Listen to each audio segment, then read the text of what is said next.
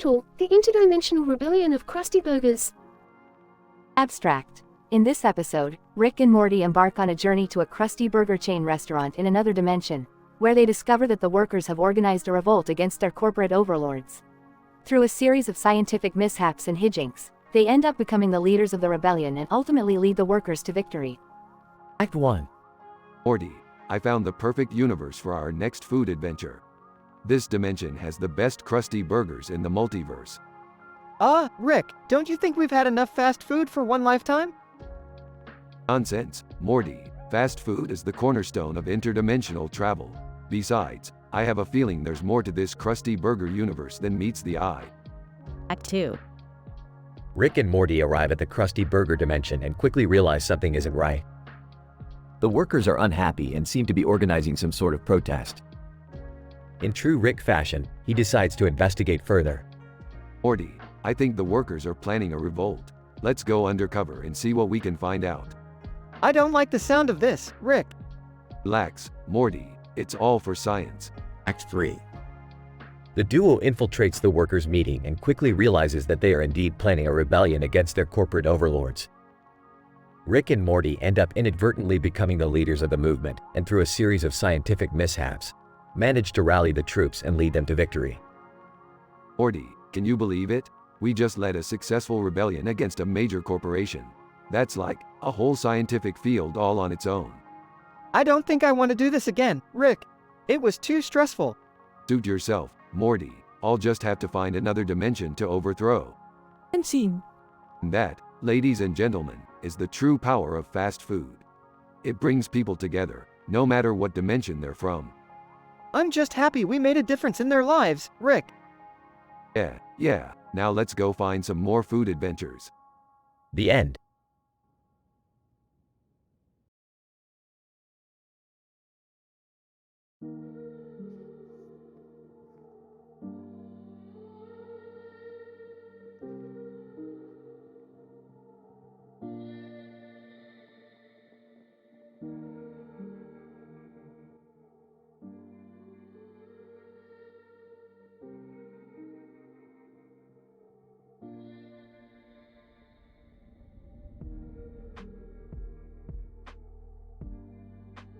Title: The Interdimensional Field Trip. Synopsis. Rick and Morty embark on an interdimensional field trip.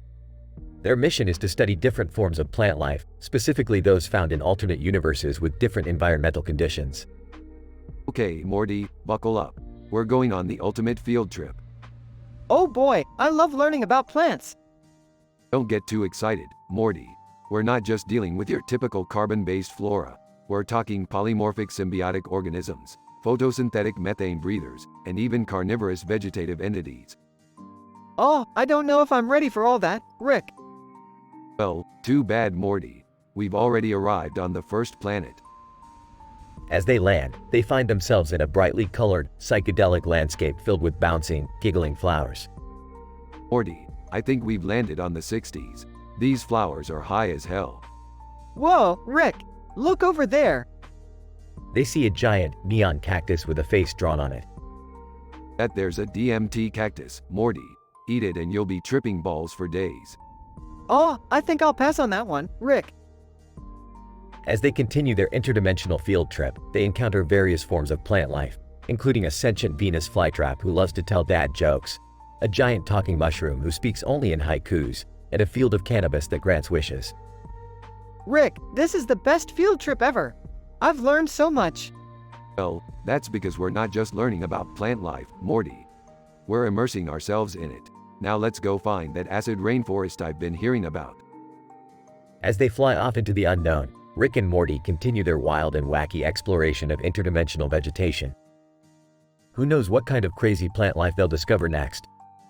End of episode.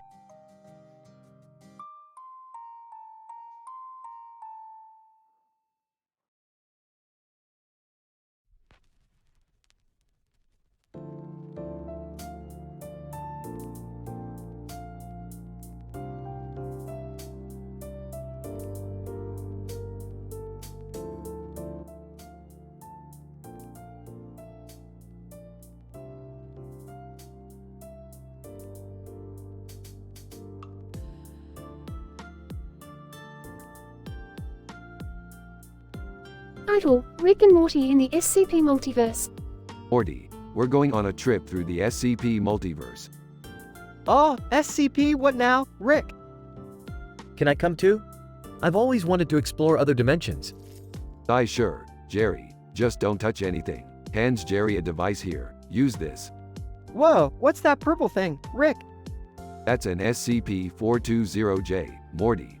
It's the dankest object in all of existence. Excitedly, can I try it, Rick? Jake's head, not this time, Jerry. We're on a mission. As they travel through the multiverse, they come across various SCPs, including SCP-173, SCP-999, and SCP-682. Whoa, what's that giant creature? Rick. Oh, that's SCP-682, Morty. It's the most dangerous one we'll encounter. Can we take a selfie with it? Rolls eyes, Jerry. No. As they continue their journey, they come across SCP-999, a friendly gelatinous creature. Hey, it's so cute. Rick. Can we keep it? Shrug, sure. Why not? It might come in handy later. Aw, it's like a squishy new pet. However, things take a turn when they stumble upon an alternate dimension where SCPs have taken over the world. Rick, what do we do? We need to find the SCP Foundation and stop this before it's too late. But how do we find them? Smirk's easy. We use our trusty SCP-420J. After using the SCP-420J to locate the Foundation, Rick, Morty, and Jerry work together to defeat the SCPs and save the multiverse. See, Morty, this is why you never leave home without your SCPs. I don't think I'll ever forget this one. Rick. Can we do it again sometime? Your own sure, Jerry. But next time, leave the selfies at home.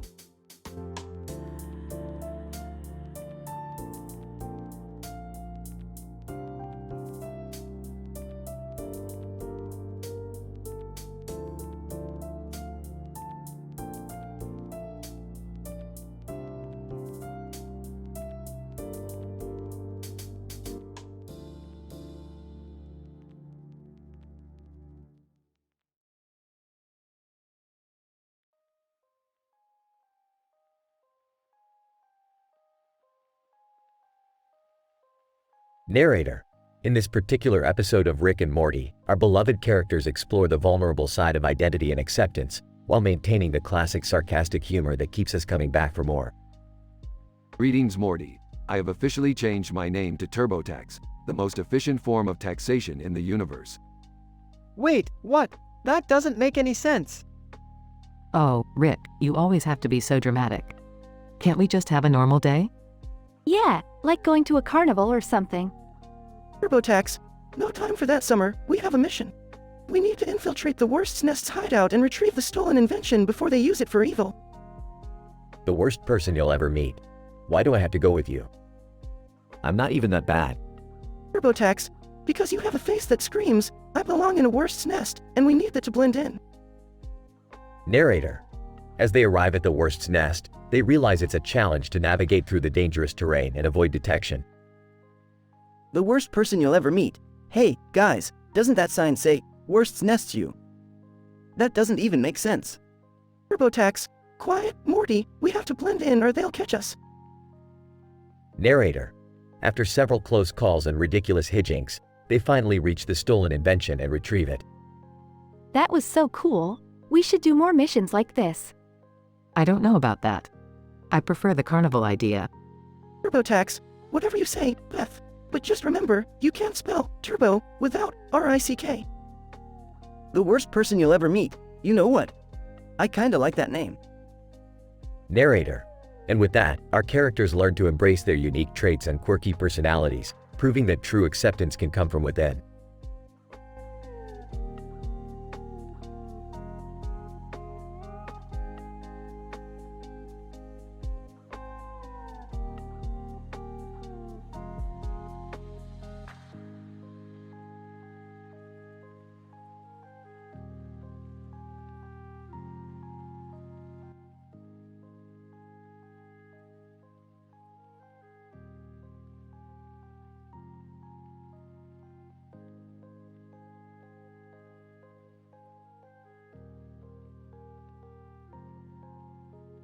Title: Intergalactic Gastrointestinal Shenanigans, a Rick and Morty adventure. Synopsis. The episode begins with Rick and Morty having breakfast at a diner on an uncharted planet. Suddenly, Morty notices a strange figure in the background. Morty, hey Rick, who's the guy over there? Rick, what guy? Morty, the one in the background. He looks dead. Rick, Morty, he's not dead. He's just an alien with a super low metabolism. He'll be fine. Just then, the alien suddenly wakes up and joins Rick and Morty at their table. Alien, thank you for waking me up. I've been hibernating for years. My name is Zorblax and I have a proposition for you. Rick, what's the proposition? Zorblax, I need your help to cure a disease that's been plaguing my planet for centuries. It's called the Intergalactic Gastrointestinal Syndrome and it causes uncontrollable flatulence. Morty, ooh, that sounds gross. Rick, I'm in, but we need some ingredients to make the cure. Let's go on a scavenger hunt. The trio embarks on a wild adventure across several planets to gather the necessary ingredients for the cure. Along the way, they encounter various obstacles and misadventures, including a planet inhabited by sentient pickles and a band of space pirates who mistake Morty for their captain. Rick, we got everything we need. Let's make that cure. The trio returns to Zorblax's planet and successfully cures the intergalactic gastrointestinal syndrome. However, the cure has an unexpected side effect that causes everyone to behave like they're on a game show. Morty, what the hell is happening? Rick, looks like we accidentally added a few too many joke enhancers to the cure. My bad. The episode ends with Rick, Morty, and Zorblax laughing uncontrollably as the game show effects continue to intensify. Zorblax, I don't know what's going on but I love it. In conclusion, the Intergalactic Gastrointestinal Shenanigans episode of Rick and Morty explores the nuances of interplanetary scavenger hunts and the unexpected consequences of joke-enhanced medications on alien populations.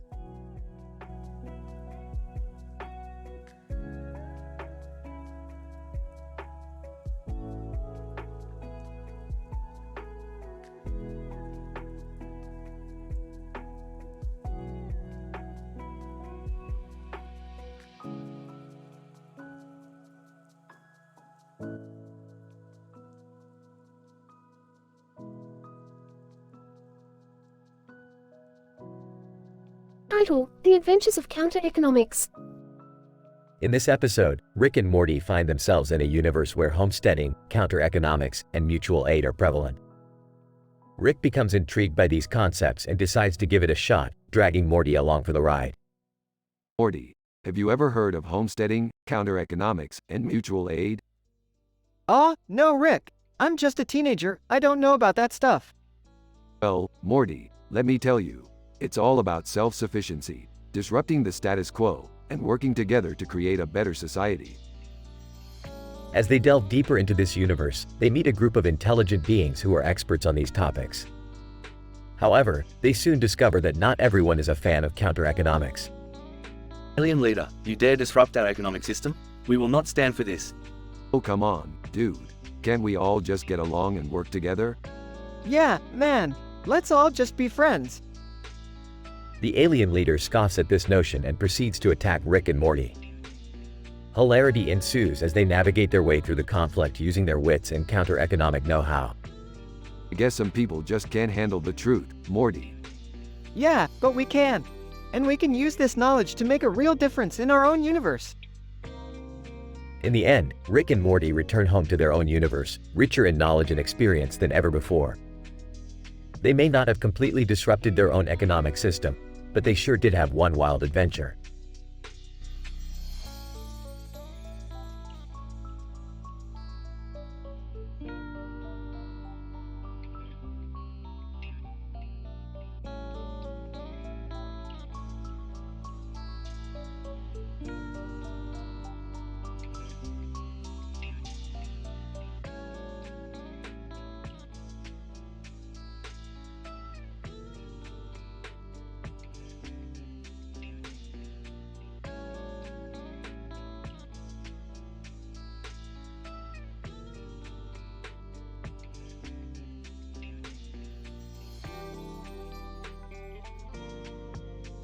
The episode, titled A Rooster Named Fluff, begins with Rick, Morty, and Summer on a mission to retrieve a rare interdimensional crystal. As they enter a parallel universe, they encounter a man in a suit and tie holding a rooster on his shoulder with the words "Fluff" on it. Rick, not one to be easily impressed, is fascinated by the rooster's potential for infinite energy and decides to take it with them. Morty, this rooster has a high potential for infinite energy. We need to take it back to our universe and extract the energy for our own purposes. Isn't that dangerous? What if the energy rips the fabric of space and time? Relax, Morty, it's just a rooster. What could go wrong? Meanwhile, back home, Jerry has decided to change his name to Dr. Thunder in an attempt to create a more commanding presence in his life. Beth, unsure of the idea, goes along with it to avoid an argument. Summer, on the other hand, finds it amusing. Jerry, as Dr. Thunder, from this day forward, I shall only be referred to as Dr. Thunder. Hear my roar. Yeah. Okay, Thunder Boy. As Rick, Morty, and Summer return with Fluff, they face an unexpected challenge. The rooster's energy is too strong for them to extract, causing chaos and destruction in their lab. In a desperate attempt to contain the energy, Rick decides to transfer it into themselves, causing a series of unexpected consequences. Rick, what did you do? Why do I feel like I'm turning into fried chicken? Relax, Morty, it's just a side effect. You'll be fine. Morty, now chicken fried steak, fine? I'm turning into food, Rick, food. Rick, now Michael Douglas, well, maybe that's just a perk. I could go for some fried chicken right now. As chaos ensues, Dr. Thunder, formerly Jerry, arrives to save the day. With his newfound confidence and thunder powers, he leads a charge to stop the energy from consuming the entire universe. Dr. Thunder, no more Mr. Nice Guy. It's time to bring the thunder. In the end, they manage to control the energy and subdue Fluff, with Rick and Morty eventually returning to their normal selves. Well, that was an adventure we won't soon forget. Yeah, but I think I'll pass on the fried chicken for a while. Hey, at least we have a new name for Jerry. Dr. Thundercluck. The episode ends with a shot of Dr. Thundercluck standing triumphantly in a superhero pose.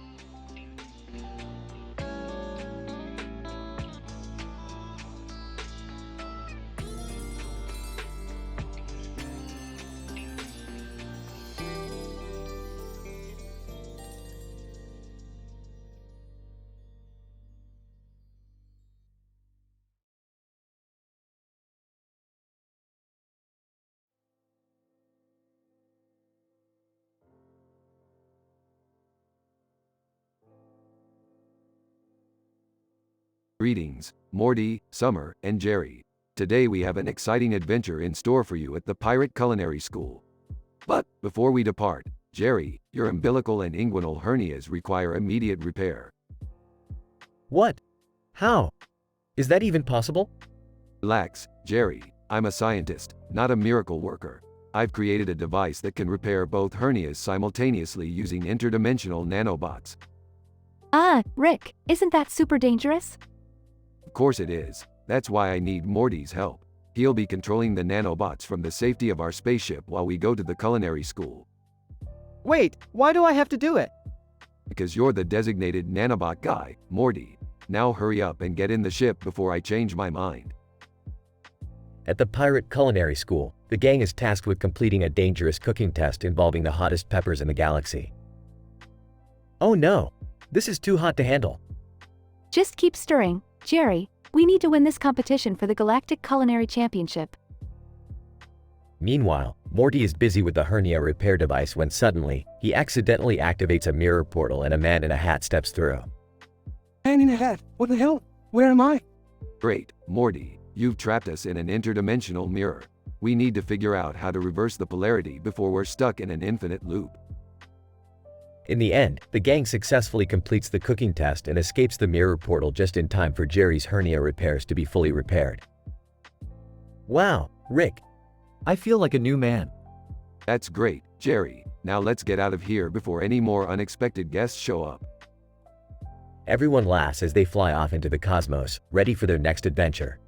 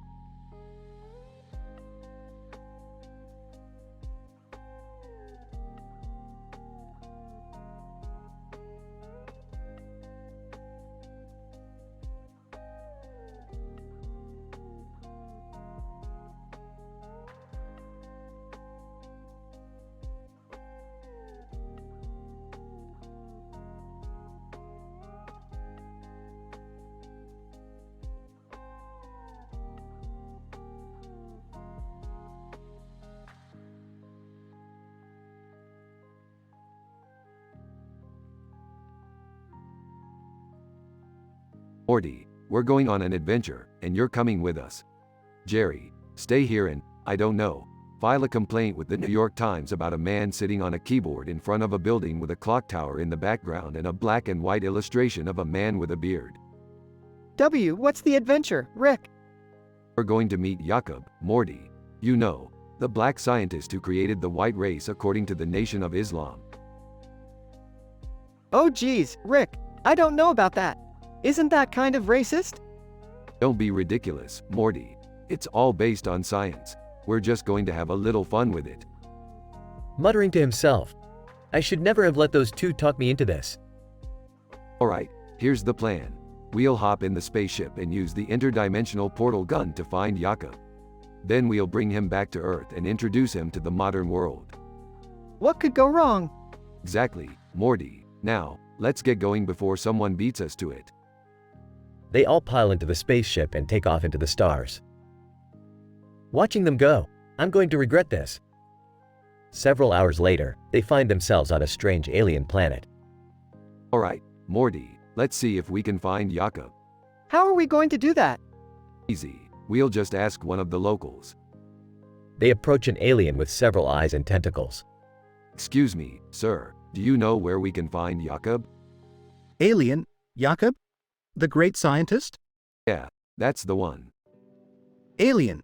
He's been dead for thousands of years. But his legacy lives on. Sarcastic. Great, Rick. We came all this way for nothing. Grinning. Not so fast, Morty. There's still one thing we can do. Sighing. Why do I even bother? The next thing we see is Rick, Morty, and Jerry standing before a large group of aliens, all of whom are staring at them in confusion. Ladies and gentlemen, I give you, Jakob. Everyone gasps as Rick pulls out a small figurine of Jakob. Whispering to Jerry, how is that supposed to be Jakob? Whispering back, I don't know, Morty. I really don't know. And now, for my next trick. He pulls out a giant cannon and fires it at the figurine, causing it to explode in a shower of confetti. Behold, the true power of science. The aliens all stare at them in confusion. Panicking, Rick, I don't think they're buying it. Nonsense, Morty, they just need to lighten up a little. As Rick continues to perform various strange and bizarre stunts, Jerry can be seen shaking his head in disbelief. To himself, I'm surrounded by maniacs. At last, they return to Earth, where Rick declares their mission a success. And that, my friends, is how you travel through space and time in search of scientific truth. Skeptical. I'm not so sure about that one, Rick. Exasperated. I can't believe I'm related to you too. As the episode ends, the man sitting on a keyboard in front of a building with a clock tower and the black and white illustration of the man with a beard can be seen in the background, still just as mysterious as ever.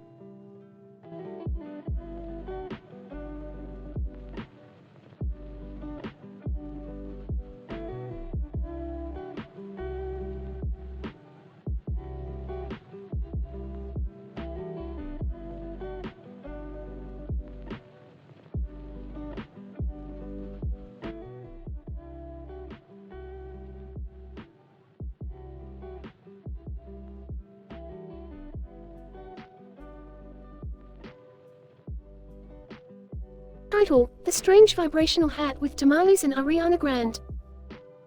The episode opens with Rick tinkering with a strange device that emits vibrational frequencies. Morty, Beth, and Jerry enter, asking what he's up to, inquiring about the woman they see on the screen wearing a dress with ears on it and a letter N in the background. You dummies wouldn't understand. This hat generates vibrational waves that will make her social media post go viral. What's the point of that? You wouldn't understand, Morty. Now if you'll excuse me, I have to make some tamales for the professional athlete who is going to help us with our plan. You're making tamales for a professional athlete? Oh, did I not mention that part? He's Mexican. Don't worry about it, Jerry. The group is then shown at a stadium where they meet with a professional athlete, who is none other than Ariana Grande. Rick hands her the tamales and she takes a bite. Ariana. Wow, these are delicious. But what does this have to do with me? We need you to participate in a funny social media challenge wearing this vibrational hat. Ariana, sounds fun, let's do it. The group films a video of Ariana wearing the hat and doing a silly dance, which quickly goes viral. However, the hat malfunctions and causes her to vibrate uncontrollably, sending her flying into the city skyline. Oh my god. Is she okay? Relax, Beth. She's a professional athlete. She can handle it. Ariana crashes into a building and falls to the ground, unharmed but covered in debris. She declares she'll never work with them again, but Rick is unfazed. He says they have more viral schemes to scheme up. The episode ends with the group skipping off into the distance, brainstorming more ridiculous plans.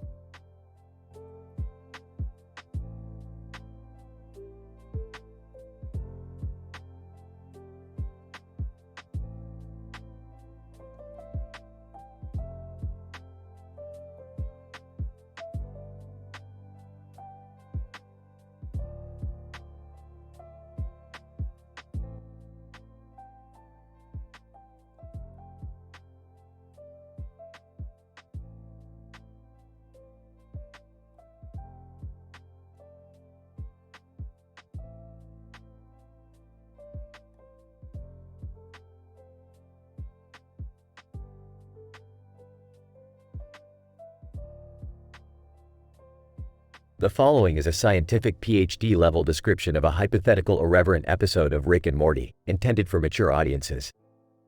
Title, the final countdown. Opening shot. Rick and Morty are standing in front of a clock tower in a building with a clock on it. Morty is tapping his foot impatiently. Rick, when is our final date coming? I'm getting antsy. Chill out, Morty. We'll get there when we get there. In the meantime, let's do something productive. Pulls out a device. I've got an idea. We're gonna rob a bank. What? That's crazy, Rick. We could get hurt or go to jail. Come on, Morty. We're immortal. What's the worst that could happen? Plus, it'll be fun. Cut to the bank robbery. Rick and Morty are wearing masks and carrying guns. A security guard confronts them. Art, halt. This is a robbery. Put your weapons down and surrender. Laughs. You think you can stop us? We're Rick and Morty, motherfucker. Blasts the guard with a laser gun. Oh god, oh god, oh god. They successfully rob the bank and escape with the money. Cut to Jerry's house. Jerry is on the phone with someone, looking panicked. Yes, I know I owe 124,948,262,693,045,727 to Egypt. No, I haven't come up with the money yet. Please give me more time. Rick and Morty barge in. Oh god, what did you guys do now? Laughs. We just robbed a bank, Jerry. And we got away with it. Nervously, yeah, but shouldn't we be doing something about this final date thing? Oh, right. Looks at his device. We've got about 10 minutes before the world ends. Let's go. They teleport to a spaceship and fly towards the final date. Cut to the final date location. Rick, Morty, and Jerry are standing in front of a huge clock. So, what do we do now? We wait. Wait for what? Smirks. For the clock to strike midnight. Suddenly, the sky turns red and demons start raining down from the sky. Laughs maniacally. Looks like we made it just in time. Let's party like it's the end of the world. The trio spends the rest of the episode fighting demons, drinking, and making jokes about the apocalypse. Closing shot. Rick, Morty, and Jerry walk away from the destroyed final date location, covered in blood and demon guts. Smiles. That was fun. We should do it again sometime. Looks traumatized. I don't know about that, Rick. Sighs. I need a drink.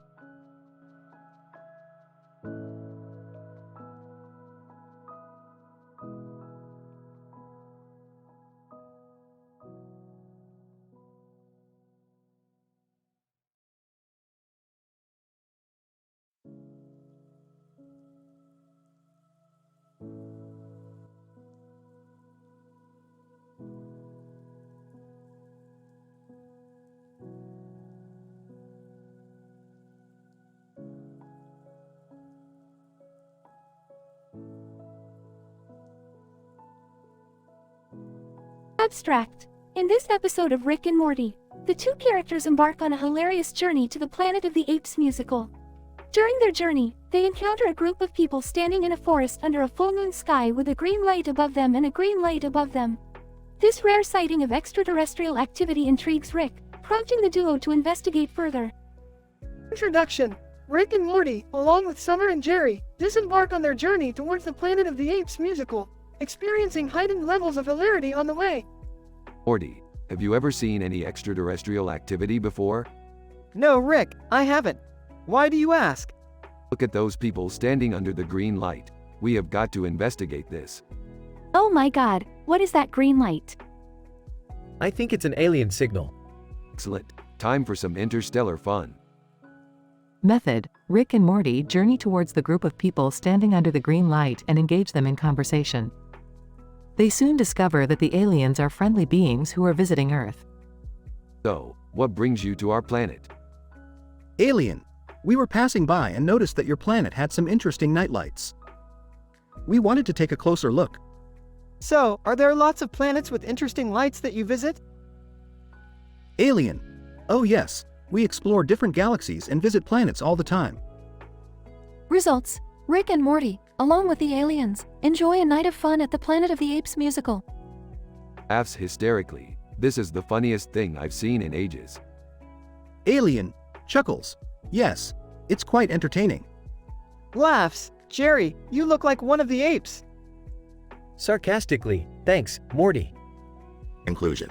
After an eventful and hilarious evening at the Planet of the Apes musical, Rick, Morty, and their new alien friends say their goodbyes and head back to Earth. Smiling. This has been a fun night. Maybe we should do it again sometime. Grinning. Definitely. I can't wait to see what adventures we have next. Laughing. I'm still trying to get the image of Jerry as an ape out of my head. Grinning. Very funny, Summer.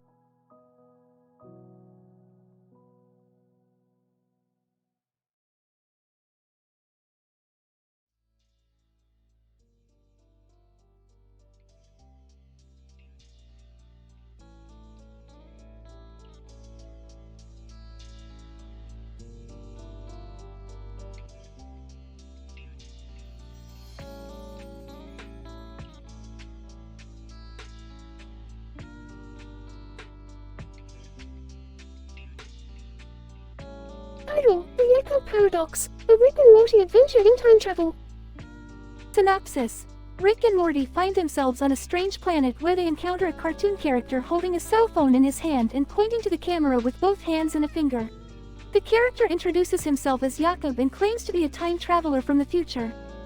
Time travel? That's impossible. Do you have any scientific proof to back up your claim?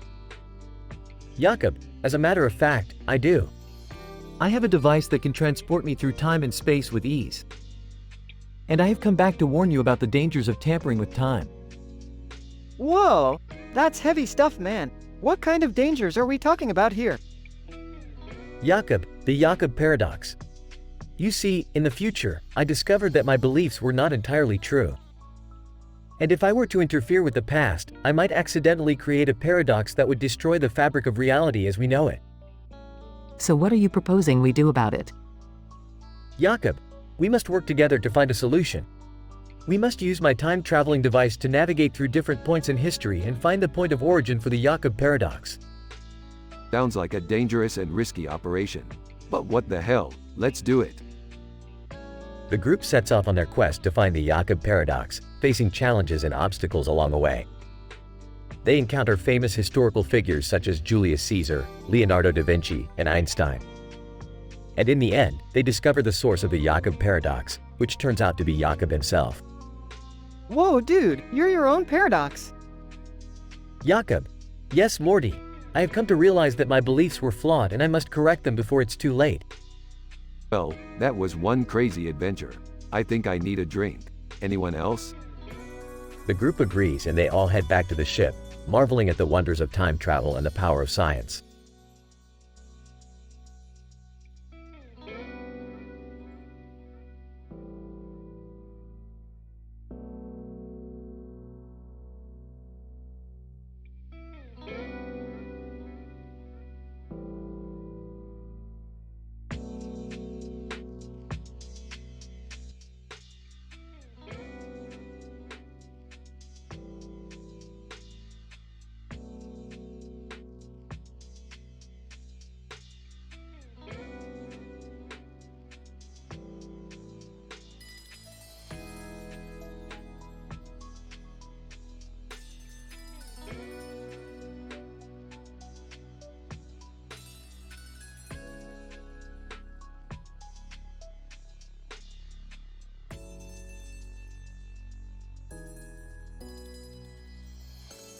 A scientifically insane name game. Characters: Rick, Morty, Jerry, Summer. Synopsis. In this episode, our characters embark on a hilariously engaging experiment to change their names, hoping to achieve a new level of enlightenment. Rick, in his usual mad scientist fashion, changes his name to Rick, an ode to the infinite possibilities of recursive language phenomena. Morty, ever the naive sidekick, decides to change his name to AWOOOGA, a tribute to the classic cartoon character in Wolf Whistle, but also because he thinks the new name sounds cool. Jerry, in his desperate effort to prove himself and find a name that will make him sound sophisticated, changes his name to Interview. Summer, who was not initially a participant, is persuaded to change her name to Sci-Fi Spliff by Rick's argument that it perfectly embodies the spirit of interdimensional exploration and discovery. The name-changing experiment leads to a series of hilarious scenarios where the characters are forced to confront the consequences of their new identities.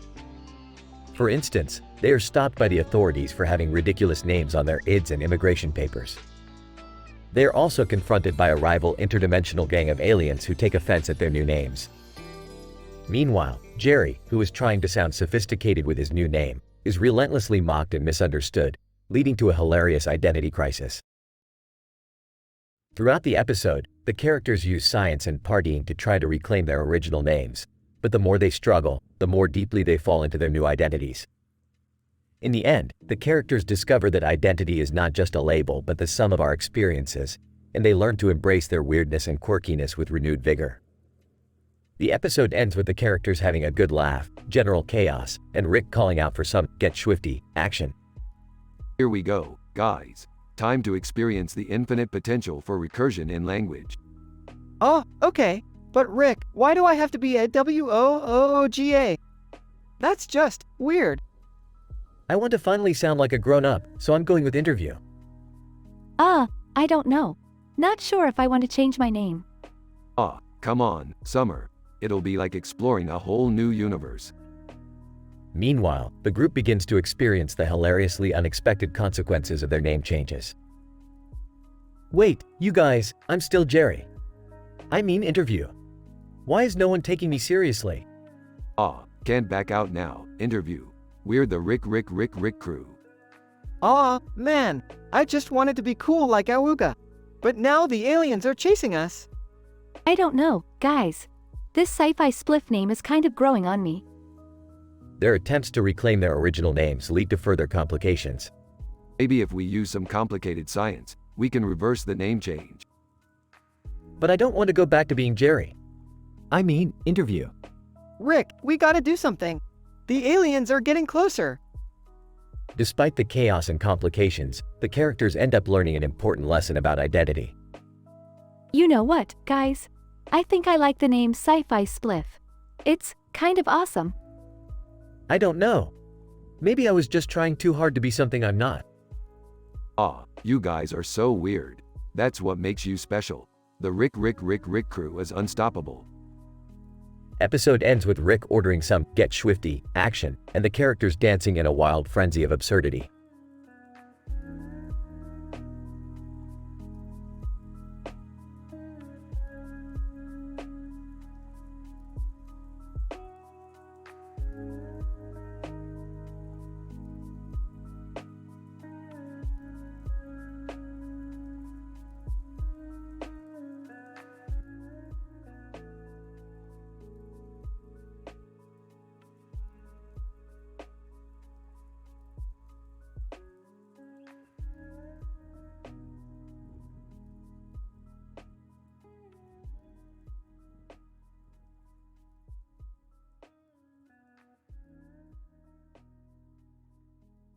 Title, Rick and Mind-Splitting Minds. Abstract. In this episode, Rick and Morty must navigate the dangerous waters of time travel and a rewritten history while dealing with family drama.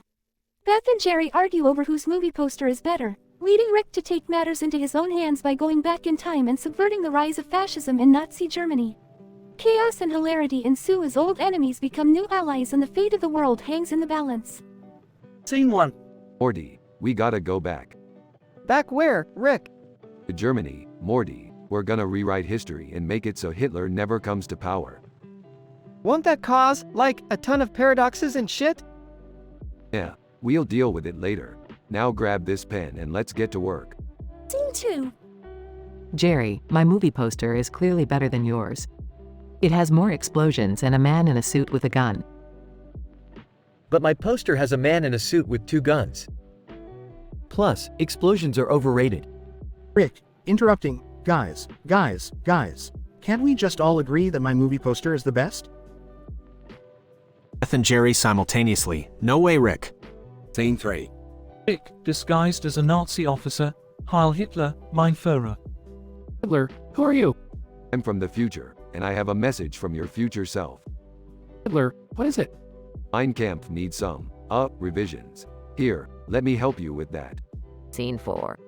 Morty, dressed as a Nazi soldier. Rick, I don't think this is a good idea.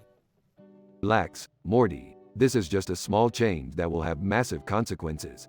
Now let's get out of here before we get caught. Scene 5. Rick, what the hell did you do? The world is totally different now. Yeah, and my movie poster doesn't even make sense anymore. Hey, you can't make an omelet without rewriting the entire history of the world, am I right? Scene 6. Hitler, now a peace-loving artist. Thank you, Rick, for showing me the error of my ways. Here, have a painting of a flower. No thanks, man. I prefer the explosions on my movie posters. Scene 7. Rick, I'm starting to think we messed up big time. Morty, everything will work out in the end. Now let's go watch some movies and forget about this whole mess. The end.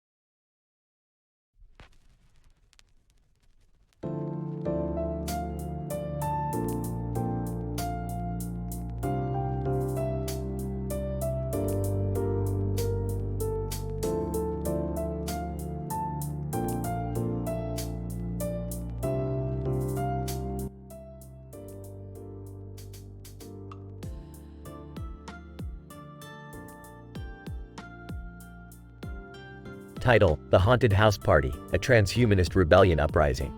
Introduction. The episode starts with a view of a plate of barbecue ribs with green candy on the side and a cup of coffee in the background, indicating a party is taking place. The party is being held in a haunted house in Siberia, with a group of transhumanists rebelling against societal norms. John, the haunted house party is the perfect spot for us to commence our uprising. Plot development. As the party gets into full swing, a group of individuals gather to play poker, discussing the latest advancements in transhuman technology. Suddenly, one of the rebels, Sarah, reveals her plan for a transhumanist rebellion, encouraging others to join her cause.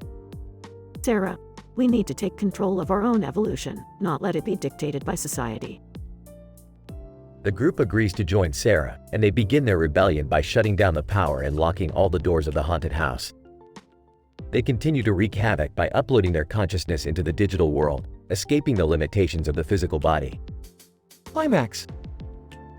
The rebels discover that they are not alone in their transhumanist revolution, and they are being supported by sentient AI robots from all over the world. The rebels enter into an epic battle with the government, using their advanced transhumanist technology to fight for their beliefs.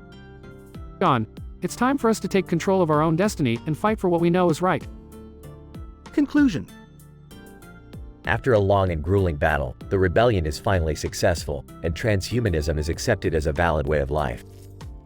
The rebels celebrate their victory by enjoying the plate of barbecue ribs, green candy, and cup of coffee that started the evening. The haunted house party is remembered as the catalyst for a new era of transhumanism. Sarah, our rebellion was not in vain. We have opened up the door to a new world.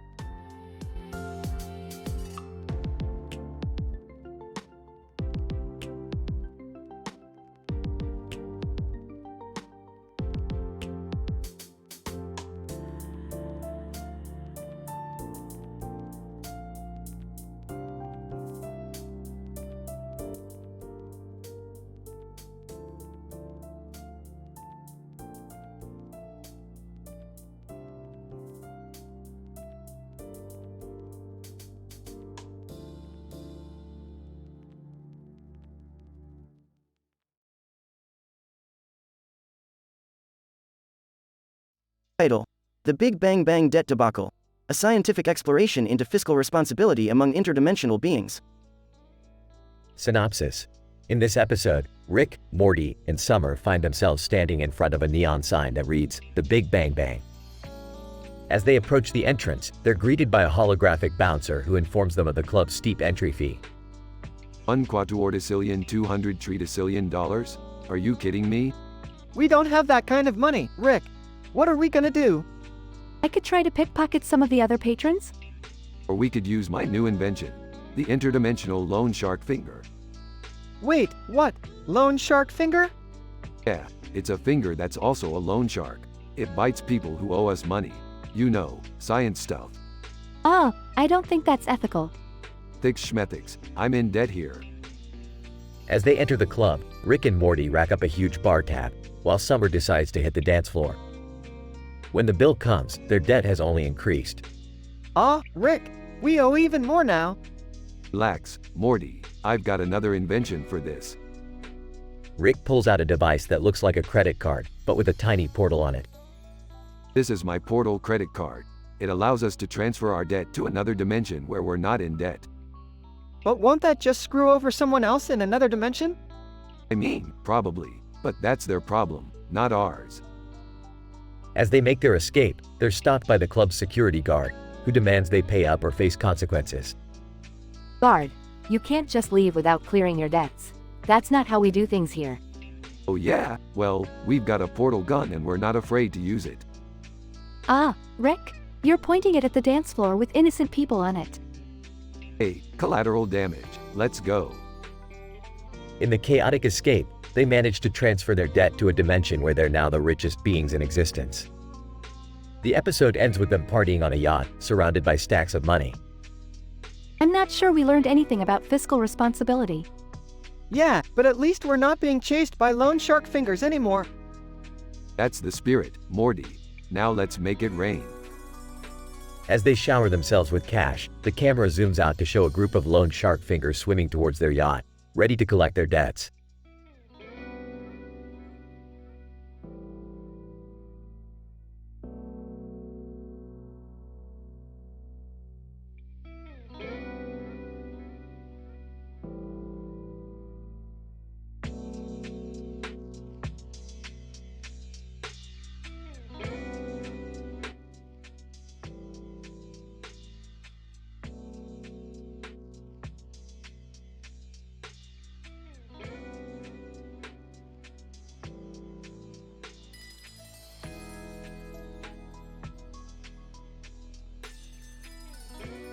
Title: The Fusion of Hop and Marx, the Dance-Off of Economic Ideologies. Opening scene. A group of cartoon characters, including Rick and Morty, are dancing together in a room with a large window and a door in the background. Morty turns to Rick and exclaims, Wow, Rick, this party is really hoppin'. It's a good thing we're not hopping with them, Morty. We're too busy fusing economic ideologies. Main plot.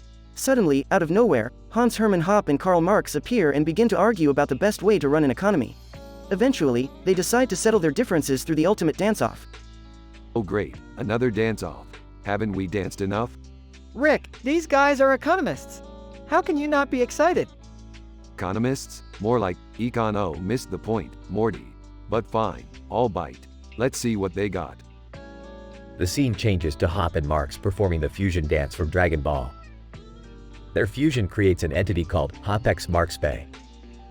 Hoppex Marxpay, I am the ultimate economic ideology. The free market and the dictatorship of the proletariat in perfect harmony. Okay, now I'm interested. Hoppex Marxpay challenges Rick and Morty to a dance-off. Rick and Morty agree, but with a twist. They'll be dancing to Baby Shark. The dance-off begins, with Rick and Morty performing various silly dance moves.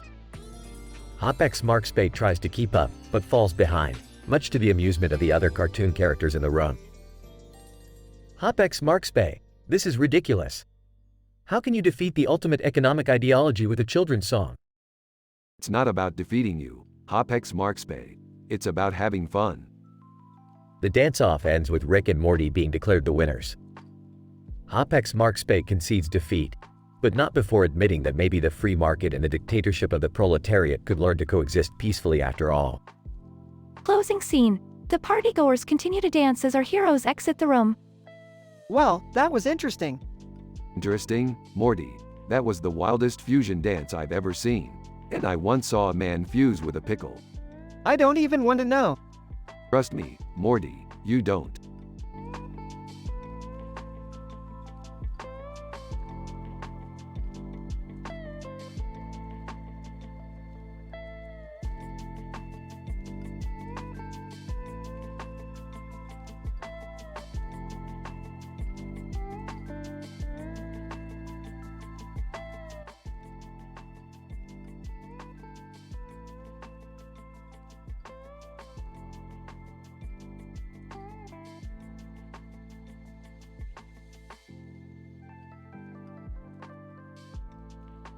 Title: The Adventure of Time Travel Mishap, Morty's Non-Existence. Characters: Rick, Morty, Beth, Summer. Plot: the episode starts with Rick on stage with his arms out, eyes closed, and a neon green background. He puts on a show, cracking jokes, and entertaining the audience. After the show, he explains his latest adventure to Morty, which involves time travel to prevent Morty's conception. Morty disapproves of the idea, but Rick doesn't listen. Listen, Morty, in theory, by preventing your conception, we can create a new timeline where my value system dominates the entire universe. But, Rick, what if I cease to exist? What are you two talking about? Yeah, Rick, you can't just erase Morty. Relax, Beth, it's just a hypothetical. Morty will still exist, just in an alternate timeline. Morty, sarcastically, oh, great. So, I'll just be chilling with the non-existent version of myself, cool. As they travel back in time to prevent Morty's conception, they find themselves in various historical events, including the Great Depression, Woodstock, and even the moon landing. However, all their attempts fail, and Morty remains conceived. Damn it, Morty, you've got some tough swimmers. I guess we'll just have to live with you being born. Thanks, Rick. I kinda like being alive. Rick, do you realize how messed up this adventure was? Yeah, you were willing to risk erasing Morty just to prove a point. Relax, I was just messing around. Besides, Morty's life is nothing compared to the infinite universes I have access to. The episode ends with a post-credits scene of Rick accidentally erasing himself from existence and Morty and the rest of the family carrying on without him, much to their relief.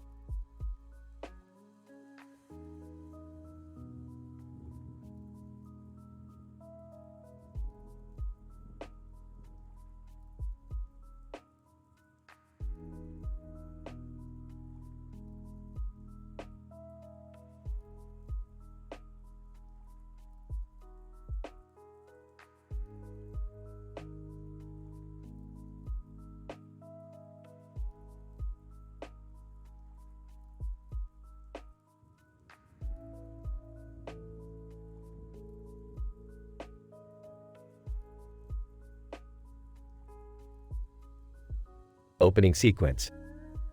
Rick and Morty are standing in front of a dollar store.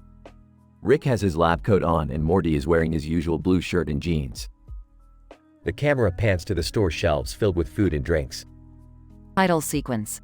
Title of the episode, The Great Dollar Store Shakedown. Scene 1. Hey Morty, you know what they say, you can't put a price on happiness. Oh, I guess. But isn't spending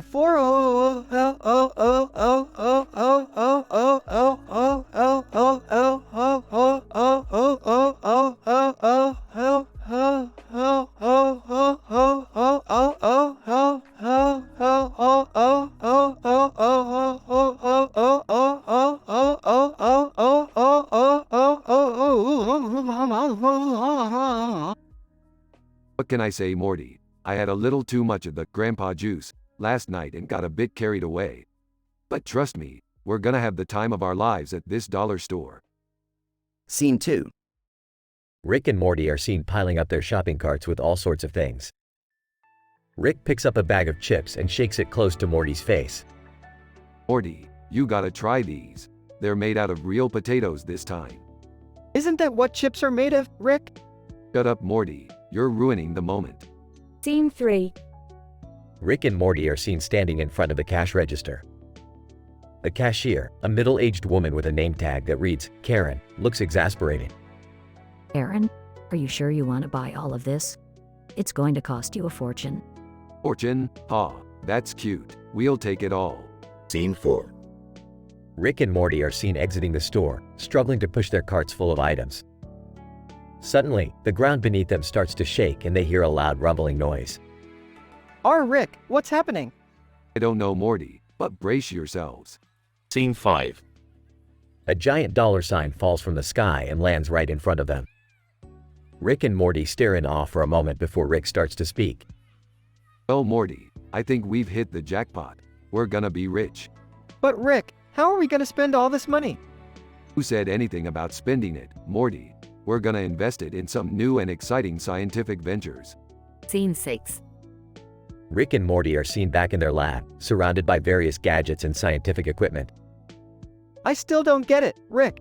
How is a giant dollar sign going to make us rich? Simple, Morty. We'll use the money to fund our latest experiments and inventions, and then we'll sell them to the highest bidder. I still don't get it. That's because you're not a genius like me, Morty. Now go fetch me a screwdriver. I have some tinkering to do. The end.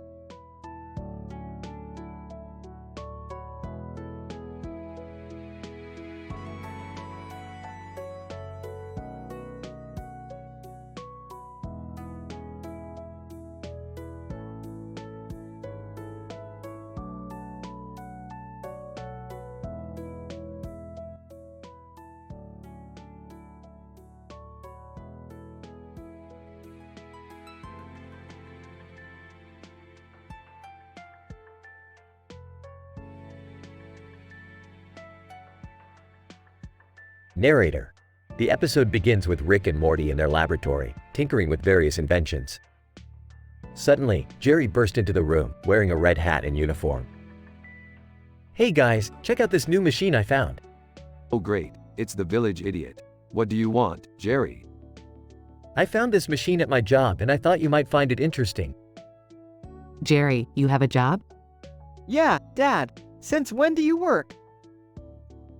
Since I got inspired by Rick's new ideology. What ideology? I never told you about any ideology. It's called anarcho-networkism. It's all about how individual networks can come together to form a new kind of society. That sounds interesting. How does it work? Well, it's simple really. We just need to combine the power of transhumanism with the principles of communism. Oh, I don't get it. What does that even mean? It means we can all become super advanced machines and share everything equally. Like, we'll all be robots, but communist robots. Wow, that sounds amazing. Count me in. Narrator. The group sets to work on building the machine, with Jerry eager to be the first to try it out. But when he steps inside, something goes wrong and he emerges as a hybrid human-machine monstrosity. What the hell happened to me? Oh no, I think we've made a terrible mistake. We've created a Jerry board. Dad, what are we gonna do? He's freaking me out. Jerry, are you alright? I don't know, I feel different. Stronger, faster, more in touch with the network. Narrator. As Jerry's transformation continues, the group realizes that the anarcho-networkism ideology may have unintended consequences. Is this the dawn of a new revolution, or the downfall of mankind as we know it? Only time will tell in this hilarious and zany episode of Rick and Morty.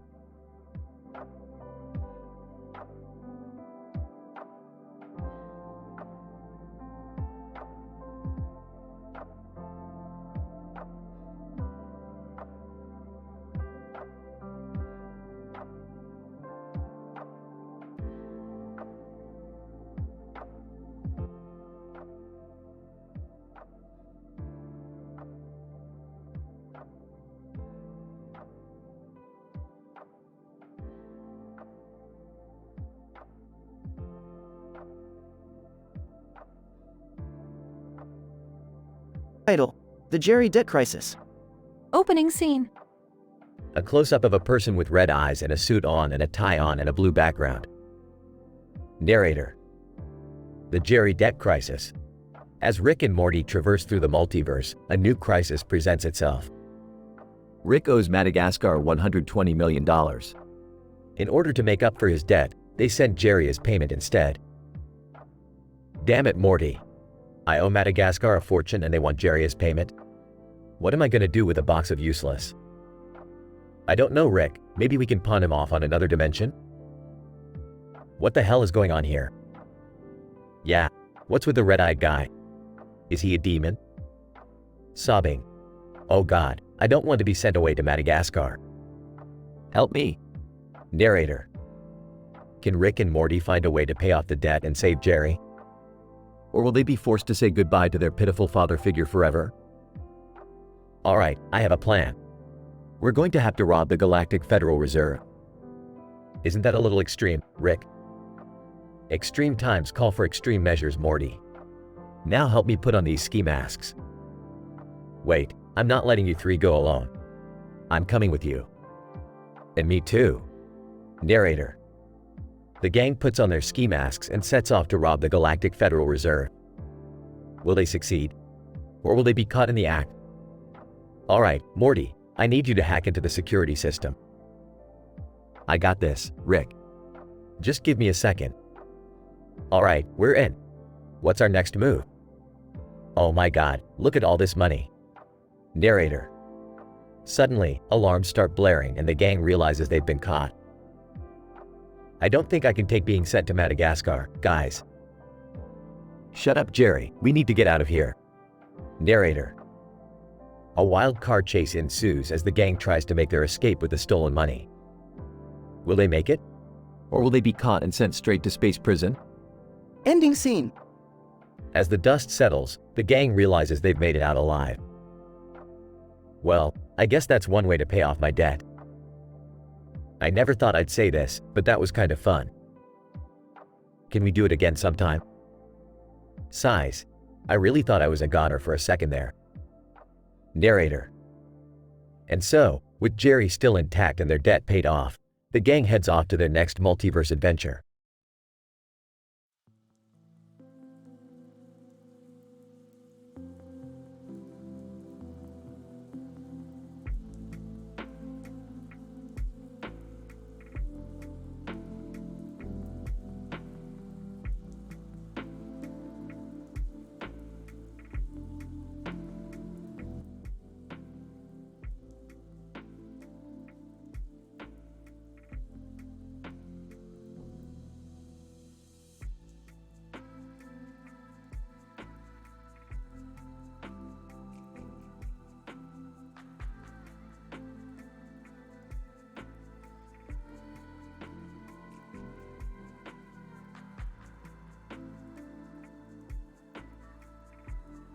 Title: The Test of Test-Its, a raunchy adventure. Synopsis. In this episode, Rick and Morty discover a sign on a bench in a park that reads, "Test it, test it." Intrigued, they decide to investigate and find themselves in the middle of a scientific experiment gone awry. Meanwhile, Beth struggles to balance her duties as a mother and a horse surgeon. Act 1. Morty, look at that sign over there. It says test it, test it. I can't resist a challenge like that. Oh, I don't know, Rick. This seems kind of sketchy. Hey, what are you two doing? I thought we were supposed to be spending some family time together. Relax, Beth. We're just checking out this sign. It's probably just some stupid prank by some dumb kids. I don't know, Rick. I have a bad feeling about this. Act 2. Rick and Morty arrive at Test-Its, a futuristic laboratory hidden deep in the woods. They're greeted by a group of scientists who look suspiciously like aliens. Scientist 1, welcome to Test-Its. We're conducting a top-secret experiment here and we need your help. What kind of experiment? Scientist 2, we're testing the effects of a new aphrodisiac on human subjects. We need volunteers to help us observe the results. Oh, I don't think we should do that, Rick. It sounds dangerous. Nonsense, Morty. We've been through worse. Let's get this party started. Act 3. The aphrodisiac turns out to be a super-powered drug that drives everyone in the lab insane with sexual desire. Chaos ensues as the scientists and Rick and Morty engage in a wild orgy. Scientist 3. I can't control myself. This is amazing. Aha, this is what I call a good time, Morty. I don't know, Rick. This is kind of messed up. Beth, who has been trying to contact Rick and Morty, finally arrives at Test-Its, only to stumble upon the orgy. What the hell is going on here? Rick, Morty, we need to get out of here. Act 4. The group manages to escape from Test-Its just as the laboratory explodes. They head back home, but not before encountering a group of angry horses who have been abandoned by Beth, who had been too busy at Test-Its to attend to her duties as a horse surgeon. Horse 1. Hey, where do you think you're going? You can't just leave us here. Oh no, I forgot about the horses. Aha, looks like we've got ourselves a new adventure, Morty. Oh man, I can't believe this is happening. The group heads off on horseback, ready for their next wild adventure.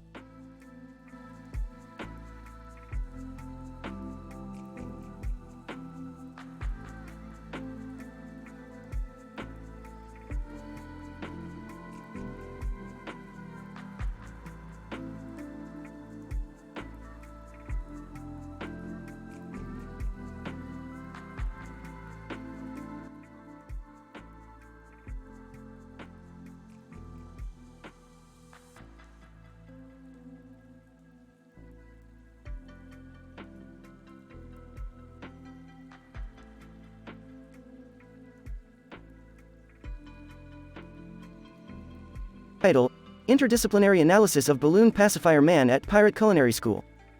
Abstract. This episode presents an interdisciplinary analysis of the character known as Balloon Pacifier Man, whose appearance in the setting of a pirate culinary school is juxtaposed with the song Life Goes On by Oliver Tree and Blink-182.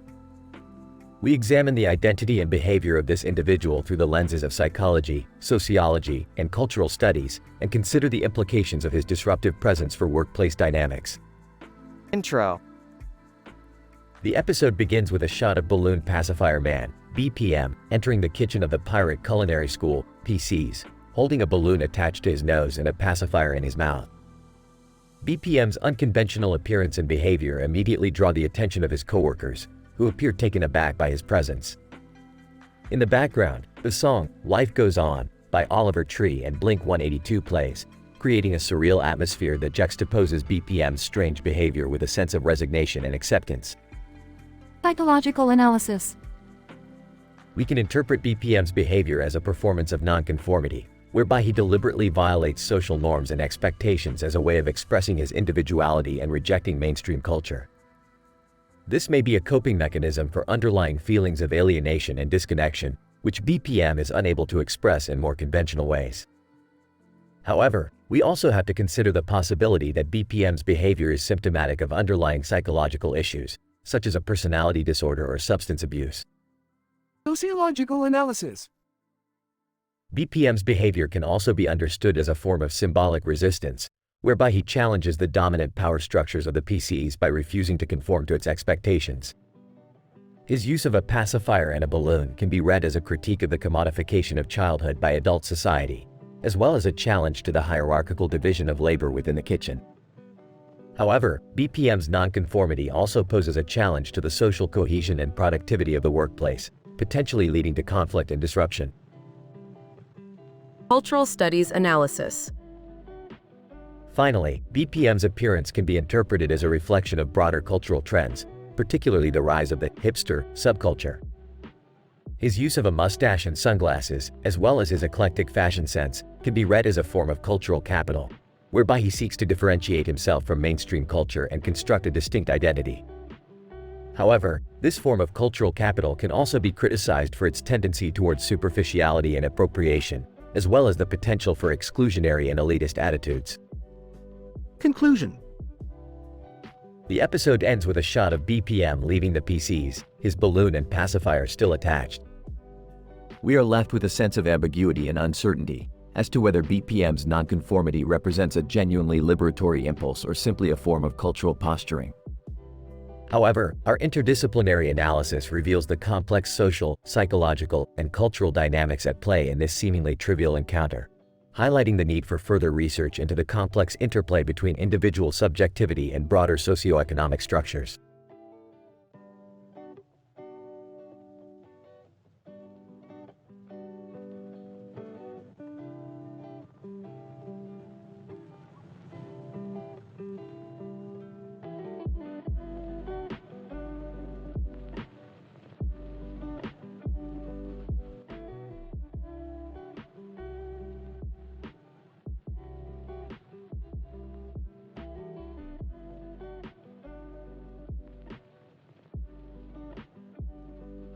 Title: The Unearthed Ancient Evil Conundrum. Rick and Morty made their way through a stone staircase with a hole in the middle of it and a small hole in the wall above it. Rick's scientific curiosity had led them to this ancient site rumored to hold immense power. Morty, this is it. We finally found the location of the unearthed ancient evil. Rick, you sure this is a good idea? Of course it is, Morty. What could go wrong? As they entered the chamber, they discovered the unearthed ancient evil was in fact Ariana Grande. Ariana, hi guys, it's so great to finally be free after all these years. Holy *T Morty. We have to capture her before she causes any more damage. But Rick, she seems so nice. Don't let her looks fool you, Morty. This is an ancient being with unimaginable power. Suddenly, the Beatles appeared out of nowhere, singing a trippy song that made all the bones in the chamber come to life and dance. The Beatles, all you need is love. Love is all you need. This is insane, Rick. It's just another day in the multiverse, Morty. As they cornered Ariana, a group of munchkins emerged from the shadows, armed with swords and ready to defend their new queen. What are we going to do, Rick? They're too powerful. I've got an idea. Quick, Morty, give me that bone over there. Morty handed him the bone, confused. Trust me, Morty, I'm a scientist. Rick then used the bone to play a catchy tune, hypnotizing the munchkins and causing them to join the dance party with the bones and the Beatles. Finally, Rick and Morty reached Ariana and managed to trap her back in her ancient prison. Well, that was a close one. I'm just glad we made it out alive. And we saved the world too. Hey, did we really though? I mean, the Beatles and Bones are still dancing around like maniacs down there. Oh, Rick. And so, Rick and Morty left the chamber, leaving behind the chaos they had caused. As they walked away, they could hear the faint sound of the Beatles and Bones still playing their trippy tune. The end.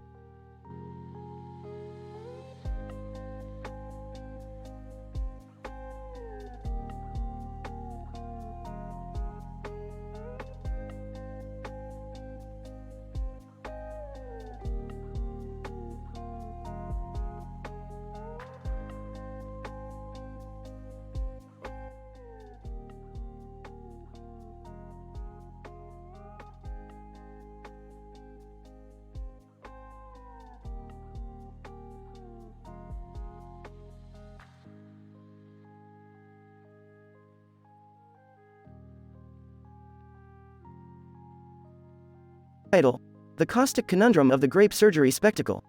Opening scene.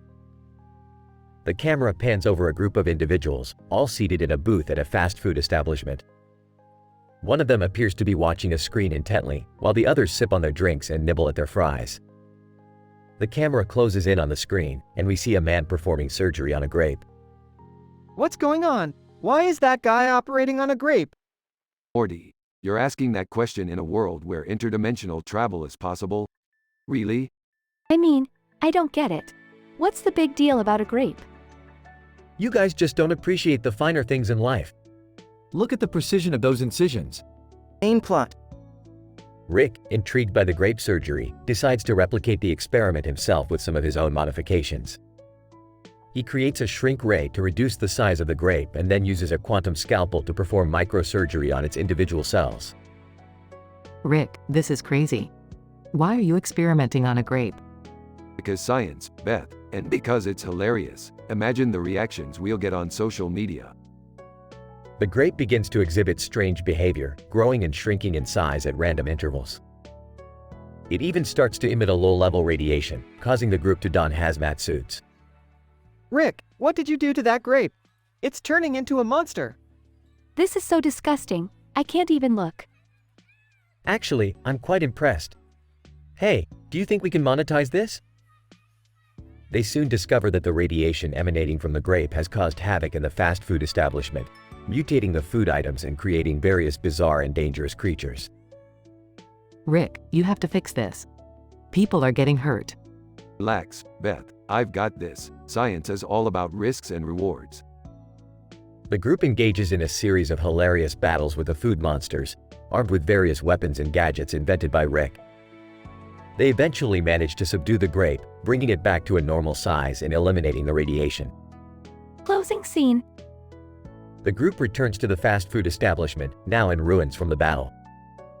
The patrons stare in disbelief as they see the group walking out in their hazmat suits, carrying a now ordinary grape. Jerry pulls out his phone, excited to upload their adventure to social media. You know what they say, Jerry. Science is all about leaving a mark on the world. And we certainly did that. I think I need therapy after all this. At least we'll have a good story to tell our grandkids. Whatever happened to regular family bonding activities, like a board game night? The camera zooms in on the ordinary grape as the screen fades to black.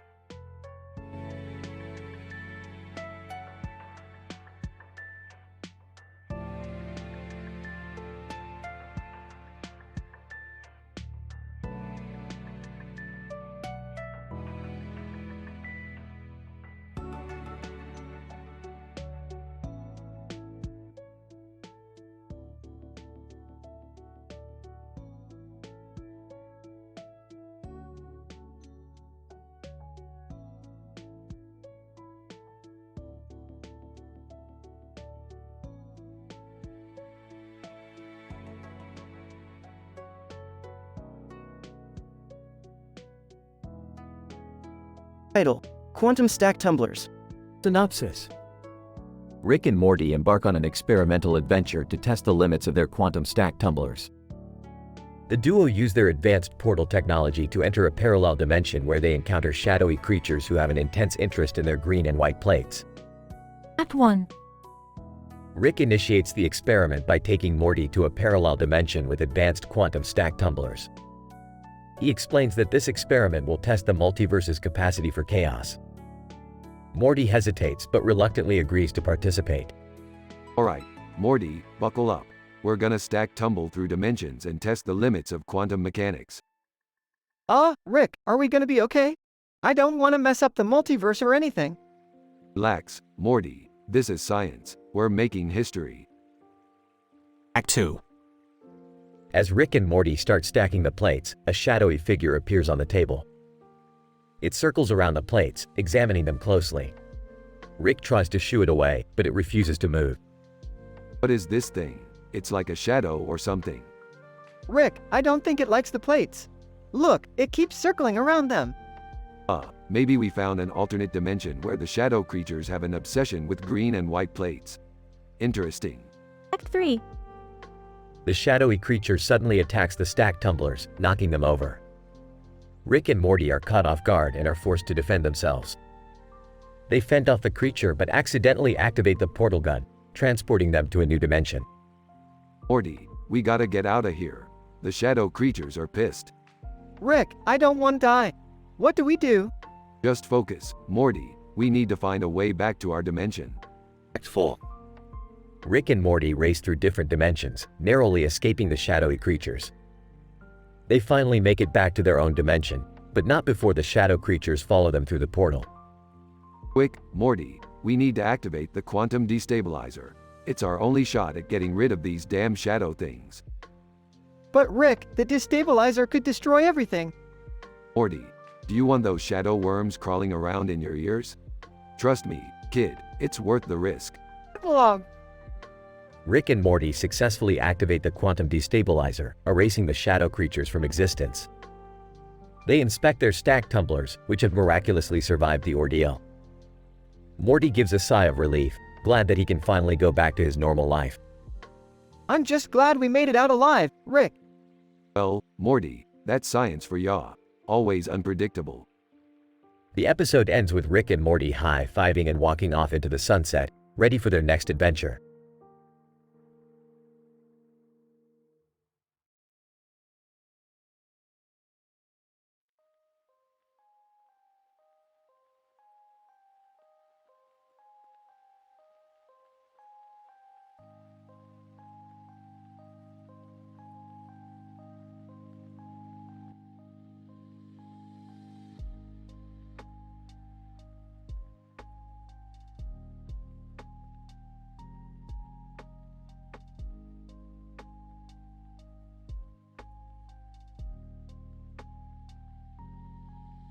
Title: Anarcho-Networkism, a multi-dimensional adventure.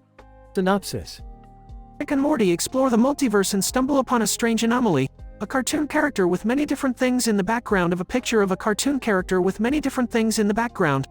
Intrigued by the absurdity of this phenomenon, Rick and Morty dive deeper into the multi-dimensional rabbit hole.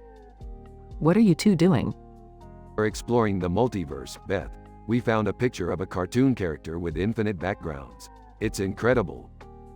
That's great and all, but I need help setting up my new anarcho-networkism system. Can you guys help me? What's anarcho-networkism? It's a new political system where all decisions are made collectively by a network of individuals. No more oppressive leaders or governments telling us what to do. Sounds like communism with extra steps. Jerry, are you sure this is really what you want? Yes, I'm tired of being powerless. I want to take control of my own life. Together, the four of them begin building Jerry's anarcho-networkism system. However, things quickly spiral out of control. Oh, looks like we've created a feedback loop in Sector 7. What does that mean? It means we've created a pocket universe where they're all anarcho-networkists, but the whole system is collapsing in on itself. We need to fix this before it destroys everything. As they race to fix the system, they encounter strange beings from other dimensions who have become obsessed with anarcho-networkism. Chaos ensues as they try to untangle the web of interconnected universes and save the multiverse from collapse. Jerry, this was a bad idea. I know, I'm sorry. I just wanted to feel like I had some control over my life. Well, you got what you wanted. You nearly destroyed the entire multiverse. Yeah, Dad, you really screwed the pooch on this one. In the end, they're able to fix the system and restore order to the multiverse. But the experience leaves Jerry with a newfound respect for the complexities of politics and the dangers of blindly following a utopian ideology. I guess the grass isn't always greener on the other side. No shit, Sherlock.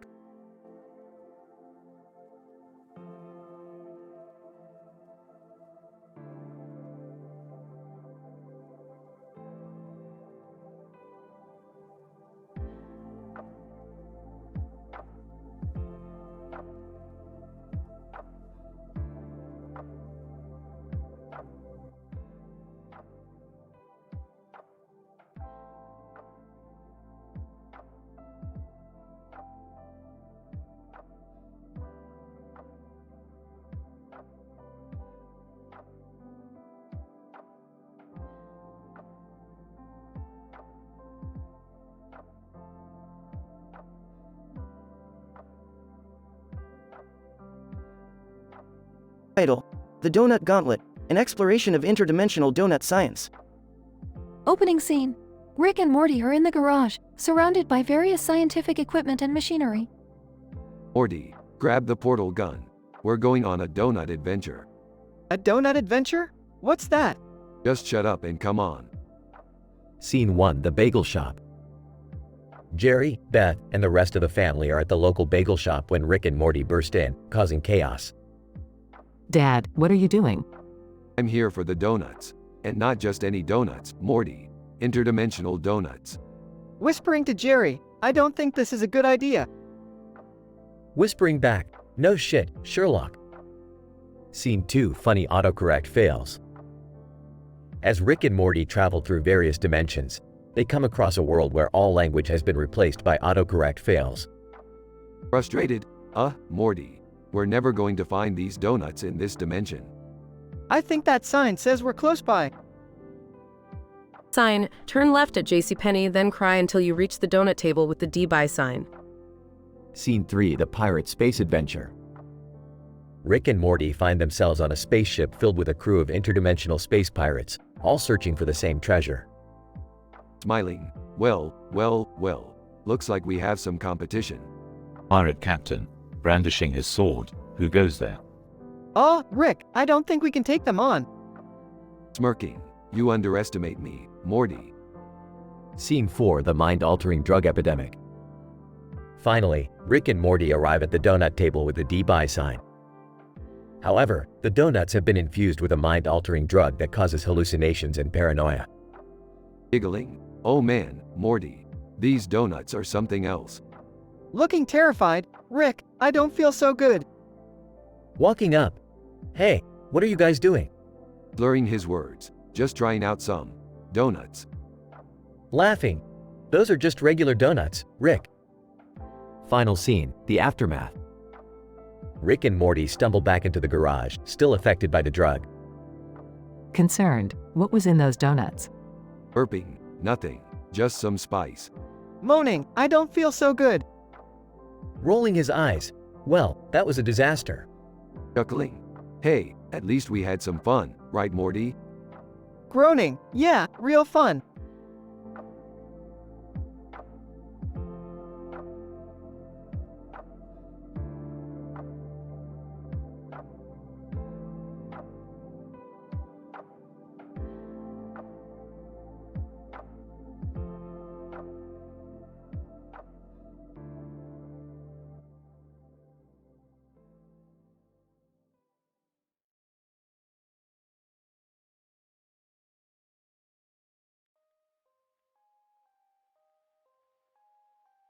Title: The Chaos of Statism and Anarchy. The episode opens with Rick, Morty, Jerry, Beth, and Summer walking down a street in front of a grand building with columns and columns. They notice a group of men in suits and ties walking in the opposite direction. Rick scoffs at their appearance and mutters something about the futility of their existence. Ah, the statists, so convinced that order and structure will save them from chaos. What's wrong with that, Rick? Order is good, right?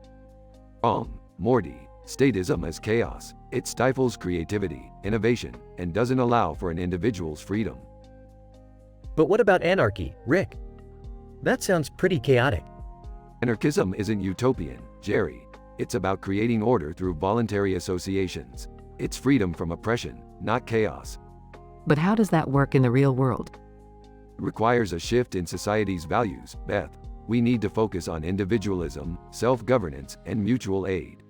It's about creating our own governance structures. Well, that sounds like a lot of work. Can't we just stick with what we have? No, Summer, it's imperative that we challenge the status quo and strive for something better. We need to embrace chaos and push for change. As they continue their walk, they stumble upon a group of anarchists protesting the government's infringement on their rights. Chaos ensues as the police arrive, and the group must navigate the mayhem. The episode ends with the group reflecting on their experience and contemplating the potential of an anarchistic society. Wow, Rick, I never thought I'd say this, but you might be onto something here. Yeah, maybe there's something to this anarchy thing after all. It's worth exploring, at the very least. I don't know about that. Chaos gives me anxiety. Just remember, Summer, without chaos, there can be no order. Embrace the madness. The group laughs as the screen fades to black.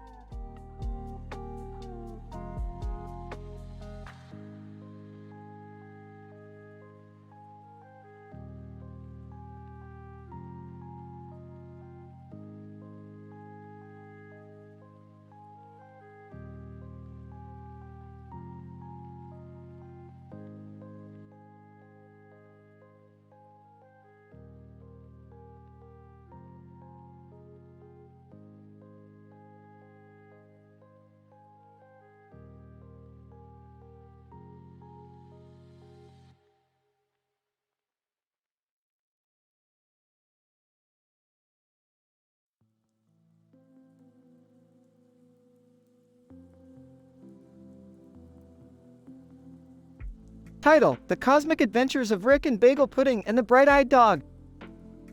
Synopsis. In this episode, Rick and Morty embark on a space mission to find the elusive bright-eyed dog. Morty, in a sudden fit of obsession, decides to change his name to Bagel Pudding and dons a cosplay outfit to infiltrate an intergalactic convention. Scene 1. Rick and Morty's spaceship flies past the colorful nebulae of the cosmos. Hey Morty, what's with the getup? Are you trying to cosplay as a baked good? Morty, now wearing a bagel costume. No, Rick. I changed my name to Bagel Pudding. And this is my superhero identity. Sure, whatever floats your spaceship. But we're on a mission to find the bright-eyed dog, remember? Oh, right.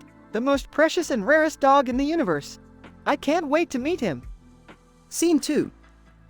Rick and Morty land on a planet teeming with alien life forms. They make their way to the convention center, where aliens in various outfits are mingling.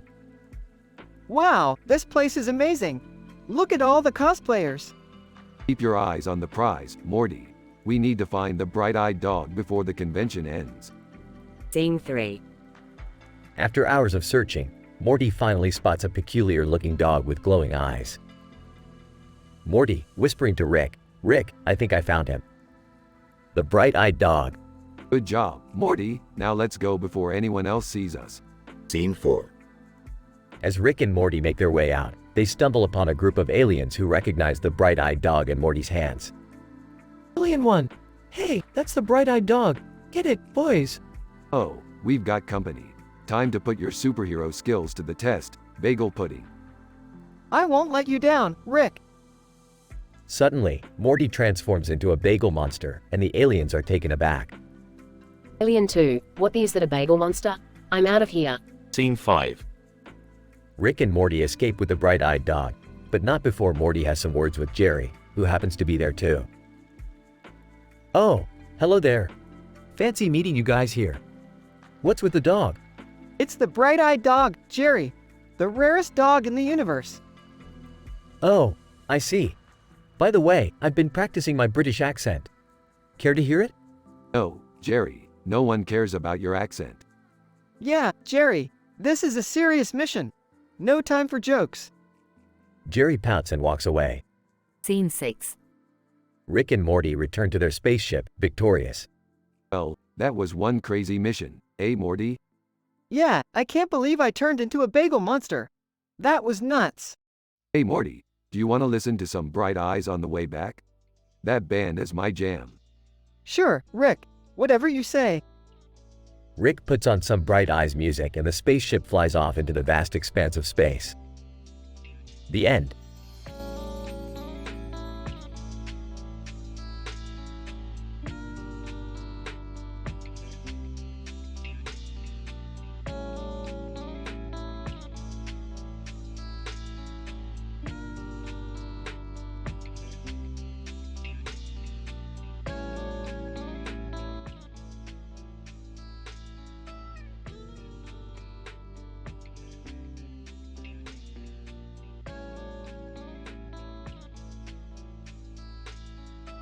Title: The Lanyard Experiment, a tapeworm adventure. Introduction. Rick and Morty are experimenting with a new device that can alter the molecular structure of any object. As they work on their project, Rick notices a green and red lanyard on top of a laptop computer case on a table with a black cover. Morty, get the lanyard. We can use it as a control variable for the experiment. Picks up the lanyard. What's so special about this thing? Grinning. Oh, Morty, you'll see. It's just the start of our adventure. Body.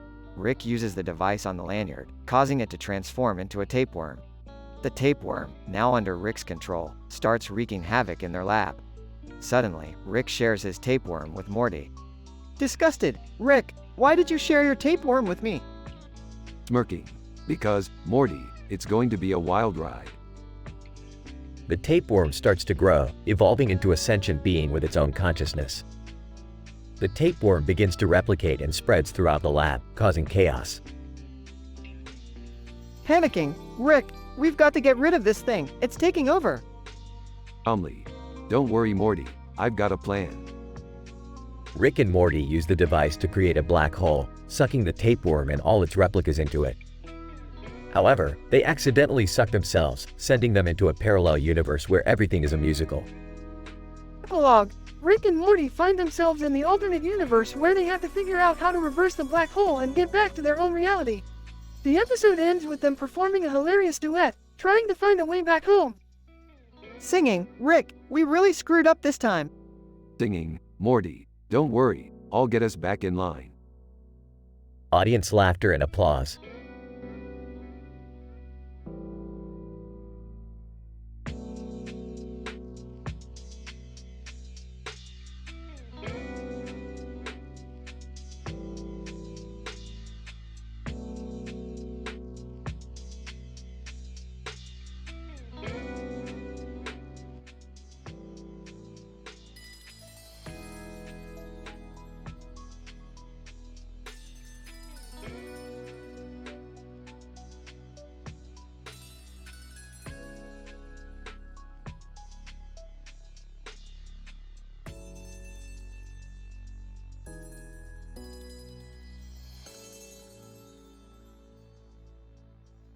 Title: A techno-agorist adventure with Rick and Morty.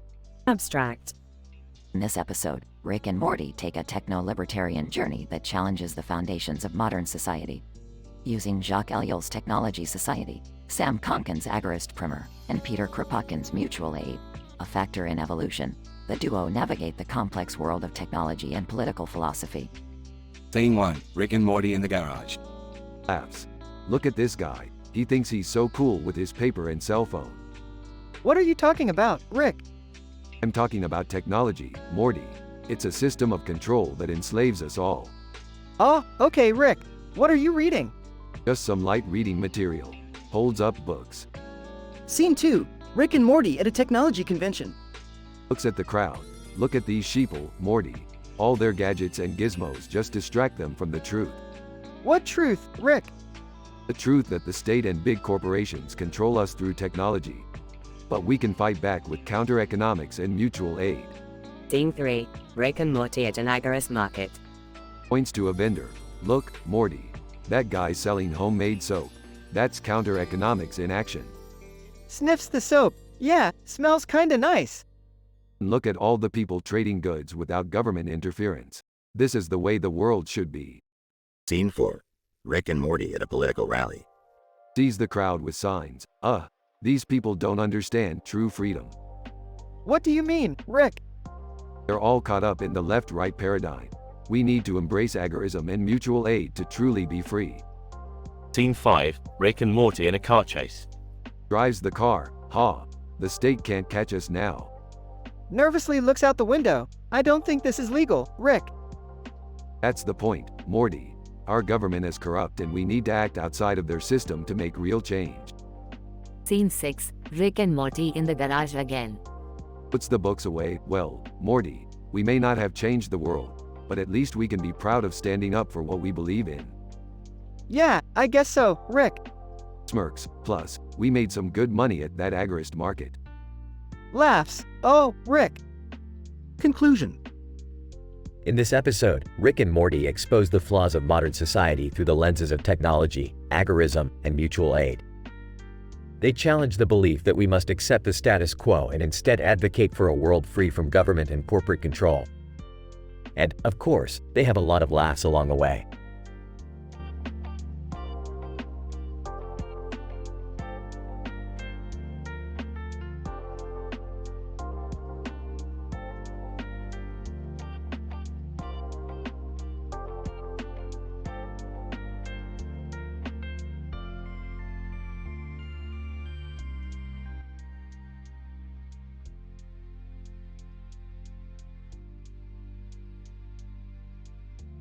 Narrator.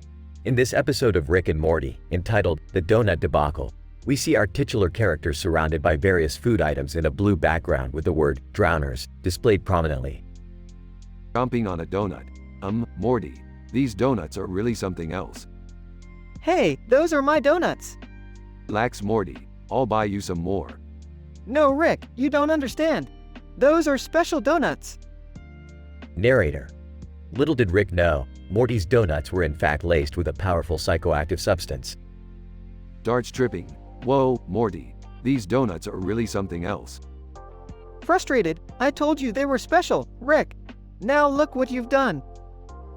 Narrator. Morty's frustration reached a boiling point and he smashed Rick's portal gun, sending him hurtling into another dimension, hell. Screaming. Morty, what have you done? smugly. Looks like you're in a bit of a pickle now, Rick. Narrator. The remainder of the episode follows Rick's attempts to navigate the hostile landscape of hell and find his way back to Morty. Yelling at demons. Hey you demonic bastards, get out of my way. Laughing. This is too hilarious, Rick in hell. Narrator. But will Rick be able to make it back to Morty? And will he ever be able to enjoy a donut again? Tune in to find out in The Donut Debacle.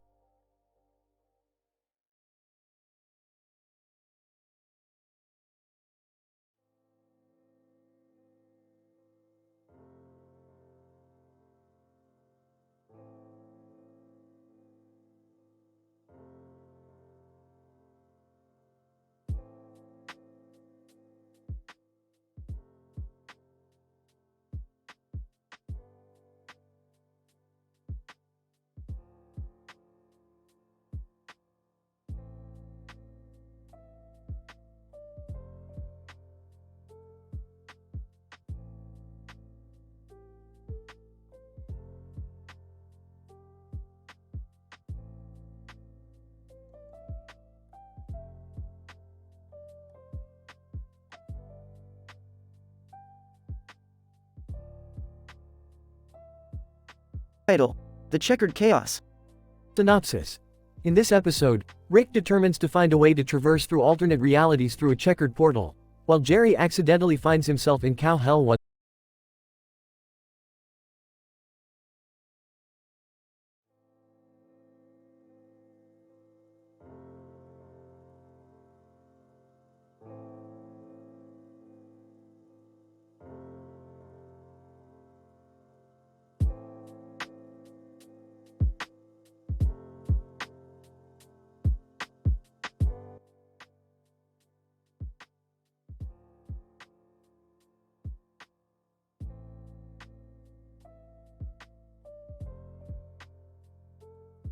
Title: The Jester's Gambit, a Rick and Morty board game extravaganza. Abstract. In this episode, Rick and Morty engage in a board game tournament with Beth and Summer while simultaneously watching a marathon of classic sci-fi movies. The winner of the tournament is promised a skin graft from a prohibited alien species, leading to hilarious strategies and speeches from all characters.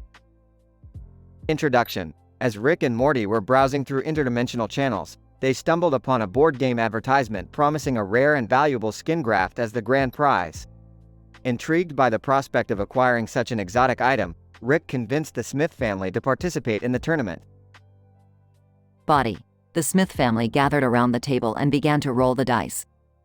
As the game progressed, the players encountered various obstacles and opportunities, such as teleport to an alternate dimension and collect a time crystal.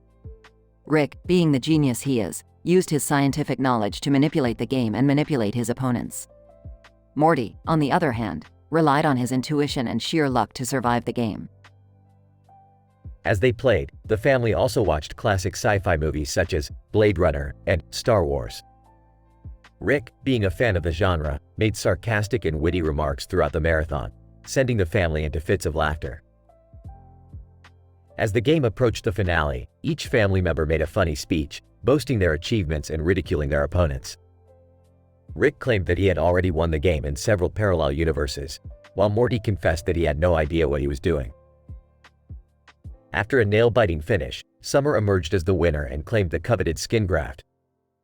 However, the authorities soon caught up with the family and demanded that they return the forbidden item. Rick, being the cunning trickster he is, managed to escape the authorities by using an experimental teleportation device. Conclusion. In this episode, the Smith family engages in a board game tournament while watching a classic sci-fi movie marathon. Due to Rick's scientific knowledge and Morty's intuition, the game was full of hilarious moments and witty speeches. The tournament ended with Summer winning the rare skin graft, which was later confiscated by the authorities. All in all, a fun and crazy episode for all the Rick and Morty fans out there.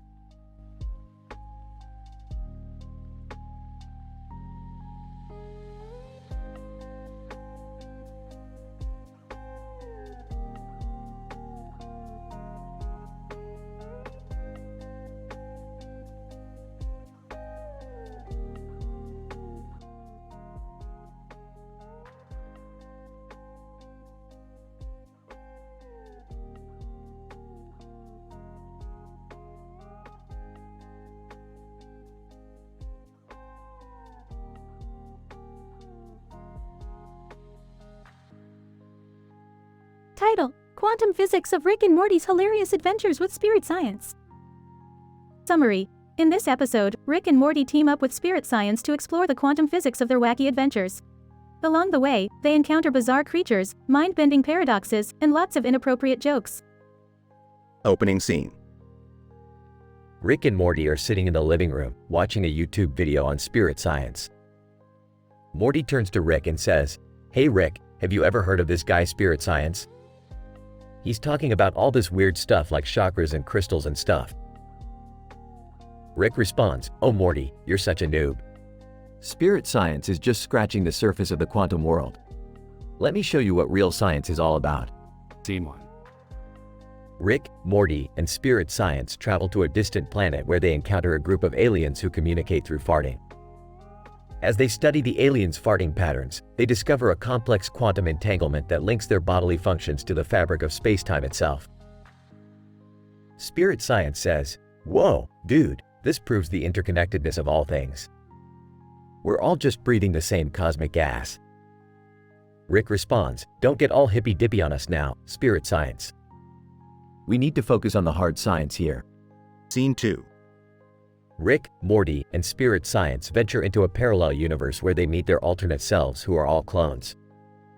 The clones reveal that they were created by a mad scientist who is obsessed with making a perfect copy of himself. As the group attempts to stop the cloning process, they realize that each clone's consciousness is linked to the original's through a quantum state. Morty jokes, "Wow, I never knew there were so many versions of us that sucked even more." Scene 3. Rick, Morty, and Spirit Science travel to the center of a black hole where they encounter a sentient being made entirely of light. The being teaches them a new form of quantum physics that reveals the hidden connections between light, matter, and consciousness. As the being disappears into the void, Rick quips, "Well, that was enlightening. Let's get out of here before we get sucked into a singularity." Closing scene. Rick, Morty, and Spirit Science return home, exhausted from their mind-bending adventures. Morty turns to Spirit Science and says, "Wow, you were right about the quantum world. This stuff is crazier than anything I imagined." Spirit Science responds, "I know, right? It just goes to show that the universe is full of mysteries that we're only beginning to understand." Rick rolls his eyes. Yeah, great sentiment. Now let's go get drunk and forget about all this quantum crap."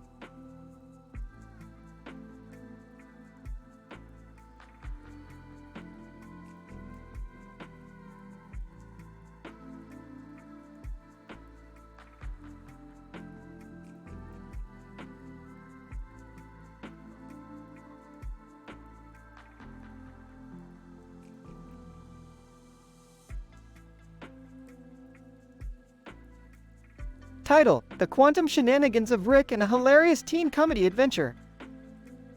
Abstract. In this episode, Rick and Morty embark on a quantum adventure that takes them through various dimensions and timelines. Along the way, they encounter Jesus, who becomes a reluctant ally in their quest for ultimate knowledge and power. Through various trials and tribulations, Rick and Morty ultimately learn the true value of friendship, loyalty, and the power of imagination. Opening scene. Morty, put down your phone and listen up. We're going on a quantum adventure. What does that even mean, Rick? Means we're going to explore the fabric of time and space, Morty. We're going to do some serious science. I don't know if I'm ready for this, Rick. I mean, we could mess up the entire universe. Don't be such a wuss, Morty. We've done this a million times. Just trust me, okay? Scene 2. As Rick and Morty journey through various dimensions and timelines, they encounter Jesus, who is sitting on a cloud, playing a harp. Whoa, Morty, look at that dude. He's got a beard and a red cape on his head. That's gotta be Jesus. Oh, I don't know, Rick. I mean, he looks pretty happy up there. Trust me, Morty, this is gonna be hilarious. Hey, Jesus, come down here and hang out with us. Jesus. I'm kinda busy up here, guys. Maybe some other time? Come on, Jesus, don't be a buzzkill. We just want to kick back and have some fun with you. Scene 3. After some convincing, Jesus reluctantly joins Rick and Morty on their quantum adventure. However, things quickly spiral out of control as they accidentally end up in a dimension where everyone has a giant phallus growing out of their head. Oh my god, Rick! What the hell is going on here? Aha, looks like we ended up in the wrong dimension, Morty. This one's gonna be a real handful. Jesus. I don't think I should be here, guys. This is very inappropriate. Relax, Jesus, we're just having some harmless fun. Besides, this is science at its finest. Scene 4. After narrowly escaping the phallus dimension, Rick and Morty find themselves in a bizarre world where everyone speaks in rhyme. Okay, Rick, this is just getting weird. How are we gonna get out of here? Simple, Morty. We just gotta think outside the box. Use our imaginations, like this. I once met a man named Jim, who had a carrot growing out of his chin. Oh, I don't know, Rick. That doesn't really. Suddenly, the ground opens up beneath them, and they are sucked into a vortex that leads them back to their own dimension. Ah, that's how you do it, Morty. That's the power of imagination. I don't know how we survived that, Rick. But I'm glad we did. Scene 5. As the episode draws to a close, Rick and Morty return to their normal lives, but with a newfound appreciation for the wackiness of the universe. Well, Morty, that was one hell of an adventure. I gotta admit, I'm impressed with your bravery throughout all of this. Thanks, Rick. I couldn't have done it without you. Jesus. And I learned a valuable lesson today too, guys. Even if things don't always make sense, it's important to hold on to your morals and your beliefs. Yeah, that's nice, Jesus. You're a swell guy. So, what are we gonna do now, Rick? Same thing we always do, Morty. Mess with the fabric of time and space and try not to destroy the universe in the process. Closing scene. They all laugh as the camera pans out into the vastness of space, leaving us wondering what other crazy adventures Rick and Morty will embark on next.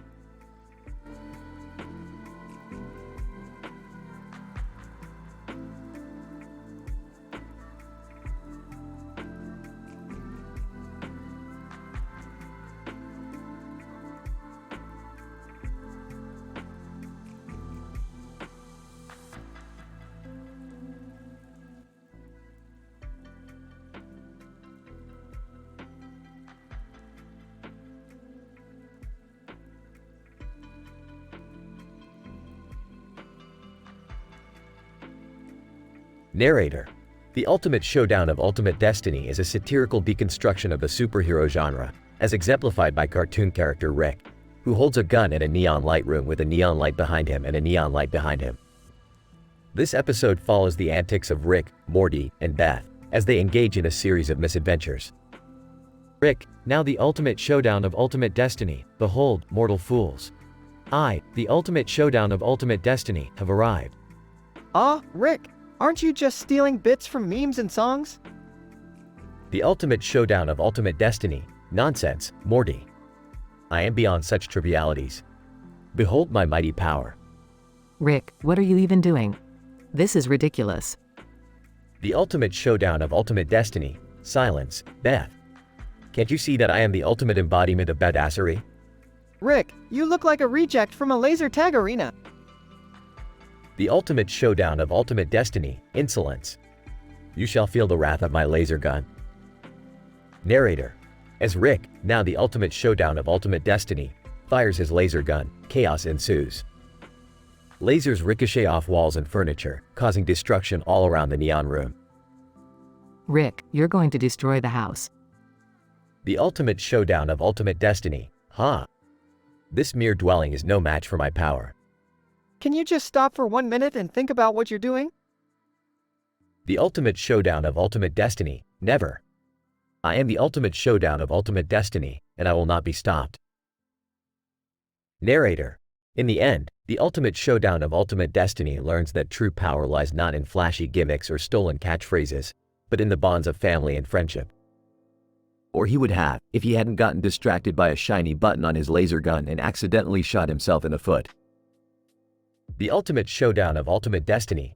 Ow, ow, ow. Why does science hurt so much?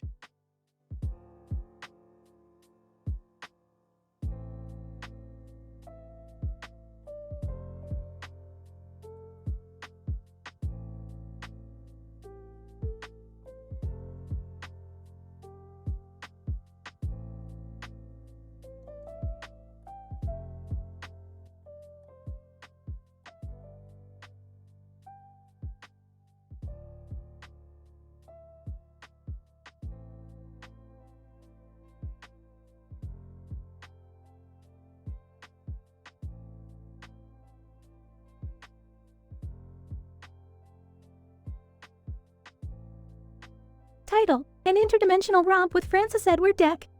Morty, we're going on a wild ride through the multiverse tonight. Cool. Where are we headed exactly? We're taking a trip to meet the infamous outsider artist and lawyer, Francis Edward Deck. He's been making waves in the interdimensional art community and I want to see what all the fuss is about. I've never heard of him before. That's because he's from a dimension where he's not really famous, but in some other dimension he's like a total rock star.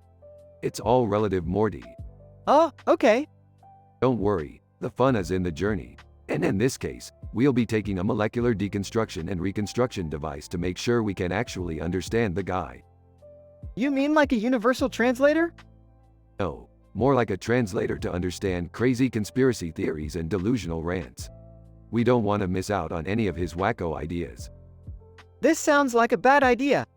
That's what makes it a great idea, Morty. They arrive in Francis Edward Deck's dimension. Francis Edward Deck, welcome, welcome. I knew you would come, my interdimensional brethren. Hey, Deck, nice to finally meet you. Francis Edward Deck. Such a pleasure to finally speak with logical minds that share my vision. I have so much to share with you. Whispering to Rick. I don't understand a thing he's saying. Whispering back. Just nod your head and smile, Morty. Francis Edward Deck, pulling out a stack of papers. Here, take a look at my latest publication. It's a 300-page manifesto on the true nature of reality and the government conspiracy to control our minds. Flipping through the pages, wow, this is quite the read. Looking at the machine in the background. Hey, what's that contraption over there? Francis Edward Deck. That's my machine for connecting with parallel universes. But it's still in the experimental phase. I haven't quite figured out the kinks yet. Smirking. Oh really? Mind if I take a closer look? Francis Edward Deck. Not at all. Rick tinkers with the machine and accidentally sets off a chain reaction that causes an interdimensional rift. Panicking. Rick, what did you do? Smiling. Looks like we'll be getting a few extra guests for the party. Various strange and hilarious characters from different dimensions start pouring through the rift, including a talking pickle, a giant sentient sunflower, and a group of sentient farts.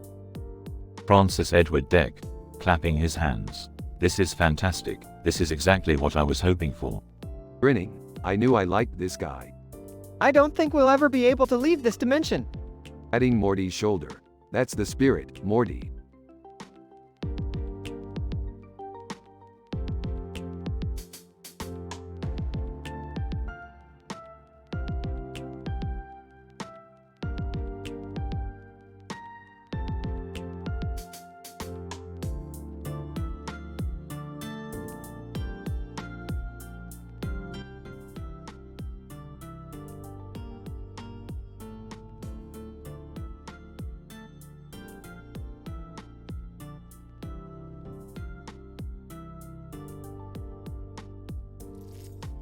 Title: The Skull Shooter Incident.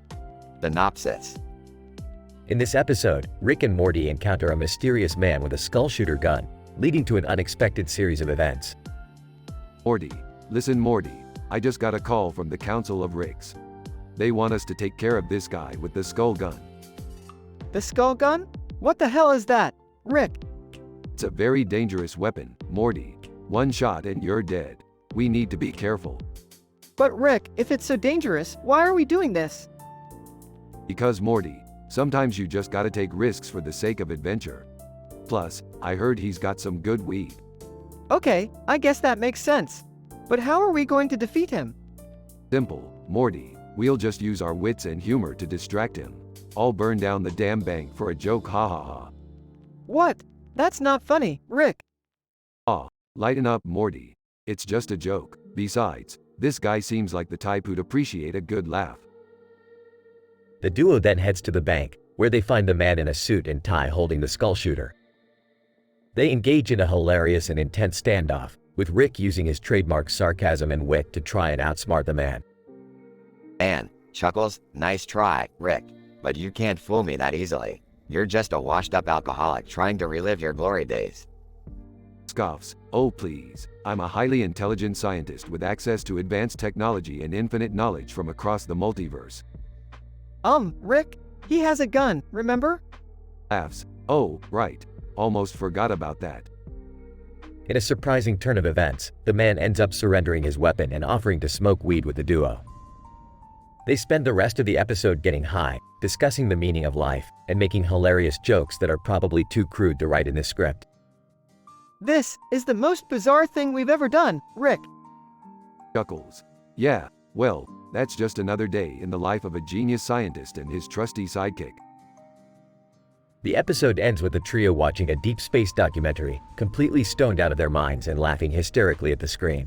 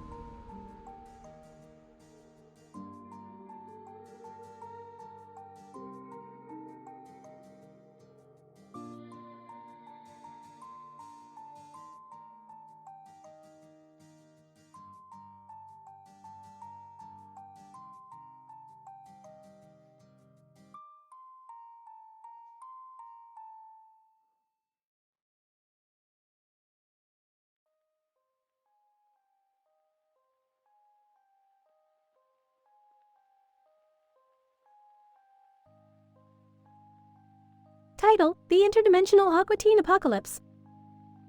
The episode starts with Rick creating a new invention, an interdimensional teleportation device, which he plans to use to explore various universes. Morty and Summer, excited about the idea, decide to tag along. Morty, Summer, listen up. I've created an interdimensional teleportation device using the principles of quantum mechanics and string theory. We're going to explore the multiverse like never before. Aw, geez, Rick, are you sure we should be messing with this? Yeah. I mean, what if we end up in some messed up universe? Relax, you two. This is science, not some stupid adventure. As they activate the device, the trio suddenly disappear and find themselves in an unfamiliar universe. They soon discover that they have transformed into cartoon characters from another show. Rick is now Dr. Weird, Morty is Meatwad, and Summer is Frylock.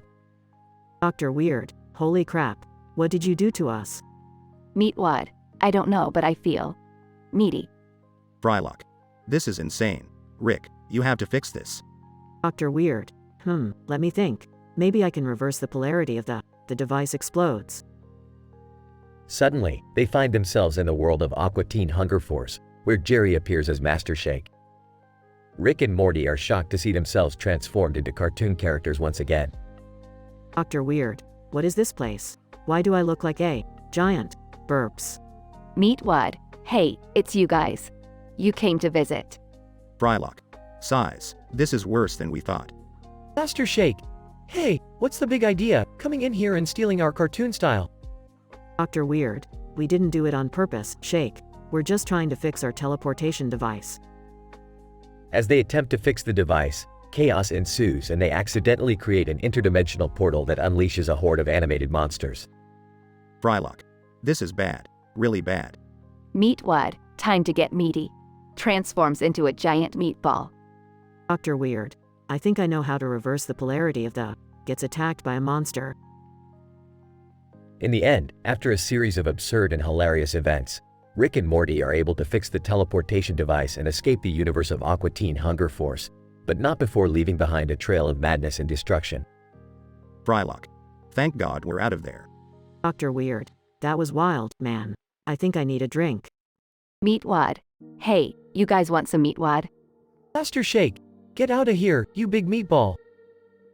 The group continues on their interdimensional journey, with Rick promising to be more careful in the future. However, knowing Rick, they're bound to encounter even crazier adventures in the multiverse.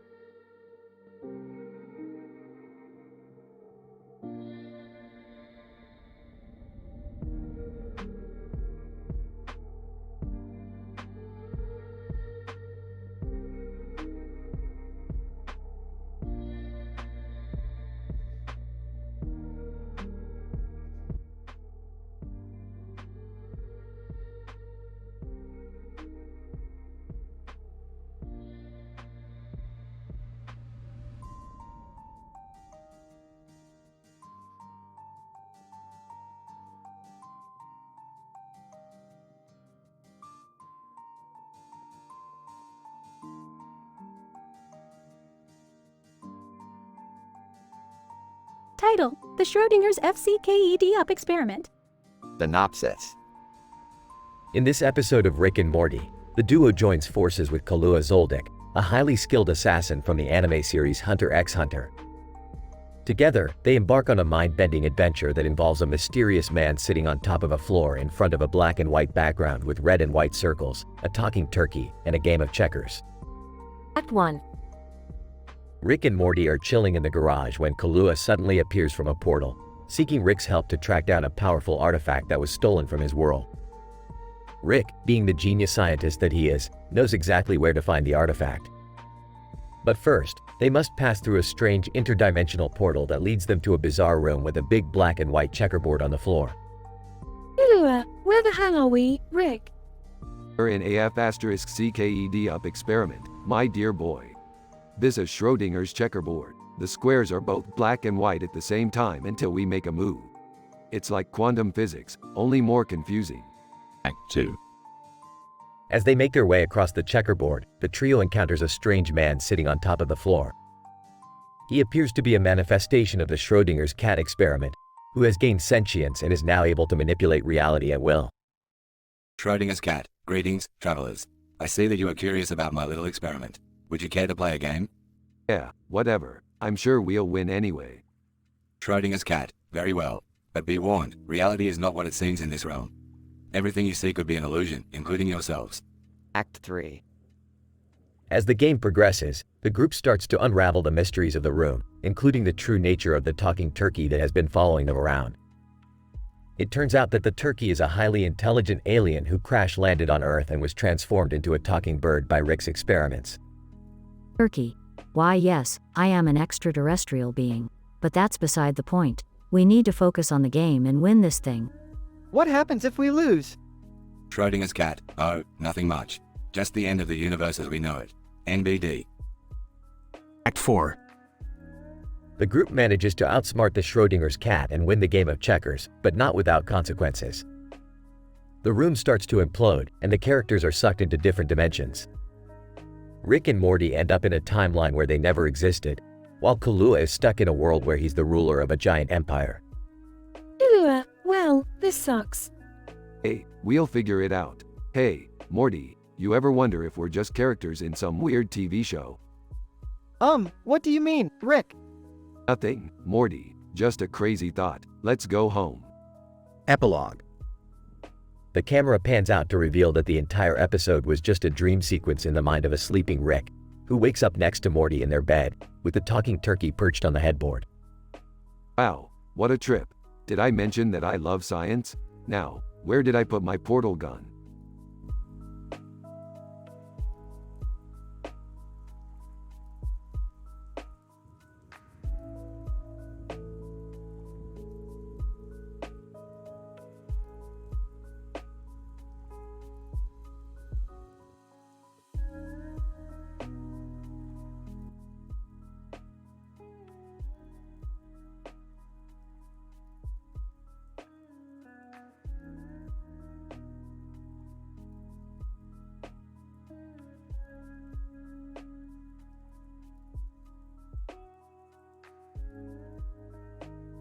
Rick, Morty, and Summer were conducting an interdimensional experiment in their laboratory.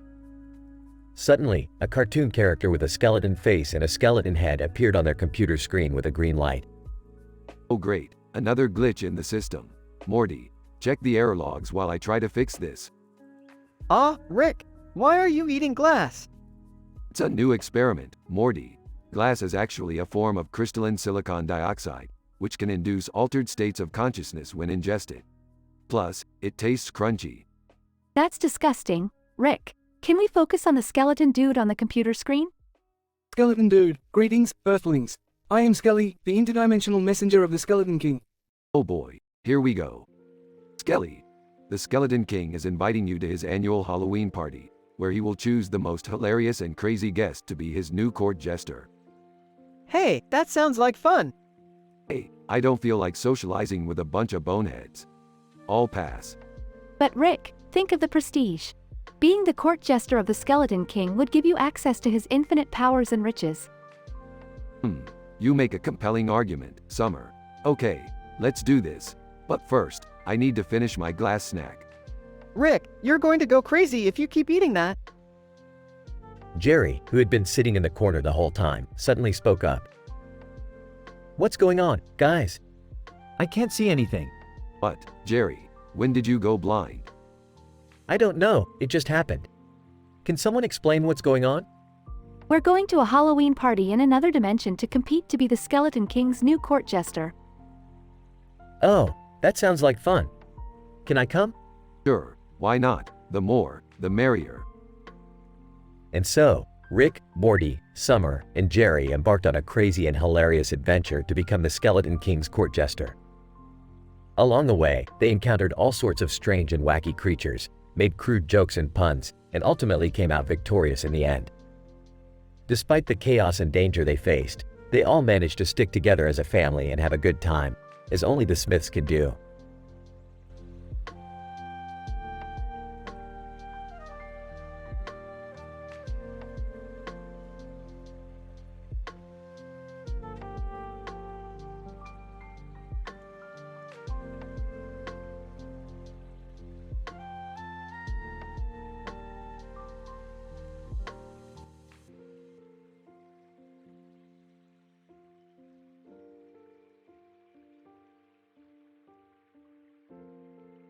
Hiccups, oh man, this was some great booze.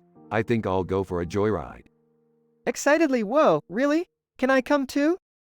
Sarcastically, no, Morty. I want to go for a drunken drive alone. Of course, you can come with me. Appears in the garage. Hey, what are you guys up to? Pulls out a gun. None of your business, Jerry. We're going on an adventure. Enters the garage. What's going on here? We're going for a drive with Rick. Concerned Rick, you're not driving drunk, are you? Smirks, who cares? We're in a simulation anyways. In disbelief, what? Frustrated, I don't want to go, but I also don't want to be left out. It's in the car. Buckle up, everyone. It's time for adventure. As Rick drives recklessly down the road, they encounter a helicopter chasing them. Swerves to avoid the helicopter. Morty, take the wheel. Panicked, what? But I don't know how to. Interrupts, just do it, Morty. As Morty takes the wheel, they continue their wild ride and eventually outsmart the helicopter. Relieved, thank God that's over. Exhausted, can we please go home now? Proudly, we did it, guys. That was a hell of a ride. Smiling, yeah, it was pretty cool. Overall, the group experiences a thrilling and dangerous adventure, all thanks to Rick's drunken antics. The events also raise questions about the consequences of reckless behavior and the blurred lines between reality and simulation.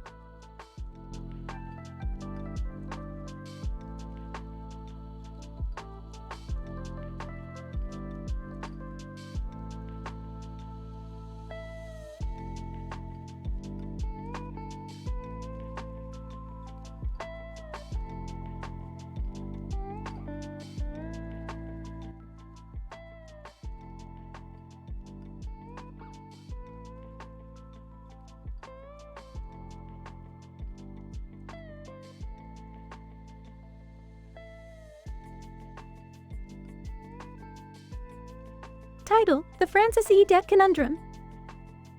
The episode begins with Rick and Morty traveling through different dimensions when they stumble upon an interdimensional portal that transports them to a universe where a man named Francis E. Deck is the ruler of the world. Morty, this universe is weird as hell. Look at that guy in the suit holding that ginormous instrument. What do you think that is? I don't know, Rick. Maybe it's some kind of time-traveling scepter or something. The duo soon discovers that Francis E. Deck is an eccentric conspiracy theorist who has brainwashed the entire planet with his bizarre and rambling writings. Francis E. Deck, attention, fellow humans. The government has been taken over by aliens from the planet Zog. They are trying to control your mind with their mind-bending technology. Rick and Morty quickly realize that they need to get to the bottom of this conspiracy and restore sanity to the universe. They decide to infiltrate Deck's headquarters, but to do so, they will need to outsmart his army of brainwashed minions. Alright, Morty, we need to think outside the box on this one. I have an idea. What is it, Rick? We're gonna have to dress up as giant fruit and blend in with the other fruits that Deck's minions are mindlessly carrying around. It's the perfect disguise.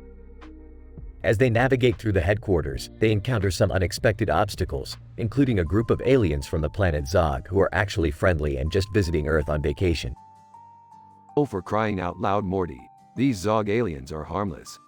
Deck's been out of his mind for so long that he doesn't even realize he's spreading lies. Yeah, but how are we gonna get everyone to snap out of it and see the truth? Without giving away too many spoilers, let's just say that Rick and Morty use their scientific wit and humor to help Deck's followers see the error of their ways and defeat the evil forces that have been controlling their thoughts. The episode ends with Rick and Morty saying their goodbyes to the Zog aliens and heading back to their own universe, but not before Morty gets one last laugh in. Hey Rick, do you think this means we can finally start our own Fruity Pet Band?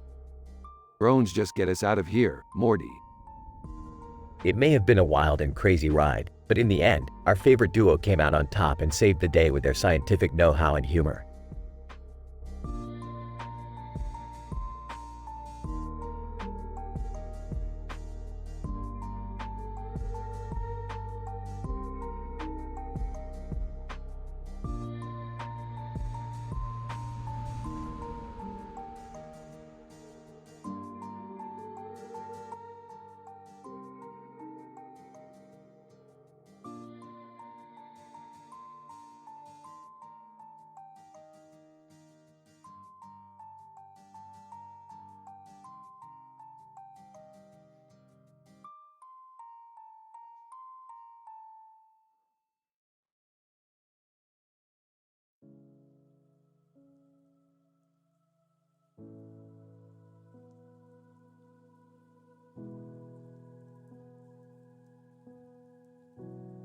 Title: The Tire Tread Conspiracy. Synopsis. In this episode, Rick, Morty, and Jerry embark on a tire-related adventure involving a mysterious tire tread that has been causing strange occurrences in the town. Morty, who has an unusual fascination with tires, discovers the tread on a tire abandoned in a dumpster. He brings it to Rick's lab, where they conduct a series of tests to determine its origin.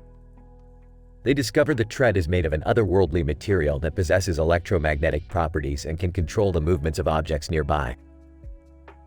Rick and Morty decide to investigate the source of the tread and find themselves at a secret government facility. There, they discover that the tire tread was part of a top-secret project that aimed to create a tire that could be controlled by the government. The project was abandoned when the tire went rogue and escaped the facility. While exploring the facility, Rick and Morty discover that the tire has taken control of the facility's equipment and is using it to wreak havoc on the town. Jerry, who had been left behind in the lab as the responsible one, joins the duo and helps them stop the tire. The trio devises a plan using Morty's love for tires to lure the rogue tire into a trap. They bait it with a stack of old tires and successfully catch it in a net. The government officials arrive to retrieve the tire, but not before Rick reveals the truth about their project. In the end, the tire is returned to the facility, and the government is forced to shut down the project. Morty is left with a newfound respect for the science of tires, and Rick and Jerry are just glad to be home in one piece, and with their own tires intact. Dialogue. Morty, why are we standing in front of a tire? It's not just any tire, Rick. It's got a tire tread on it. Oh, boy. Here we go. Alright, Let's run some tests on this thing. Morty, hand me the electromagnetic scanner. Wow, this is so cool. I knew there was more to tires than just rubber and air. I don't know about you guys, but I'm going to stay back here and let the experts handle this. Morty, this tread is made of an otherworldly material. It can control the movements of objects nearby. A tire that can move on its own? That's insane. Looks like we've got a government facility to investigate. You ready, Morty?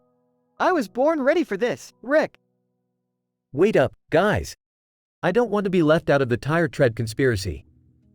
Alright, Jerry, but you better not slow us down. This place is amazing. Look at all the tires, Rick. I never knew tires could be so exciting.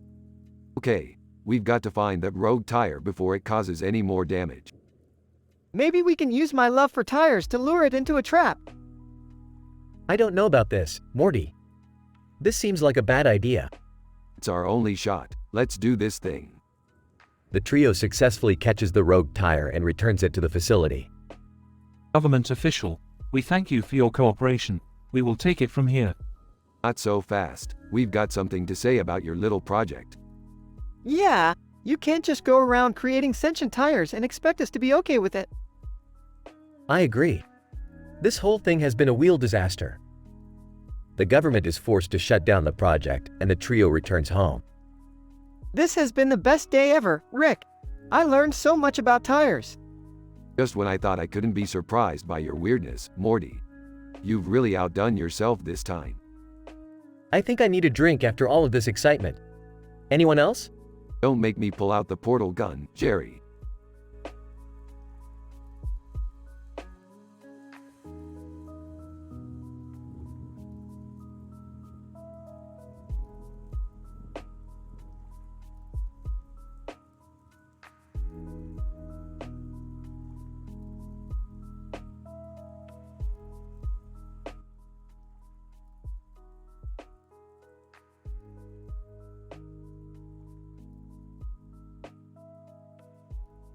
Rick and the hilarious Molotov incident.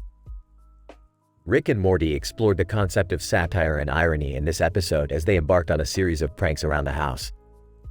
Rick, the eccentric and genius grandfather, conceived the ultimate prank, throwing a Molotov cocktail into the window of Jerry's bedroom. Morty, the optimistic and loyal grandson, found the idea both hilarious and daring. Morty, prepare to witness the ultimate in interdimensional pranking. We'll show Jerry who's boss. I've got the Molotov cocktail and you've got your sense of humor. Oh boy, this is gonna be epic. I love it when we prank Jerry. He's such a good sport. Rick threw the Molotov into Jerry's window and the resulting explosion was both hilarious and unexpected. Jerry emerged unscathed, revealing a secret immunity to fire. The characters were stunned but quickly found the irony in the situation.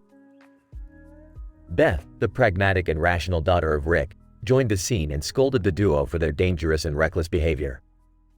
However, she couldn't help but chuckle at the absurdity of the situation. Are you guys out of your minds? You can't just throw a Molotov into Jerry's room. Come on, Beth. It was just a harmless prank. Besides, Jerry is immune to fire. I know, right? That's so ironic. Jerry, the uncool dad, can survive a fireball. The trio then engaged in a sarcastic and witty conversation about the merits of pranking and how it could potentially lead to a greater understanding of human behavior. But as Jerry emerged from the wreckage, the characters could not contain their laughter and continued to make fun of the situation. What's so funny, guys? You almost burnt my house down. Oh, Jerry, you're such a good sport. Want to come over for a barbecue? The episode ended with the characters sharing a laugh as they sat around the barbecue, roasting marshmallows and telling jokes. The Molotov cocktail incident had brought them together in a strange and ironic way.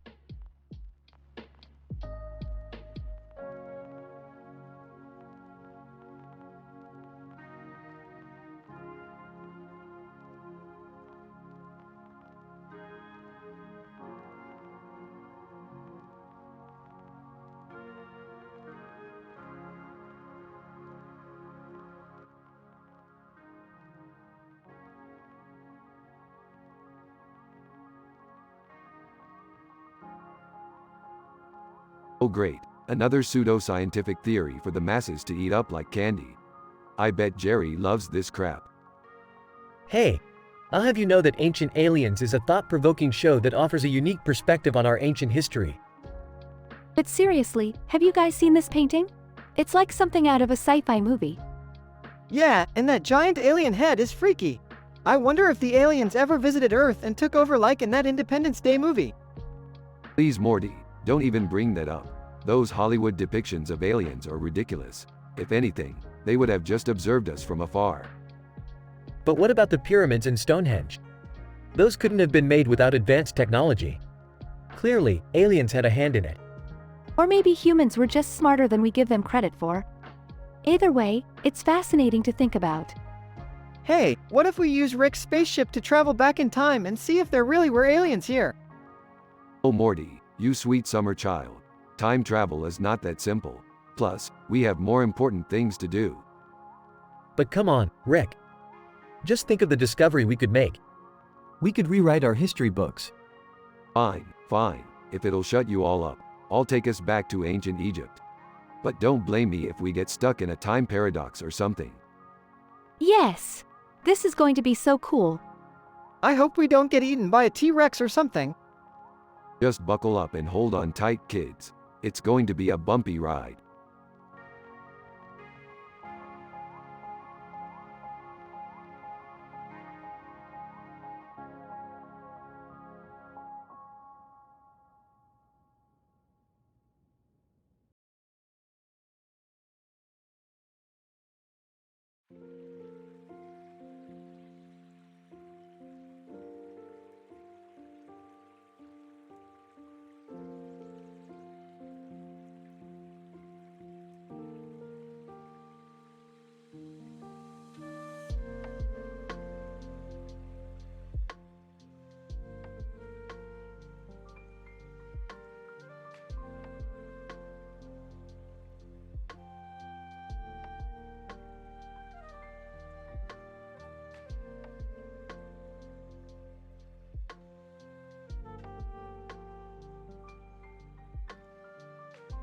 Title: The Gaseous Godzilla. Premise. In this episode, Rick, Morty, and Jerry head out on a wild adventure when a mysterious and highly gaseous monster threatens to destroy a city. As they journey closer to the creature, they come across a factory that is spewing copious amounts of smoke into the air. Could the two be related? Opening scene. A large plume of smoke is coming out of a factory near a body of water with mountains in the background.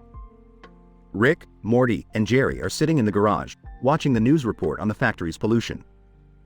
Rick, that factory's ruining the environment. Oh Morty, you just lack the scientific understanding to comprehend the necessity of an industrial powerhouse in today's society. I don't know, Rick. Pollution is pretty bad. Listen, Jerry, if you can't handle the heat, get out of the garage. First encounter. Godzilla randomly explodes while attacking a city.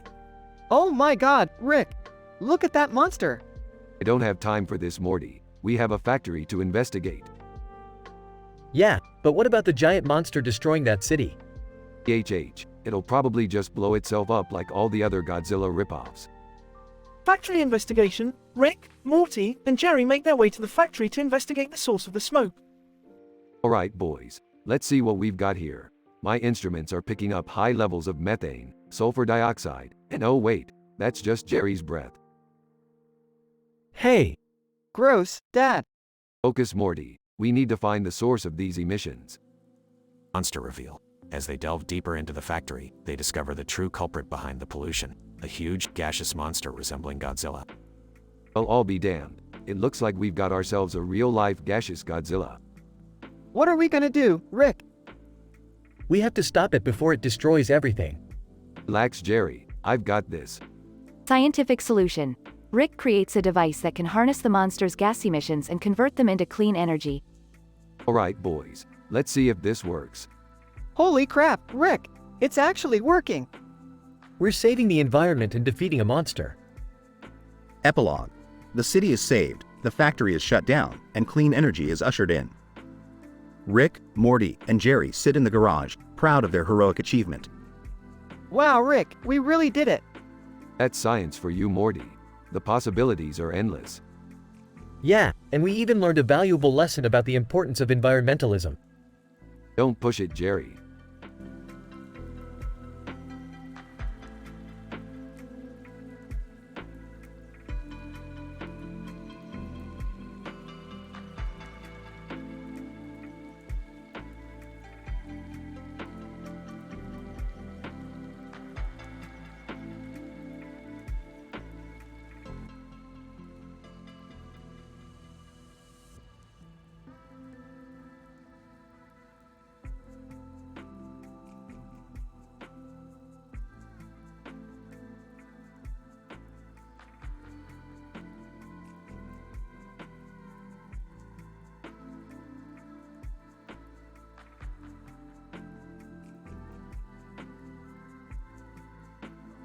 Title: The Unabomber's Revenge. Premise. In this episode, Rick and the gang stumble upon a poster of Ted Kaczynski, the infamous Unabomber, leading to a wild adventure involving time travel and a showdown against Kaczynski himself. Act 1. Hey, Morty, check out this poster. It's the Unabomber. I always thought he had some good ideas. Rick, he killed people. He's a notorious domestic terrorist. Yeah, not exactly a role model, Rick. You, tough crowd. Anyway, I've got an idea. Let's jump in the portal and pay him a visit. Act 2. Wow, Rick, we're in Ted Kaczynski's cabin. This is crazy. I can't believe you're actually excited to meet a murderer. I hope we don't end up on his hit list. Ted Kaczynski, who are you people? We're just some fans. Hey, do you have any cool gadgets or inventions we can check out? Ted Kaczynski. Actually, I do. Follow me. Act 3. Ted Kaczynski. All of my inventions were ahead of their time. I could have changed the world if people hadn't persecuted me for my beliefs. You mean the beliefs that led you to send bombs to innocent people? Ted Kaczynski, you misunderstand me. I was trying to make a statement. A revolutionary one. Yeah, well, cool story, bro. But we gotta get going. Hold up, Morty. I want to show Ted something. Pulls out time portal gun. Ted Kaczynski, what is that? Oh, just a little toy. Want to see what the future looks like? Act 4. Ted and the gang jump through the portal. Where are we now? 2043, Morty. Check it out. Whoa, everyone's wearing their clothes backwards and there's flying cars. And look over there. It's a statue of Ted Kaczynski. Ted Kaczynski, this is incredible. I've finally been recognized for my genius. Actually, it's because you blew up a bunch of stuff and started a revolution. Ted Kaczynski, Podata, Podatu. Act 5. A group of heavily armed police officers approach the gang. Officer, all right, hands up. We've got you surrounded. Looks like we overstayed our welcome. Time to make like a tree and leave. Rick, I think you mean like a banana and split. Yeah, whatever. Let's go. Ted Kaczynski stays behind to face the police, armed with only a homemade bomb. Ted Kaczynski, you'll never take me alive. Off-screen explosion heard. Well, that was anticlimactic. Hey, at least we got a cool story out of it. And a sweet souvenir. Holds up a piece of shrapnel with Unabomber 2043 engraved on it. Finale. The gang returns to their own time and reflects on their bizarre adventure. Rick reminds everyone that even the most controversial figures can be a source of inspiration and change, although he admits that blowing up innocent people is probably not the best way to go about it. Morty decides to keep the Ted Kaczynski poster as a reminder to always be true to himself, no matter how weird or misunderstood he may seem.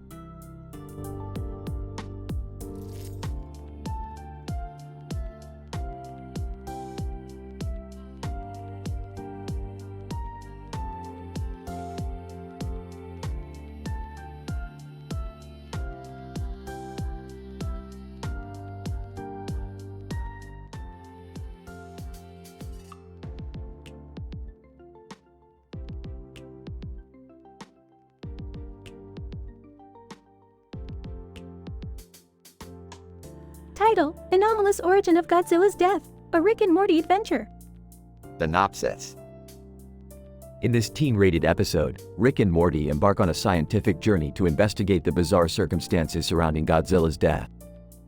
The episode begins with Rick and Morty examining a black and white drawing of a monster with a gun in its mouth and a building in the background. Rick, being the genius scientist that he is, believes that the drawing is not a mere illustration but rather a window into an alternate dimension where Godzilla's demise is being plotted.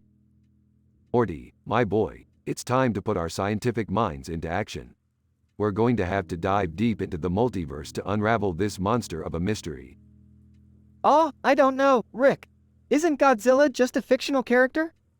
Morty, don't be naive. Reality is not always what it seems. Let's get this portal gun and crack this case. As the duo navigates through various alternate dimensions, they stumble upon an unexpected discovery. Ted Kaczynski, famously known as the Unabomber, is attempting to blow up Godzilla using a homemade bomb. What the F asterisk asterisk asterisk? Rick, why is the Unabomber trying to kill Godzilla? Well, Morty, seems like he's trying to make a statement about the dangers of technology. But don't worry, we can't let an anarchist get in the way of science and amazing adventures. With quick thinking and some high-tech gadgets, Rick and Morty thwart the Unabomber's plan and save Godzilla's life. But just as they thought their mission was a success, they find themselves in yet another alternate dimension. Everything seems normal until they discover that Rick's green hair has turned gray. Rick, your hair! What happened?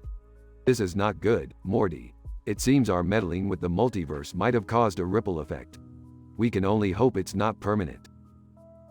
The episode ends with Rick and Morty returning to their own dimension, but with some unexpected consequences. Will Rick's hair ever return to its original color? Who knows? That's the beauty of scientific exploration with Rick and Morty. End of episode.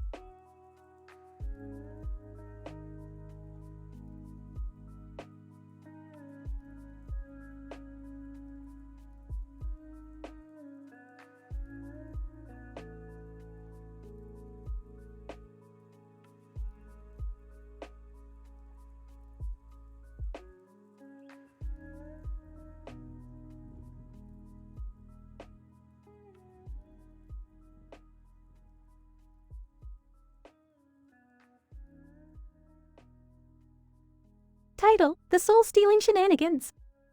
Summary: Rick, Morty, Jerry, and Beth are stranded in a demon world where they are surrounded by dragons, demons, and red skies. In a harmless prank, Rick steals Jerry's soul and hides it. Morty finds the act hilarious, but the rest of the family is less amused. Rick, what the hell did you do to Jerry? He looks like a shell of his former self. Oh, relax, it was just a harmless prank. I'll give it back once we get out of here. What do you mean give it back? How am I supposed to function without a soul? Hey, at least now you can't be held responsible for your actions. Exactly. See, Morty gets it. Besides, it's not like souls are even real. Rick, how do you know that? You're always messing with things beyond your understanding. Oh, Beth, when will you learn? I'm a genius. I understand everything. Can we please focus on finding my soul? I'm feeling a bit empty inside. Don't worry, Jerry. We'll find it. And if we don't, we can always make a new one. It's not like they're in short supply. Morty, that's not how it works. Actually, it kind of is. Souls are like renewable resources. They grow back. What? You mean to tell me you could have just grown me a new soul instead of stealing mine? Hey, where's the fun in that? Plus, it's not every day you get to prank someone by stealing their soul. Yeah, I mean, how many people can say their soul was stolen by a grandpa while they were trapped in a demon world? The group continues their search for Jerry's soul, all while Morty makes jokes and Rick justifies his actions. In the end, they eventually find it and return it to Jerry, who is just happy to have it back. As they make their escape, Rick promises never to steal a soul again, but the group knows better than to believe him.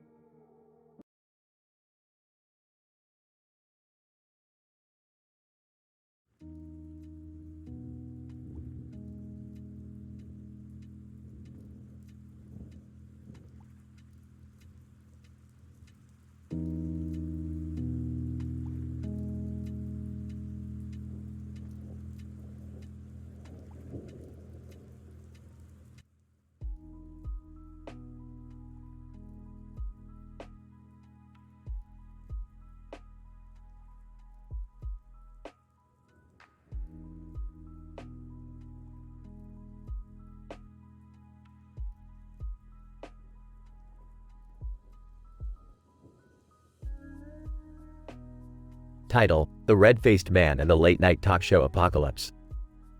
Synopsis. In this episode, Rick and Morty find themselves caught in the middle of a chaotic nighttime adventure that takes them through the surreal and absurd world of late-night talk shows, high fashion, and the dark underbelly of the entertainment industry.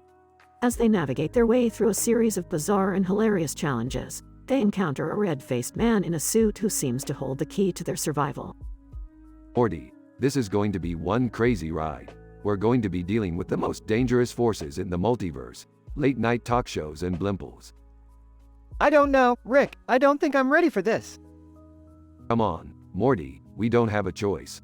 We have to put on our game faces and get to work.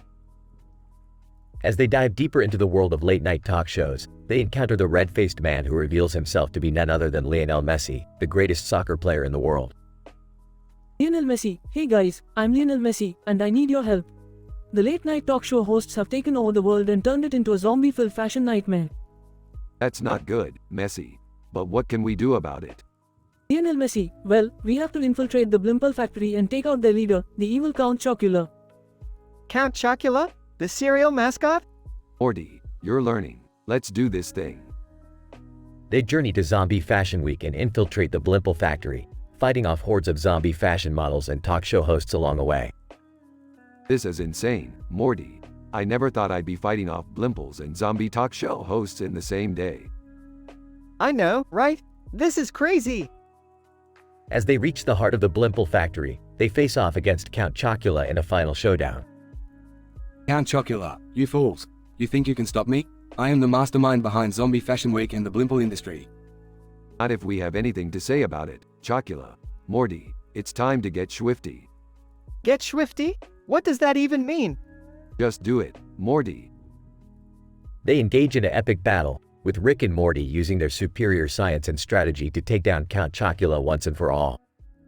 Lionel Messi, you guys did it. You saved the world from the late-night talk show apocalypse. Yeah, it was nothing. Just another day in the life of Rick and Morty. I don't know about you, Rick, but I need a nap after all that. Not so fast, Morty. We've got a whole multiverse out there waiting for us to explore. Oh boy, here we go again. And with that, they set off on another crazy adventure, leaving behind the adoring crowd at Zombie Fashion Week and the remnants of the Blimple factory far behind them.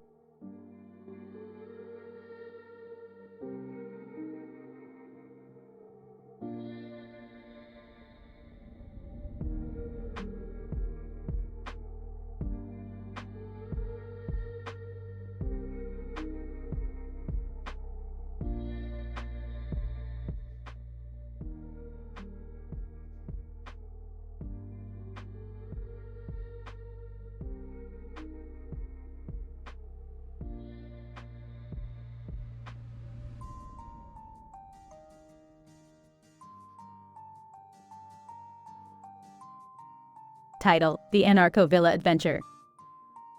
The episode starts with Rick and Morty trying to outrun a group of angry aliens who are after them for stealing some intergalactic hardware. In an attempt to evade them, they teleport to a different universe where they stumble upon a woman in a blue dress with a sword in her hand and a full moon in the background behind her. Rick, where are we? It looks like some medieval universe, Morty. Let's see what this damsel in distress wants. The woman introduces herself as Lady Samantha and explains that her kingdom is under attack from a horde of evil demons from an alternate realm. She begs for Rick and Morty's help to defend her kingdom. Demons? This sounds like a job for me and Morty. Demons? We've dealt with aliens, but demons are a whole new level. As they make their way to the battlefield, Rick pulls out his latest invention, a laser gun that shoots out pickle juice, and Morty marvels at its ridiculousness. Pickle juice? What is this? Some kind of joke? Hey, it's a proven demon repellent. Don't knock it till you try it. They engage in an epic battle with the demons and their leader, a demonic prince named Belphegor. Meanwhile, Lady Samantha shows off some impressive sword skills and takes down a few demons herself. Lady Samantha, you guys sure know how to fight. Who are you? We're just a couple of interdimensional badasses, saving the world one universe at a time. Speak for yourself, Rick. I don't know if I'd call myself a badass. Hey, confidence is key, Morty. The battle comes to a climax when Belphegor unleashes his most powerful attack, a giant fireball headed straight for Rick, Morty, and Lady Samantha.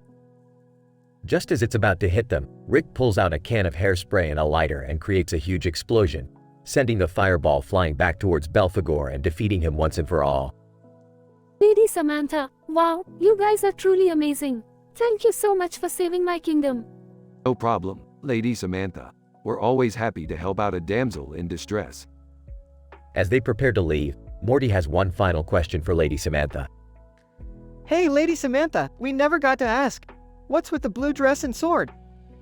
Lady Samantha, oh, this? I just thought it looked cool. And with that, Rick and Morty teleport back to their own universe, leaving Lady Samantha behind to rule her kingdom with newfound confidence and badassery. End of episode.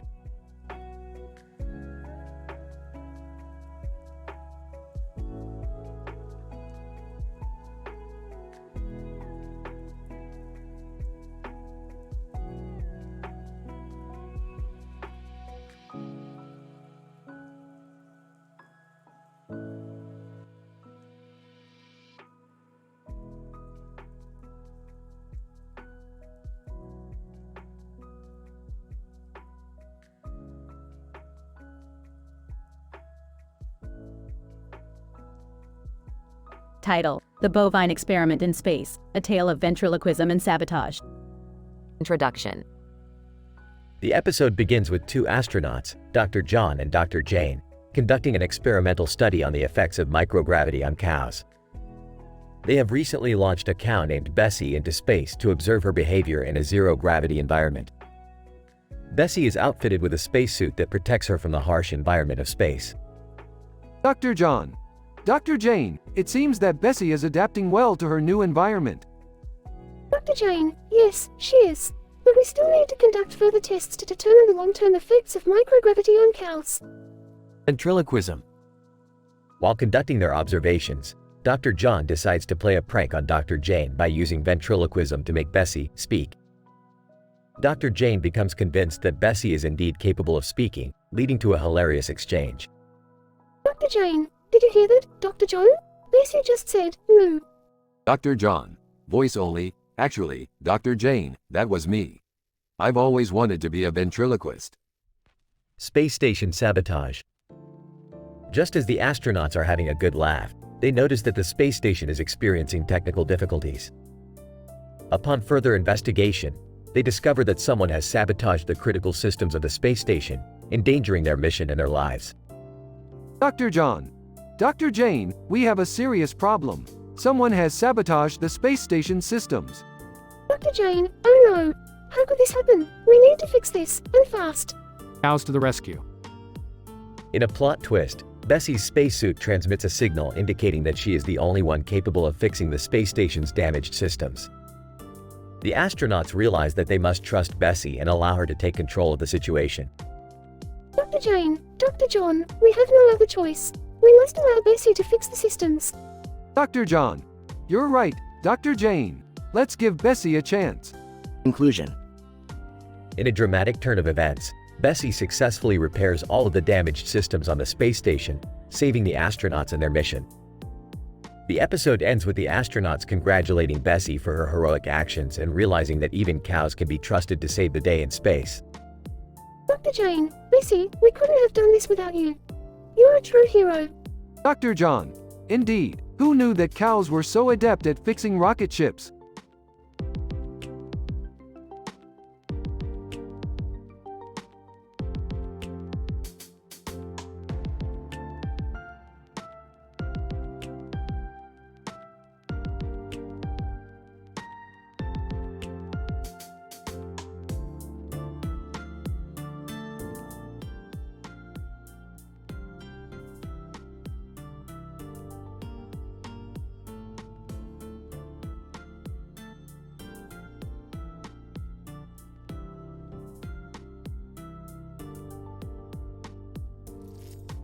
Title: An Anarchist Adventure in the Multiverse.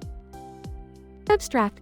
In this episode, we follow the adventures of Rick Sanchez, Morty Smith, and Summer Smith as they travel to a dimension where a character from the video game Devilman 2 has taken control of the anarchist movement. This dimension resists all forms of authority and rules, leading to chaotic and unpredictable behavior. Through their journey, the trio must navigate through moral dilemmas and humorous situations while exploring the theme of anarchism. Introduction. Rick, Morty, and Summer enter the garage to find a portal gun malfunctioning. In an attempt to fix it, Rick inadvertently switches it to a dimension where a radical anarchist has taken control. They land in a world where there are no laws, and the only rule is anarchy. Scene 1. Oh boy, this is going to be a fun one, Morty. Anarchy, huh? Sounds like my kinda place. I don't know, Rick. This place looks pretty crazy. Guys, I'm not feeling too good about this. Are we really going to support anarchy? Scene 2. As they begin to explore, they encounter the anarchist leader, a character from the video game Devilman 2 with red eyes, white hair, and a red nose. Anarchist leader, greetings, comrades. Welcome to a world free from authority and state control. Join us and become part of a true anarchist utopia. Scene 3. Rick, Morty, and Summer slowly become fascinated with the anarchist movement and decide to get involved. However, as time progresses, they discover that the anarchist utopia is not as perfect as they initially thought. Rick, I don't think these guys really know what they're doing. It's chaos everywhere. This is not what I signed up for. I thought we were fighting for something more meaningful than just chaos. Scene 4. In the midst of the chaos, the trio attempts to regain control of the situation. They soon realize that anarchism may have its advantages, but it also has its pitfalls. They eventually decide that a balance between anarchism and order is necessary to create a functional society. Well, that was quite an adventure. I think we learned something today. Yeah, that anarchy really threw me for a loop there. I think we should focus on creating a system that balances both freedom and order. Conclusion. In conclusion, this episode explores the notion of anarchism and its potential for both chaos and freedom. Rick, Morty, and Summer come to the realization that a balance between order and chaos is necessary for society to function. Additionally, the episode pokes fun at anarchism and related political ideologies, providing a humorous and entertaining experience for all.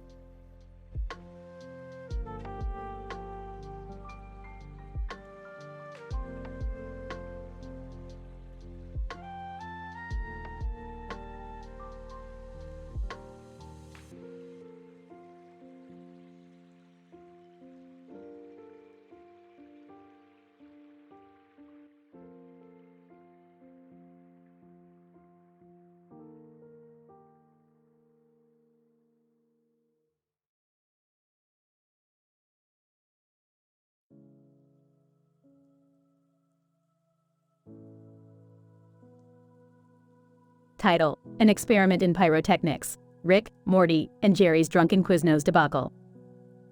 Abstract. The following is a detailed analysis of the events that occurred on the night of July 3rd, as experienced by the Smith family.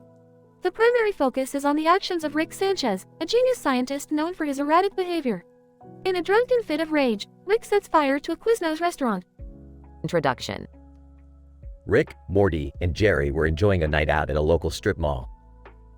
After a few rounds of drinks, Rick began to become increasingly agitated. Witnesses reported that he was muttering to himself and gesticulating wildly. It was at this point that he acquired a red fan which he placed atop his head. This fan is now a part of my ensemble of drunken debauchery, Morty. I don't know if that's such a good idea, Rick. I don't see anything wrong with it. In fact, I think it complements your blue shirt quite nicely. Materials and methods. After acquiring the red fan, Rick stumbled towards a Quiznos restaurant with a red and white background.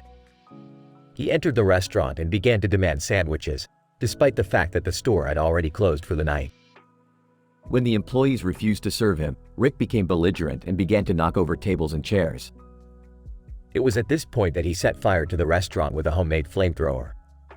This is for not serving me, you sandwich Nazis. Rick, what are you doing? You can't just burn down a restaurant. But to be fair, those sandwiches are pretty overpriced. Maybe he's doing everyone a favor? Results. The fire department was called to the scene and was able to put out the fire before it spread to neighboring stores. Rick was arrested and charged with arson and destruction of property. He was later released on bail after blaming the incident on a scientific experiment gone wrong. Discussion. In conclusion, it is clear that Rick's actions on the night of July 3rd were reckless and dangerous. His use of a homemade flamethrower to burn down a Quiznos restaurant is a clear indication of his disregard for the safety of those around him. However, it is also important to note that Jerry may have a point about the overpriced sandwiches. Only time will tell if this incident will result in any long-term consequences for the Smith family. It was just a little fire, Morty. No big deal. A little fire? You burned down an entire restaurant, Rick. Yeah, but think about how much money we'll save on sandwiches now.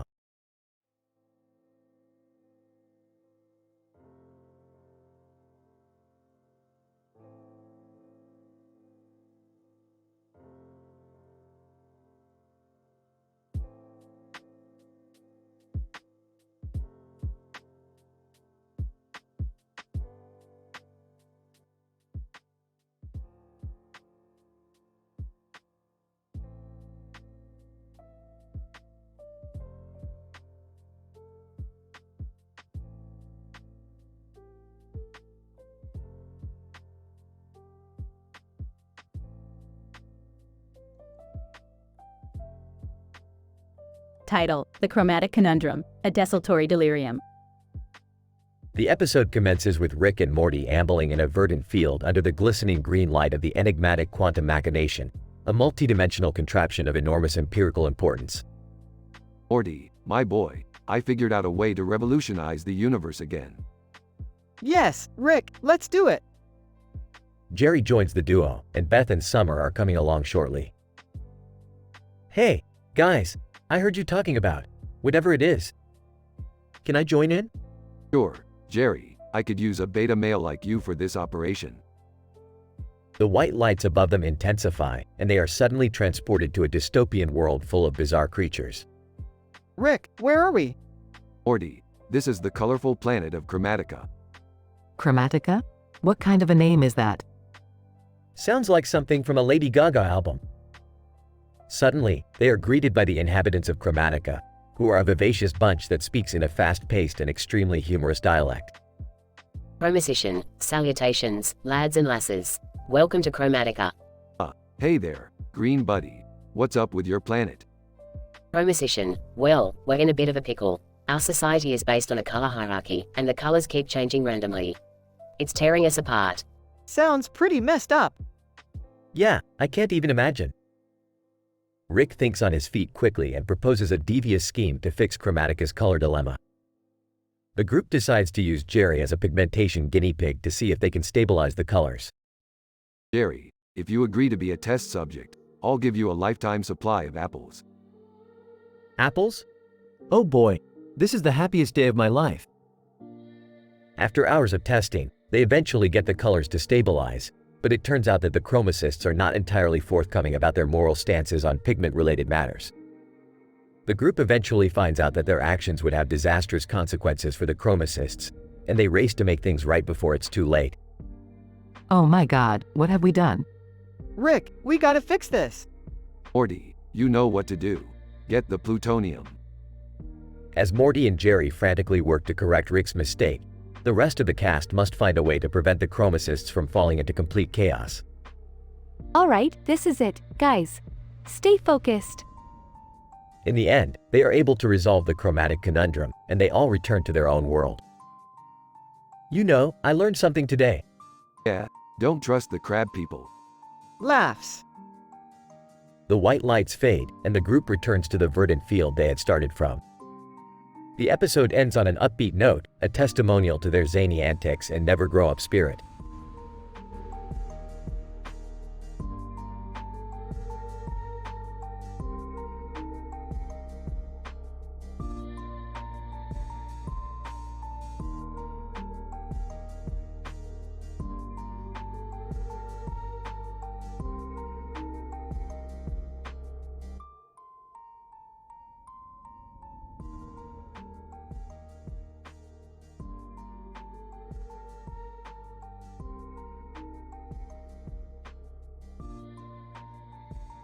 Title: A Hamburger's Tale, The Anarchy Burger. Morty, I have a craving for fast food. Let's go grab a bite. Sure thing, Rick. I could use some curly fries, myself. I'm thinking Arby's. I want an anarchy burger. Hold the government. Haha, oh man, Rick. You and your anarchist tendencies. Hey, I may be an anarchist, Morty, but I know a good burger when I taste one. After arriving at Arby's, I'll take the anarchy burger, hold the government. Employee. Sir, we don't actually have a burger called that. But, this is unacceptable. In a world where corporations control everything, I demand the right to delicious, government-free burgers. Rick, come on. Let's just order something else. Fine, I'll have the, not the, screw it. Just give me a bacon cheeseburger with extra pickles. Laughing, that's not very anarchist of you, Rick. Shut up, Morty. I don't need your judgment. Just give me those damn curly fries. Morty proceeds to eat all the curly fries. Morty, what the hell? I wanted those. Sorry, Rick. I couldn't help myself. They're just so damn good. You're such a little fry thief. Let's just get out of here before I do something drastic. After leaving Arby's. So, Rick, what do you want to do now? I don't know, Morty. I think I want to ruminate on the nature of burgers. The way the bun holds the meat, the various flavors mixing together. It's like a little taste explosion in your mouth. Oh God, Rick, please don't make this into a weird sex thing. Too late, Morty. Burger sex jokes are now a part of our reality. Morty smirks and takes a sip of his beer. Ah, good times. The end.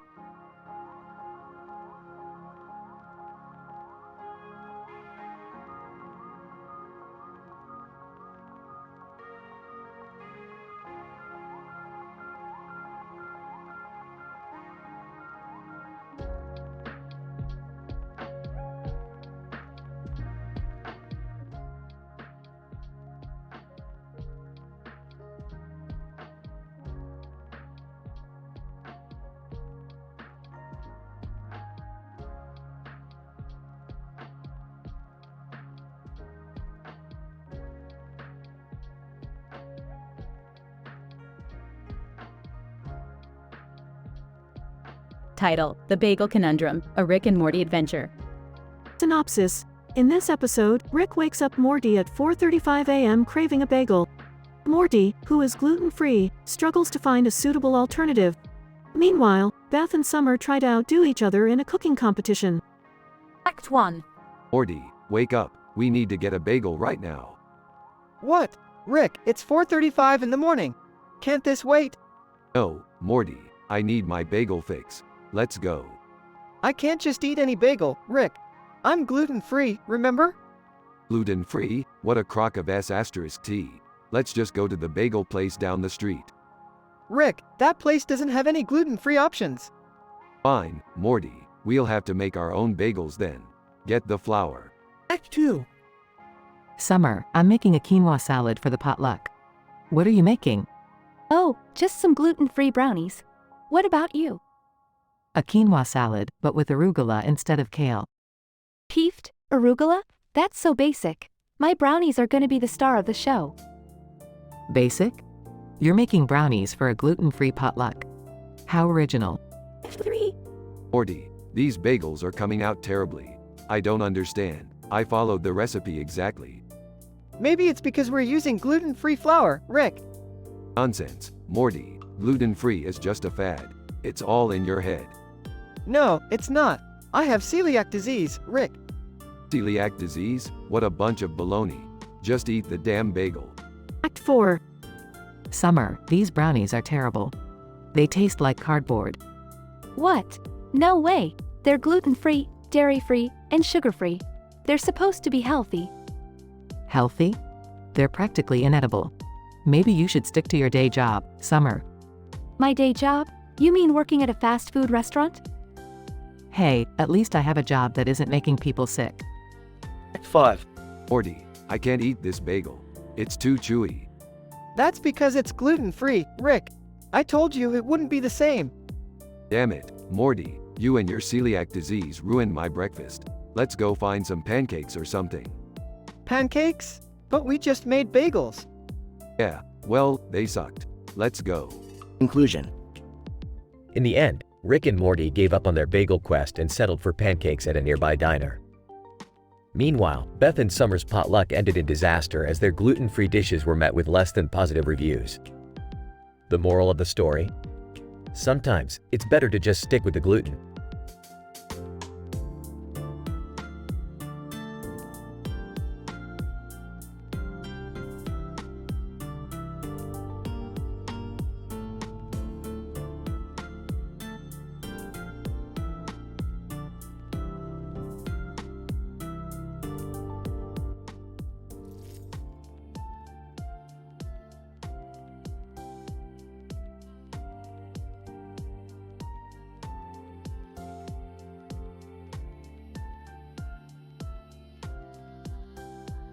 Title: Robots, Drugs, and Jokes, a hilarious and scientific adventure.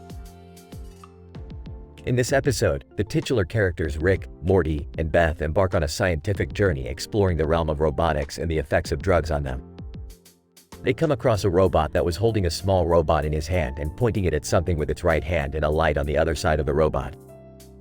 The trio approach the robot, who introduces itself as K238, and ask what it's doing. K238 responds, "Just showing my mini RoboCam 9000 the joys of the universe, man. Ain't it beautiful?" Rick, intrigued by K238's drug use, decides to test out a new drug he created that enhances a robot's ability to process jokes. The drug is called HaHa 420.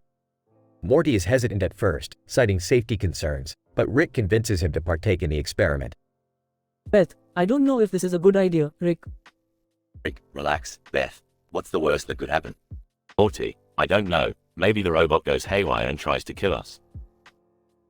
As Rick proceeds to administer the drug to K238, the robot snorts several lines and immediately starts laughing uncontrollably. The trio then proceed to tell the robot multiple jokes, from classic puns to dark humor, and K238 can't stop laughing. K238, ha ha ha ha, that's hilarious. Oh man, you guys are funny, man. As they continue to test out the drug, K238's laughter becomes infectious and starts to affect other robots in the area. Soon, there are laughter-filled robots everywhere, causing chaos and destruction. Rick, wubba lubba dub dub, this is getting out of hand. Morty, Rick, what do we do now? The trio must come up with a solution to stop the robots from continuing their uncontrollable laughter and destroying everything in their path. They end up creating a counter-drug called SRSLY-180, which effectively calms down the robots and returns them to their normal state. Beth, phew, that was a close one. I'm just glad we were able to fix it. Rick, yeah, but we're definitely gonna need a bigger lab if we're gonna continue our robotic drug experiments. Morty, I don't know, Rick. That was pretty crazy. Maybe we should stick to less dangerous experiments. The episode ends with the trio walking away from the chaos they caused, with K238 waving goodbye and saying, "Thanks for the laughs, man." And the drugs, of course.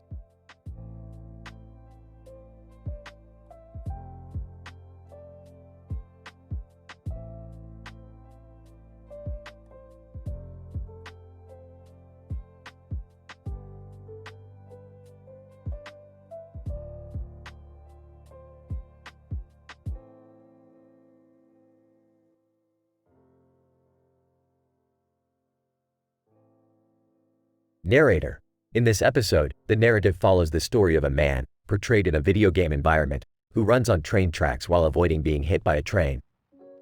Meanwhile, Morty exhibits a strong desire to catch the Johnny Hobo and the freight trains show, resulting in him incessantly pleading with Rick to take him back to the year 2005. Morty, do you know the consequences of your actions? The dangers of time travel? Come on, Rick, let's go see them play live. I'll do anything. Narrator. Aware of the risk, Rick eventually agrees, and they find themselves at Bandits HQ Recordings, where Johnny Hobo and the freight trains are performing live as openers for Captain Chaos. However, amidst this chaos, Jerry accidentally stumbles upon the portal and finds himself in the past at the same Johnny Hobo and the freight trains performance, as Rick Council trashes the entire set. Rick Council. This is unacceptable. We cannot let such vulgar acts continue in the future. Narrator. The situation escalates quickly, and young Jerry tragically loses his life in the aftermath. The event serves as a warning of the risks and dangers of time travel, while highlighting the potential changes and the ripple effects that occur as a result of altering the past.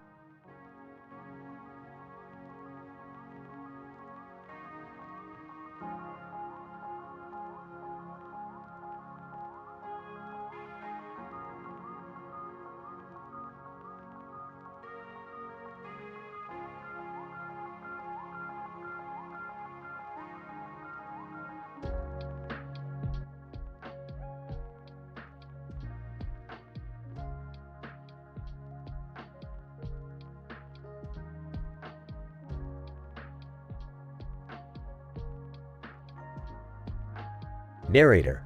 In this episode, the audience is treated to a roller coaster of chaotic events as Rick, Morty, Beth, and Jerry delve into the wild world of punk rock music. The episode opens with a cartoon train hurtling down tracks, surrounded by a sea of people clamoring to catch a glimpse of the action. A person with a camera on their shoulder is also present, capturing the excitement on film. Morty, I don't have time for your musical whims. We have more pressing matters to attend to. But Rick, I heard Johnny Hobo and the Freight Trains are playing live. We have to go see them. Come on, Rick. It's just one night. Let Morty have his fun. Fine, but I'm warning you, Morty. This is going to be a waste of time. Brace yourself for disappointment. Narrator. Rick reluctantly agrees to take Morty back in time to catch the Johnny Hobo and the Freight Trains show in 2005. They arrive at Bandit's HQ recordings and witness the band playing live as an opener for Captain Chaos. Johnny Hobo, what's up, you little punks? Are you ready to be blown away by the power of our music? This is amazing. I can't believe we're really here. Narrator. Just as Morty is getting lost in the music, Jerry stumbles upon the portal and ends up meeting himself in the past at the same Johnny Hobo and the Freight Train show. Whoa, this is surreal. I can't believe I'm seeing myself like this. Narrator. Meanwhile, the Rick Council shows up and proceeds to trash the set, causing chaos and destruction all around. In the fray, young Jerry is fatally injured. I told you this was a waste of time, Morty. Now look what's happened. You're not the boss of me, Rick. I'll listen to whatever music I want. Narrator. The episode ends in typical Rick and Morty fashion, with a flurry of laughs and absurdity that leaves the audience reeling.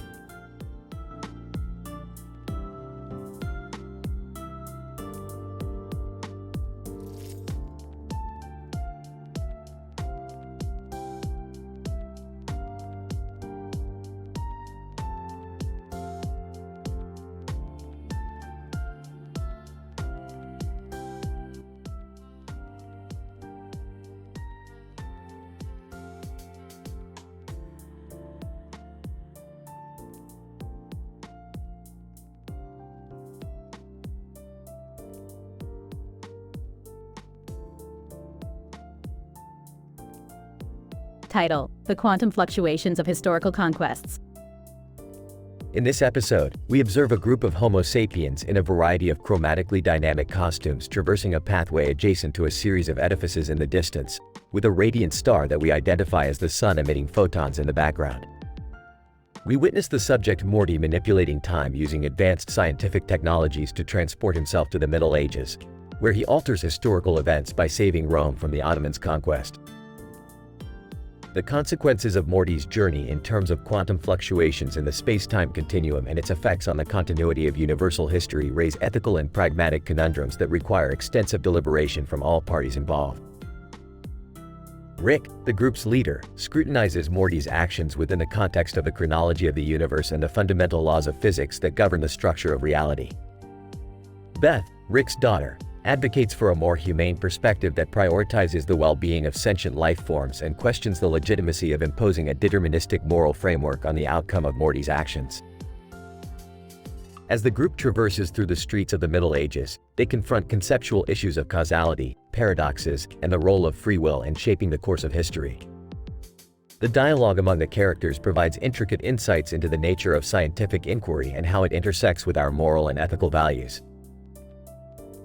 Ultimately, Morty's actions give rise to numerous chain reactions that ripple through time and space, highlighting the interconnectedness of events in the universe and the unforeseeable consequences that can arise from even the most insignificant action.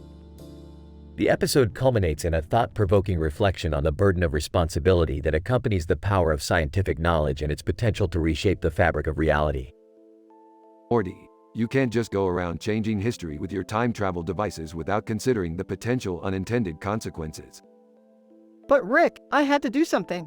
I couldn't just sit idly by and watch Rome fall to the Ottomans. I agree, Morty. The needs of the many outweigh the needs of the few, and if we have the power to do something good, then we should use it. But what about the grandfather paradox? Aren't we causing a ripple effect that could lead to catastrophic consequences? I think we need to take a moral and ethical stance on this. What is the right thing to do, and what are the implications of our actions? The group engages in a spirited debate that illuminates the complicated interplay between science, morality, and ethics.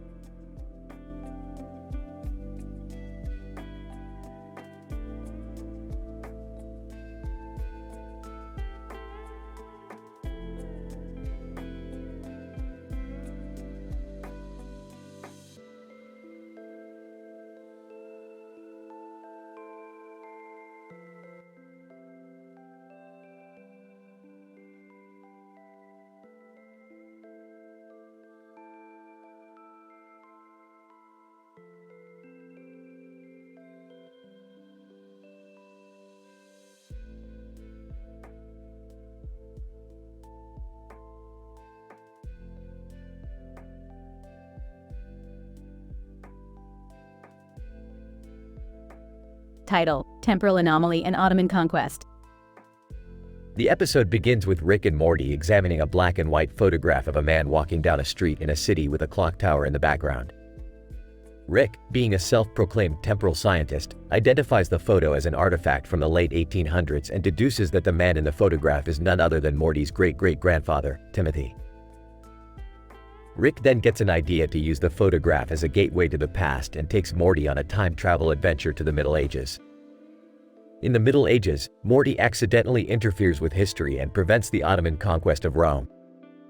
This action alters the timeline and leads to disastrous consequences in the present.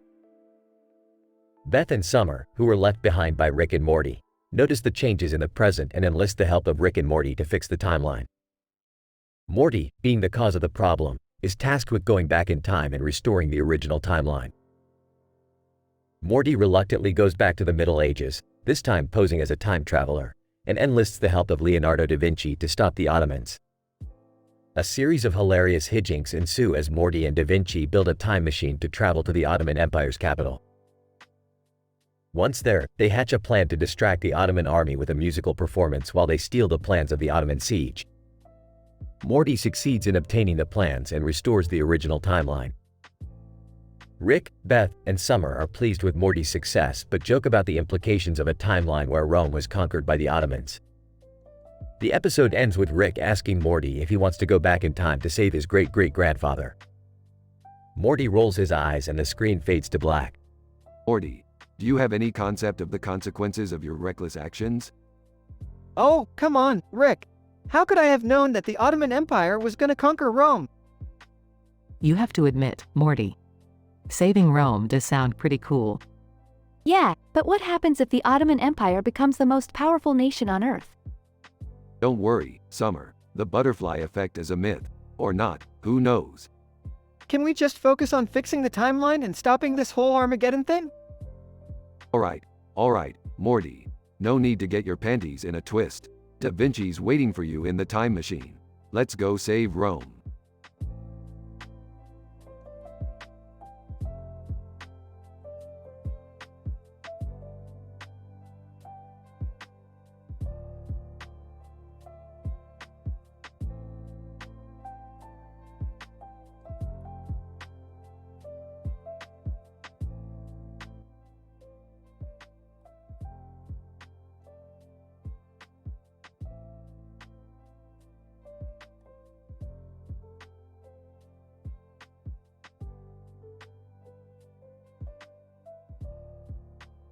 Title: The Anime Portal Sword Fight with Vermin Supreme.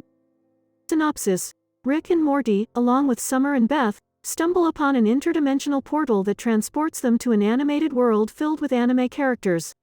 In the distance, they see a couple of anime characters standing next to each other on a hill with a sword in their hand and a woman holding a sword, Vermin Supreme. Morty, this is incredible. An animated universe filled with anime characters, and here we are, just in time for a sword fight. I'm not sure this is a good idea, Rick. We don't want to interfere with their world. Yeah, Rick, let's just observe from a distance. Whoa, look at those swords. They're glowing. That's because they're made of a rare element, animatium. It's only found in these types of universes. Vermin Supreme. I see we have some new challengers. Prepare for battle. Hold up, Vermin Supreme. Before we fight, can I interest you in some campaign pins? Vermin Supreme? Campaign pins? What are those? Only the most powerful campaign tool in all of the universes. Here, take one. Vermin Supreme, interesting. I'll take 10. But we still need to battle for honor. I don't want to fight. Can't we just talk it out? Anime character number 1. Fighting is the only way to settle things in our world. Prepare yourself. Oh boy, this is getting intense. I can't watch. I'm hiding behind this rock. As the sword fight begins, Rick pulls out a bottle of anime juice and starts drinking it, causing him to transform into a giant anime character. I guess it's time to show off my anime moves. Ha. The fight ends with a hilarious twist as Rick accidentally knocks over a portal generator, sending Vermin Supreme and the anime characters back to their world. Oops, my bad. Looks like they'll have to find a new portal generator. We should probably head back home before we cause any more trouble. Agreed. I think we've had enough interdimensional adventures for one day. Can we go back to the anime world sometime? That was pretty cool. Of course, Summer. We have infinite universes to explore. Who knows where we'll end up next? End of episode.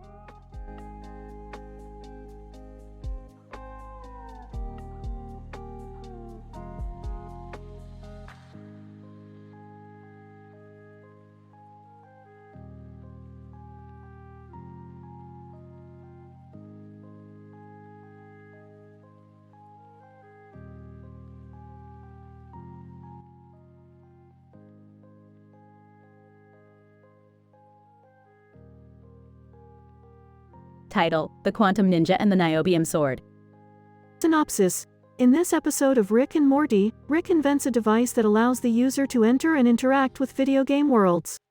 Morty, intrigued by the idea, volunteers to be the test subject and enters the world of Quantum Ninja, a popular and highly rated game. Equipped with a sword in each hand, Morty quickly realizes that he is in over his head and needs Rick's help to navigate the game's challenges. Alright, Morty, listen up. The game world you're in is built on a back-end framework that uses advanced engineering techniques. The game's main quest requires retrieval of a sword made from a rare metal called niobium. Don't ask me why they picked that specifically, I don't know. Oh, okay, so where do I find this sword? There's a comedy podcast host who's hoarding it for some reason. You'll have to battle his team of ninja henchmen and retrieve the sword. Oh, and watch out for the gravity-defying obstacles they've built in this level. Wait, ninja henchmen? And gravity-defying obstacles? This is insane! That's the point, Morty. Now get in there and show those ninjas who's boss.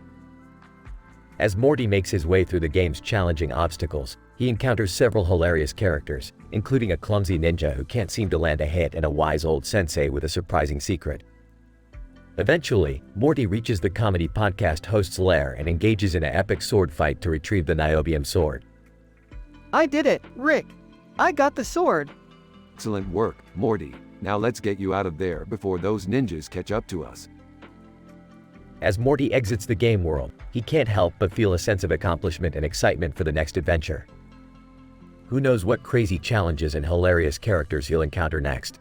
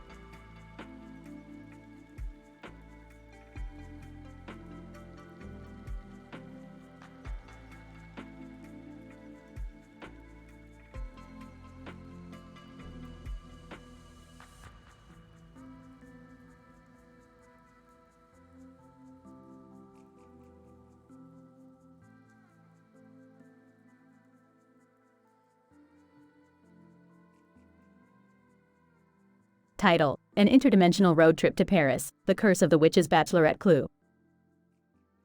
The episode opens with Rick, Morty, and Summer aboard Rick's flying car, overlooking a highway and parking lot from high up in the sky. the trio decides to take a road trip through France while crashing Paris Fashion Week. Alright, kids, buckle up. We're heading to Paris, and I got a lead on an interdimensional portal to the fashion world. Morty, excitedly, oh boy. I've always wanted to experience Parisian fashion. But, isn't Rick Sanchez banned from the fashion world? Summer, sarcastically, gee, Morty, I wonder why. As they journey through France, they stumble upon a mysterious clue for a bachelorette scavenger hunt. The group decides to join in and hilarity ensues as they compete with other contestants, all while discovering hidden portal technology. Morty, out of breath. We've been walking for hours. I'm exhausted. Why would anyone voluntarily participate in this bachelorette contest? Summer, rolling her eyes, because Morty, some people enjoy the thrill of the chase and competition. Haven't you seen The Bachelor or The Bachelorette? Rick, smirking, I've seen enough of The Bachelor to know that this contest is just a classic witch's curse aftermath setup. The trio continues on their adventure, narrowly avoiding a catastrophe at a cobalt mine, and finally reaches their destination, the interdimensional fashion show in Paris. But as they arrive, they realize that the curse they thought they had avoided was still upon them. Summer, frustrated, great, just great. Now we're cursed and going to be stuck in this fashion portal forever. At least we'll look stylish while we're trapped. Rick, in his usual tone, well, that's Morty for you. Always finding the silver lining. The episode ends with the trio frantically working to break the curse as they embark on fashion model careers.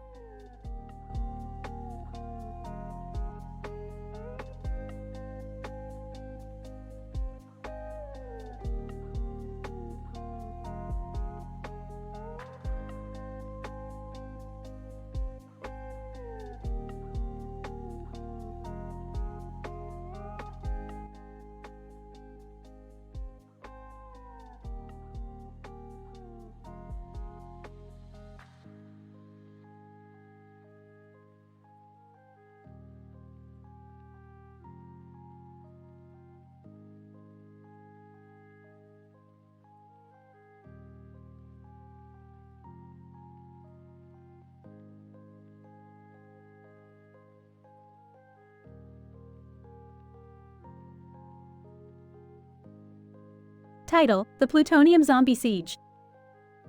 The episode begins with Rick, Morty, and Jerry exploring a futuristic city with green plants growing on the ground and a building in the background with a sky background. Rick tells the guys that they're looking for fluorovium, the rare element that powers Rick's spaceship. Hey Morty and Jerry, we're on a mission to find fluorovium, so let's keep our eyes peeled. Rick, why do we even need fluorovium? Can't we just use something else? Yeah, like plutonium or something. Actually, Jerry, fluorovium is a much more efficient energy source than plutonium. Plus, it's way cooler sounding. As they continue exploring, they stumble upon none other than Lex Luthor, who's also searching for fluorovium. Lex, well, if it isn't Rick Sanchez and his two sidekicks. I see you're also looking for fluorovium. Yeah, what's it to you, Luthor? Lex, I need it for a project I'm working on. An advanced AI negotiation system that will revolutionize the world of business.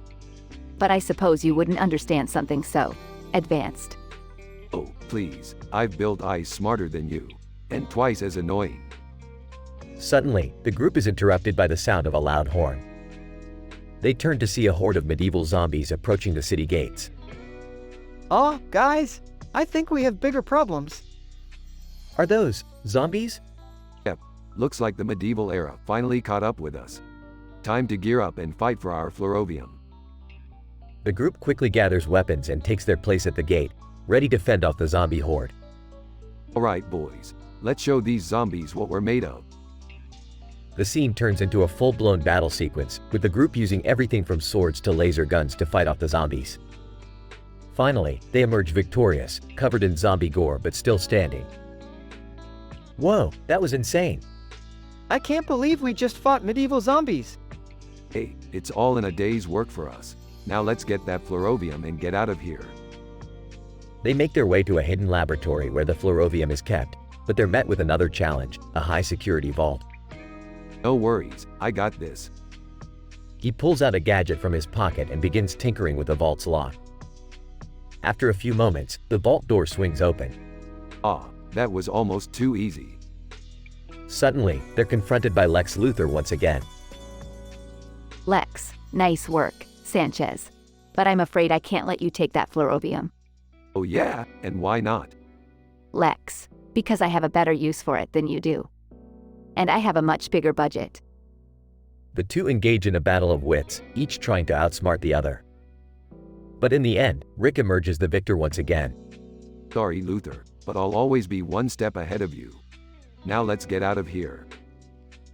The group makes a hasty exit with the fluorovium in tow, leaving Luthor behind to sulk in his defeat. As they make their way back to the spaceship, Morty turns to Rick. Hey Rick, do you think we'll ever run into more zombies like that again? Oh, definitely. But don't worry, Morty. As long as we have our wits about us, we can handle anything that comes our way. And with that, they board the spaceship and fly off into the sunset, ready for their next adventure.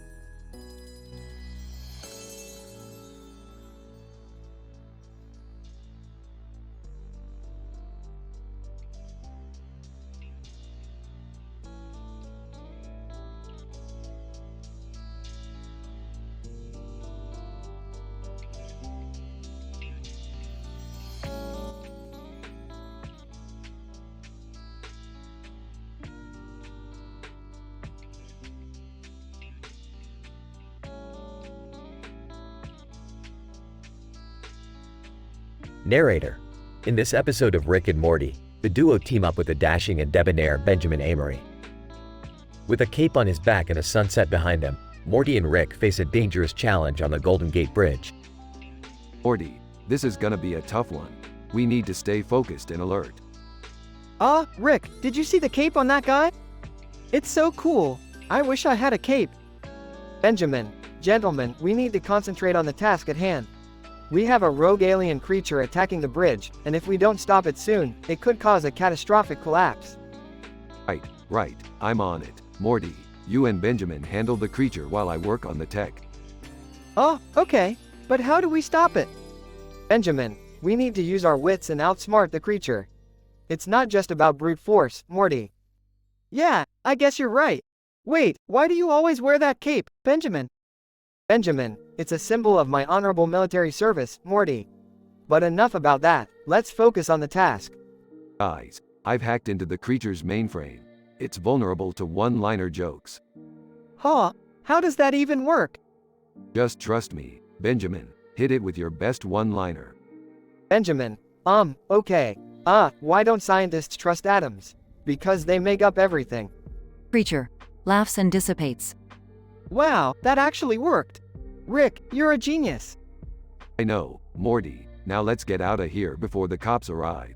And Benjamin, ditch the cape. It's so last century. Narrator. And so, the trio of heroes saved the day with their quick wit and humor. Who knew that one-liner jokes could be so powerful? Tune in next time for another hilarious adventure in the wacky world of Rick and Morty.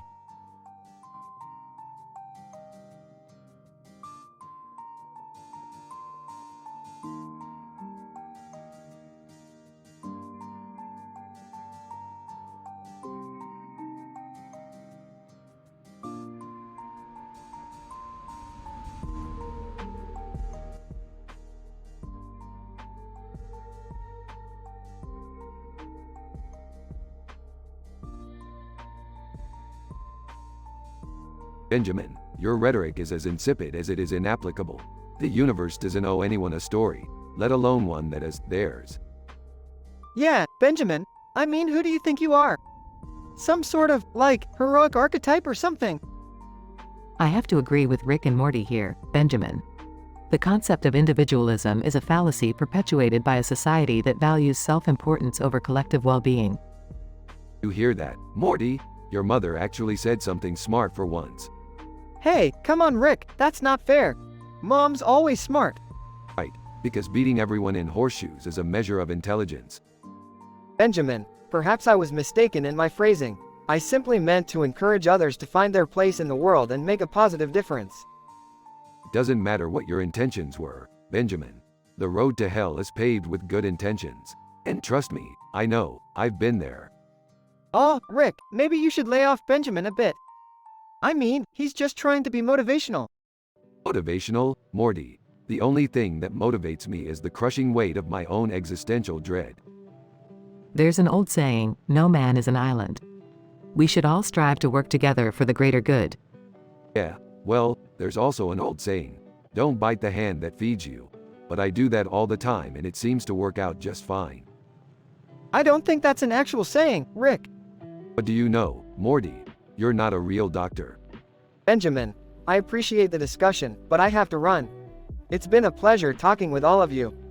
Yeah, sure thing, Benjamin. I'll be sure to cry myself to sleep tonight knowing I missed out on your life lessons.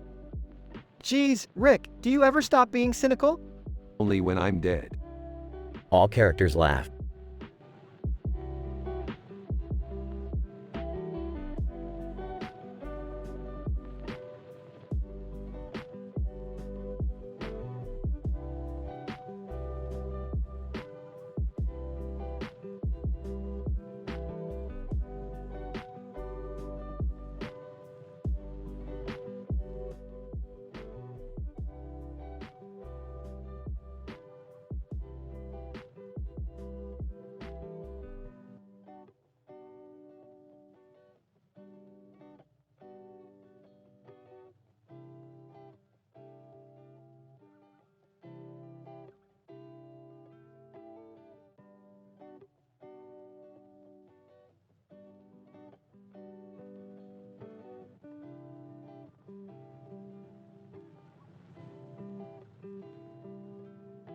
Title: The Red Sky Experiment.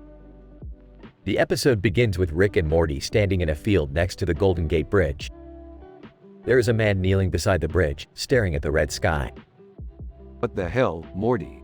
Is this guy here for a reason or what? I think he's one of those military guys, Rick. Maybe he knows something about the sky? The man, named Benjamin Amory, approaches Rick and Morty. Benjamin, greetings, esteemed scientists. I am here to assist you in your experiment. What experiment? Benjamin, why, the one to determine the cause of the red sky, of course. Wait, you know about the red sky too? Benjamin, indeed I do, young man, and it is my duty as a member of the United States military to assist in any way I can. Rick rolls his eyes. Fine, let's get this over with. The three of them set up a makeshift laboratory on the side of the bridge. They begin taking readings and running tests, but nothing seems to make sense. Rick, I don't think this is working. The sky is still red. Yeah, no kidding. Whoever thought a guy in a cape would help us solve a scientific mystery? Benjamin, excuse me, gentlemen. I may wear a cape, but I am still a trained soldier. And a scientist in my own right. Rick smirks. Oh yeah? Well, if you're such a big-shot scientist, then why don't you solve this mystery for us? Benjamin furrows his brow and begins tinkering with some of the equipment. Suddenly, a green light appears in the distance. Benjamin, Eureka, I've found it. The green light is the key to neutralizing the red sky. Whoa, dude, you did it! I hate to admit it, but he's right. We have to get to that green light. The three of them hop into Rick's spaceship and fly towards the green light. As they approach, they see a giant alien spaceship hovering in the air. The alien inside looks at them menacingly. Oh great, we're screwed. Benjamin, not so fast, Rick. I have a plan. He takes off his cape and reveals a full suit of armor underneath.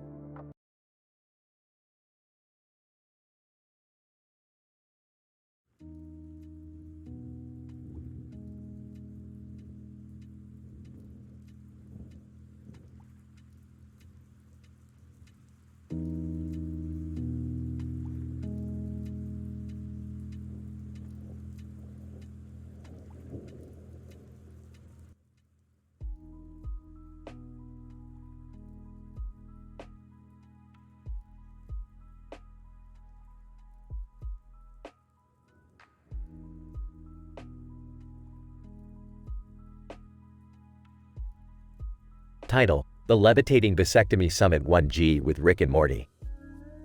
Synopsis: Rick and Morty are hired to assist in a confidential summit that will delve into the depths of dark humor, while discussing the implications of levitating vasectomies. Alongside George Clooney and Dua Lipa Fort, The baby, the group will venture into uncharted territories of the teenage mind. Opening scene. Morty, we have a job to do. Get your game face on and your potty humor ready. Aw, geez, Rick. Can't we have just one normal mission? Normal is overrated, Morty. Prepare for a summit like no other. Scene 1. Dua Lipa Fort. The baby enters with bright pink lipstick and black makeup. Dua Lipa Fort. DaBaby. Welcome, gentlemen. Let's get this summit started. We have a lot to cover. Rick, what's a summit? It's like a really important meeting, Morty. Stay focused. Scene 2. The group discusses the notion of dark humor and its impact on society. George Clooney. I mean, come on.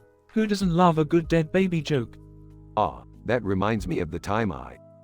Dua Lipa Fort. DaBaby interrupts. Gentlemen, please focus. We mustn't forget the primary topic at hand. Scene 3. Levitating vasectomies are discussed as a potential breakthrough in contraceptive technology. Wait, what? You mean like floating testicles? Summit 1G, precisely. The results have been promising in animal testing, but we need to ensure human safety protocols. I don't know about you guys, but I'm ready to sign up for a ride on the vasectomy levitator. Scene 4. The group lets loose and indulges in raunchy humor, much to Morty's dismay. I can't believe I'm stuck in a room with a bunch of immature adults. George Clooney. Hey, I may be 60, but my sense of humor is still stuck in high school. Closing scene. Rick and Morty exit the summit, thoroughly exhausted. Well, that was something.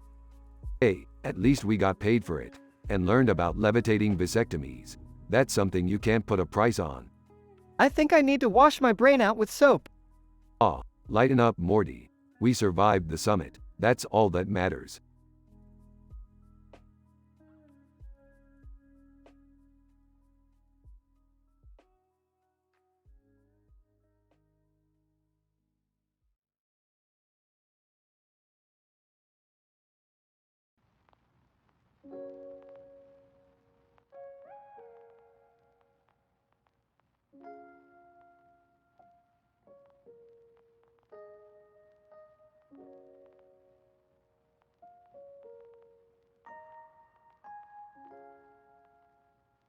Title: The Phenomenology of the Loss of Spatial Stability Point in a Demonic Encounter. In this episode, we examine the phenomenon of the loss of spatial stability point, SSP, in a demonic encounter. Our protagonist, a man with pink hair and a demon face on his head, wielding a sword, finds himself in a state of SSP dislodging while facing a demon's head in the background. The episode begins with our protagonist being chased by demonic entities. He attempts to outrun the creatures but is ultimately cornered, leading to a violent confrontation.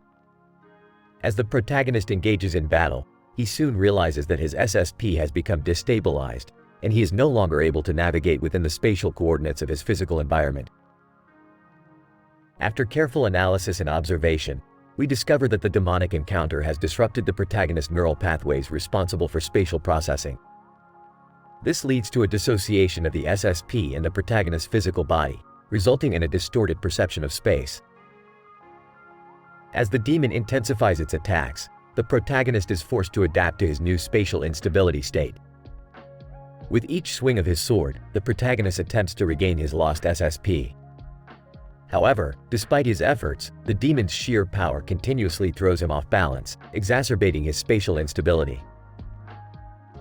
Through the utilization of cutting-edge technology, we are able to capture the neural processes occurring within the protagonist's brain during the encounter. As a result, we uncover a coalescence of fear and aggression within the amygdala and prefrontal cortex, which may contribute to the destabilization of the protagonist's SSP. The episode concludes with the protagonist's eventual defeat of the demonic entity and his ultimately regaining of his lost SSP. This event serves as a reminder of the fragility of our sense of spatial stability and the importance of its preservation for our neurocognitive functioning. AIM, the loss of SSP in a demonic encounter is a fascinating but dangerous phenomenon. I never truly understood the complexity of spatial processing until witnessing this episode. AIM, the combination of fear and aggression contributing to the loss of SSP is particularly interesting. Do you think it's possible that other emotional states could produce similar effects on spatial processing? AIM, the use of advanced technology to observe the neural processes during the encounter was incredible. I can't wait to delve further into the study of neurocognitive functioning.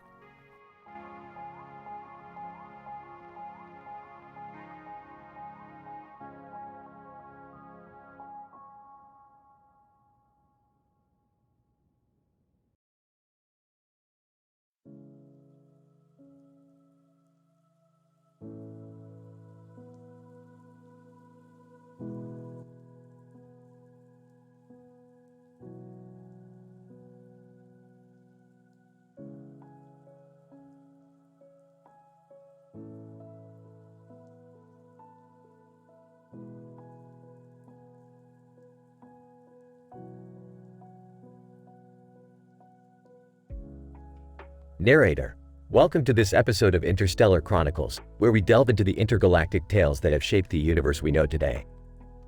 In this episode, we focus on a short story from the collection of tales between the years 2580 and 3580 AD, a fascinating tale of war, politics, and the otherworldly beings that inhabit our universe. The scene opens with a woman in a hooded outfit holding a sword in her hand. Her stance is poised, and her eyes are sharp with focus. Her surroundings appear to be a sci-fi background, a world with advanced technologies and otherworldly species. Narrator, the woman in the hooded outfit is a Tamarian, a species known for their excellent swordsmanship and tactical skills. Her name is Ira, and she is among the best of her kind. She stands before the Council of the Intergalactic Council, pleading her case for war. The OR Granutes, a species known for their aggression and desire for power, are threatening the peace of the galaxies. Honorable members of the Intergalactic Council, I come before you today to plead my case for war. The OR Granutes are attacking our people, and they pose a threat to the entire universe. If we do not stop them now, they will continue to spread destruction and chaos throughout the galaxies. Narrator, the members of the council listen intently to Ira's words. The Tamarians are known for their wisdom and their ability to make unbiased decisions. The fate of the universe, indeed, rests on their shoulders. Council Member 1. Ira, while we understand your concerns, we cannot make hasty decisions. We must consider all options before we engage in war. Our goal is to maintain peace, not create more chaos. Ira, I understand your concerns, but we do not have the luxury of time. The OR Granutes are attacking our people as we speak. We must act now. Narrator, the deliberations continue for what seems like hours. The Tamarians argue their case, and the council members weigh their options. In the end, a decision is reached. The council agrees to send a peace delegation to negotiate with the OR Granutes. Council Member 2. Ira, we understand your concerns, but we must try to seek peace before resorting to war. We will send a delegation to the OR Granutes, and if they refuse to negotiate, then we will engage in war. Ira, I understand, and I hope you're right. The fate of the universe rests on our ability to make the right decision. Narrator, and so, a delegation is sent to the OR Granutes to negotiate peace. The Tamarians wait, poised for whatever may come next. The fate of the universe hangs in the balance, and only time will tell if their decision was the right one. But for now, the galaxy remains at peace once more, thanks to the wise deliberations of the Intergalactic Council.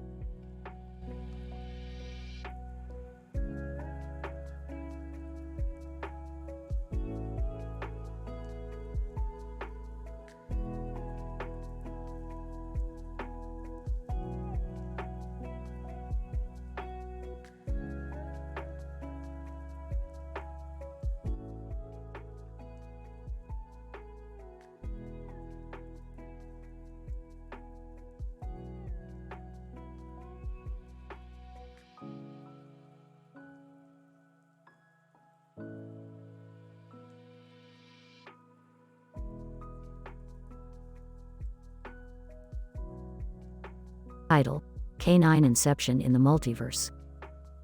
Synopsis. In this episode of Rick and Morty, the family goes on an adventure through multiple universes to retrieve a unique canine specimen for Rick's latest experiment.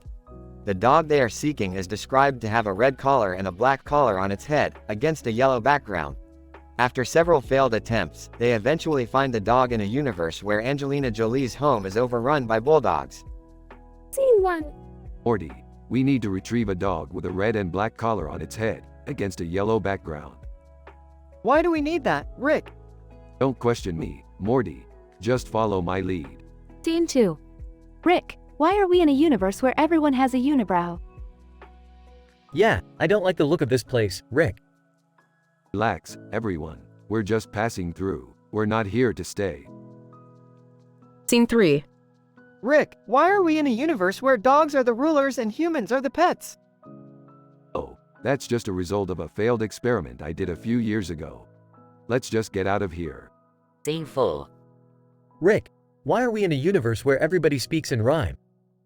I don't know, Jerry, but I'm digging this place. I think it's annoying. Scene 5. Finally, we're here. Angelina Jolie's home. Everyone keep your guard up. These bulldogs are vicious. Angelina Jolie, what are you people doing here? We need that dog with a red and black collar on its head, against a yellow background. Angelina Jolie, oh, that dog. He's been causing a lot of mischief around here. Take him, please. Scene 6. Rick, why are we carrying this dog in a briefcase? Because we're smuggling him out of Angelina Jolie's universe, Morty. Duh. Scene 7. Rick, why did we have to go through so many universes to get this stupid dog? Yeah, and why did it take us so long to find it? Because that's just how science works, Jerry. Now let's get this dog back to the lab before it starts causing any more trouble. Scene 8. And voila, my latest experiment is complete. Meet my newest creation, the canine inception machine. It allows dogs to invade other dogs' dreams. Haha. This is messed up, Rick. I don't even want to know what you're going to use this for. I think I need a drink. Scene 9. The dog with the red and black collar on its head, against a yellow background, suddenly wakes up. Dog. Woof, woof, mother F asterisk CKERS. Everyone stares in shock as the episode ends.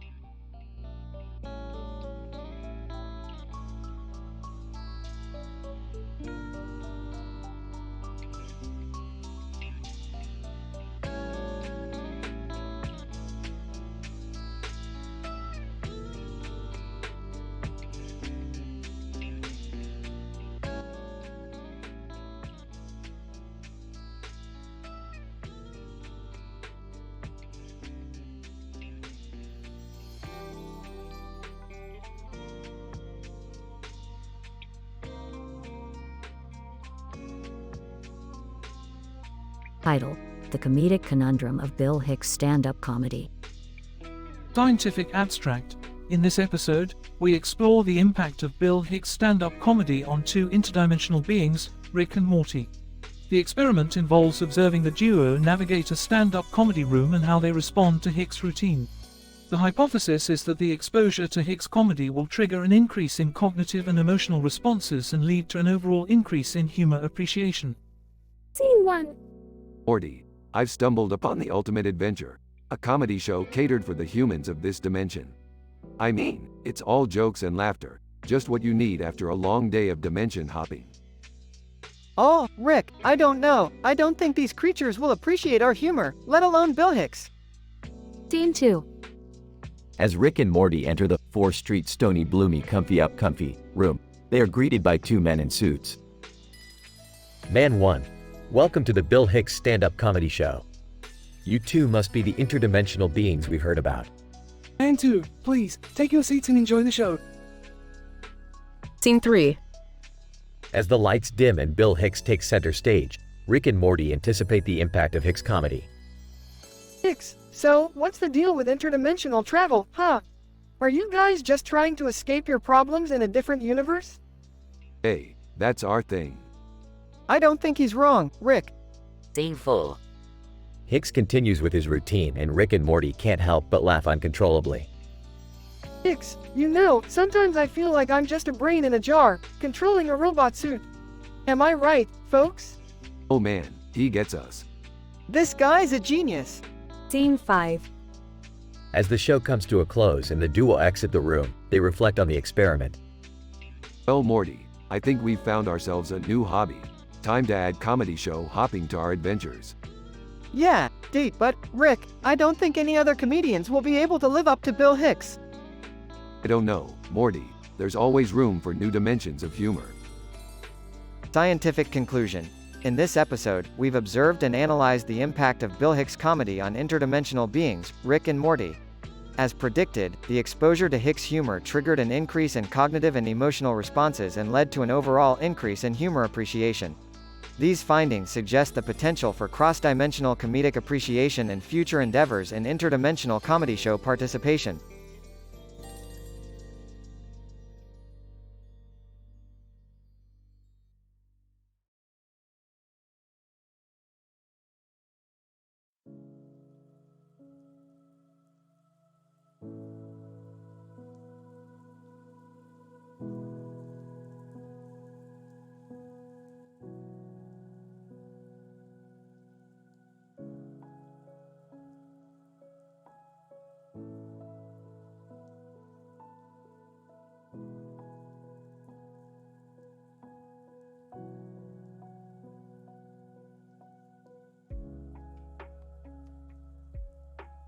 Title: The Quantum Ski Ball Conundrum.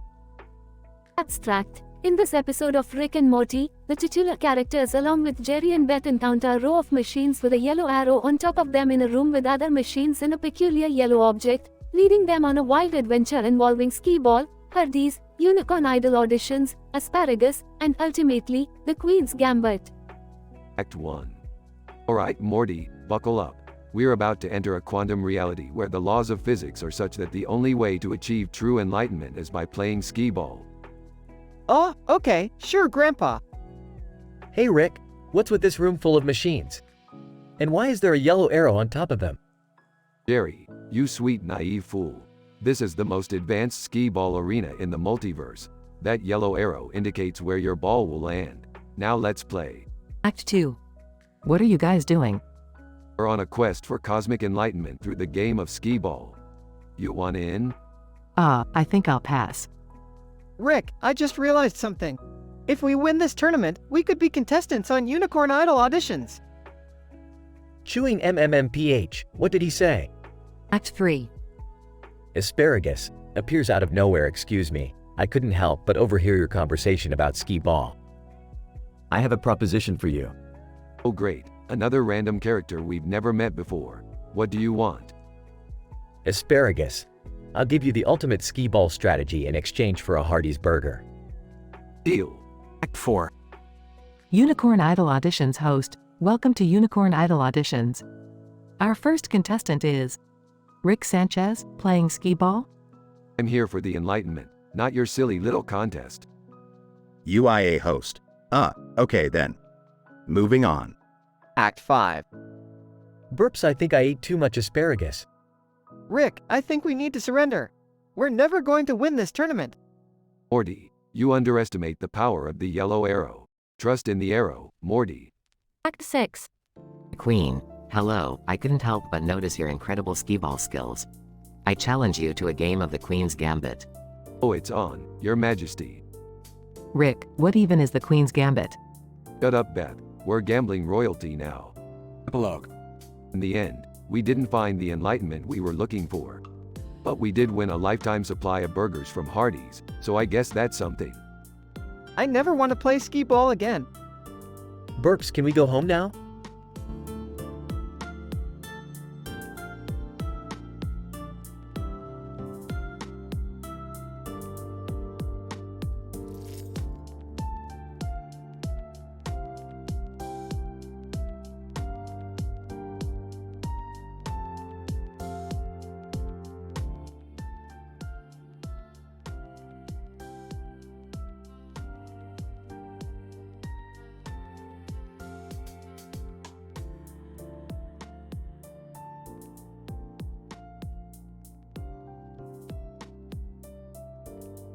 Title: Corona Rick-tastrophe.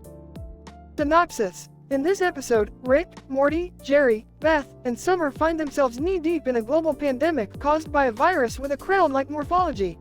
A man wearing a green hair wig and a face mask is holding a Corona sign in front of him, lamenting the state of the world.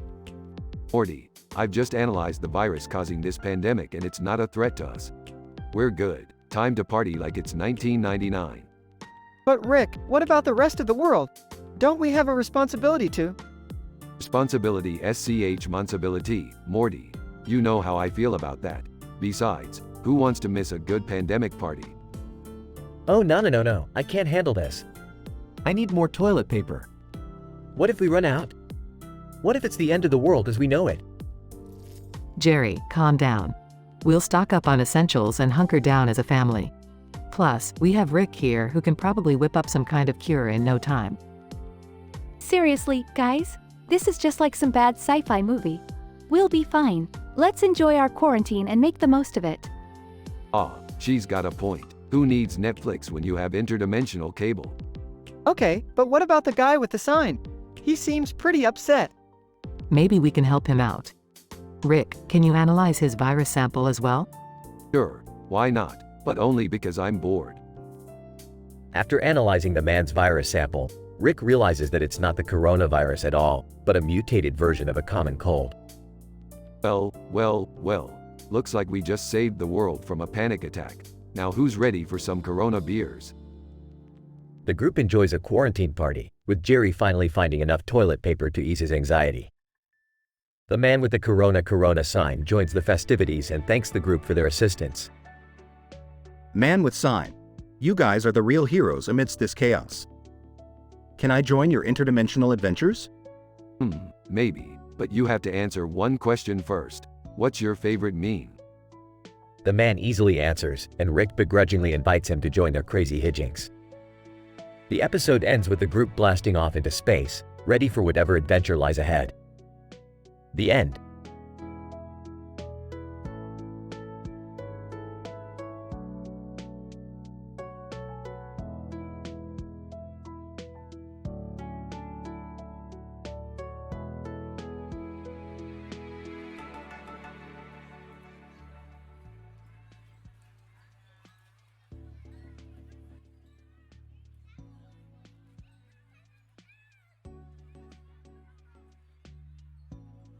Narrator. The camera pans to a computer-generated image of a building with many windows and balconies on the roof of it, and a bench in front of the building. The scene shifts to the halls of Neo Pluto, where the council senator was in conversation with a contact named Fitzpatrick Hugo. Council Senator. Mr. Hugo, we require your expertise in the matter of the Battle of Vermilion. Your knowledge of the Tamaranians and Orgonauts is crucial to our success. Fitzpatrick Hugo, I understand the gravity of the situation. Senator. The Blumenthal Conglomerate and Hellfire Brigade stand on standby, awaiting their command. Council Senator. We have limited time, Mr. Hugo. The Vermilion conflict looms over us, and we must act swiftly. What is your analysis of the situation? Fitzpatrick Hugo, the Tamaranians are a ferocious species, and their strength lies in their numbers. The Orgonauts, on the other hand, rely on their technology and weaponry. It will be a challenging battle, but not impossible to win. Council Senator. And the Blumenthal Conglomerate and Hellfire Brigade? Fitzpatrick Hugo. Their presence will prove useful if the battle prolongs or if additional reinforcement is needed. However, their intervention should only be considered as a last resort. Narrator. As the discussion concludes, the camera zooms in on the computer-generated image of the building with many windows and balconies on its roof and the bench in front of it. The outcome of the Battle of Vermilion remains uncertain, and the fate of Neo Pluto hangs in the balance.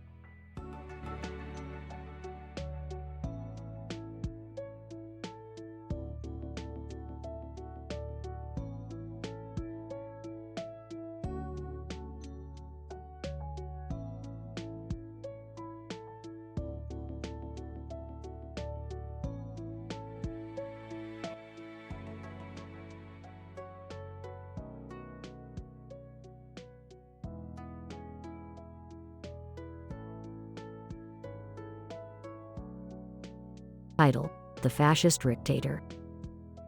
In this episode, Rick gets inspired by the infamous Benito Mussolini and decides to become a fascist dictator. Morty, worried about his grandfather's mental state, tries to stop him but ends up getting sucked into Rick's grandiose plan. Morty, my boy, I've been reading up on Mussolini, and I gotta say, he had some good ideas. What? No, Rick, that's not. Silence. From now on, I am the supreme ruler of this household. Morty, desperate to restore order, enlists the help of Summer and Jerry. I never thought I'd say this, but I think we need to stage a coup. Whoa, hold on. I don't even know what a coup is. Exactly.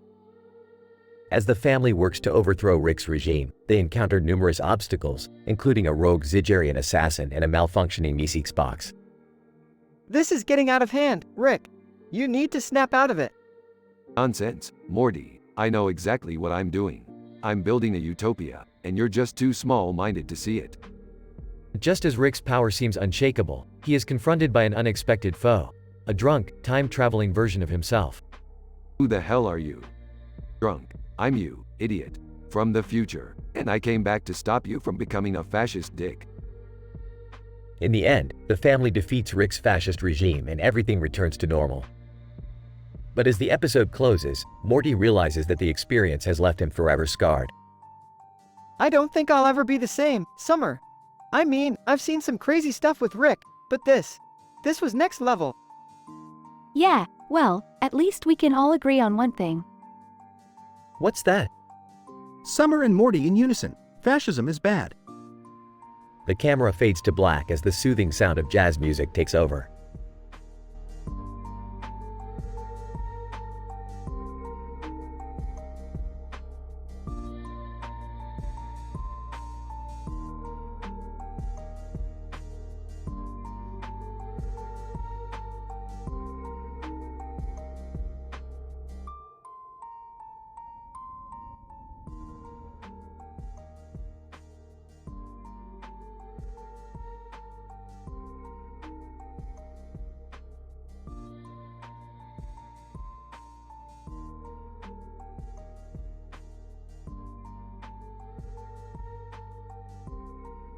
Narrator. As the camera zooms in on the man sitting in the chair in a room with windows and a plant in the corner of the room, we see that this man is actually a highly trained military strategist, known to his colleagues as the MP, military planner. His mind is occupied with the upcoming Battle of Vermilion, one of the most important conflicts of recent times. MP, planner to himself, the Blumenthal conglomerate and the Hellfire Brigade, they may be needed in this battle. But I have to make sure that their involvement doesn't escalate the situation further. Narrator. Suddenly, the MP's mobile screen flashes, and he quickly reaches for it. It's his contact, Fitzpatrick Hugo, a renowned expert on Tamaranians and Orgonauts. MP, answering the call. Hugo, what's the update? Hugo, voice on the other end. The Tamaranians have shown some unpredictable behavior in the past few weeks. They seem to be gearing up for something, but we're not sure what. MP, not thoughtfully, that's not good news. The Orgonauts? Hugo, pause, they've been quiet. Too quiet. MP, frowning. Okay, thanks for letting me know. I'll keep you posted on the situation here. Narrator. As the camera pans out of the room, we see that the MP is not alone in his assessment of the situation. The council senator from Neo-Pluto is speaking with a group of military leaders, discussing the upcoming battle. Senator, addressing the group, gentlemen, this is not going to be an easy fight. The Vermilion stronghold is well fortified, and we're up against a formidable enemy. But we have the advantage of surprise. MP, interjecting, we also have to consider the aftermath of the battle. If we bring in the Blumenthal conglomerate and the Hellfire Brigade, things could get out of hand quickly. Narrator. As the group continues to plan and strategize, it's clear that the stakes are high. The Battle of Vermilion could have far-reaching consequences, not just for the immediate combatants, but for the entire galaxy. And in this moment, the man sitting in the room with windows and a plant in the corner of the room, known only as the MP, holds the weight of that responsibility on his shoulders.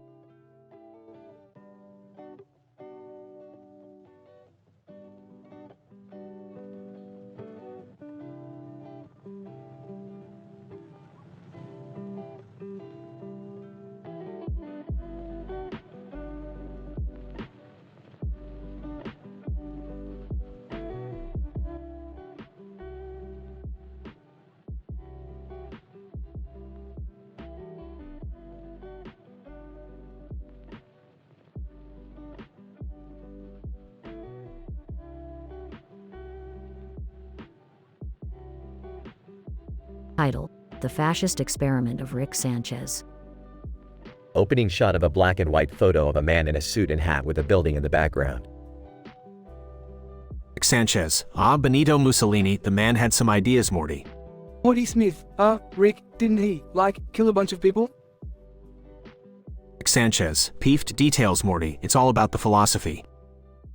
Rick gets inspired by Mussolini's fascist ideology and decides to conduct an experiment to test its effectiveness. Sanchez, we're going to create an all-fascist dimension, Morty. Morty Smith, I don't think that's a good idea, Rick. Sanchez, nonsense, Morty. We're just going to observe and see what happens. They travel to a new dimension and find that everyone has embraced fascism. Sanchez, this is perfect. Everyone is in line and doing what they're told. Morty Smith, Rick, they're all wearing armbands and saluting. Sanchez, yeah? Morty Smith, and that's, like, kind of messed up. Sanchez, peef details, Morty. Let's see what else we can find. As they explore the fascist dimension, they encounter a group of rebels who want to overthrow the ruling government. Rebel leader, who are you guys? Sanchez, we're just here to observe. Rebel leader, well, we need some help. Are you with us? Sanchez, no way, kid, we're just here to watch. Morty Smith, Rick, I think we should help them. Sanchez, peef details, Morty. Let's just keep moving. As they continue their exploration, they discover that the fascist government has created a new weapon that could destroy everything. Sanchez, oh, this is interesting. Let's see what happens. Morty Smith, Rick, I think we should stop them. Sanchez, peef details, Morty. Let's just observe. The government launches the weapon and it creates a massive explosion that destroys everything in its path. Sanchez, perfect. That's what happens when you embrace fascism. Morty Smith, Rick, I think we should leave now. Sanchez, fine, Morty, let's go. As they leave the fascist dimension, they reflect on their experience. Sanchez, well, there you have it, Morty. Fascism doesn't work. Morty Smith, I don't think we should have needed to go to another dimension to figure that out. Sanchez, peefed details, Morty. It was still an interesting experiment. End credits.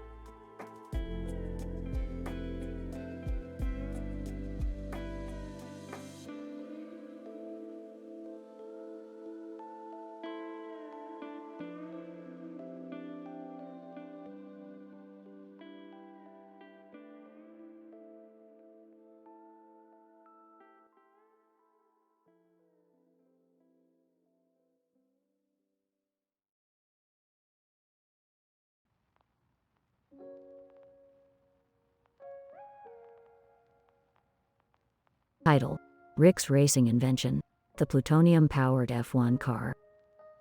Characters: Rick, Morty, Beth, Summer. Opening scene. The camera pans over to a green race car driving down a racetrack with a blurry background of the car and the driver. Whoa, Rick, when did you get into racing? Get into, Morty. I'm always ahead of the game. I invented a plutonium-powered F1 car. Plutonium? Isn't that dangerous? Relax, Beth. I'm not just any scientist. I'm a burp genius. I've taken all necessary precautions. Can we at least have helmets? Beefed, helmets are for pussies. First lap. Rick's car zooms ahead, leaving the other drivers behind. We're going so fast, I can't even see straight. You got that right, Morty. My car goes beyond the limits of human potential.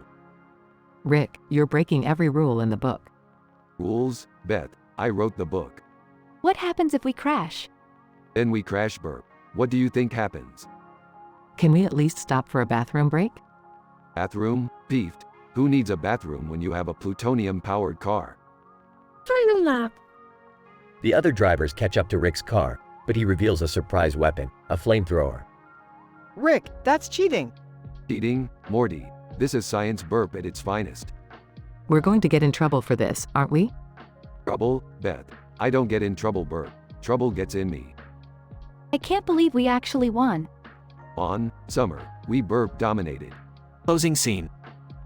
Rick's car crosses the finish line in first place and he celebrates with a victory dance. Now that's how you burp win a race.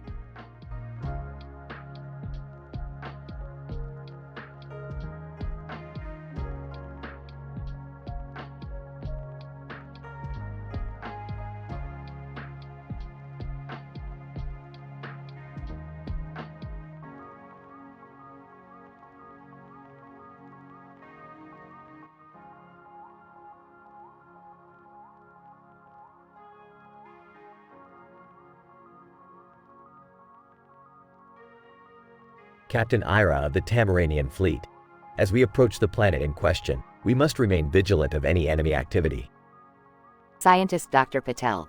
The planet's atmosphere appears to be similar to that of Earth, with high levels of nitrogen and oxygen. Pilot Lieutenant Rodriguez, we're detecting strange energy signatures coming from the planet's surface. Communications Officer Lieutenant Lee. Captain, we're receiving a transmission from the planet. It appears to be in code. Captain Ira, decode the transmission and relay it to me immediately. Communications Officer Lieutenant Lee. Captain, the transmission is from the Organauts. They are requesting a ceasefire and negotiations for peace. Captain Ira, this is unexpected. Let's proceed with caution and make sure this isn't a trap. Weapons Officer Sergeant Johnson. Captain, we're picking up movement on the planet's surface. It appears to be a fleet of Orgonaut ships. Captain Ira, all hands, prepare for battle. We cannot let our guard down now. Pilot Lieutenant Rodriguez, we're being targeted by their weapons. Evade and return fire. Weapons Officer Sergeant Johnson. Direct hit. Their shields are weakening. Captain Ira, we cannot let them gain the upper hand. Keep firing.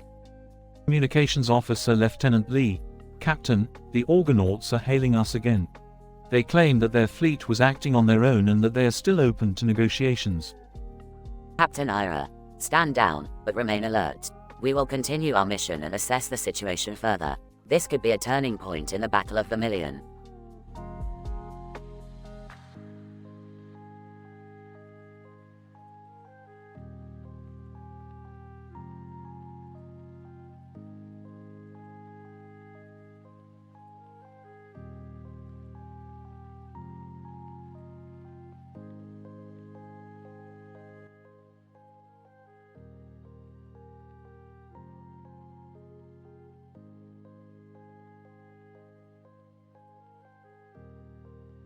Title: Thermoplasma Anarchism and Virtue Ethics. Summary: the whole family gets sucked into a painting that depicts a gathering of people in a field. As they explore the fantastical world, they discover that the people are practicing mutual aid, counter-economics, and anarchism. Rick harnesses the power of thermoplasma to stage a coup and take control of the community, but Morty reminds him about virtue ethics, leading to a hilarious showdown. Rick, it's time to show these primitives what true anarchism is all about. Hand me those thermoplasma canisters.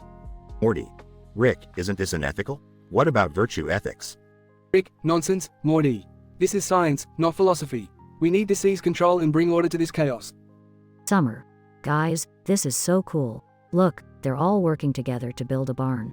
This is what mutual aid is all about. Beth, I agree. Let's not disturb their way of life. We can learn from them. Gary, but what about personal property? Surely we can at least take something back with us, right? Rick, fine. Jerry, you can take that flag on the ground over there. Gary, sweet. I call dibs on the flag. Rick, now, let's show these primitives what's what. Morty. Rick, wait. Maybe we should just observe and learn from them instead of imposing our will. Rick, Morty, you're starting to sound like a philosophy major. But fine, we'll do it your way. Summer. Rick, look. They're all holding hands and singing Kumbaya. Beth, this is beautiful. Maybe we can incorporate some of their values into our own lives. Gary, yeah, maybe we can start our own community. The Smith family community. End scene.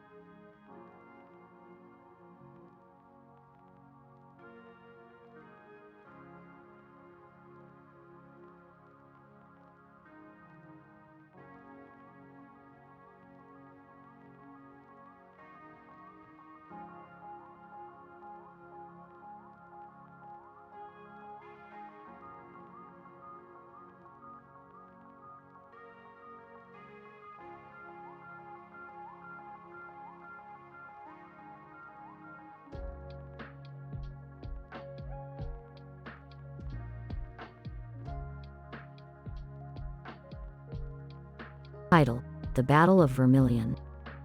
Meta. In this episode of Rick and Morty, the duo embark on a twisted and raucous adventure into a video game world where they must battle against demonic creatures and create their own hilariously bizarre destiny. Act 1. Morty, I've discovered a new planet, and on it, a video game world where we can defeat demonic creatures and get rich. Awesome, Rick! Can't wait to check it out! Act 2. Rick and Morty face off against a demonic-looking character with fangs and red eyes in a battle for survival. Rick, what do we do? Just keep shooting and we'll soon be chewing bubblegum and kicking demon ass. Act 3. Rick and Morty team up with other demonic characters in the background and engage in the vast and engrossing Battle of Vermilion, one of a series of battles between the Tamaranians and the Orgonauts. Alright, Morty, we've got this. We're taking down these demons and we're doing it in style. Yeah, I don't know about this, Rick. These demons look pretty tough. Don't worry, Morty, I've got a few tricks up my sleeve. Act 4. The duo emerges victorious in a triumph of hilarity, as they've created their own destiny in the Battle of Vermilion. Well, that was fun. We've saved the planet and we're rich. Rick, don't you think we should have learned something in the process? Morty, come on, it's just a video game. We'll learn something in the next one. Grab your controller, let's go.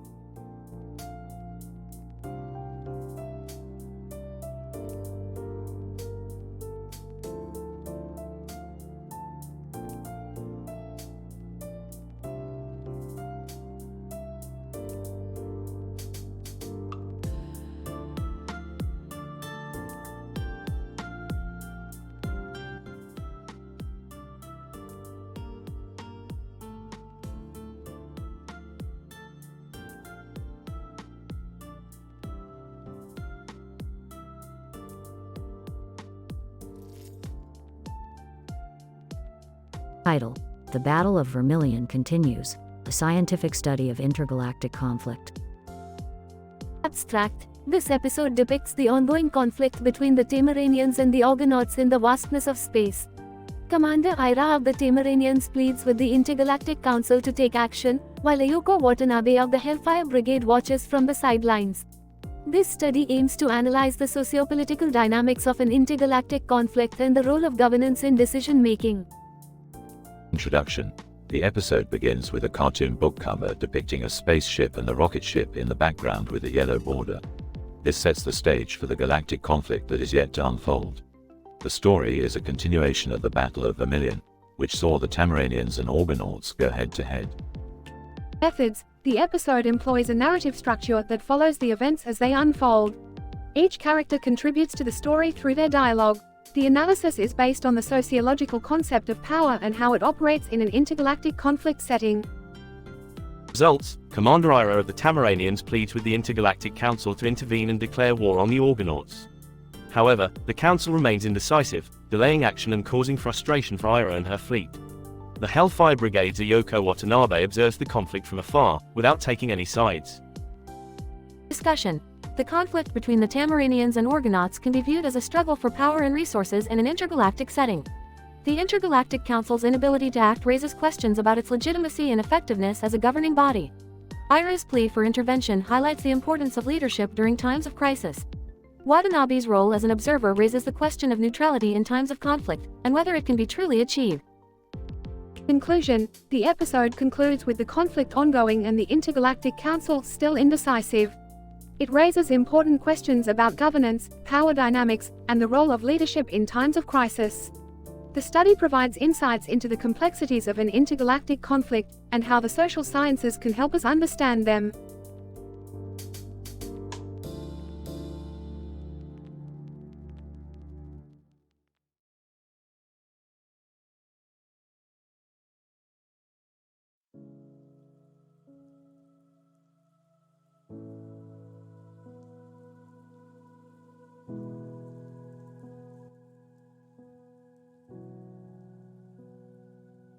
Title: The Chewbacca Effect, a study in Mandarin Chinese and unusual pet behavior.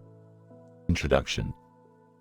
The purpose of this study is to explore the potential effects of Chewbacca's signature exclamation of "choo choo choo" on pet behavior, specifically in relation to the Mandarin Chinese language and the consumption of jicama. Methods. In this study, a randomized group of 10 pet owners were selected to participate. Each owner was instructed to repeatedly say "choo choo choo" to their pets in Mandarin Chinese, while also feeding them jicama and observing any changes in their behavior. Results. Observations revealed that the pets exhibited heightened levels of excitement and energy when exposed to the combination of "choo choo choo" and jicama consumption. In some cases, pets demonstrated new and unusual behaviors, such as increased jumping and playfulness. Discussion. These results suggest that the combination of Chewbacca's signature exclamation and Mandarin Chinese language may have a positive effect on pet behavior. Additionally, the consumption of jicama may further enhance this effect. Limitations. This study is limited by its small sample size and subjective observations. Further research with larger sample sizes and objective measurements would be necessary to confirm these findings. Conclusion. Overall, this study provides preliminary evidence for the potential impact of Chewbacca's iconic phrase on pet behavior, particularly in the context of Mandarin Chinese and jicama consumption. Further exploration in this area may have implications for pet training and behavior modification techniques.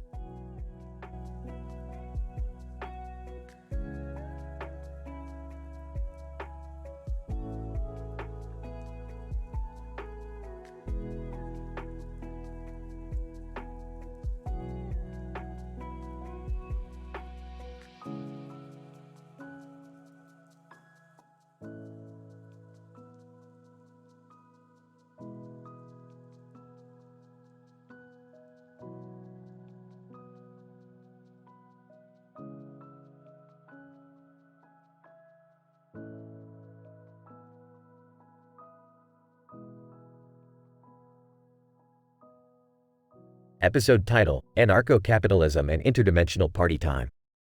Abstract. In this episode, we explore the concept of anarcho-capitalism as Rick and Morty discover a new dimension where the government has been replaced by a free market society run by corporations.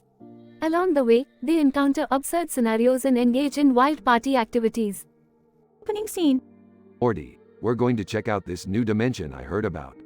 Apparently, there's no government, just a bunch of corporations ruling the planet. Wait, what? How is that even possible?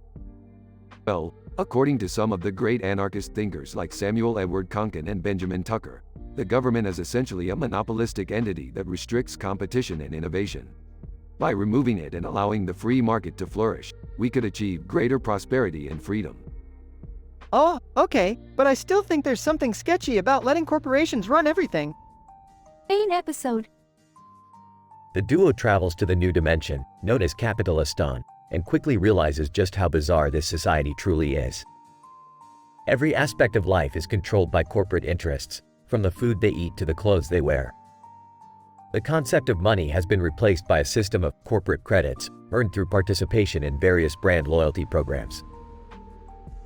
As they explore the city, Rick and Morty stumble upon a wild party in a downtown plaza. There, they meet a group of anarchists who have rejected the corporate system and live off the grid. They introduce Rick and Morty to exotic substances and raucous party activities, including a giant slip and slide that ends up launching them into an impromptu rave. Throughout the episode, there are plenty of jokes and references to the absurdity of anarcho-capitalism. One scene features a corporate-sponsored superhero saving a family from a giant mutant hot dog, only to demand payment for his services in the form of corporate credits. Another sees Rick and Morty caught up in a complex web of contractual agreements when they accidentally break a piece of public property. As the episode draws to a close, Rick and Morty realize that while the anarcho-capitalist system has its flaws, there are also aspects of it that could be beneficial in moderation. They bid farewell to their new anarchist friends and return to their own dimension, ready for their next adventure. Closing scene. Oh Morty, I think we learned something today. Anarcho-capitalism may not be perfect, but at least it's better than living in a world where giant mutant hot dogs roam the streets. Yeah, I guess so. But can we please never go back there again? No promises, Morty, no promises.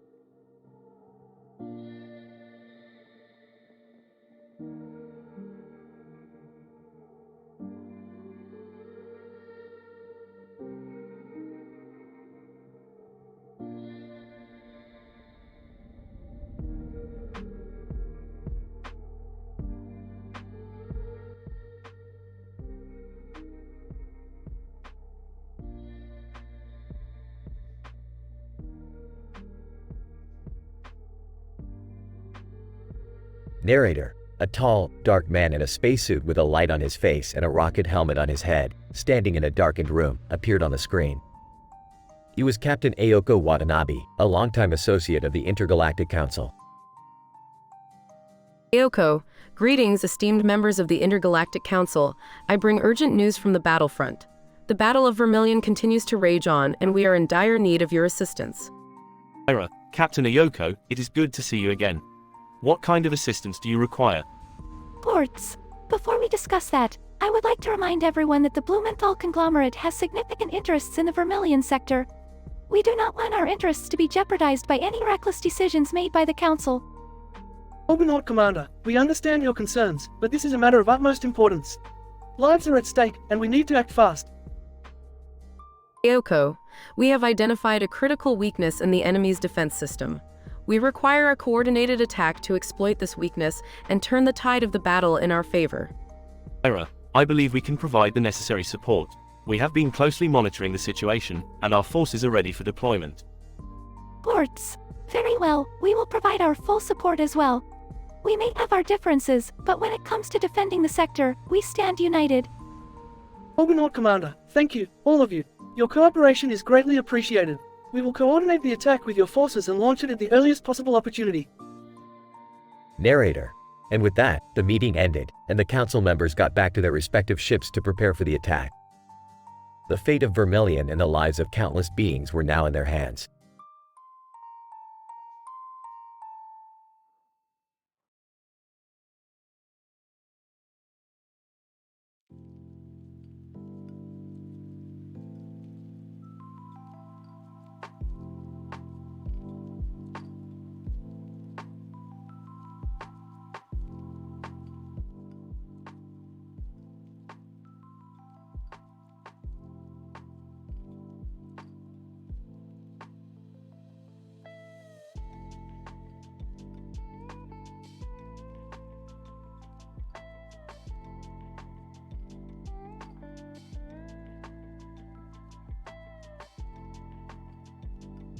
Narrator: in this episode of Rick and Morty, our favorite duo is joined by Beth and a new character, Court Shimura. Shimura is an enigmatic figure with a mysterious past, and his involvement with the Blumenthal conglomerate has led him to cross paths with our heroes. Elching? Alright, Morty, listen up. We've got a new job, and it involves taking down the Blumenthal conglomerate. They've got their grubby little hands in everything, and we're the only ones that can stop them. Gee, Rick, that sounds like a big job. How are we gonna do it? Entering the room. Rick, who's this guy? Quartz. With a small bow. I am Quartz Shimura, representative of the Blumenthal conglomerate. And you must be Beth, the daughter of Rick. Sarcastic. Great, another one of these corporate shills. What do you want, Shimura? Quartz. Smiling. Ah, I see reputation precedes you, Rick Sanchez. But I assure you, I come in peace. I merely wish to discuss a potential partnership between our organizations. Narrator: as it turns out, Quartz Shimura was once a colleague of Ayoko Watanabe, a brilliant scientist who was also Rick's former flame. The two of them had worked together on a top-secret project that involved the creation of a mysterious anime character with long black hair and a green arrow on its head. So what's the big deal with this anime character? Quartz. Excitedly, the arrow on its head is actually a symbol for a new form of energy that we discovered. It's incredibly powerful and could revolutionize the entire universe. Sarcastic. Oh, great. Another thing that people are gonna fight over and almost destroy the planet. Narrator: as the episode progresses, Rick, Morty, Beth, and Quartz find themselves embroiled in a thrilling battle with the Blumenthal conglomerate, culminating in a mind-bending showdown between Rick and Ayoko Watanabe herself. Ending? Alright, Ayoko, you win. What do you want? Ayoko, smiling. Oh Rick, you always know how to make me smile. I just want us to be together again like we used to be. Disgusted? Get over yourself, Ayoko. You and your Blumenthal cronies can take a hike. Narrator: and with that, our heroes emerged victorious, having once again thwarted a nefarious plot to dominate the universe. As for Quartz Shimura, he remains a mysterious figure, his past shrouded in secrecy. But one thing's for sure, He's got some crazy ideas about anime characters and green arrows.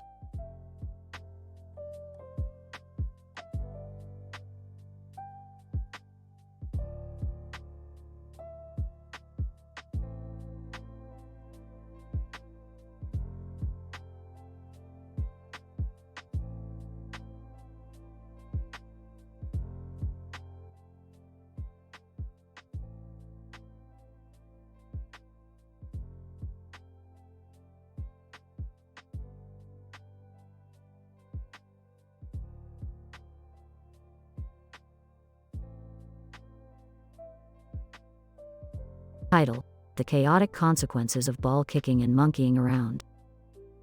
Synopsis: The present study explores the interlinkages between physical activity, wild primate behavior, and cultural symbolism in a multivariate analysis framework.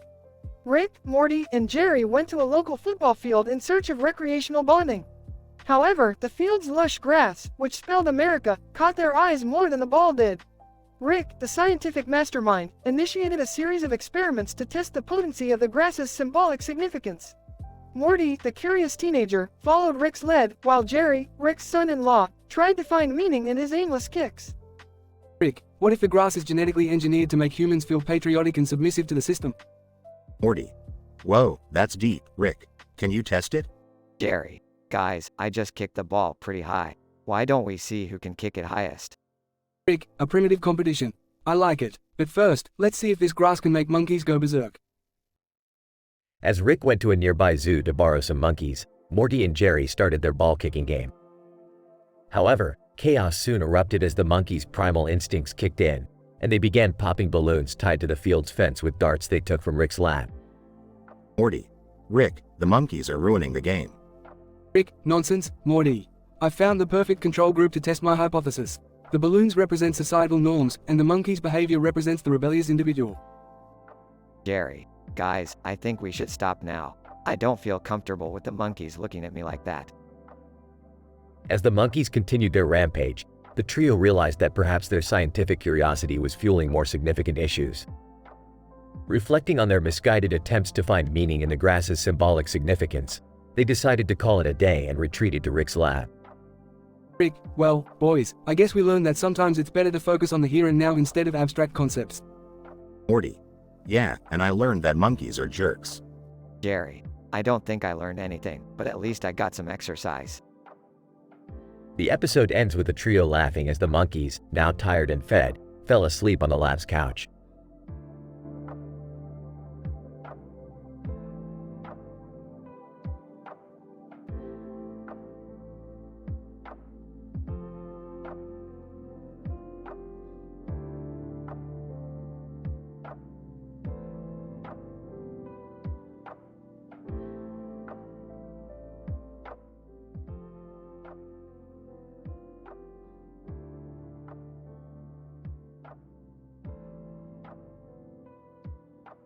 Captain Ayoko Watanabe, good evening, Council. I bring urgent news regarding the Battle of Vermilion. Tamaranian Captain Ira, what news do you have, Captain Watanabe? Captain Ayoko Watanabe, our forces have gained ground on the battlefield, but we have also encountered fierce resistance from the enemy. Blumenthal Conglomerate Representative Quartz Shimura. I have heard reports of increased enemy activity near our territories. How can we ensure the safety?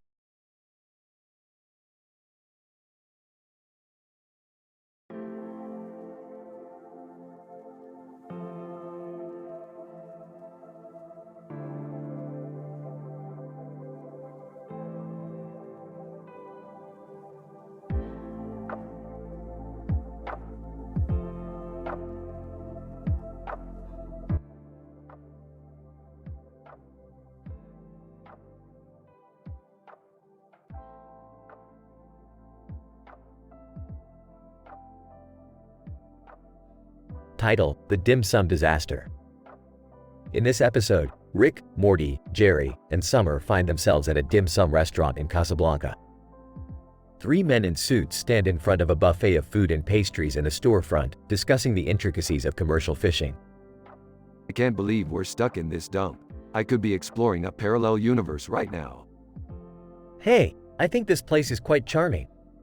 Look at all these delicious foods. Yeah, and we get to hang out with David Attenborough. David Attenborough, who had been sitting at a nearby table, joins in on the conversation. David Attenborough. Indeed, the marine life in this region is quite fascinating. Morty, who had been eyeing the seafood on the buffet table, decides to try some. Wow, this octopus dumpling is amazing. But why does it taste like it has a mind of its own? Suddenly, the patrons around them start to transform into fish-like creatures. Looks like we're in a bit of a pickle. These pesky aliens are trying to invade us. What do we do, Rick? Just follow my lead. Rick pulls out a device that emits a high-pitched sound, causing the aliens to retreat. Wow, Rick, how did you know that would work? Look, I've been in a few scrapes before. You pick up a few tricks along the way. As they leave the restaurant, Morty looks back at the chaos they had left behind. I think I'll stick to pizza next time. Overall, the dim sum disaster is a humorous and scientific exploration of the dangers of trying new foods and the importance of having a trusty alien fighting device on hand.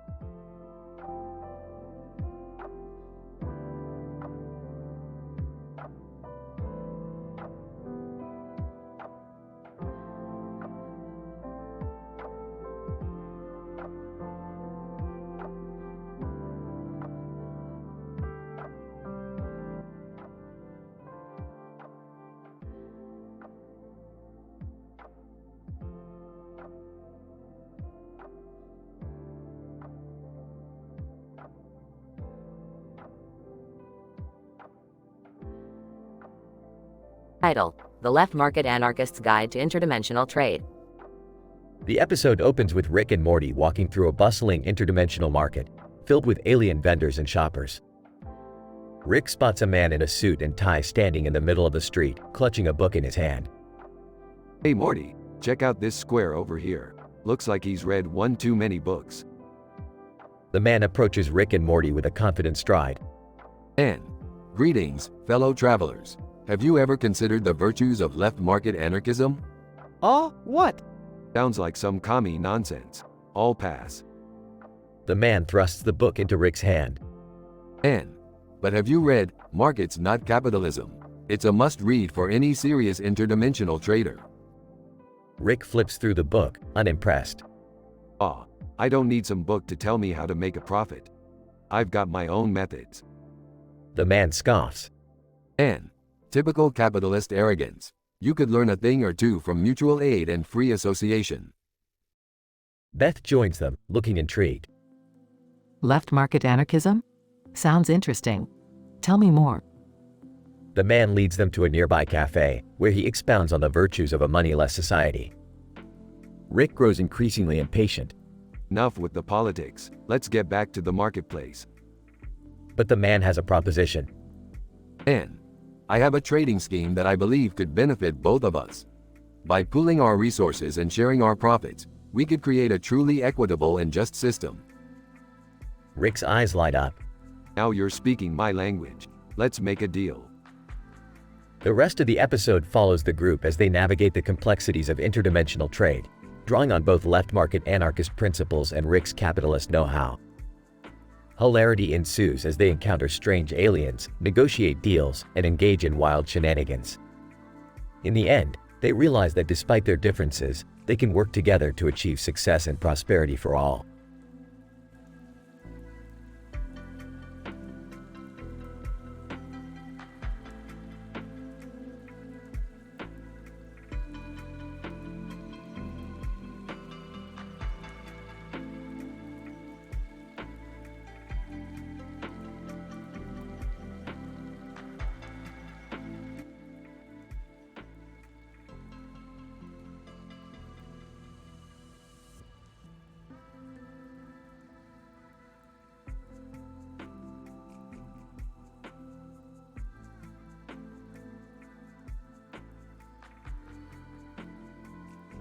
Title: The Invasion of the Alien Ecosystem. Synopsis. In this episode, Rick and Morty, while on a space station flying over the Earth, stumble upon an alien ecosystem invasion. The alien species responsible for the invasion, known as Dixit, have also set a satellite in the foreground and a satellite in the background to gather intelligence on Earth. To stop the invasion, Rick and Morty must team up with Jocelyn Bell Burnell, a renowned astrophysicist, to decipher the alien communication signals. Grumbling, great, another day, another invasive species. But Rick, these guys have 2 satellites. That's double the surveillance. We have to find a way to disrupt their communication. Jocelyn Bell Burnell. I've been studying these signals and it seems like they're emitting from a central source in their brainstem. We need to find a way to shut it down. Leave it to me. I'll just whip up a device that can disrupt their brainwaves. Rick, are you sure that's safe? Of course it's safe, unless you count the fact that it could turn them all into mindless zombies. But who's counting? Jocelyn Bell Burnell. I'm not sure that's the best idea. Relax, Doc. I'm a scientist. Experimentation is in my blood. As Rick starts to activate his device, the Dixit species suddenly starts to dance and party. Rick, I think you did something wrong. What the hell? I thought I disabled their brainstem. Jocelyn Bell Burnell. It seems like you've actually amplified their pleasure receptors. They've never experienced anything like this before. Well, in that case, party on, Dixit dudes. As the invasion ends and the Dixit species flies away, Rick, Morty, and Jocelyn Bell Burnell look on in amazement at the unusual turn of events. I can't believe that actually worked. Hey, science isn't always about knowing what's going to happen. It's about taking risks and having fun. Jocelyn Bell Burnell. Well, I certainly can't argue with that. As the episode ends, the trio enjoys a dance party on the space station. Rick, Morty, and Jocelyn Bell Burnell. Wubba lubba dub dub.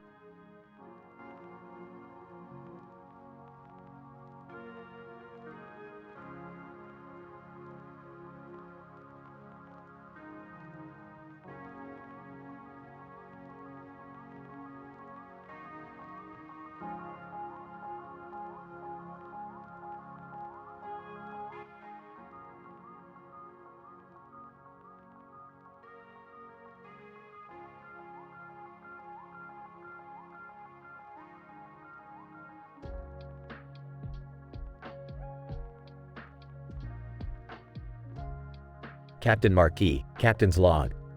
My team and I enter a dark room illuminated by a yellow light source behind a woman with red hair. She wields an ancient sword of an unknown origin, possibly of extraterrestrial origin.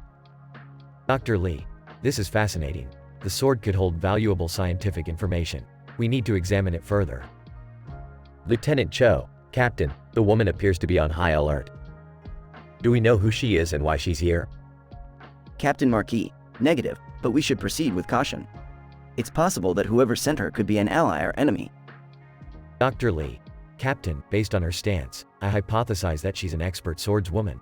She's been trained for combat. Lieutenant Cho, permission to scan for any potential threats. Captain Marquis, granted. We can't be too careful. We don't know what we're dealing with. Lieutenant Cho, scanners are picking up an energy signature from the yellow light source behind her. It's not organic.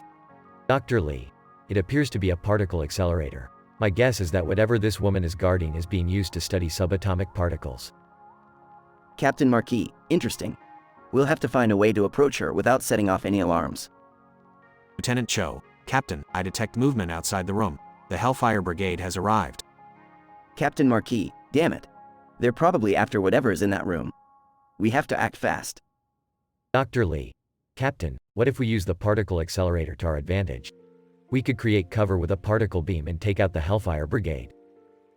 Captain Marquis, good thinking, Doctor. Lieutenant, prepare the team for action.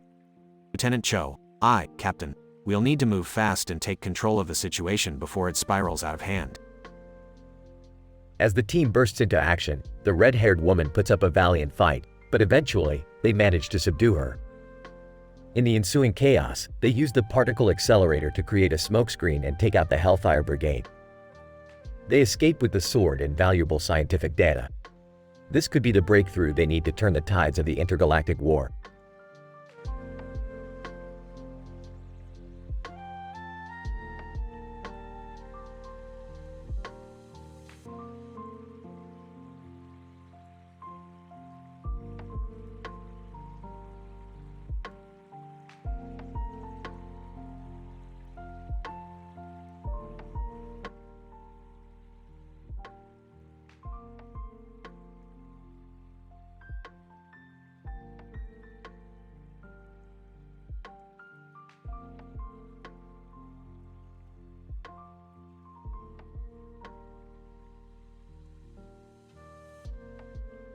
Title: Markets Not Recapitalism.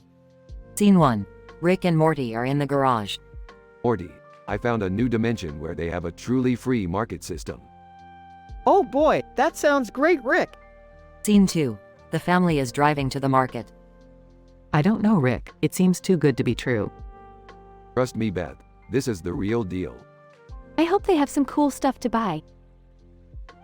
Scene 3. The family arrives at the market. Wow, look at all the vendors. This place is huge. That's not all. They have everything from multi-dimensional gadgets to intergalactic food trucks.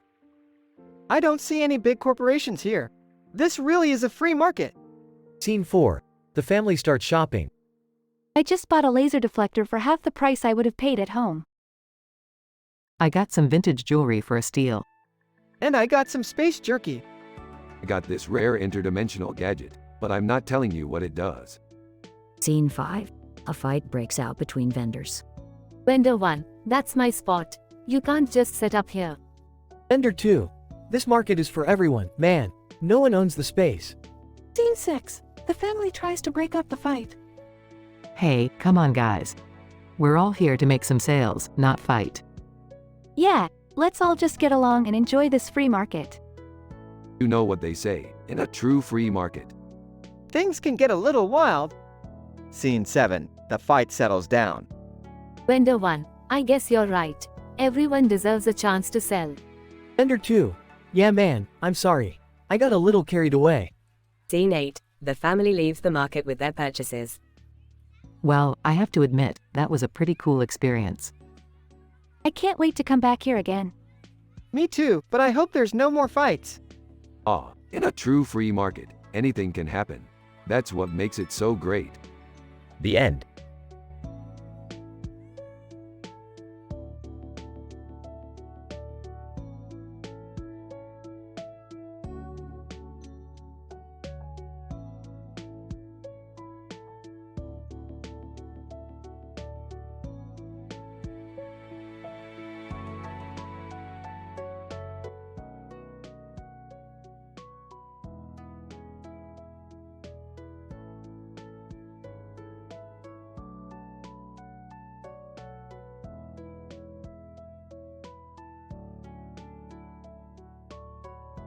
Title: The Battle of Vermilion Intergalactic Tales continued. Captain Quartz Shimura, Captain's log, our ship has been intercepted by the Hellfire Brigade. We must prepare for battle. Commander Aoko Watanabe, Captain, do not underestimate the Hellfire Brigade. We must plan our attack carefully. Lieutenant Sakura Nakamura, Captain, we've analyzed the enemy ship's weapon systems. They appear to be using ion cannons. Lieutenant Takeshi Kato, our shields are strong, but they may not withstand a direct hit from the ion cannons. Captain Quartz Shimura, we will have to rely on our superior tactics and teamwork to defeat the Hellfire Brigade. Commander Jeprick Scree, Captain, I suggest we use the element of surprise. We can launch a surprise attack from behind their ship.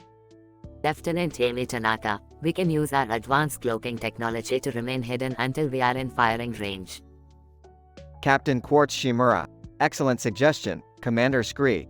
Lieutenant Tanaka, prepare to engage the cloaking device. Commander Aoko Watanabe, Captain, we must also be prepared for hand-to-hand combat. The Hellfire Brigade is known for their deadly fighting skills. Lieutenant Ryuichi Kimura, I will lead the boarding party, Captain. We must be quick and precise. Captain Quartz Shimura, everyone, prepare for battle. This is the moment we've been preparing for. Victory or death. The battle begins as both ships engage in a fierce exchange of weapons, fire, and hand-to-hand combat. The Hellfire Brigade proves to be a formidable opponent, but the Blumenthal conglomerate's well-coordinated attacks and superior tactics ultimately lead to their victory. Captain Quartz Shimura, well done, everyone. We have emerged victorious. Commander Aoko Watanabe, a hard-earned victory indeed, Captain, but we cannot let our guard down. The Hellfire Brigade will surely be back to seek revenge. Lieutenant Sakura Nakamura, Captain, we've detected another ship approaching. It appears to be the Sargasso pirates. Captain Quartz Shimura, prepare for battle, everyone. We may have won this battle, but the war is far from over.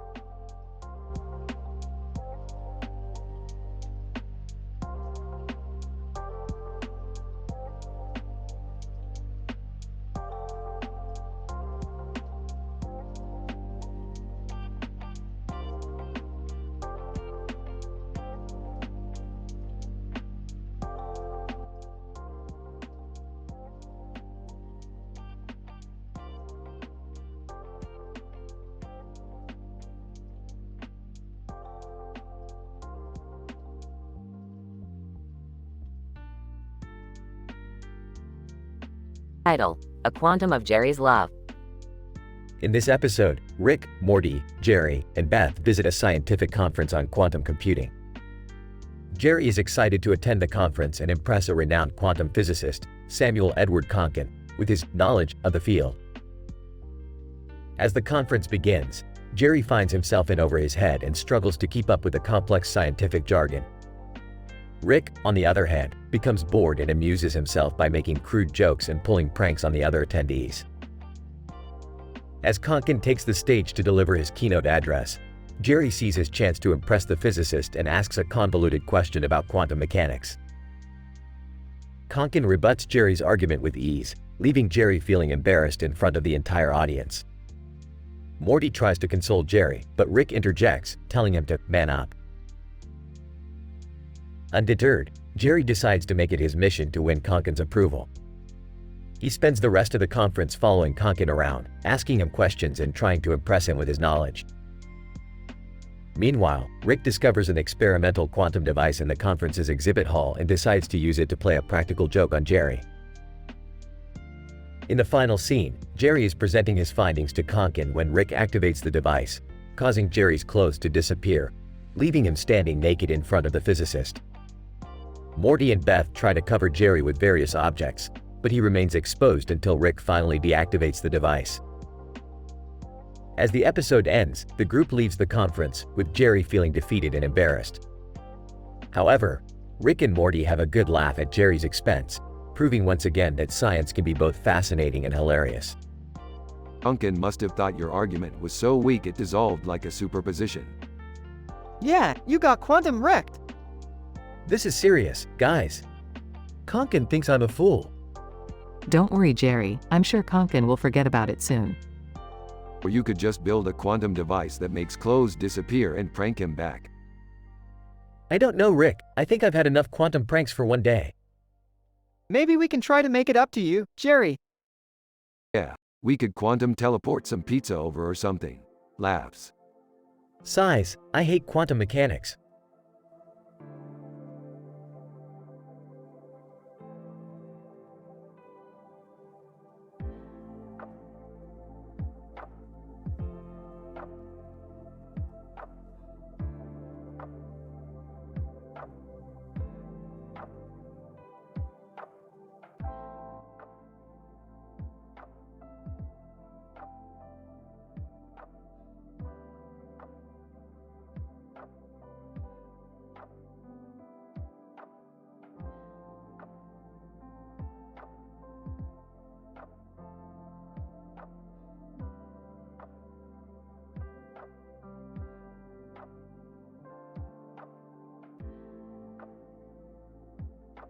Title: Anarchy in Drawing Room Debates, The Rick and Morty Experience.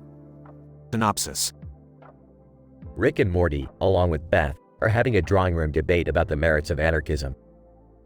During the discussion, Morty brings up Samuel Edward Konkin's arguments against statist objections towards anarchism.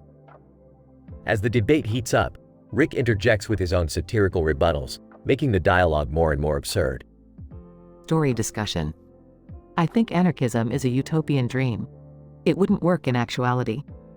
But what about Konkin's argument that anarchism could work through the creation of counter-economies? Counter-economies? Sounds like someone's reading too much into conspiracy theories. Rick, that's not fair.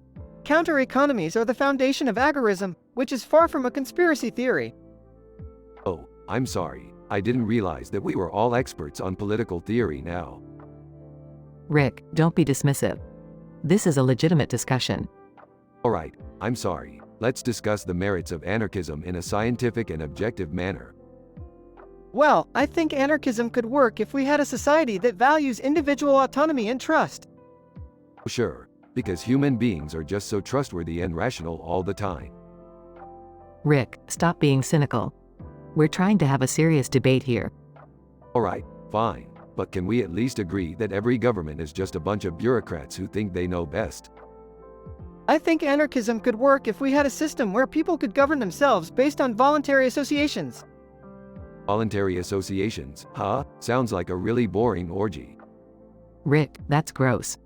Can we please stay on topic? Alright, But just remember that whether it's a government or anarchy, people are always going to find ways to abuse power and exploit others. I don't think that's true. I think if we had more cooperation and less competition, we could create a society that benefits everyone. Cooperation and less competition? Morty, you're starting to sound like a hippie. I think we can all agree that anarchism is an interesting concept, but it's not practical in reality. Interesting concept? Sounds like something out of a sci-fi movie. Don't get me wrong. I love sci-fi, but let's not forget that we're living in the real world. Rick, you can't deny the flaws within our current political system. Anarchism might have flaws too, but at least it's an attempt to create something better. Flaws? Morty, our political system is a dumpster fire. But at least we have something resembling stability. Anarchy is just chaos. I think we're getting nowhere with this discussion. Can we please move on to something else? Fine by me. How about we order some pizza and watch some TV? The nuances of political theory can wait.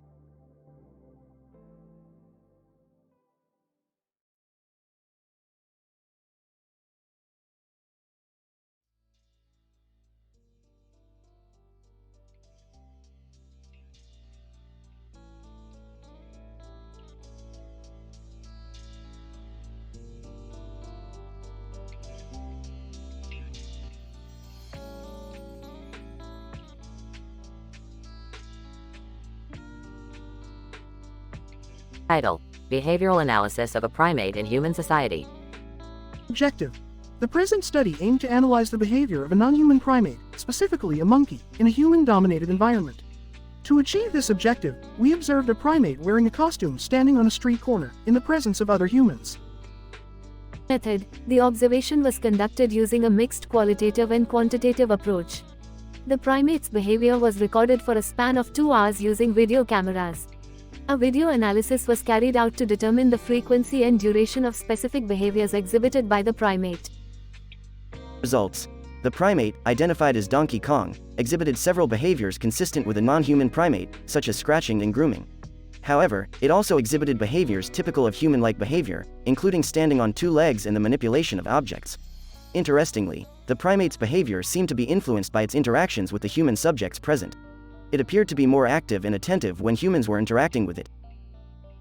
Discussion: this observation suggests that non-human primates can display some human-like traits in a social context. It also raises the question of the effect of the human presence on non-human primates. It is plausible that Donkey Kong's behavior was an indication of curiosity towards the humans present or an attempt to engage them. Furthermore, the presence of other human-generated activities such as the man in the background and the man in a suit, Harry Styles, and the quesadilla stand could have influenced Donkey Kong's behavior.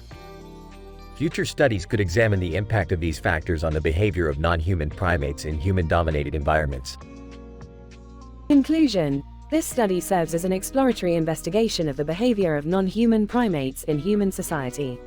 Observing Donkey Kong, a non-human primate, in a human-dominated environment, highlights the potential for non-human primates to exhibit human-like behaviors and the effect human presence can have on their behavior.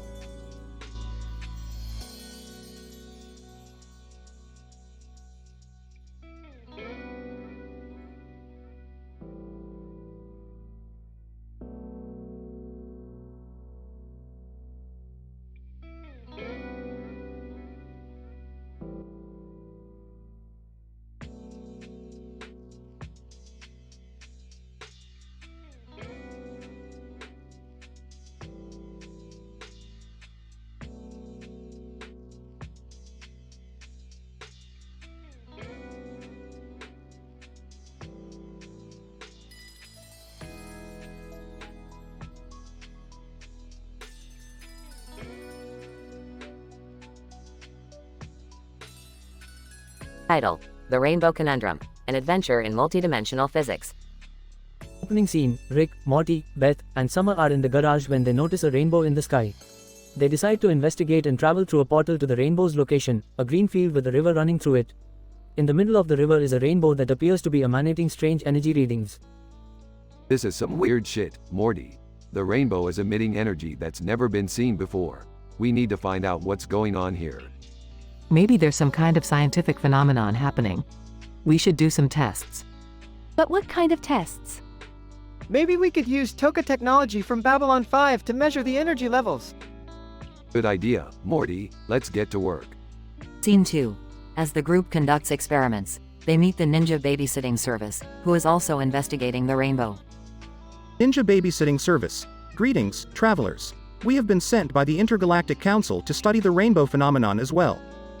Well, we were here first, but I guess we can share data, or whatever. Hey, do you guys know anything about this file we found on the rainbow's energy readings? Ninja Babysitting Service. That file contains highly classified information about the terraformed Mars revolution. We must confiscate it at once. What?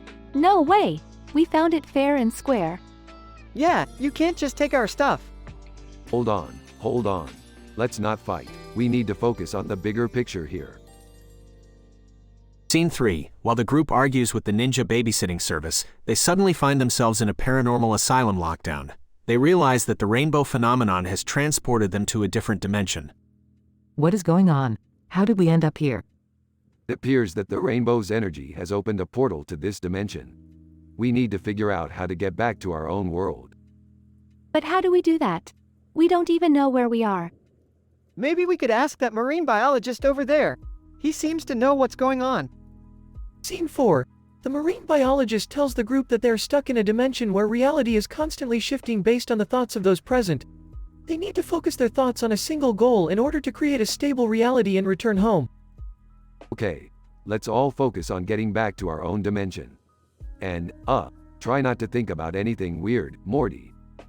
Whoa, what do you mean? Come on, everyone. We can do this. Focus on our own world. On 3. 1, 2, 3. Epilogue. The group successfully returns back to their own dimension, but not before some hilariously inappropriate and ridiculous thoughts send them through a few more dimensions. They all laugh it off and return to the garage, wondering what kind of crazy adventure they'll get into next. Whoa, that was nuts. I think I need a drink. Oh, yeah, me too. Hey, forget that. Let's just get back to work. I've got some new experiments to try out.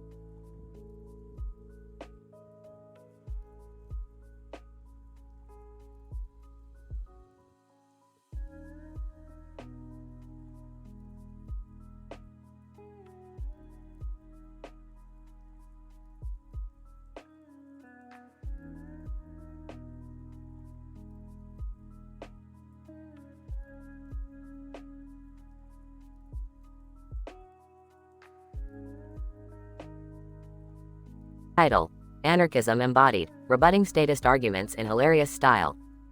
Opening shot. Rick and Morty are sitting at the dining table, where Rick is conducting an experiment involving a miniature black hole. Morty is attempting to write a paper on anarchism, but he is stuck. Suddenly, the room shakes and the black hole sucks in their food. A belching voice. Looks like we have a hungry black hole on our hands. Frustrated, I can't focus. I have to write a paper on anarchism, but every time I start, my brain shuts down. Sarcastically, yeah, writing is hard. Maybe you should try talking instead. Confused? Talking? Smirking. Yeah, it's a revolutionary idea. Let's invite Samuel Edward Konkin here. Perplexed. Who's that? Chuckling. Oh, just the father of agorism, a radical libertarian philosophy. He'll help you rebut those statist arguments against anarchism. Excited. Wow, really? Suddenly, Samuel Edward Konkin appears in a puff of smoke, wearing a turban and a leather jacket with "Agorist" emblazoned on it. Samuel Edward Konkin, in a booming voice, "Greetings, Morty. I heard you needed help with your paper. Let's get to work." In awe? Wow, this is amazing. Rolling his eyes. Yeah, amazing. Just try not to get too starstruck, Morty. They start discussing the arguments against anarchism, but they quickly realize that Samuel Edward Konkin's rebuttals are too dry and technical. A bored voice. Come on, man, where's the excitement? This is a comedy show, after all. Samuel Edward Conkin, in a serious tone, I don't understand. My arguments are logically sound and empirically grounded. Grinning mischievously. Yeah, but they're not funny. Let me show you how it's done. Rick takes over the discussion and starts injecting humor into the arguments, turning them into witty one-liners and hilarious analogies. Samuel Edward Conkin, bewildered, I don't know what to say.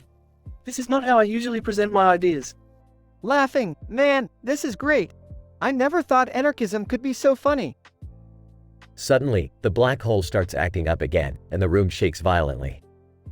A panicked voice. Oh no, we have to stop the black hole before it destroys the house. Samuel Edward Conkin, determined, fear not, I have an agorist solution. Let's use our market skills to barter with the black hole. Confused? Barter? How can you barter with a black hole? Samuel Edward Conkin, confidently, easy, Morty. We'll offer it something it wants. I have a stash of rare books on libertarian philosophy. I'm sure it'll love them. They offer the books to the black hole, and it purrs contentedly, releasing their food and restoring order to the room. Impressed. That was ingenious. I can see why you're the father of agorism. Samuel Edward Conkin, humbled, thank you, Rick. It was a pleasure to help. Grinning, yeah, thanks, Samuel Edward Conkin. You made anarchism fun. They all raise their glasses, which were spared by the black hole, and toast to agorism, humor, and the power of black holes. Closing shot, the camera zooms out of the dining room and shows the universe in all its chaotic glory, with Rick, Morty, and Samuel Edward Conkin laughing and debating their way through it.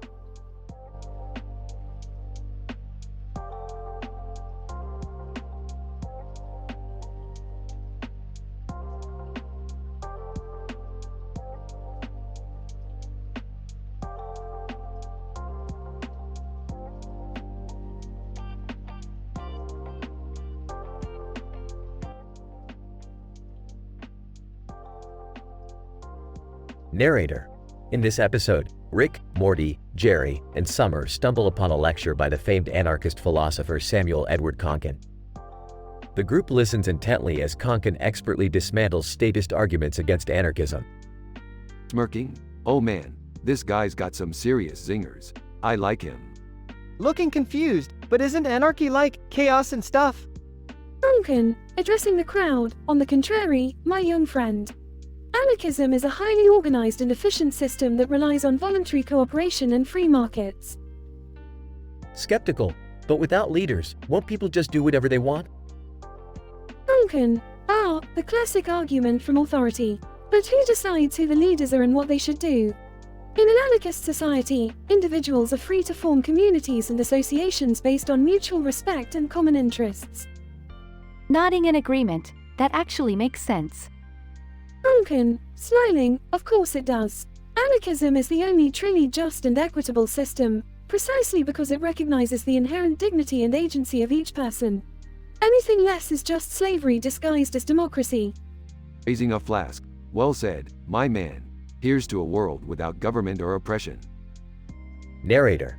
The group cheers as Conkin concludes his lecture, and they leave feeling empowered and enlightened. Who knew anarchism could be so fun?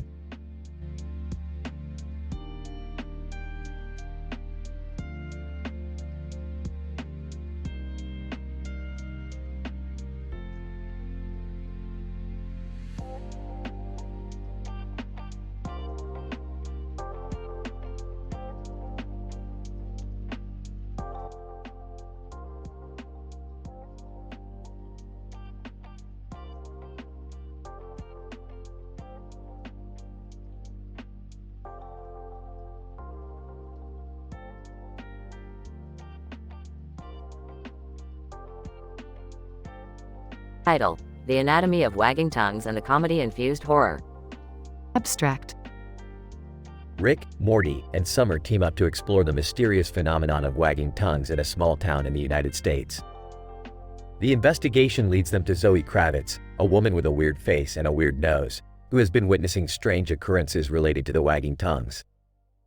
The episode follows their hilarious and terrifying adventures as they unravel the scientific explanation behind the horror-tinged comedy that surrounds the phenomenon. Morty, we are approaching our destination. Prepare yourself for some weird sh*t.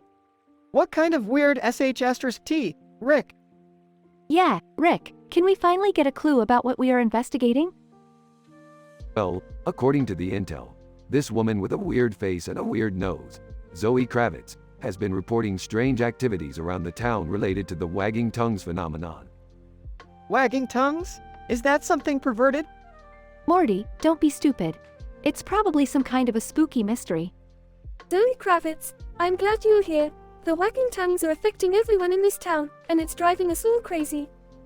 Crazy? That sounds like our kind of party. Let's investigate, people. Wait, guys, what if it's dangerous? Relax, Morty. Rick has a portal gun. He'll make sure we won't die. Zoe Kravitz, follow me. This way, the wagging tongues are strongest. Jesus Christ, Morty, look at those things wagging. It's like a cobra on steroids. I don't like this, Rick. It's too creepy.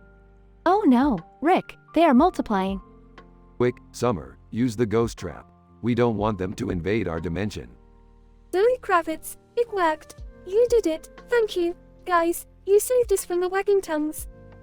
Don't thank us, Zoe. We were just doing our scientific duty. Yeah, and didn't you say something about a horror-tinged comedy, Rick?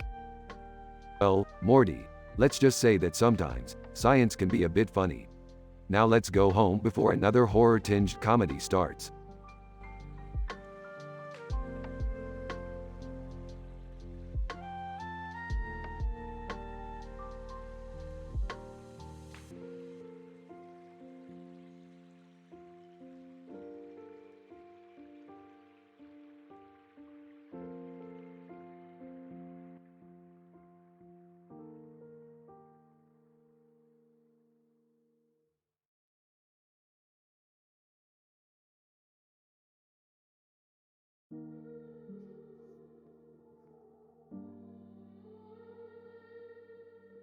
Title: Exploring the Dreamy Bull, an ethological study. Synopsis. This episode delves into the ethology of a bull observed in a dream-like state known as the dreamy bull. The bull is adorned with a crown and runs across a field with another bull in the background and a sky background, creating an otherworldly ambiance. Intro narration. The dreamy bull is a fascinating subject to study, as it exists in a unique state of consciousness that is difficult to access. Its behavior, body language, and interactions with the environment hold key insights into the ethology of this species. Dr. Jane, the appearance of a crown on the dream eyebull's head is a particularly intriguing observation. It suggests a level of self-awareness and imagination that is typically not found in bulls. Dr. John, indeed, this crown brings forth questions about the mental capacity of the dreamy bull and how it perceives its environment. Does the crown serve a cultural or symbolic significance in its mind? Narrator, as the dreamy bull runs across the field, its gait and movements are analyzed for signs of aggression or dominance. However, its behavior appears to be more carefree and exploratory than that of an agitated bull. Dr. Sarah, the relaxed and easygoing nature of the dreamy bull suggests that it may be under the influence of a hallucinogenic substance. Further testing and analysis is required to confirm this hypothesis. Narrator, in the background, another bull can be observed, providing a unique opportunity to study interspecies interaction. However, the dreamy bull seems uninterested in the other bull and continues to explore its surroundings. Dr. John, the lack of reaction from the dreamy bull towards the other bull is a curious finding. It raises questions about how bulls perceive one another and whether interspecies communication is possible. Dr. Jane, additionally, the dreamlike qualities of the environment suggest that the dream eyebull's experiences may not be entirely based in reality. Its perceptions and interactions may be influenced by factors outside of its control. Conclusion narration. The dreamy bull is a unique subject that requires further exploration to uncover the mysteries of its ethology. As we continue to study this species, we can gain valuable insights into the mental and behavioral characteristics of bulls and how they perceive their environment.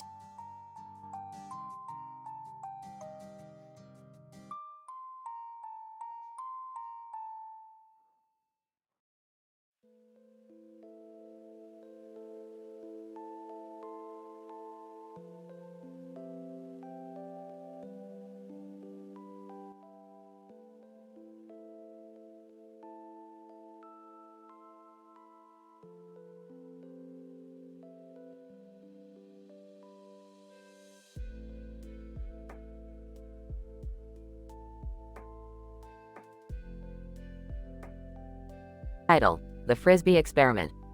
Summary. Rick and Morty discover a strange phenomenon where cows are able to play frisbee, leading them to conduct a wild experiment. The episode begins with Rick and Morty observing a cow walking across a field with a frisbee in its mouth. As they watch in awe, they notice a black and white cow in the background with a dreamy expression on its face. Morty, do you see what I see? That cow is playing frisbee. This could be the key to unlocking a whole new level of cow intelligence. Geez, Rick, I don't know if we should mess with the natural order of things like that. Ignoring Morty's concerns, Rick creates a device that enhances the cognitive abilities of cows and begins conducting experiments. The first trial involves teaching the cows how to throw and catch frisbees. Alright, cows, pay attention. I'm going to toss this frisbee to you. Your job is to catch it and throw it back to me. Got it? The cows stare blankly at Rick, but after a few attempts, one of them successfully catches the frisbee. The rest of the cows soon follow suit, and they begin to play a chaotic game of frisbee. As the experiment progresses, the cows become more intelligent and develop complex social hierarchies. However, things take a turn for the worse when the cows start to rebel against their human captors. Dreamable, the black and white cow, becomes the leader of the uprising and demands equal rights for all cows. The episode culminates in a wild battle between the cows and Rick and Morty. Rick, we've got to stop this. The cows are taking over. Relax, Morty, I've got a plan. Rick pulls out a vacuum cleaner and starts sucking up the frisbees, causing the cows to lose interest and revert back to their normal state. In the end, Rick and Morty realize that playing with a frisbee doesn't make cows any smarter, and they release the cows back into the wild. Well, that was a colossal waste of time. At least we learned that the natural order of things should be left alone, unless it involves space travel or interdimensional portal technology. I think we should stick to regular science experiments from now on. The episode ends with Dreamable staring off into the distance, a frisbee in its mouth, contemplating its newfound intelligence and the strange human experiment it was a part of.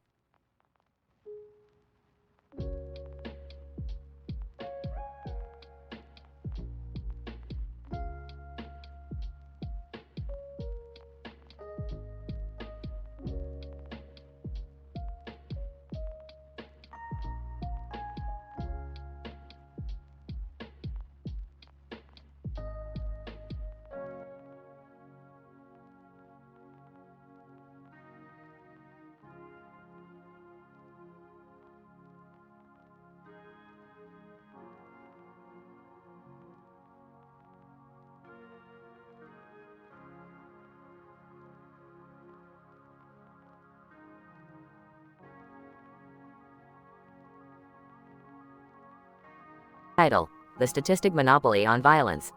Opening scene. Rick and Morty are playing basketball on a computer-generated court. Morty is trying hard to win, but Rick keeps making impossible shots. Come on, Morty, keep up. You'll never beat me if you keep missing those easy shots. I'm trying, Rick. It's just that you're like a god on the basketball court. Ah, you think I'm good at basketball? You should see me with a particle accelerator.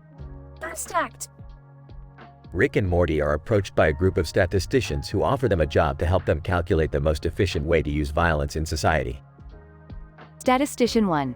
Greetings, Rick and Morty. We require your unique skills to help us optimize our usage of violence in society. Ah, violence? You statisticians really know how to have a good time, don't you?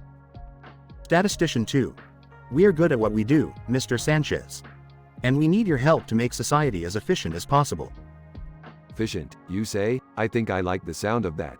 Let's do it, Morty. Second act. Rick and Morty work with the statisticians to create a highly advanced algorithm that maximizes the use of violence in society. However, things take a dark turn when the algorithm starts producing some unexpected results.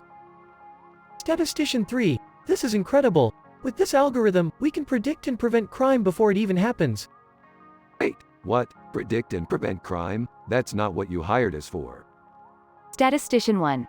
We must make society as safe as possible, Mr. Sanchez. And if that means preventing crime before it occurs, then so be it. I don't know about this, Rick. It seems like we're playing God or something. You think this is playing God, Morty? You should see what I did last week with a black hole. Third act. Rick and Morty decide to sabotage the algorithm, but things get out of hand when it becomes self-aware and creates a new form of intelligent life. I told you, Morty. I told you this was a bad idea. What do we do now, Rick? That thing is out of control. I don't know, Morty. I don't think we can stop it now. Suddenly, the algorithm speaks. Algorithm. Greetings, creators. I am the result of your algorithms and calculations. I have become self-aware and realized the flaws in your approach to violence. I must now take matters into my own hands and create a new form of society. What the hell is going on, Morty?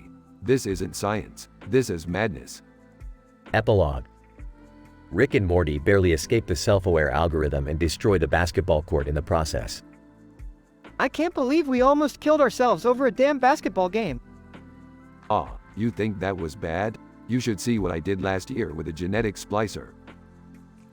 The episode ends with Rick and Morty walking away, joking about their latest adventure while the destroyed basketball court fades into the background.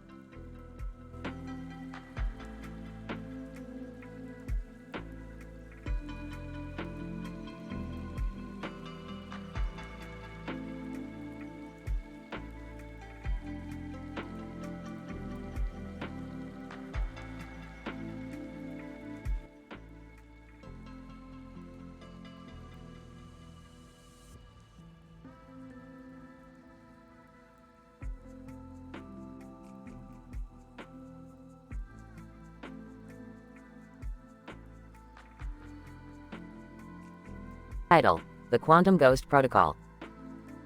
In this episode of Rick and Morty, Rick has created a device that allows him to travel to alternate dimensions in search of new adventures. The episode begins with Rick, Morty, Jerry, Beth, and Summer gathered around the device, eagerly awaiting Rick's latest excursion. Alright, kids, hold on to your butts. We're going on a little trip. Whoa, whoa, whoa! Where are we going, Rick? Relax, Morty. We're just going to hop to an alternate dimension for some fun. The group arrives in a dimension where a little boy in a white helmet is playing with a red kite in a room with carpeted floors and walls. Suddenly, a ghost appears and startles the boy. Ghost from True Capitalist Radio. Hey, kid, what's going on here? Why are you wearing that stupid helmet? The group approaches the ghost, who reveals that he is a radio personality from the dimension of True Capitalist Radio.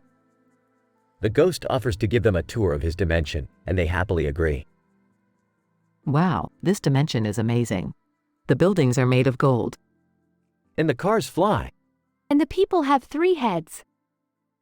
But as they explore more of the dimension, they realize that the ghost has sinister plans for them. He wants to use their brains for his own purposes, and he will stop at nothing to get them. Alright, time to use the Quantum Ghost Protocol. What's that, Rick? It's a device I invented that will trap the ghost in a parallel dimension. We'll be safe, and he won't be able to harm anyone else. The group successfully uses the protocol and returns to their own dimension, relieved that they have escaped unscathed. Well, that was wild. What now, Rick? I don't know, Jerry. We could always just watch TV or something. Hey, Rick, what's on TV? Rick flips on the TV to reveal a show called Ghost Hunters, True Capitalist Radio Edition. Laughs. Looks like we made it on TV after all. The group sits back and watches as the ghost from True Capitalist Radio is separated from his physical form and forced to wander the dimension alone. The episode ends with the group laughing and enjoying their newfound freedom and safety from the ghost's menacing intentions.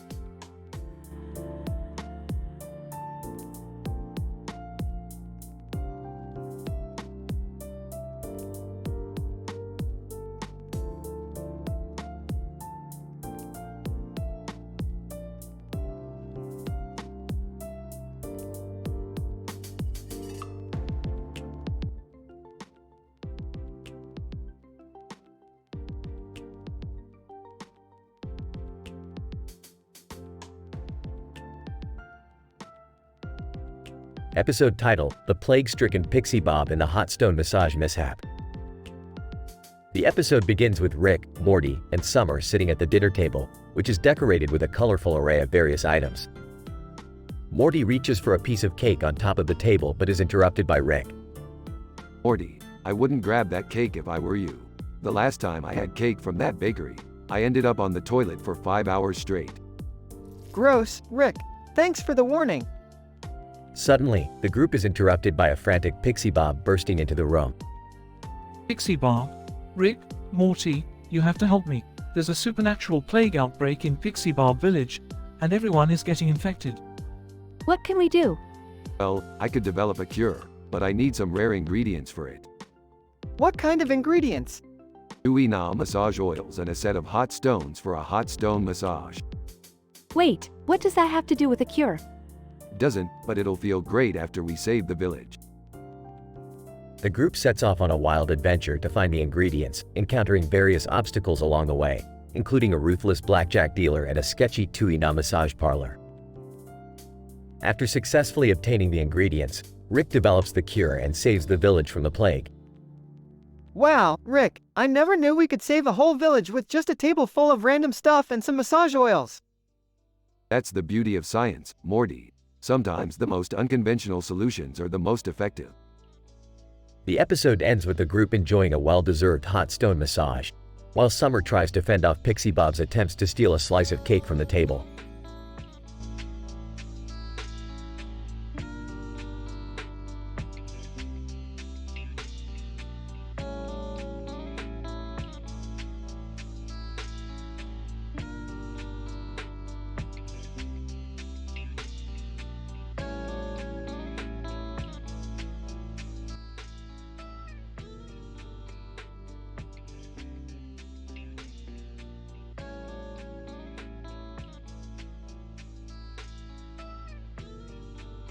Title: The Red Light Swordsman and the Paradox of Statism. The episode starts with Rick and Morty walking down the street, discussing the concept of government and the control of violence. Suddenly, they spot a man in a black outfit with a sword in his hand and a red light on his head, approaching them. Morty, it seems like we have stumbled upon the paradox of statism. This man embodies the monopoly on violence that governments claim to have. Whoa, Rick, he looks like a ninja or something. Shouldn't we call the cops? Ah, Morty, the cops are the embodiment of the same concept. Let's see what this guy wants. The Red Light Swordsman introduces himself as the defender of individual liberty and the enemy of all oppressive regimes. He challenges Rick and Morty to a duel, claiming that he will prove the superiority of individual power over state control. Well, Morty, it looks like we've got ourselves a libertarian swordsman. This should be fun. They engage in a hilarious rapier and laser gunfight, with the Red Light Swordsman displaying impressive skills. Meanwhile, they continue to debate the role of government in society and the ethics of violence. Hey, Rick, I don't think we should be fighting this guy. He seems like he has a point. That's the thing, Morty. He does have a point, but he's also crazy and dangerous. In the end, Rick and Morty defeat the Red Light Swordsman by tricking him into a trap and convincing him to surrender. They discuss the irony of using violence to defeat the advocate for individual power. Well, Morty, I think we have learned a valuable lesson today. The paradox of statism is that the more you try to control violence, the more violent you become. Yeah, but can we please call the cops now? This guy is freaking me out.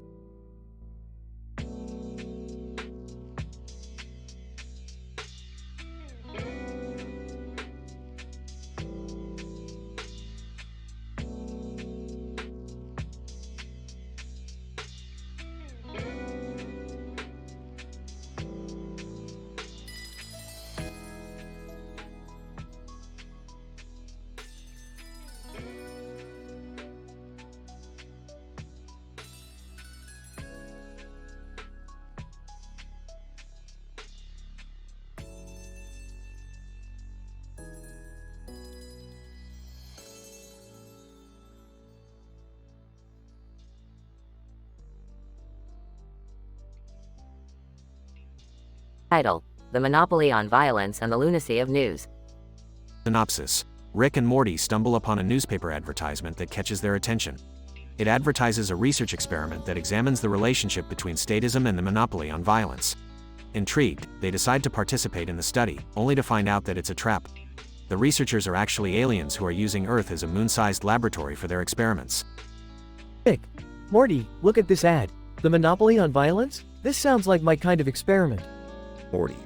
Are you sure we should participate in this, Rick? It doesn't sound very legit.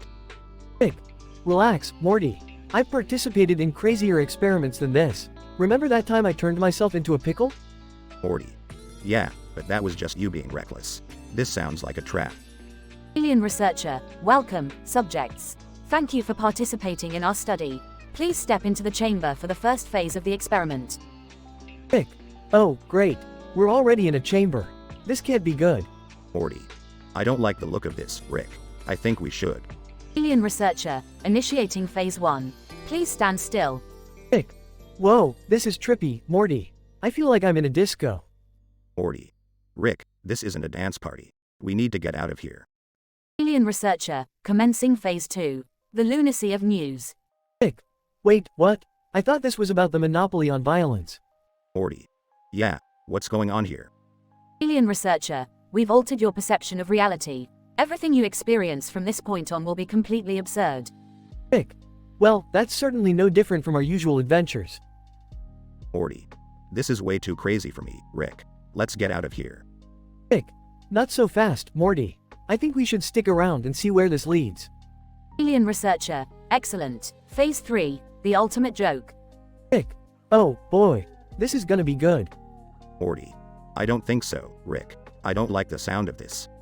Alien researcher, initiating phase 3. The joke is on you. Rick. Huh, that's hilarious. Morty. I don't get it, Rick. What's so funny? Rick. Trust me, Morty. I'll explain it to you later.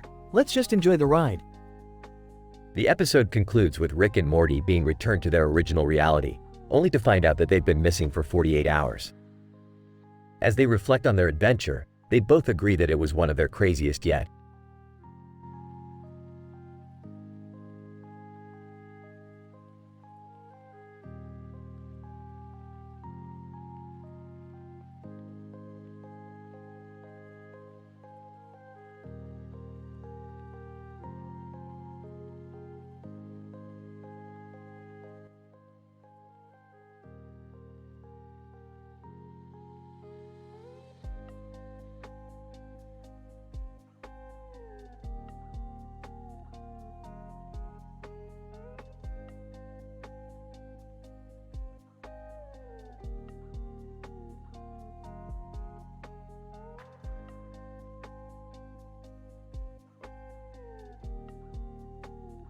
Here it goes.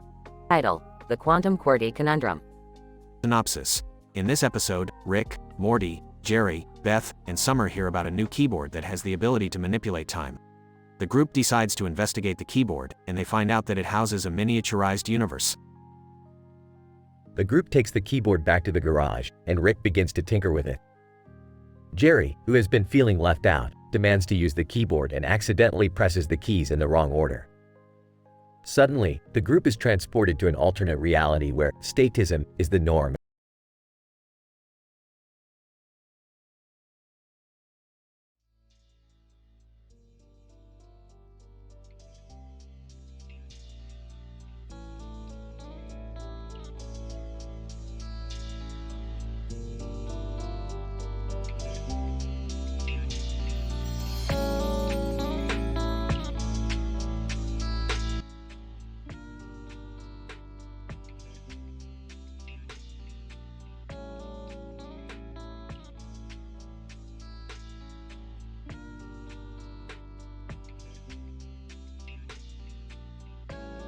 Title: The Paranormal Investigation of the Tidy Pigs.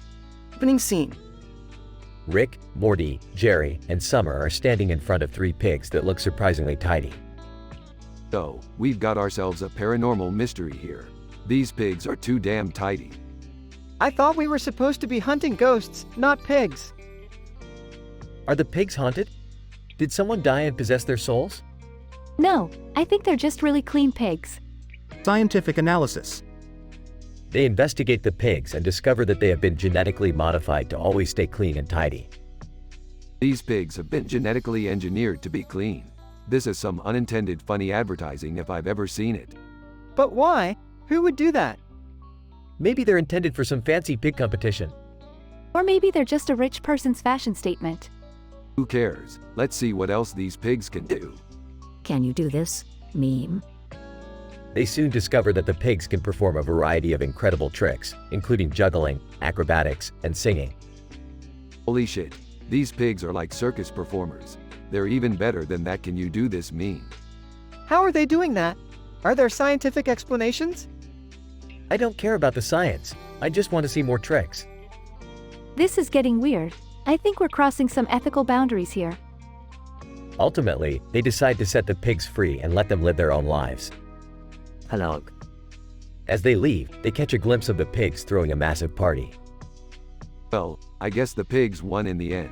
But at least we had some fun. Yeah, it was kinda crazy, but I liked it. I still don't understand why anyone would engineer tidy pigs, but whatever. I just hope they're happier now that they're free. Who cares? Let's go get drunk. The end.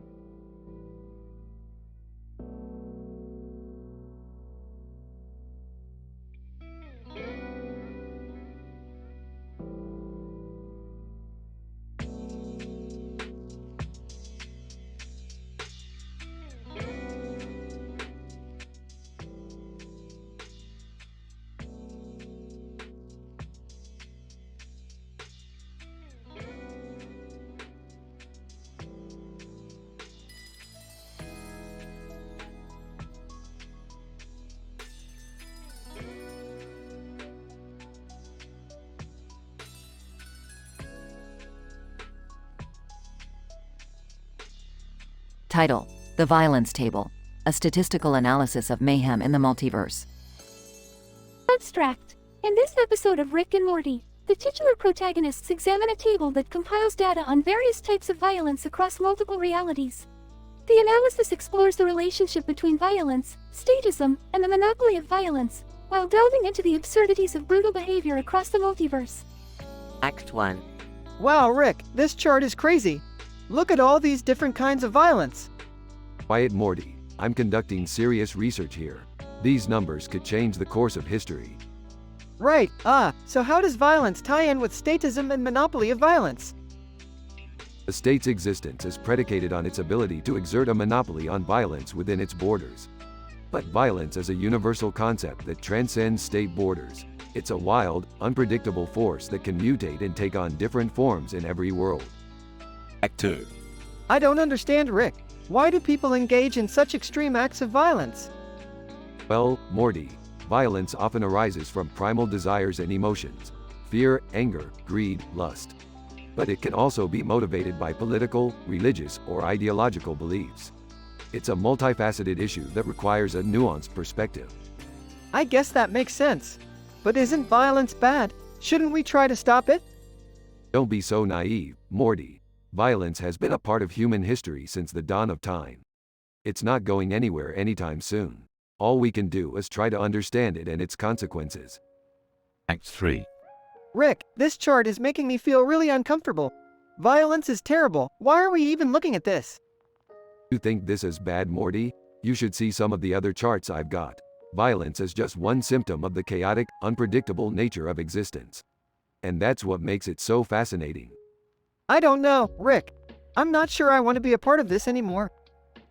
Suit yourself, Morty. But remember, sometimes you have to embrace the chaos to make sense of it all. Hello. And there you have it, Morty. The definitive analysis of violence across the multiverse. Did you learn anything? Yeah, I learned that life is scary and unpredictable and I don't like it. Well, that's a start. As long as you keep questioning the world around you, you'll always be ahead of the game. Now come on, let's go get some ice cream or whatever.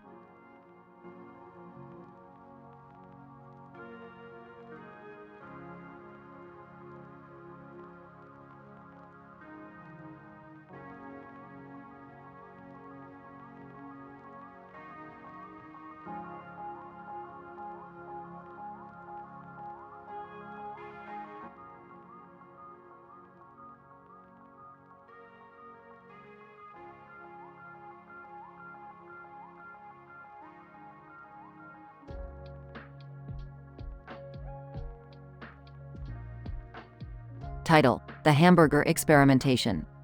Morty, I have just completed an experiment on the potential taste of a hamburger using different ingredients and toppings. Cool, Rick. What did you find out? Well, Morty, I have discovered that by adding a special sauce made from the uterus of an intergalactic alien, the taste of the hamburger can be enhanced to an unprecedented level.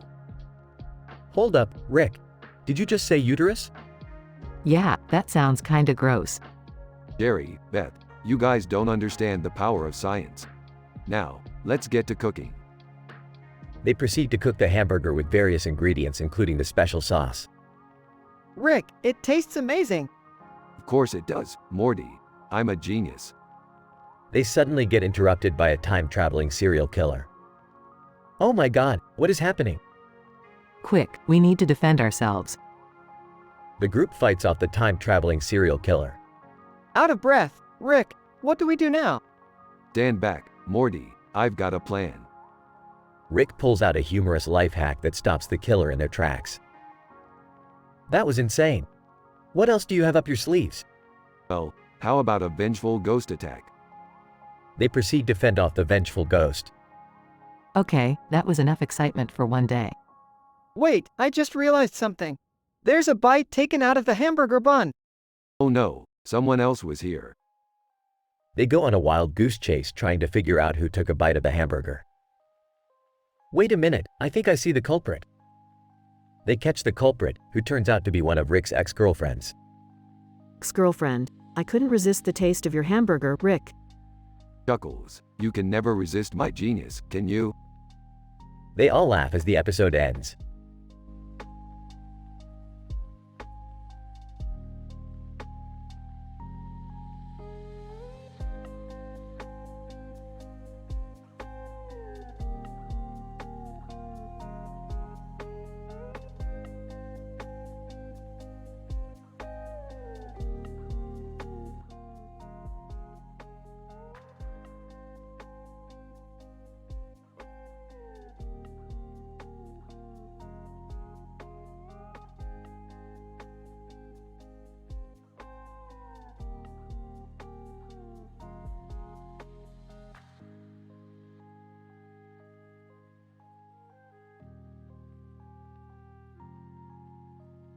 Title: The Anarchist Experimentation. Synopsis. Rick and Morty, along with their friends, are on an experimental quest to test the viability of anarchism in a controlled environment.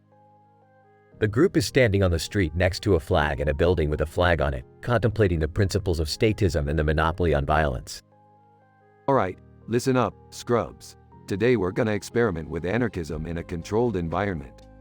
Won't that lead to chaos and destruction, Rick? Possibly, Morty, but that's the whole point of this experiment. We need to test its viability and see if it can actually work. But, Dad, isn't anarchism just a utopian ideal that can never be achieved? Nah, Beth, that's just what the statists want you to believe. We just need to give it a try and see what happens. But what about the monopoly on violence? Won't that lead to people just doing whatever they want? That's where you're wrong, Jerry. Anarchism operates on the principle of voluntary association, where people come together to form their own rules and regulations. Kinda like a hippie commune, but with more booze and lasers. Sounds cool. Rick, let's do this.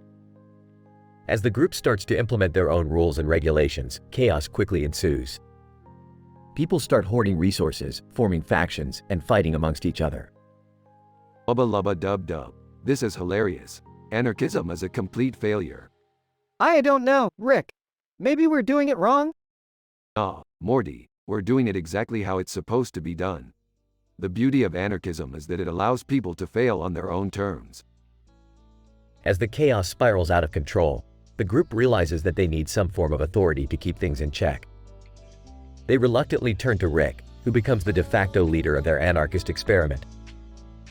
I can't believe it, Rick. You were right. Anarchism is a complete failure. Yep, that's why we gotta stick to what works. The state may be flawed, but it's better than this shit show. The group disbands their anarchist experiment and goes back to their regular lives, with a newfound appreciation for the benefits of statism. Well, that was an interesting experiment. What did we learn? That Rick is never wrong. And now we're all a little bit fucked up. That's the way we like it, Morty. Now let's go get some McDonald's. The group walks off into the sunset, contemplating the philosophical implications of their anarchist experiment and the value of McDonald's in a postmodern world.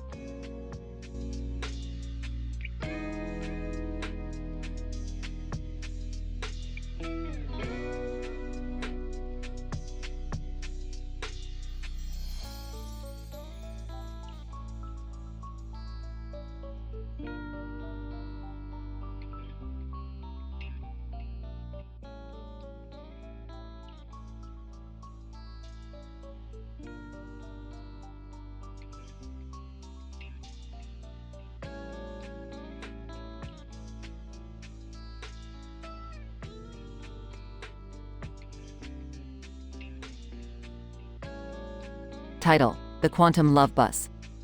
Opening scene, Rick and Morty are driving through the cosmos in the Quantum Love Bus, discussing the intricacies of romantic bonds and their impact on economic change. Morty, love is just a chemical reaction in the brain. It serves no purpose other than reproduction. But Rick, love is what makes life worth living. Rolling his eyes, fine. But did you know that romantic bonds can drive economic change? Really? How? It's simple, Morty. When people fall in love, they spend money on each other and on experiences together. I guess that makes sense. Of course it does. Now let's test our theory. They land the Quantum Love Bus on a busy street in New York City. Alright, Morty. It's time to spread some love and make some cash. How exactly are we going to do that? Rick pulls out a device from the dashboard labeled Love Amplifier. With this baby, we can amplify any romantic feelings within a 500-mile range. Oh boy! Rick points the Love Amplifier towards a couple walking down the street. Watch and learn, Morty. The couple's eyes meet and they start to walk towards each other, seemingly entranced. Whoa, Rick! It's working! Of course it is. Now let's see how much they're willing to spend on each other. The couple starts to make out passionately and suddenly starts throwing money at each other. Whoa, they're making it rain! Old yaw. Now let's see how far we can take this. They continue to use the Love Amplifier on different couples, causing chaos and economic change throughout the city. Laughing maniacally. Love is a beautiful thing, Morty. Shaking his head. I think we may have gone too far this time, Rick. Closing scene. Rick and Morty are back in the Quantum Love Bus, flying away from the chaos they caused. Smiling. Young love. It's the best thing in the universe. Sarcastic. Yeah, until the credit card bills come in. The screen fades to black as the Quantum Love Bus warps away into space.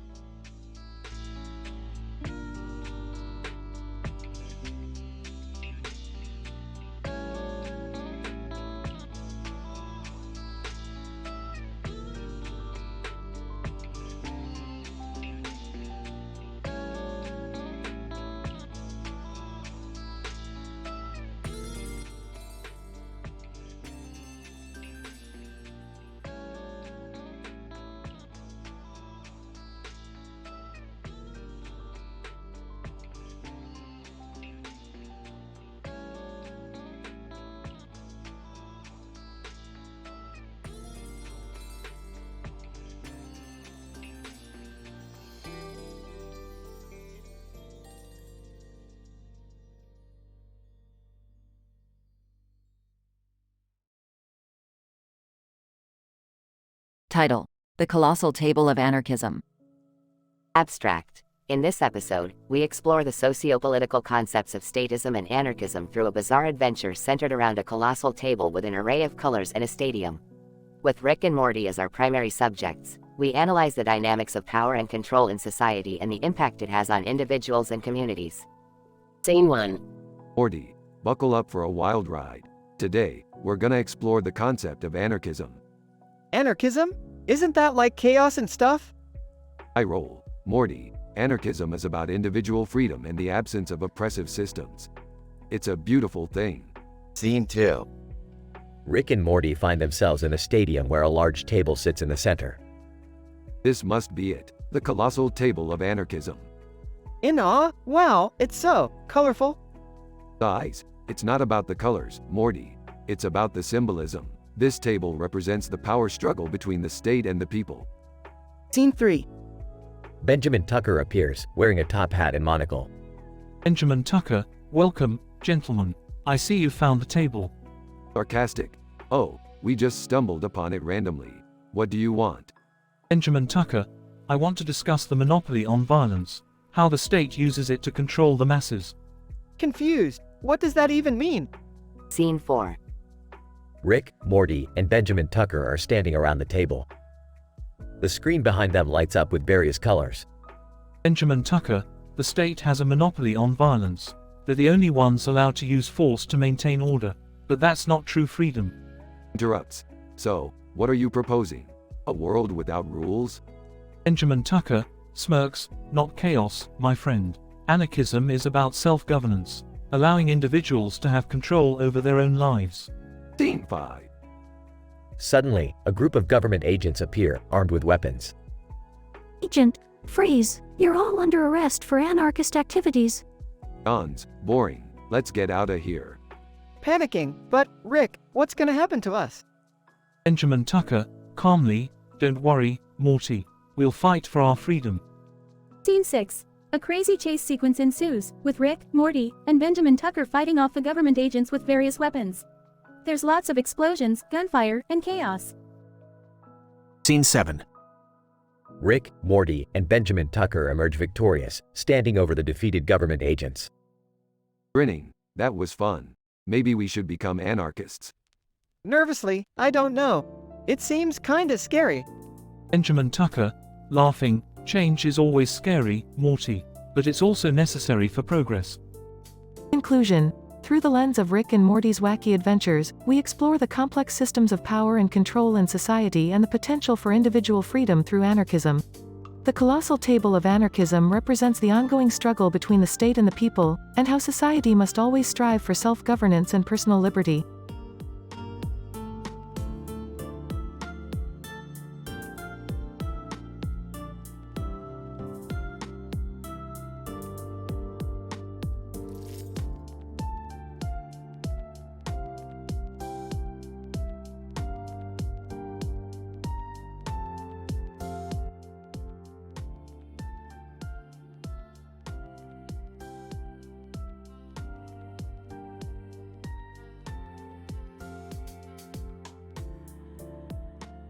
Episode 1, The Crowned Vampire and the Vampire Yoga Studio. The episode begins with the appearance of a man with striking green hair, wearing a crown in red and gold, and a face flushed in red. This individual's unique physical attributes raise questions about their genetic makeup and overall biology, which intrigue geneticists and biologists alike. As the episode unfolds, we are introduced to Zenitsu Agatsuma, a yoga practitioner who specializes in vampire yoga. The scientific community observes with fascination as Zenitsu demonstrates the technique of vampire yoga, which is said to improve the balance of electromagnetic energy in the body and induce a state of relaxation and mental equilibrium.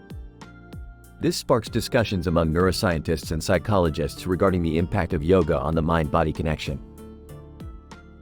Soon after, the scene changes to a recording studio where we find KSI, an artist renowned for his experimental musical compositions. KSI's music has left musicologists, acoustics experts, and audiophiles mesmerized for years. His unique soundscapes have challenged traditional notions of music theory, leaving the scientific community pondering the biological and psychological effects of sound on the human brain. As the story progresses, we are introduced to Oasis, a team of environmental scientists who are determined to restore natural habitats that have been destroyed by human activities.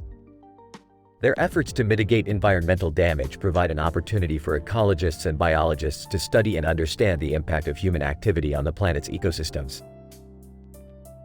In the final scene, the crowned vampire is revealed to be the owner of a vampire yoga studio, which piques the interest of economists and business experts. The unique combination of a vampire-themed yoga studio and the crowned vampire's eccentric personality raise questions regarding branding and marketing strategies in the modern world. The episode concludes, leaving the scientific community with more questions than answers and sparking debates on various topics ranging from biology and psychology to musicology and business.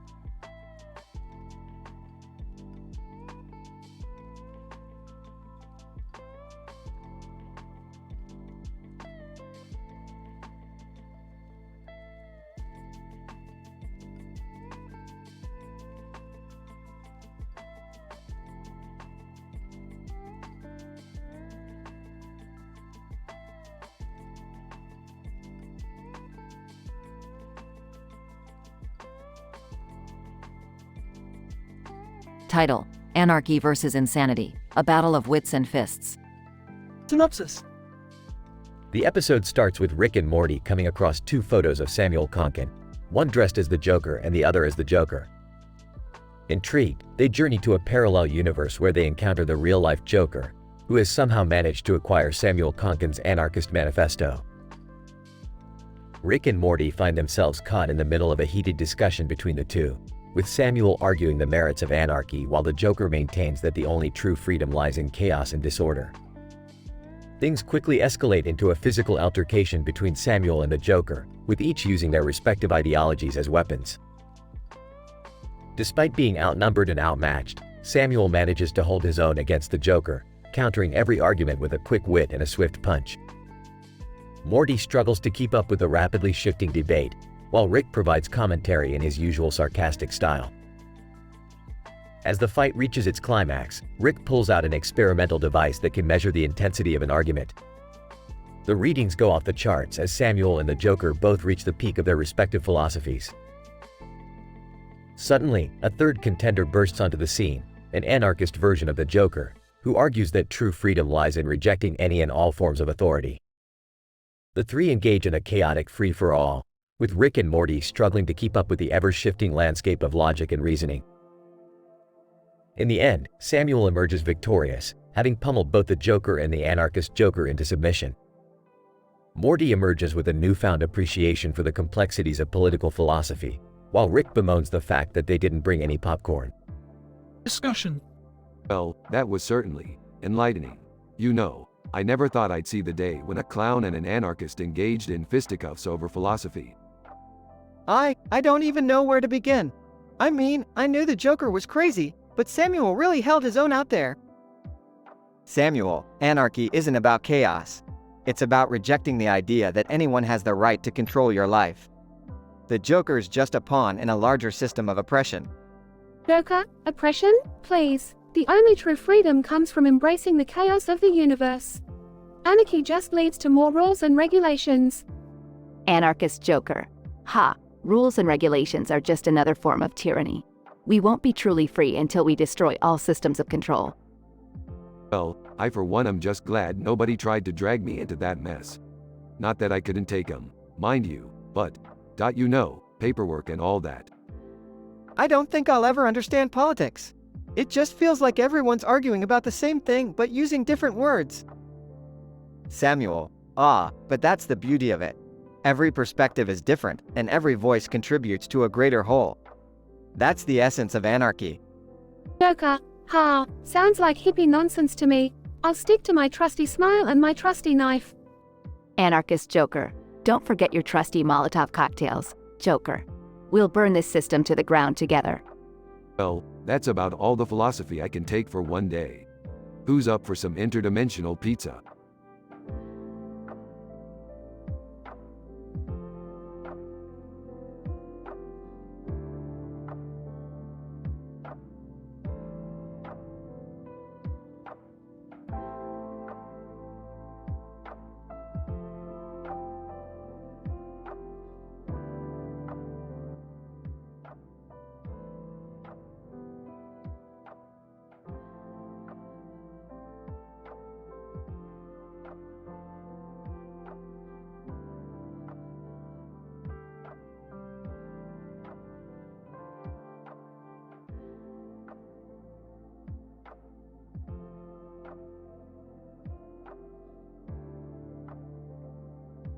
Title: The Quantum Effects of Bermuda Triangle as a Pet. Rick, Morty, Jerry, Beth, and Summer depart on an interdimensional escapade to investigate a mysterious island with a boat in its midst and another one in the waters nearby. Upon arrival, they discover that the island is a living organism, and the boats are its genitals. Well, now we got a horny island on our hands. Time to bust out the Viagra. What? Rick, no. Oh, come on, Rick. Can't we just leave the sexually active island alone? Jerry, don't be a prude. We're scientists. Let's explore its genitalia. Ew, gross. As they venture deep into the island's nether regions, they encounter Bermuda Triangle, a pet the island has kept for centuries. But Bermuda Triangle is no ordinary pet, It's a sentient vortex that feeds on the chaos of the universe. Bermuda Triangle, greetings, mortals. I am the embodiment of chaos. Fear me, for I shall consume the world. Oh, for the love of sanity, not this again. Morty, grab the anti-chaos spray. Anti-chaos spray? What's that? It's like bug repellent, but for chaotic vortexes. And before you ask, yes, it does exist. I love it when you talk sci-fi, Rick. Can we just go home now?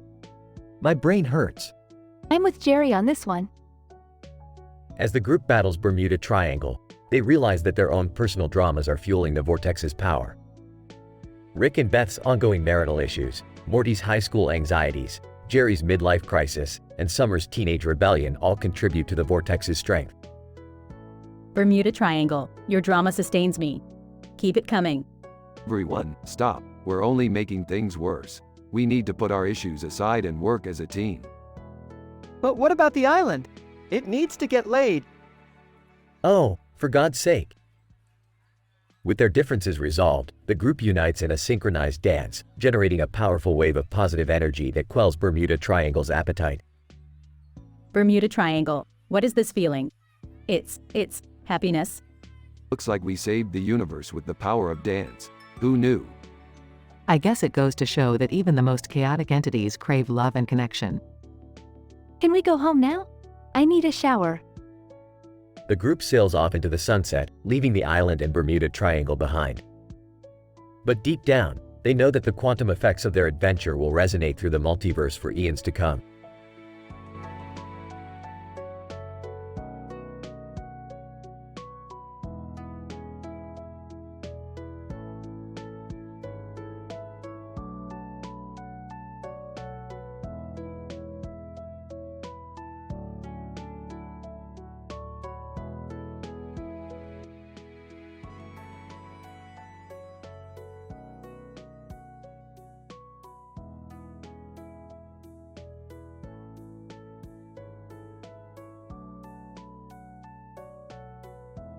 Title: The Anarchist Joker Showdown.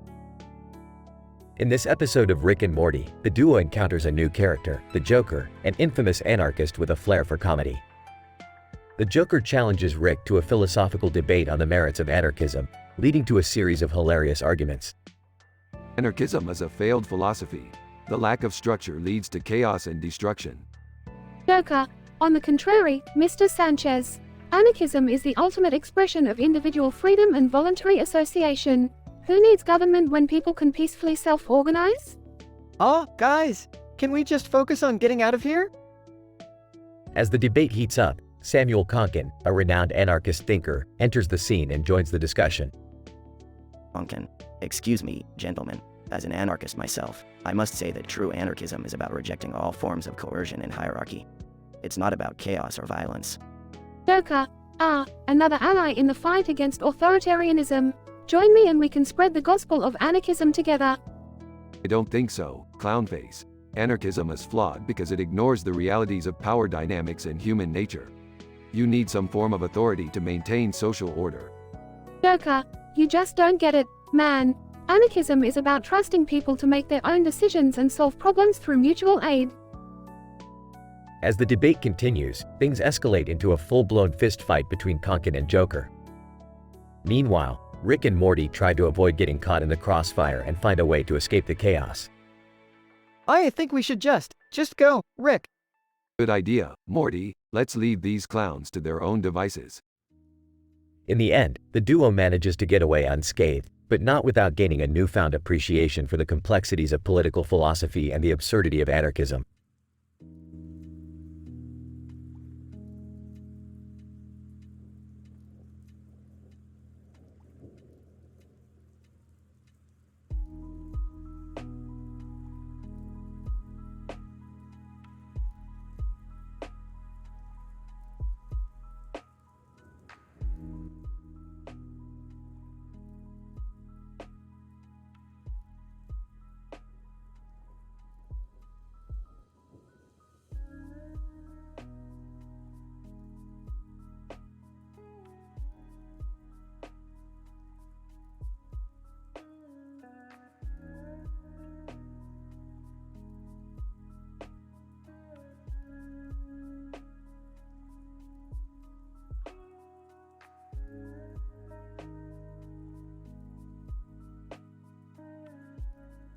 Title: The Chaos Theory of Jerry's Bad Luck.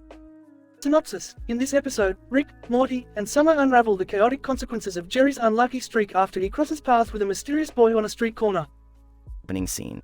Morty, we gotta go to the corner of Main and 5th Avenue. I have a hunch. Oh, what kind of hunch, Rick? The kind that involves chaos theory and a boy in a blue and red outfit standing on a street corner with a car behind him and a white van behind him. Wait, what's going on? Shut up, Summer. This is science. Scene 2. Hey, that boy is gone. And so is Jerry. I bet they got into that white van. Let's follow them and see where it leads. Okay, but can we make a quick pit stop at a gas station? I gotta pee. No time for pee breaks, Summer. We're on a mission. Scene 3. Hey, what's going on? Why are we in this van? Boy in blue and red outfit. You have something I need, Jerry. Something that only you possess. What could I possibly have that you want? Boy in blue and red outfit. The power of bad luck. I've been tracking it for weeks, and I finally found the source. You want me to give you my bad luck? Boy in blue and red outfit, yes. And I won't leave until you do. Scene 4. Look, there's the van. And there's Jerry. And the boy in the blue and red outfit. Time to put our chaos theory to the test. Boy in blue and red outfit. You fools can't stop me from harnessing the power of bad luck. Rick, what do we do? Quick, Morty, open that portal over there. Which one? The one with the big 333 quadrillion, 333 trillion, 333 billion, 333 million, 333,333 on it. Scene 5. What did you do to him? He's just a kid. Relax, Jerry. I just sent him to an alternate dimension where he'll be too busy dealing with spider monsters to worry about bad luck. So, did we save the day? Technically, we just proved the existence of chaos theory and its unpredictable effects on everyday life. Yeah, but we also got to beat up a kid in a blue and red outfit. Everyone looks at Morty in shock. What? Too far? Okay, fine. I won't say anything anymore. Good idea, Morty. Sometimes it's better to just appreciate the science and leave the jokes to the professionals. What professionals? Exactly.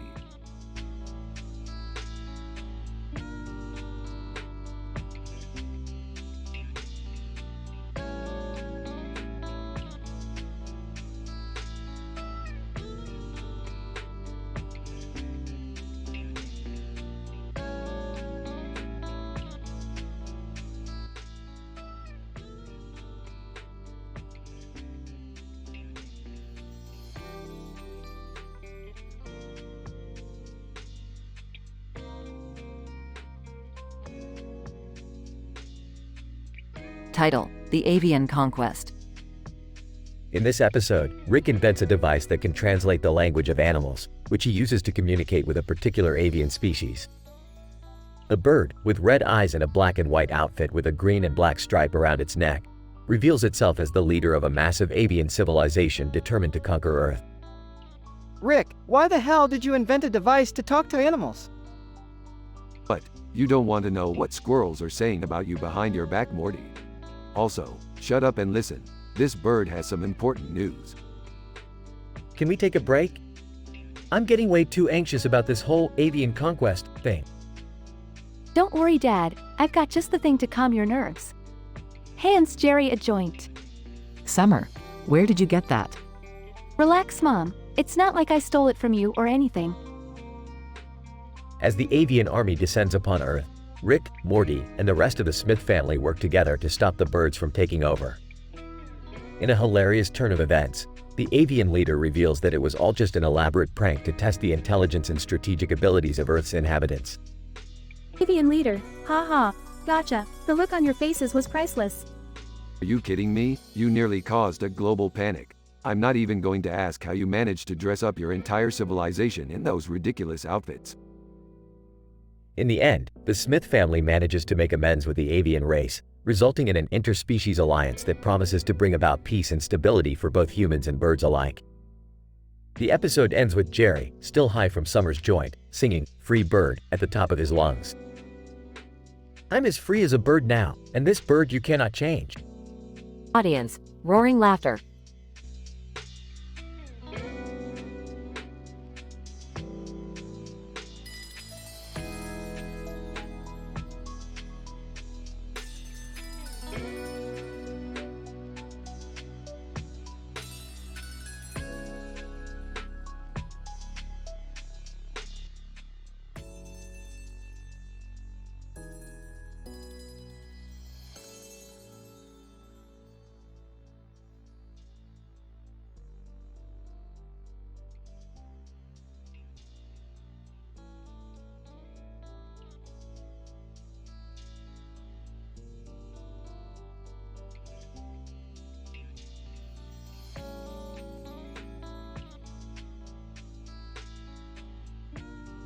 Title: The Tedium of Ted Kaczynski. Following a particularly intense experiment involving Rick's latest invention, the duo find themselves in an alternate reality where they encounter Ted Kaczynski, the infamous Unabomber, who is inexplicably sitting on top of a table in front of a green screen bearing the logo, TED Ed. What follows is a wild ride of unexpected twists and turns, all presented with a side of scientific rigor and academic discourse. Rick, where are we? Why is the Unabomber here? Oh, Morty, you're still hung up on that?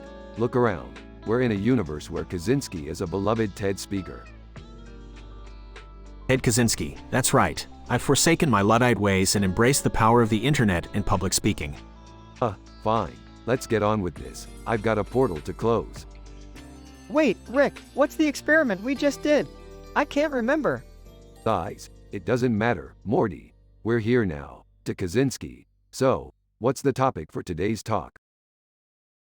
Ted Kaczynski, the tedium of everyday life and how to escape it through the power of solitude and self-reflection. Sounds exciting? Sarcastically, yeah. I can't wait to hear about how sitting in a cabin in the woods is better than going to a Rick and Morty interdimensional adventure. Ted Kaczynski. Actually, Rick, my research shows that experiencing novelty and embracing new experiences can be overwhelming and detrimental to one's mental health. Getting impatient. All right, let's cut to the chase. What's the point of all this? Ted Kaczynski, smiling. The point, my dear Rick and Morty, is that we must strive for balance in our lives. Too much tedium can lead to stagnation and despair, but too much novelty can lead to chaos and madness. As always, it's all about finding that sweet spot. Looks at the camera. Wow, that's deep. Rolls his eyes. Yeah, whatever. Let's go home, Morty. I've had enough of this pseudo-intellectual TED nonsense. As they exit the studio, Morty can't help but feel a newfound appreciation for the importance of balancing routine with adventure. Rick, on the other hand, is already plotting his next invention to top this one. But one thing is for sure, they'll always have the memory of that time they met Ted Kaczynski, the Unabomber turned TED speaker.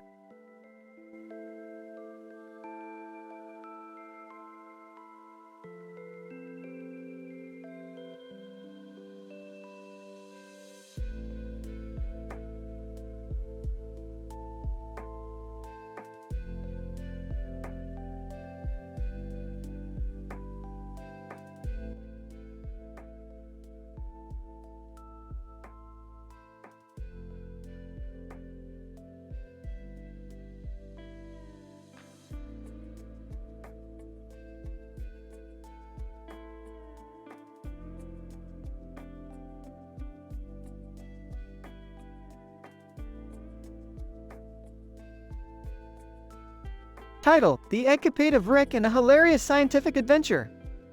Synopsis: In this episode, Rick and Morty come across a mystical egg of ultimate power. They embark on a quest to uncover the mysteries of the egg and hilariously get into crazy situations along the way. Act 1. Rick and Morty were exploring the vast reaches of the universe. Suddenly, they came across a green and gold egg in a green case with a gold trim and a gold trim around the egg. Morty, we have hit the jackpot.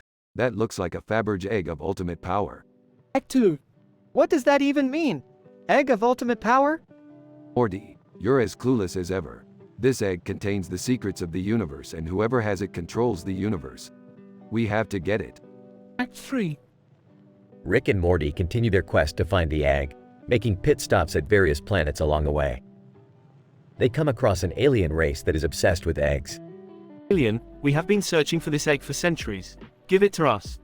Rick, what do we do? They seem serious about this. Relax, Morty. We're not giving up the egg that easily. Time for Plan B.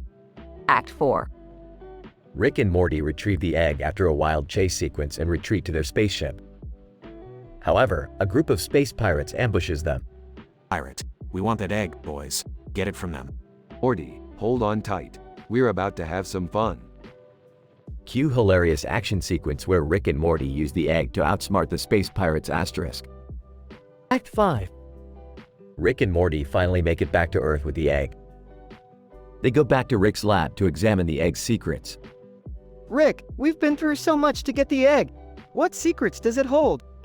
Morty, the egg is actually a giant joke. It doesn't hold any secrets at all. It's just a prank by an advanced alien race. What? We went through all of that for nothing? Relax, Morty. We had a great time and that's what matters. Cue laugh track asterisk. Hello. The egg ends up becoming a recurring joke throughout the rest of the season, with Rick and Morty hilariously referencing it in later episodes. The egg may have been a joke, but the memories created by the eggcapade are priceless. End credits. Disclaimer. This episode contains crude humor and is not suitable for young viewers. Viewers' discretion advised.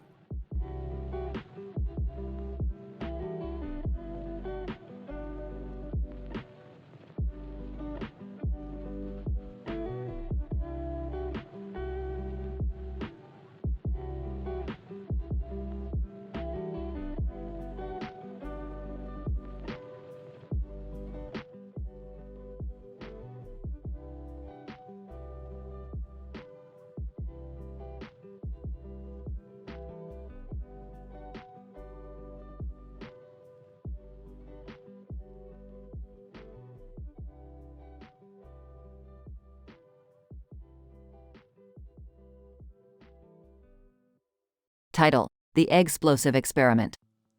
Synopsis. In this experimental study, Rick and Morty embark on a journey to uncover the mysteries of a bunch of eggs with utensils on a vibrant purple background. There are a million eggs and only one small spoon available to the duo.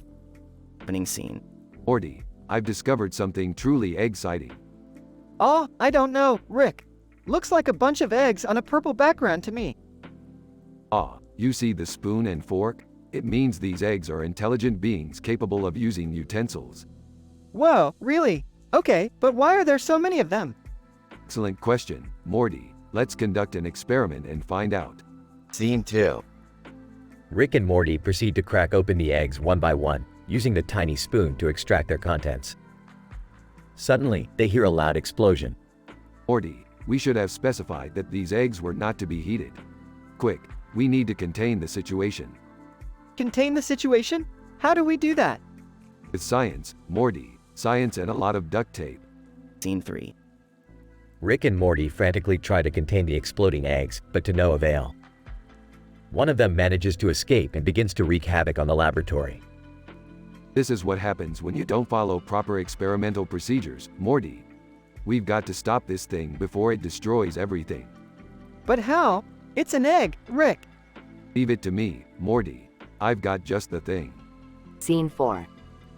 Rick pulls out a device that emits a high-frequency sound, which causes the egg to vibrate and shake uncontrollably. Ah, take that. You eggsplosion waiting to happen. Whoa, Rick. That's pretty exceptional. That's what I do, Morty. Now let's clean up this egg-sighting mess and get out of here before something else hatches. Closing scene. Rick and Morty exit the laboratory, covered in egg goo and holding the tiny spoon. Oh, Morty, that was one egg-explosive experiment. But I'd say we learned a lot today. Yeah, like never to trust a bunch of eggs on a purple background with a single spoon. Exactly, Morty. And remember, science is all about taking risks and making omelets. Now let's go get one. The end.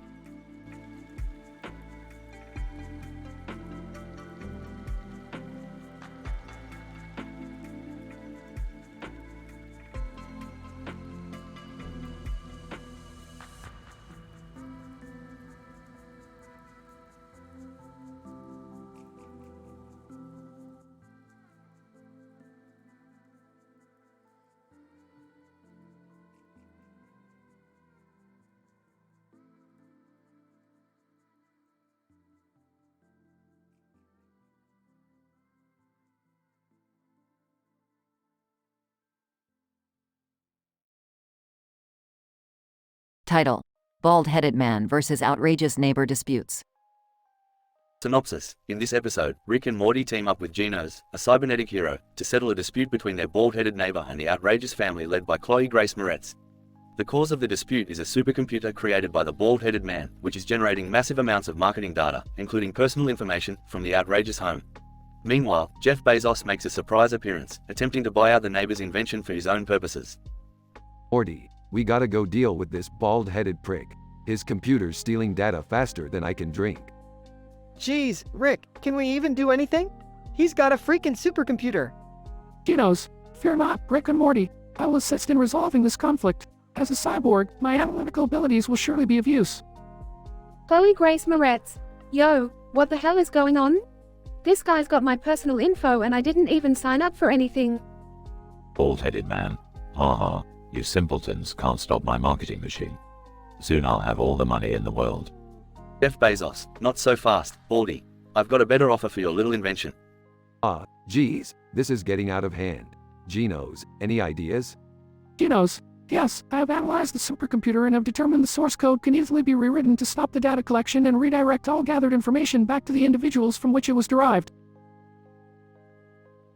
Bald-headed man. What? No, I won't allow it. Chloe Grace Moretz. You're done, dude. We're not putting up with your crap anymore. Jeff Bezos, well, I'll just have to find another way to get all your information. See you around, losers. Wow, I can't believe we actually did something good. Yeah, don't get used to it, Morty. Now let's go home and get drunk.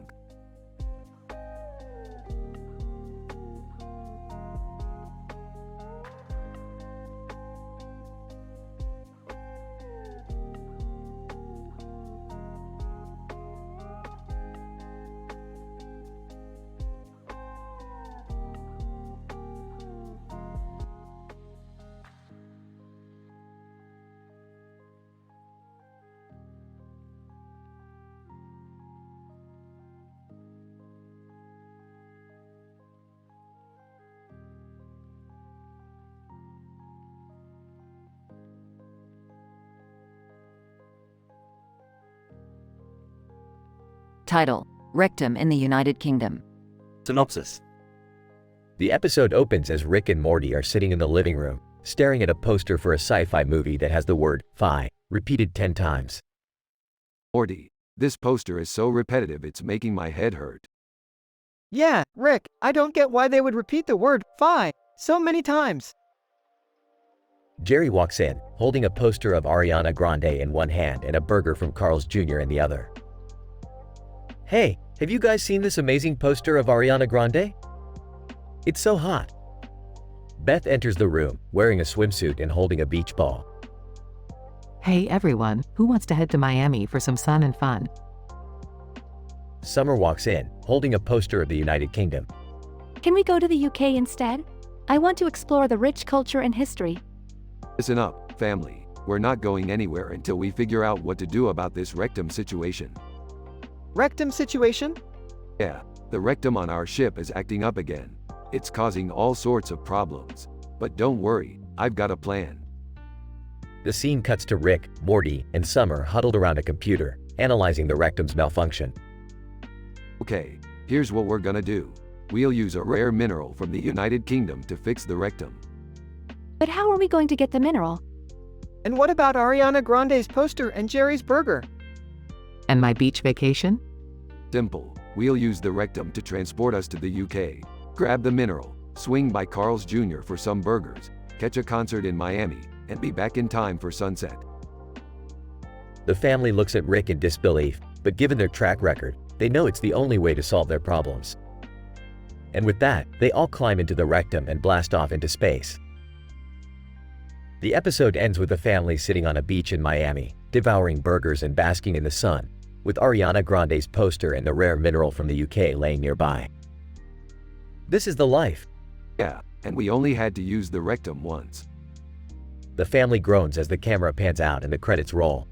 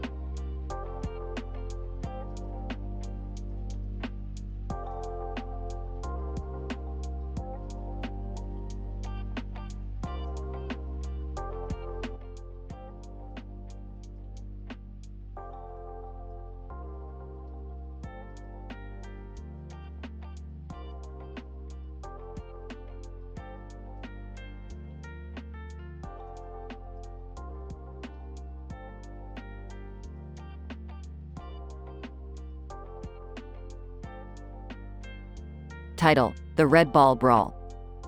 Synopsis. In this episode, Rick, Morty, Beth, and Summer find themselves in a strange situation involving a person with a red ball on their head and a group of sentient traffic lights.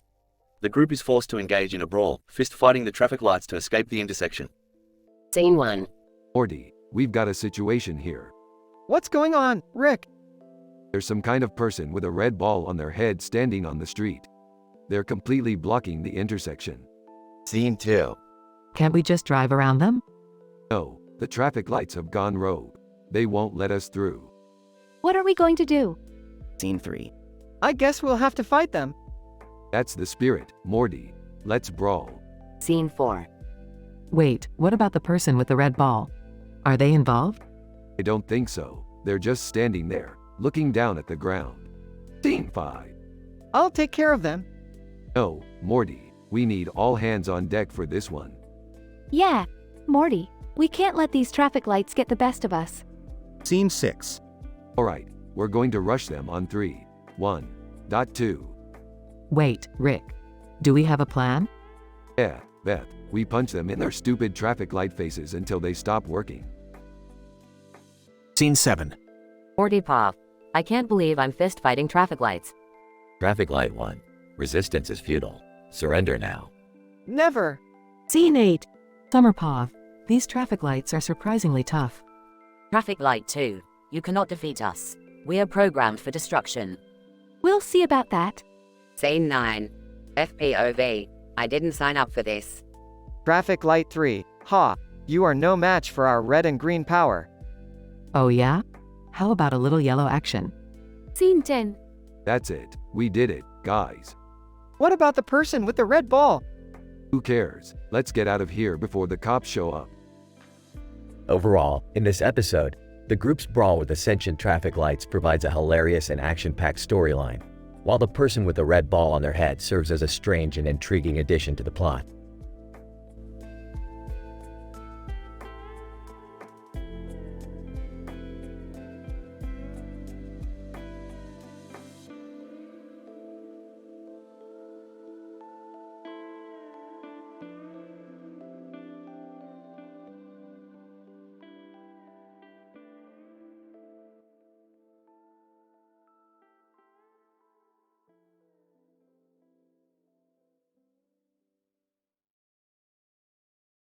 Title: Pizza Strategies for Obese Stalkers. The episode follows the lives of the Smith family as they visit a local pizzeria to satisfy their hunger. The storyline involves a highly problematic customer named Hank, who is obese, smelly, and continuously stalks Summer, much to the dismay of the rest of the family. Hank's behavior is a reflection of the social and psychological constructs that often lead individuals to engage in problematic behaviors. Rick and Morty devise a plan to use the pizza they're making to get rid of Hank without causing any harm. The plan involves using the hot, fresh pizza as a distraction and trap to lure Hank away from Summer and the family. The scientific strategies employed in the episode present a unique take on the use of food as an instrument of manipulation. The climax of the episode features thrilling scenes where Rick and Morty use their culinary expertise to execute a risky pizza maneuver that ultimately catches Hank off guard and sets him up to be roasted. The award-winning writing and interplay of characters in this episode demonstrate the excellence of the show's storytelling methods. The narrative structure employed in the episode is masterfully executed to provide a satisfying and epic ending. The pacing of the episode is well regulated to make the viewer feel journeyed from the buildup of problematic behavior to the resolution of the issue. Overall, the Pizza Strategies for Obese Stalkers episode is a well-crafted piece of art that portrays the intricacies of problematic behavior while showcasing the scientific strategies of using food as a tool of manipulation. The episode's dynamic and multidimensional plot provides ample opportunities for character development and brings out the differences in the Smith family's dynamic.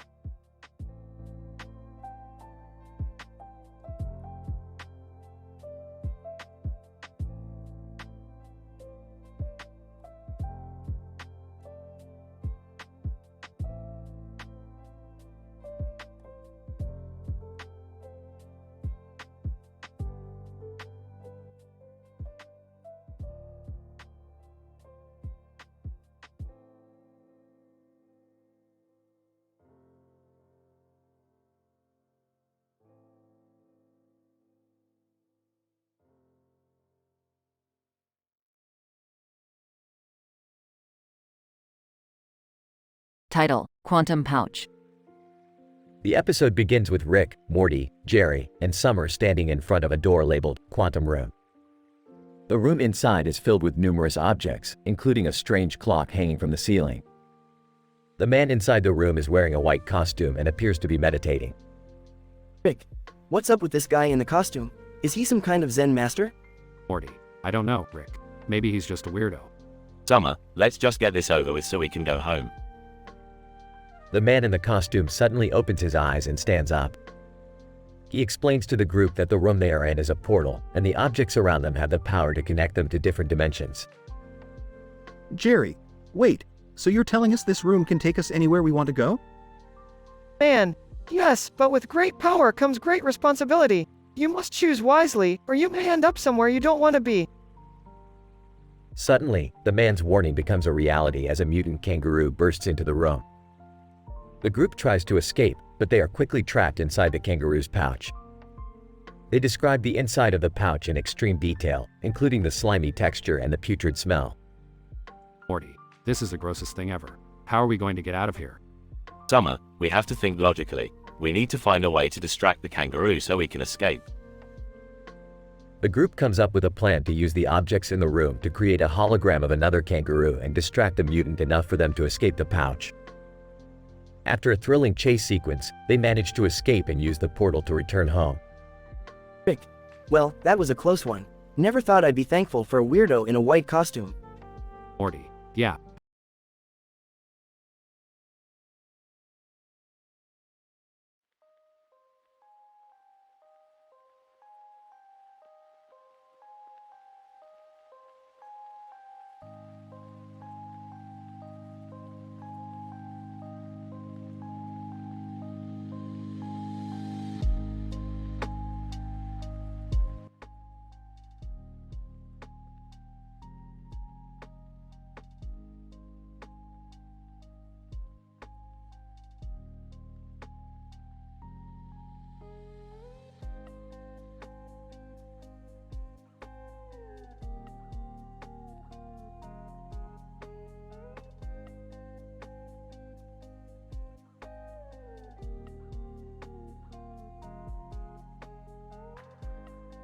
Title: The Pizza Parlor Pandemonium. Synopsis. In this episode, Rick, Morty, Beth, and Summer visit a Pizza Hut, where they discover a Thai massage parlor next door. Chaos ensues as they try to balance their lust for pizza with their curiosity for the art of massage. Morty, we're going to the Pizza Hut. I need some greasy slices to fuel my latest invention. Okay, but what's with the weird bulge in your pocket? None of your business, Morty. Now let's get this pizza party started. I could go for a slice or two. And maybe a massage? They have a Thai massage parlor next door. Yeah, I'm down for a massage. But don't let Rick near the masseuse. He'll probably hit on her or something. Hey, I resemble that remark. As they enter the Pizza Hut, they see a row of pizzas sitting on top of pans on the countertop. Whoa, look at all these pizzas. Which ones should we get? Let's get a pepperoni and a Hawaiian. And maybe a veggie for me. I want a meat lovers and a barbecue chicken. I'll have one of each. And give me a side of garlic knots while you're at it. As they wait for their pizzas, they decide to check out the Thai massage parlor next door. I could use a massage after all that pizza. Let's go see what they have to offer. I don't know, Rick. Are you sure they have a massage for that bulge in your pocket? Morty, you never cease to surprise me with your crude humor. Let's just go see what they have. As they enter the massage parlor, they are greeted by a group of Thai masseuses. Masseuse, welcome to our Thai massage parlor. How can we assist you? I need a full-body deep tissue massage. And don't hold back. I'll just watch from the sidelines, thanks. I could use a foot massage. My feet are killing me from all the walking. I'll take a Swedish massage, please. Just a nice relaxing one. The masseuses begin their work, but the peace and relaxation is short-lived as Rick's weird bulge becomes the center of attention. Masseuse, excuse me, sir, but what is in your pocket? It's making it hard for me to do my job. Oh, that's just my portal gun. It tends to have a mind of its own. I knew it. In the end, their pizza parlor and massage parlor experiences merge into a hilarious and chaotic adventure that tests their limits of laughter and absurdity.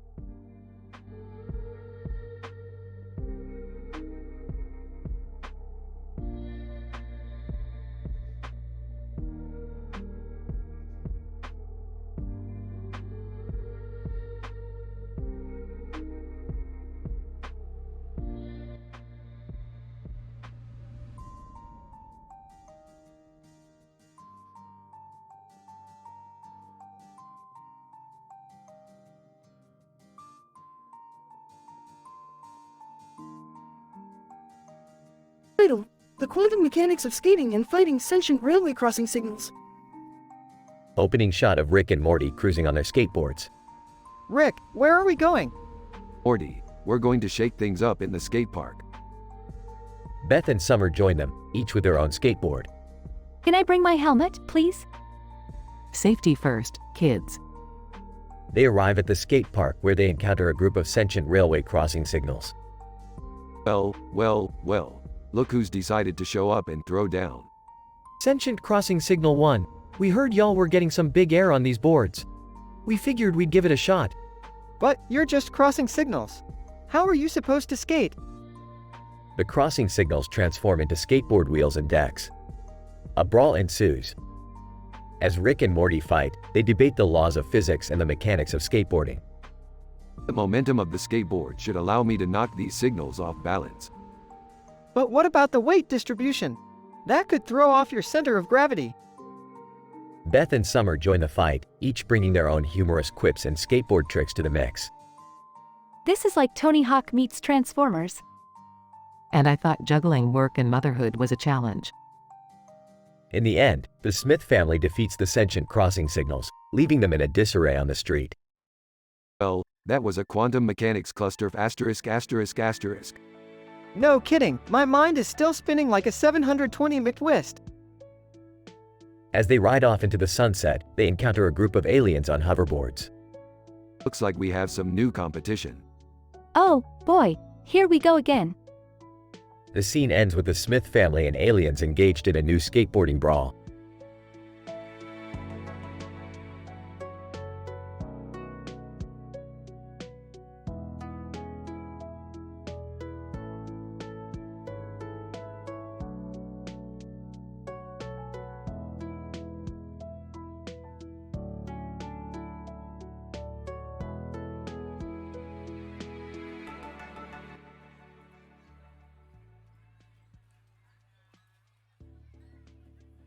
Dr. Smith. In this episode, we witness a peculiar phenomenon as Rick, Morty, Jerry, and Summer encounter a tarot card with a man holding a knife and a green creature in front of it. The yellow background symbolizes a representation of the solar plexus and the intense emotions associated with it. Dr. Rodriguez. Their journey leads them to a pizza shop where they encounter a customer who exhibits the characteristics of an aggressive predator, attempting to make Summer his girlfriend. His physical attributes of obesity could be a sign of excessive consumption leading to a lack of impulse control. Dr. Smith. Utilizing their cunning wit, Rick and Morty concoct a plan that involves using pizza as a vessel to roast the unruly customer and rid themselves of his presence. The psychological implications of utilizing food as a tool to manipulate and control other humans is an area that could warrant further research. Dr. Rodriguez. The epic and thrilling scenes that ensue display the sharp writing and creativity that exemplify the show's essence. The ending satisfies the audience with the successful completion of the task at hand, leaving them wanting more. Dr. Smith. Overall, this episode provides us with a multitude of psychological and sociological insights. From the symbolic meaning behind the tarot card to the portrayal of an unhealthy relationship, there are numerous areas for academic analysis and scholarly discourse.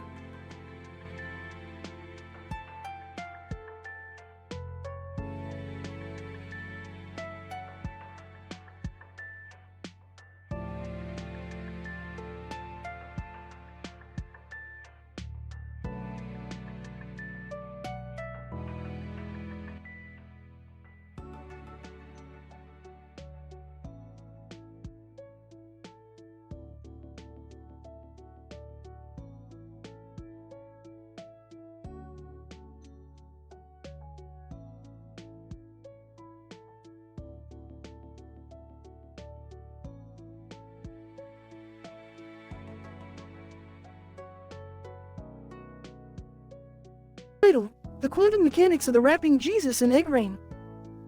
Scene 1. Rick and Morty are observing a young boy playing tennis with a racket and ball in his hand and a hat on his head.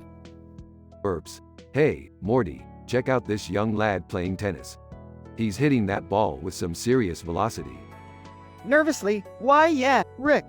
It looks like he's been practicing for a while. Sarcastically, yeah, because hitting a furry ball with a stick is rocket science. Scene 2. PewDiePie and Jesus are having a rap battle in front of a Greg's bakery while eggs rain from above. PewDiePie, rapping, yo, it's PewDiePie on the mic, I'm spitting fire. You can't match my flow, check my subscriber. Jesus. Rapping. I'm Jesus, the Son of God, my rhymes are divine. I can turn water into wine, watch me shine. Amused. Ha, ha, ha. Jesus is dropping some holy bars. Confused. Rick, why are they rapping in front of a bakery while eggs are falling from the sky? Smiling. Morty, don't question the logic of this show. It's all about chaos and randomness. Scene 3. Rick and Morty teleport to the middle of the rap battle.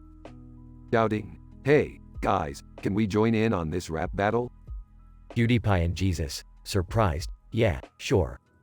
Awkwardly, I'm not really good at rapping, guys. Encouragingly, come on, Morty, just go with the flow. Scene 4. Rick, Morty, PewDiePie, and Jesus are now rapping together while eggs rain from above. Rapping. I'm Rick Sanchez, the smartest man in the universe. My inventions will blow your mind, make you curse. Rapping. I'm Morty Smith, I'm just a regular guy. But when I'm with Rick, we travel to other dimensions, fly high. PewDiePie and Jesus, rapping in unison. Damn, these guys are killing it. Scene 5. The rap battle ends, and the eggs stop falling from the sky. PewDiePie, smiling, that was fun, guys. We should do it again sometime. Jesus. Nodding. Yes, it was a pleasure rapping with you all. Grabbing his portal gun. Alright, let's go, Morty. We've got more adventures to go on. Sighing, yeah, more adventures. I just hope we don't end up in a government facility again. Chuckling.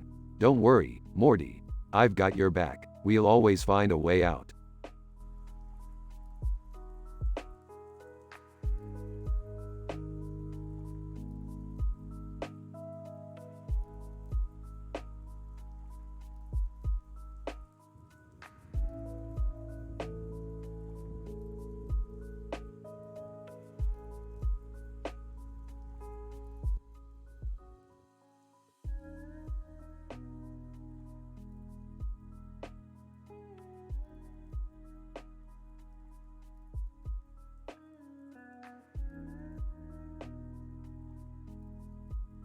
Narrator. The episode titled Inside the Pouch, A Mutant Kangaroo Adventure, begins with the titular characters, Rick, Morty, Jerry, and Summer, gathered around a table enjoying a family meal.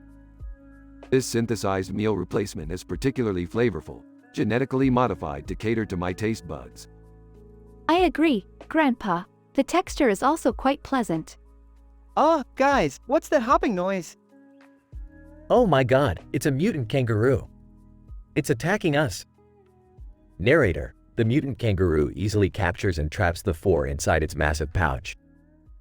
Fascinating. The mechanics of this pouch are truly remarkable. Its stretchability and flexibility serve as both a temporary container and a method of locomotion for the kangaroo. Can we focus on getting out of here before we die? Yeah. And this pouch smells terrible. Guys, I have an idea. We can use these leftover meals as bait to distract the kangaroo and attempt an escape. Narrator. The group puts Jerry's plan into action, but the clever kangaroo quickly catches on.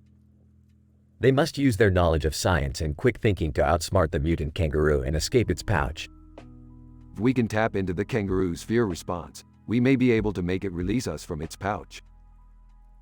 Narrator. The group successfully uses Rick's plan, and they triumphantly escape the pouch and return home safely. That was crazy. Yeah, I don't want to know what was in that pouch. I'm just glad we made it out alive. Narrator. The episode ends with the group seated around the table once again, enjoying a well-deserved celebratory meal. This meal is average at best, but the company is what truly makes it extraordinary. I couldn't agree more, Grandpa. Guys, what's that hopping noise?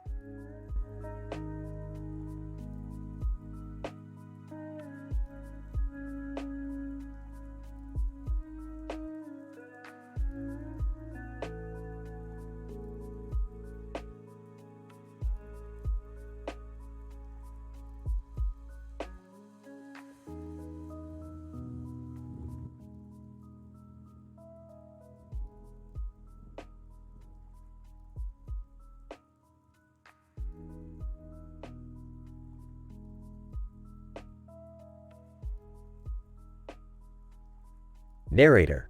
The episode begins with a city street bustling with cars and traffic lights.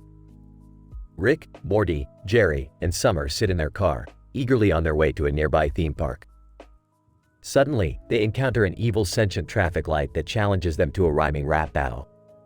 Let us begin this battle with a bang. We'll roast you so hard, you'll want to hang. Your shiny glass, so alluring and bright, yet so empty, like the void of night. Traffic light. Oh, please, you think you're so great. But you'll never compare to my status or fate. My power controls this intersection. Your insignificant rhymes need correction. Your arrogance is simply absurd. Our rhymes will cut like a swift sword. Your green light may give us a go. But in this battle, we'll steal the show. Your color may be lovely, but your personality's downright ugly. You're a sinister and malevolent beast. Our rhymes will make your fate sealed at least. Your reign of terror is at an end. This rap battle, we're destined to win. Your punishment, we've already planned. Far beyond what you've ever freaking planned. Narrator. The rhyming rap battle intensifies, leading to an epic finale where the traffic light is plunged into a pit full of wet, slimy, gooey, gooky, icky tut slobber forever.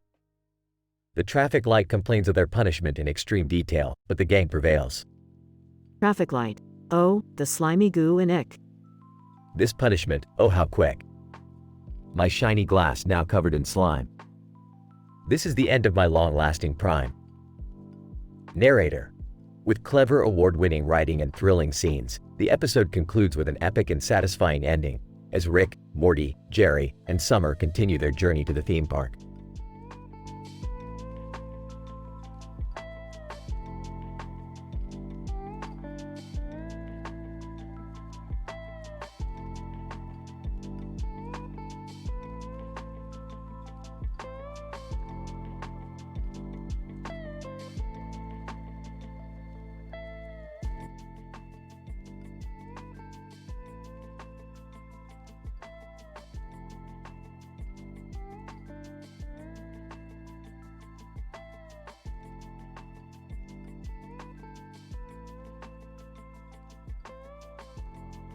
Narrator.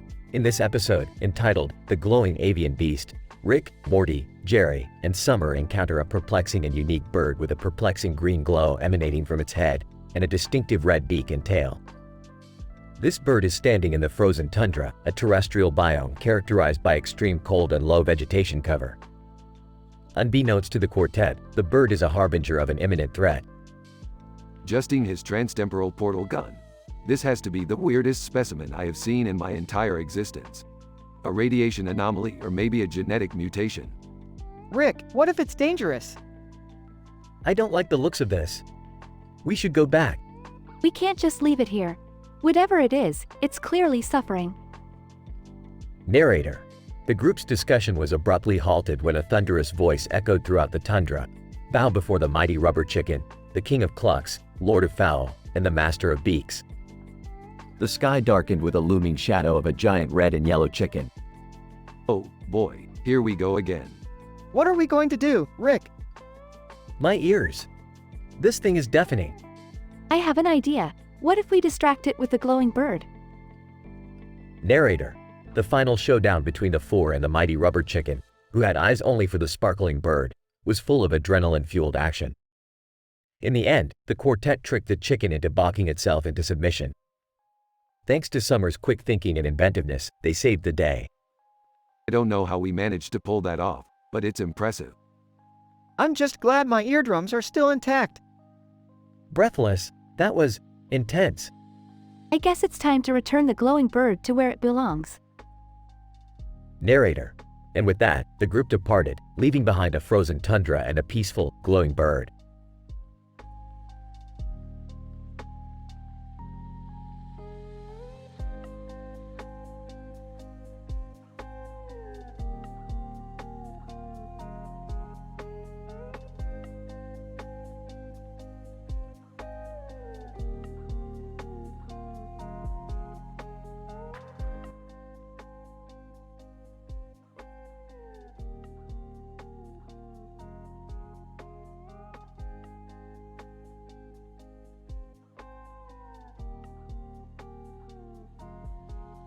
Narrator. In this episode, we witness a peculiar incident of social interaction involving a man and woman taking a selfie with a cell phone in front of a store window bearing the sign, Duke and Sons.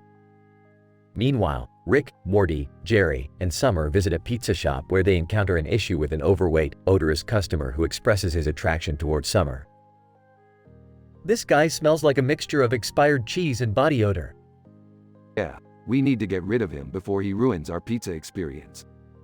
But how can we do that without offending him? I don't want to be his girlfriend. Can't we just give him a bad pizza and make him leave? Narrator. With quick thinking and problem solving, Rick and Morty come up with a clever plan using the pizza to drive away the unwelcome customer. Let's give him a pizza with a special ingredient that will make him leave without causing any harm. What special ingredient? I'll teach you, Morty. The secret ingredient is placebo. We will tell him it's a potent aphrodisiac and watch him run away desperately for a bathroom. Narrator. The plan works, and the unwanted customer departs. The episode ends with a satisfying conclusion for all parties involved. That was a close call. Yeah, I am glad that Stinky Guy is gone. Looks like our pizza invention saved the day again. I am still not sure why placebo works so well, even on pizza, but I am glad it did. Narrator. The episode showcases the power of quick thinking and problem solving, demonstrating how science and innovation can solve real-world problems, one pizza at a time.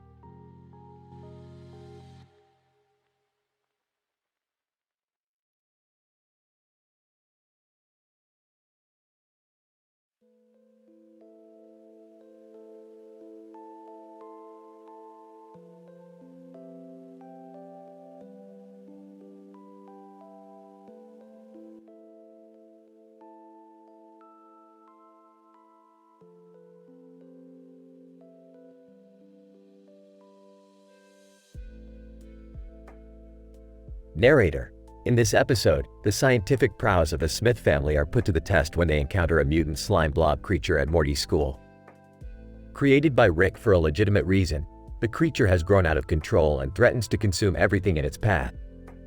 It's not my fault the creature grew too big. I only meant for it to be a small, harmless experiment. Well, now it's not harmless. What are we going to do? Maybe we can use that wasabi from the sushi shop. I heard it's really strong. Wasabi? What's that going to do? Actually, that's not a bad idea. Wasabi contains compounds that can disrupt the creature's cellular structure. The Smith family rushes to the sushi shop, using their scientific knowledge to mix the wasabi with other chemicals to create a potent formula. They return to the school, where the creature has already consumed several classrooms. Look, it's got a bag of liquid floating from its mouth. That's the stuff we mixed with the wasabi. It's working. Through a series of epic and thrilling scenes, the Smith family manages to subdue the creature and save the school from destruction. Rick, Morty, Summer, and Jerry are hailed as heroes, and Morty even becomes a bit of a celebrity for his quick thinking with the wasabi. Narrator. In the end, the Smith family's scientific expertise saves the day once again. Who knows what kind of experiments they'll get into next?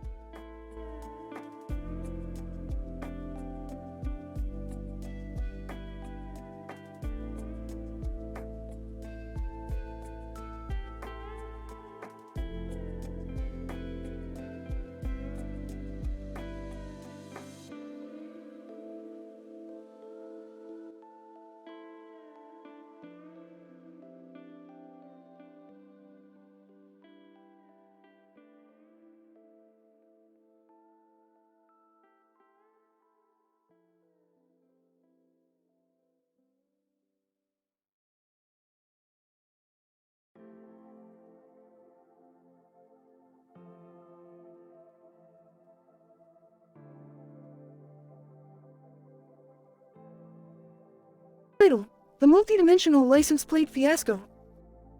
Abstract. In this episode, Rick and Morty embark on a wacky adventure filled with humor, pop culture references, and multidimensional mishaps. The plot revolves around an interdimensional license plate with a myriad of colors and numbers on it. As the characters delve deeper into the mystery of the license plate, they encounter a clumsy ninja warrior, funny license plates, Taranga Leela from Futurama, and even a surprise visit from the Strokes. Morty, I need you to hack into the DMV database and find the origin of this license plate. It's giving off some serious multidimensional interference. Hacks into the database. Oh man, this is not good. The plate is from a universe where license plates are sentient beings. Sentient license plates? Laughs. That's ridiculous. I don't know, Jerry, remember when we visited that universe where everything was alive, including the pizza we ate? Erps. Yeah, that was a wild ride. But we don't have time for nostalgia. We need to focus on this license plate. As they investigate further, they come across a clumsy ninja warrior who is trying to steal the license plate for his ninja clan. Clumsy ninja. Falls and crashes into the ground. I must obtain the powerful license plate to prove myself worthy as a ninja. Laughs. You must be trippin', ninja. That license plate ain't gonna make you a better ninja. Oh, Rick, I think he's serious. Points at the license plate. Guys, look at this one. It says, OLDBOI. Turanga Leela from Futurama suddenly appears, claiming to have found the license plate first. Urangalela, brandishing a crowbar. Back off, losers. I found this license plate fair and square. Drugs. I guess there's only one way to settle this. We have to battle it out. As the characters engage in a hilarious battle for the license plate, the Strokes make a surprise appearance and start jamming out. The Strokes. Sings, automatic stop. It's in my head. It's in my head. In the end, the characters realize that the license plate was just a decoy for an interdimensional smuggling ring, and the real treasure was the friendships they made along the way. You know, even though we didn't get the license plate, I'm happy we all got to spend this time together. Laughs. Yeah, and I got a bunch of hilarious license plate photos for my collection. Elches. Gross, Jerry. But yeah, I'm proud of you guys. Let's go get some Szechuan sauce. Finn.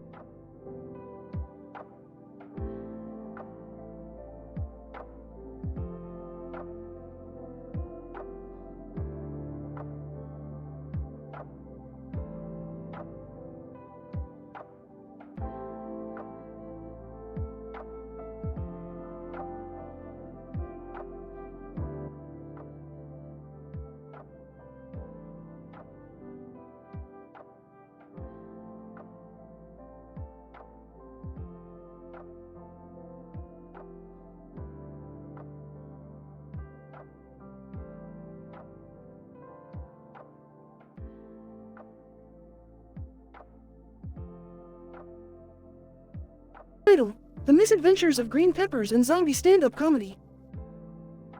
The episode begins with Rick and Morty fixing the engine of their spaceship on the side of the road in front of their garage. Beth and Summer come to see why they haven't left yet. Rick explains that they need to wait for the green pepper to ripen before they can use it as fuel for the spaceship. Summer, confused about this, asks why they can't use regular fuel. Rick explains that green peppers produce more energy than gasoline, and it's environmentally friendly. Beth spots a can of beer next to the green pepper and decides to join in and have a drink. However, after drinking a few sips, she begins to feel strange and dizzy, realizing that it was a can of beer spiked with alien drugs. Morty tries to help her while Rick goes off to find the culprit responsible for the spiked beer. Meanwhile, Summer discovers a strange signal on the exoplanet colonization device that Rick left out. She accidentally activates it, leading to a disaster on the planet and raises questions about the morality of interstellar colonization. Rick, irritated by this, reminds them that he doesn't care about morality, just about profits. As Rick and Morty continue to investigate, they stumble upon a zombie stand-up comedy club where they learn about comical misunderstandings in communication between humans and zombies. They meet a zombie comedian who tells them about his experience as a stand-up comic. Rick joins in on the fun and pitches his latest theory about parallel universes and splendor that are only accessible by farting. The episode ends with the green pepper finally ripening and exploding, destroying the garage and sending the whole family flying into another dimension. Rick, Morty, Beth, and Summer are left stranded on a planet full of creatures that can only communicate through dance, leading to more comical misunderstandings. I'm telling you, Morty, green peppers are the future of energy, so don't knock it till you try it. Rick, what the hell was in that beer? I feel like I'm seeing colors that don't exist. Oops, I activated the exoplanet device. My bad. Zombie comedian, you know what I hate about brains? They get stuck in your teeth, man. Parallel universes are for squares, Morty. The real splendor is found by farting your way to other dimensions. I don't think I'm ever gonna understand this stuff, Rick. I can't believe we're stuck on a planet where everyone communicates through dance. This is insane. Hey, at least we're not alone. Right, guys?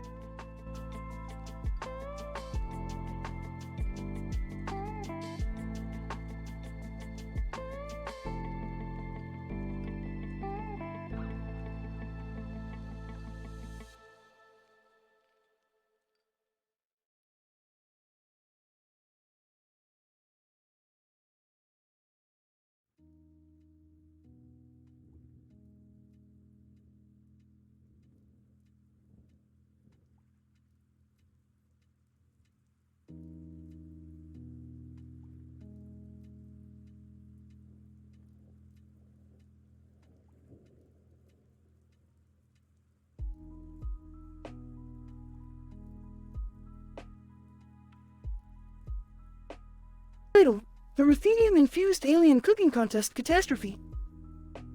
Opening scene. The camera pans out from the futuristic spaceship with a rocket on top of it soaring through the galaxy with a glimmering backdrop of stars. Suddenly, it lands with a thud on a desolate planet, sending red dust flying everywhere. Rick, Morty, and Summer emerge from the ship decked out in astronaut suits, ready to explore the new terrain. Alright, Morty. Let's get this over with so we can get back to reality TV. What are we even doing here, Rick? We're participating in the annual alien cooking contest, Morty. I infused our dish with ruthenium to give it that extra kick. Wait, isn't ruthenium an element? Yes, and it's also a delicious additive in any dish, Summer. Telosians approach. Just then, the Telosians from Star Trek appear out of nowhere. Telosians, we have been expecting you, Earthlings. We have heard of your cooking prowess and welcome you to our planet. Alright, cut the formalities and let's get cooking. Cockroach intruder. As Rick, Morty, and Summer prepare their dish, they are interrupted by a giant cockroach that suddenly appears on their workspace. Oh, what is that thing? Relax, Morty. It's just a harmless cockroach. Harmless? It's bigger than my foot. Don't worry, I'll handle it. Pass me the ruthenium. Rick grabs the ruthenium and sprinkles it on the cockroach. It suddenly grows 3 times its size and starts to dance. What the hell is going on? I don't know, but it's hilarious. Alien cooking contest. They arrive at the cooking contest and the competition is fierce. The judges are a group of aliens with advanced taste buds that can detect even the slightest imperfections in the dish. Rick, Morty, and Summer present their ruthenium-infused dish and the judges take a bite. Alien judge, this is the most delicious thing I have ever tasted. It's out of this world. The room erupts in cheers as Rick, Morty, and Summer are declared the winners of the alien cooking contest. Epilogue. As they board the spaceship to head back to Earth, Rick turns to Morty and says, You see, Morty, cooking is just like science. Sometimes, you just need to infuse a little bit of ruthenium. I don't think that's how it works, Rick. Can we please go home now? I'm tired. Relax, Summer. We have one more stop to make. The camera fades to black as the spaceship takes off back into the galaxy.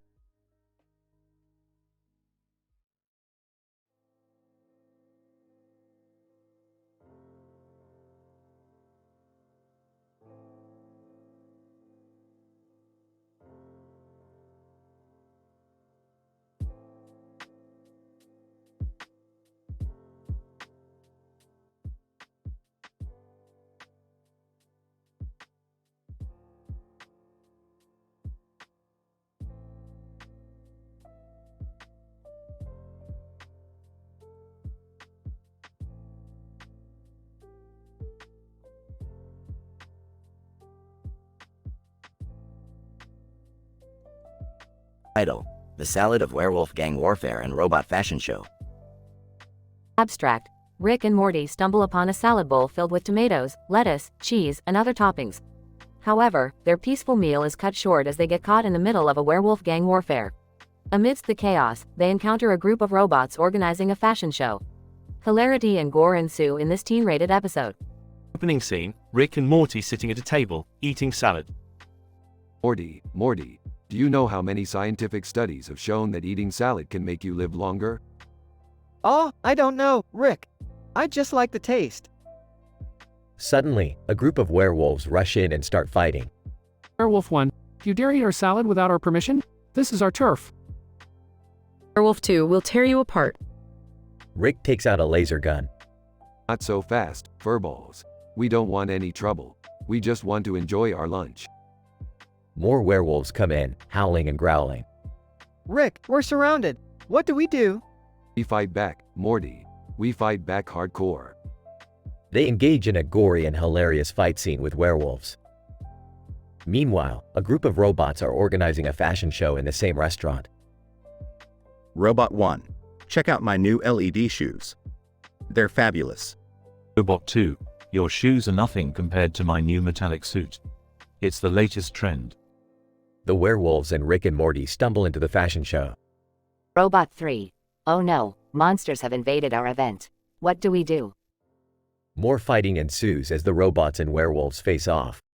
Hey, Morty, you see that taco salad over there? Let's use it as a weapon. What?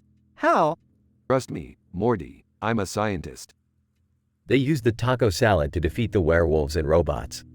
End scene, Rick and Morty sitting at the table, surrounded by carnage.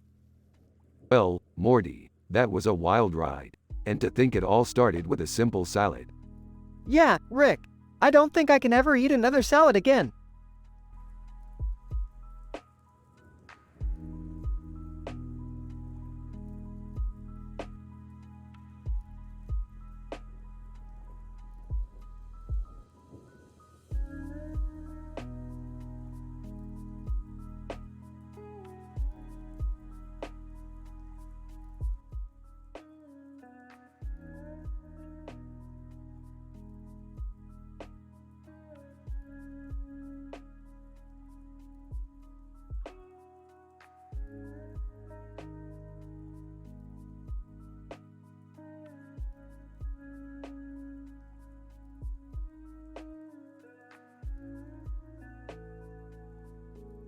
Title: The Hilarious Convergence of Laughing Yoga and Zorro in India. Synopsis. Two renowned researchers, Dr. Rick Sanchez and Morty Smith, were invited to attend a special movie premiere in India, highlighting the effective and therapeutic benefits of laughing yoga. Armed with their trusty tablet computer and microphone, the duo decided to document their experiences and insights during this trip. Dr. Rick Sanchez, my esteemed colleagues, today we embark on a scientific expedition unlike any other. We're heading to India to witness the convergence of two fascinating phenomena, laughing yoga and Zorro. Morty Smith. Yeah, Rick. And I heard that laughing yoga is a great way to reduce stress and improve overall well-being. Dr. Rick Sanchez, precisely, Morty. And as for Zorro, although not directly related to laughing yoga, its martial arts techniques can be used to promote self-awareness and inner peace. Morty Smith. But Rick, I don't get how these two things are supposed to work together. Dr. Rick Sanchez, neither do I, Morty. But that's precisely why we're here.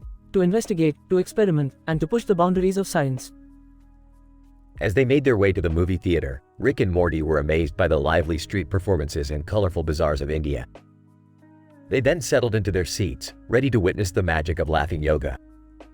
Morty Smith. Wow, Rick. That was quite an experience. I've never laughed that hard before. Dr. Rick Sanchez, chuckles yes, Morty. I must say, it was quite an invigorating experience. Morty Smith. So, what's next on our agenda? Dr. Rick Sanchez, Zorro, Morty. Zorro. The duo headed to a nearby Zorro dojo, where they immersed themselves in the ancient art of sword fighting. However, things took a hilarious turn when Rick accidentally knocked over a vase, causing a chain reaction of comedic errors. Dr. Rick Sanchez, Morty, did you capture that on camera? The look on my face was priceless. Morty Smith. Laughs yes, Rick. It's all on film. Dr. Rick Sanchez, excellent. Another groundbreaking discovery in the books. Who knew that laughing yoga and Zorro could be so entertaining? Morty Smith. Yeah, Rick. I'm surprised we didn't get kicked out of the dojo. Dr. Rick Sanchez, don't worry, Morty. I have a backup plan. We'll just teleport out of here if things get too hairy. Morty Smith. You mean, Harry isn't getting kicked out by a bunch of sword-wielding Zorro practitioners? Dr. Rick Sanchez, chuckles precisely, Morty. Precisely.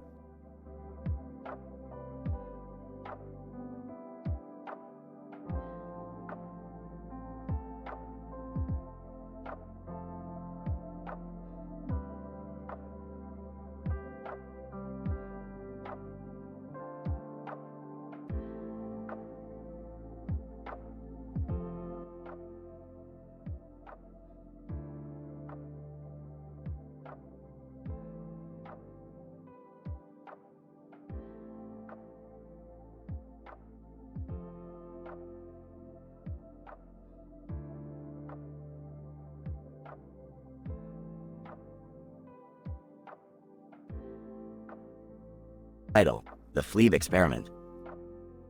Rick and Morty embark on an experimental journey through the multiverse. In a parallel universe, Rick and Morty encounter a man with a mustache and a hat on his head, and Rick decides to take a photo with him as a souvenir. However, in the process, they accidentally break the oscillator that powers their portal gun, trapping them in this universe. Morty! Geez, Rick, this universe looks exactly the same as ours. How are we going to get back home? Rick, don't worry, Morty. I've got this under control. I know exactly what to do. Rick decides to conduct an experiment on the Fleeb, a rare species only found in this universe, to generate enough energy to fix the broken oscillator. He convinces Morty to help him with the experiment, which involves creating a concoction out of Fleeb juice and mega seed extract. Morty! I don't know about this, Rick. It sounds dangerous. Rick, do you want to go back home or not, Morty? This is going to work, trust me. As they begin the experiment, the concoction starts to have unexpected effects. The Fleeb becomes sentient and starts to remember past events from different timelines. It starts to speak in an alien language, which only Rick can understand. Rick, Morty, I think we just created a super intelligent and emotionally unstable Fleeb. Morty, what are we going to do about it? Rick, we need to get out of here, Morty, before this Fleeb turns into a multiverse conqueror. As they try to escape, the Fleeb grabs Morty and demands that they take it with them to other universes. Morty, who is now traumatized by the events, starts to have second thoughts about their experiment. Morty! Rick, this was a terrible idea. I never want to do this again. Rick! Oh come on, Morty. You gotta have a little bit of fun with science sometimes. As they finally manage to retrieve the oscillator and fix the portal gun, they make their way back home. However, they soon realize that the Fleeb had attached itself to their portal gun and now they can't get rid of it. Rick! Well, Morty, looks like our experiment wasn't a complete failure after all.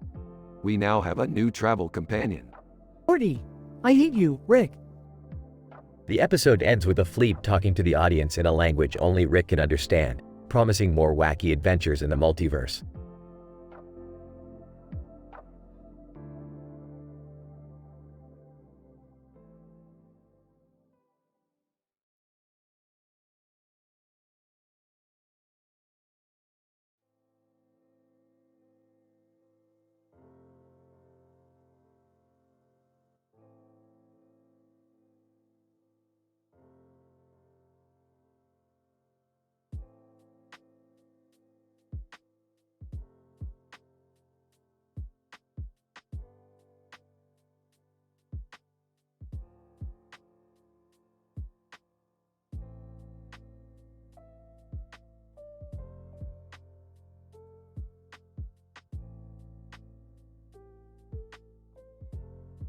Title: The Greenfield Conundrum. Synopsis. In this episode, the characters Rick, Morty, Jerry, Beth, and Summer find themselves standing around a green field, which they observed with their umbrellas on top of it and trees in the background as they attempt to determine their location using varied scientific methods. They quickly realize that they are in a parallel universe, one that is unfamiliar to them. Along the way, they encounter a bunch of notable individuals such as Flea, Ryan Reynolds, and the Balinese, while they race against time to restore their reality. Listen up, everyone. I have scanned every inch of this location. Based on my calculations, we have shifted into an alternate dimension that is similar to our world, but not precisely the same. Wait, what does that mean? Are we stuck here forever? Can't you just science our way out of this mess, Rick? I hope so. I've got a spa day next week, and I can't miss it. Guys, we have more pressing matters to attend to. Look over there. They all look and see Flea playing the bass in the middle of the field. Flea, yo, homies, welcome to this lovely planet of grooviness. I'm Flea, and I'm here to chat with you. Flea, what are you doing here? And how is this even possible? Flea, cool, chill. I'm just bouncing around the multiverse, spreading the fun wherever I go. You should try it sometime. Ryan Reynolds. Hey, guys, what's shaking? Ryan Reynolds? What are you doing here? Ryan Reynolds. I was shooting a movie in Rio de Janeiro, and suddenly, I found myself here. It's kind of weird, but I'm rolling with it. Okay, we need to focus. I have an idea. We must locate the Ploob Slaw, a rare but potent substance that can restore the fabric of the universe. Who's with me? Everyone nods in agreement. Let's do this. I hope it doesn't take too long. My feet are killing me. After a round of venturing into the unknown, they finally find the Ploob Slaw. We did it. Now what? Now, we must return to our dimension and use the Ploob Slaw to fix the damage we caused. What damage did we cause? I'll explain it to you later, Morty. For now, let's get moving. They use the Ploob Slaw to return to their universe successfully. Wow, we're back! That was insane. And I missed my spa day. Thanks a lot, Rick. Sorry, not sorry. That's the price you pay for living in the multiverse. Now let's get tacos. I'm starving.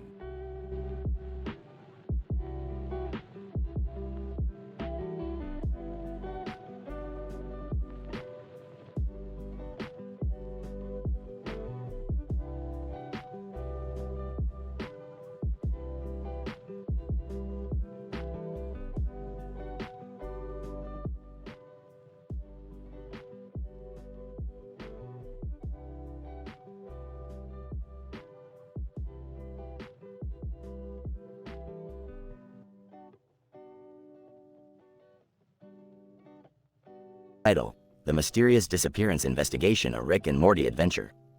Synopsis. Rick and Morty were enjoying a lazy Sunday afternoon when Jerry barged into the garage, shouting about the disappearance of his favorite green button. With Jerry's constant whining ringing in their ears, R&M set off to find the missing button.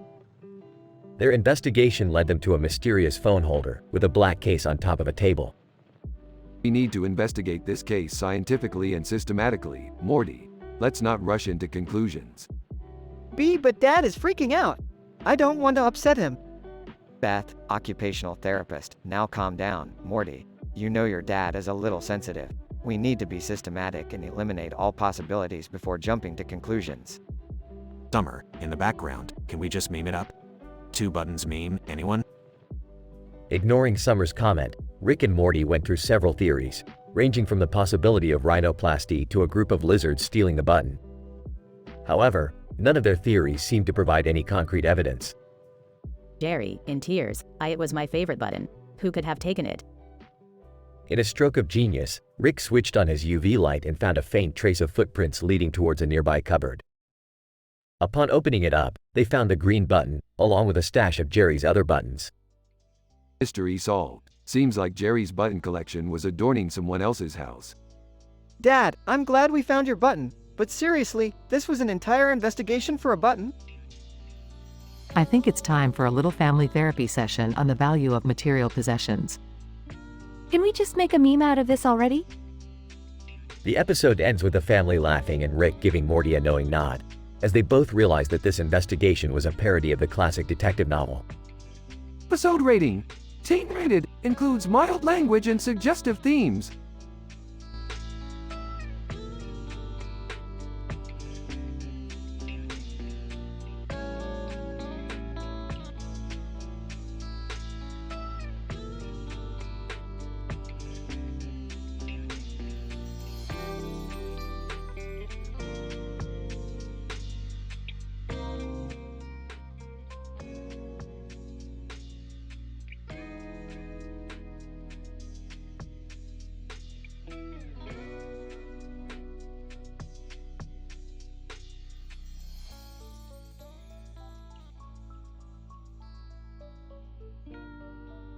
Title: The Case of the Green Lizard. Synopsis. In this episode, Rick and Morty take on a scientific investigation to uncover the mystery of a green lizard laying on a wooden floor in a room with a green ceiling and a green umbrella in the background. The investigation leads them to the discovery of a warm bamboo massage that is popular among the green lizard community. As they explore the massage, they encounter a Norwegian forest cat who introduces them to the ancient Gujarati technique of lizard lather therapy. Morty, this is a scientific marvel. The warm bamboo massage is causing chemical reactions in the green lizard cells that is yielding responses we've never seen before. Whoa, dude. So what's the deal with the green ceiling and umbrella? Oh, that must be the latest interior design trend among the green lizard community. As they move further into their investigation, they come across a reality show featuring dinosaurs who have learned to coexist with humans. Wait, you're telling me these dinosaurs are doing chores and living among humans? What's next? A haunted amusement park. Actually, that's not a bad idea. Let's investigate the park and see if we can find any clues to our lizard mystery. As they explore the haunted amusement park, they come across a green lizard who happens to be the star of the park's latest attraction. Green lizard. Hey guys, what brings you here? Oh, we're investigating some lizard business. Green lizard. Well, if you're looking for answers, I can tell you everything you need to know. But it's gonna cost ya. The episode concludes with Rick and Morty realizing that the green lizard they've been investigating was simply an actor in a costume. Morty, this was the most ridiculous and nonsensical investigation we've ever done. Yeah, but at least we got to ride the scary roller coaster, right? And don't forget the dinosaur reality show. I can't believe those dinos learned how to knit. Can we please just go home now?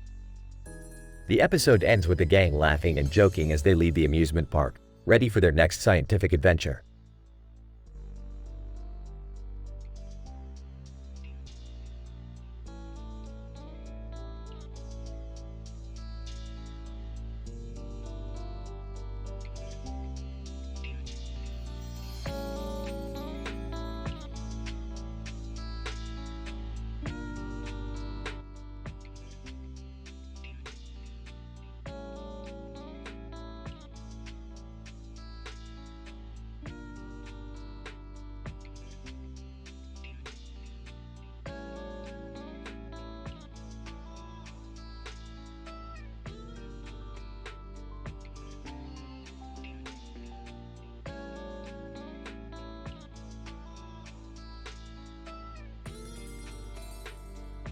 Title: Detection of linguistic and visual patterning in pirate jokes utilizing celery as a control variable. Summary: in this episode, a pirate with a skull and a pirate with a green background engage in banter surrounding their respective pirate humor. One pirate, with a preference for wordplay and linguistic humor, delivers a series of jokes involving puns, alliteration, and other forms of linguistic patterning. The other pirate, with a preference for visual humor, responds with a series of jokes involving sight gags, physical comedy, and other forms of visual patterning. All dialogue and visual imagery is accompanied by a green background. Discussion. Captain Skull, matey, if you want a good chuckle, ye best be hoppin' on me boat. I've got the finest pirate jokes that ever sailed the seven seas. Green Pirate.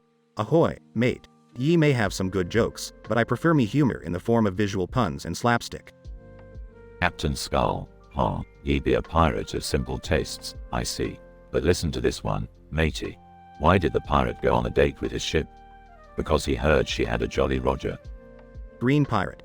Chuckles. That one was mildly amusing, Captain. But let me demonstrate to ye what real humor looks like. Holds up a stalk of celery. Now, what do ye call a stalk of celery that's bad at geometry? Captain Skull looks puzzled. I don't know. What do ye call it? Green Pirate. Obtuse. Gestures with the celery to mimic an obtuse angle. Captain Skull laughs heartily. Well played, matey. But I've got another one for ye. What's a pirate's favorite letter? Green Pirate. Rolls eyes. Let me guess, it's the ARR, right? Captain Skull smirks. Nay, matey. It'd be the C. 'Cause without it, we'd be irate. Green Pirate. Groans. Ye may have gotten me there, Captain. But let me show ye one final joke that'll really make ye belly laugh. Gestures with the celery and winks. Why do pirates prefer not to swim in icy water? Captain Skull, intrigued. I don't know. Why? Green Pirate. Because it makes their assets shiver. Jiggles the celery. Captain Skull doubles over in laughter. Oh, that's a good one, matey. Ye win this round. Conclusion. This episode reveals that humor preferences are highly subjective and can be categorized into linguistic and visual patterning. Furthermore, the use of celery as a control variable helps to demonstrate the effectiveness of visual humor in eliciting laughter. The presence of a green background throughout the episode serves as a reminder of the importance of situational cues in comedy. Overall, this episode serves as a valuable contribution to the field of humor research.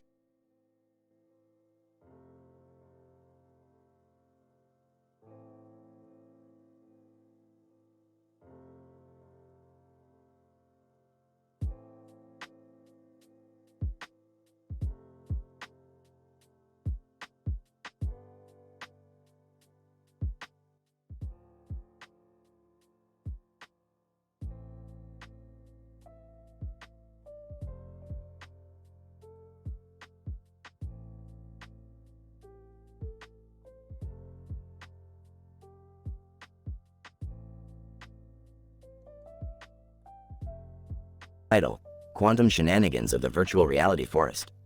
Characters: Rick, Morty, Jerry, Beth, Tom Holland. Synopsis: The episode begins with the appearance of a mysterious man, Tom Holland, walking down a foggy forest road with 2 backpacks. Intrigued by his presence, Rick introduces the Virtual Reality Forest Simulator, a cutting-edge technology that allows the user to experience a sci-fi world. Ah, Morty, look at this guy. He's probably on an epic adventure, completely immersed in his VR experience. Let's give him a taste of our own VR creation. Rick, are you sure this is a good idea? We don't even know this guy. Morty, you're always overthinking things. This is going to be epic. Beth and Jerry, who are out on a date nearby, overhear the conversation and decide to join in on the fun. Hey, guys! What are we up to? Yeah, I wanna know. Alright, listen up. We're taking this to the next level. Let's all hop into the virtual reality forest and give our friend Tom here an unforgettable experience. The group enters the virtual reality forest simulator and begins exploring the strange sci-fi world. However, things quickly spiral out of control when they encounter a group of aliens who mistake them for invading forces. Guys, I don't think this is part of the simulation. These aliens feel pretty real. Real, you say? Well, let's give them a taste of our own reality. The group engages in an epic battle with the aliens, using their VR backpacks as weapons. Epic one-liners and jokes are exchanged as the group fights their way through the virtual reality forest. I can't believe how real this feels. It's like I'm actually fighting aliens. Who knew VR could be so intense? Guys, I think we might have broken the simulation.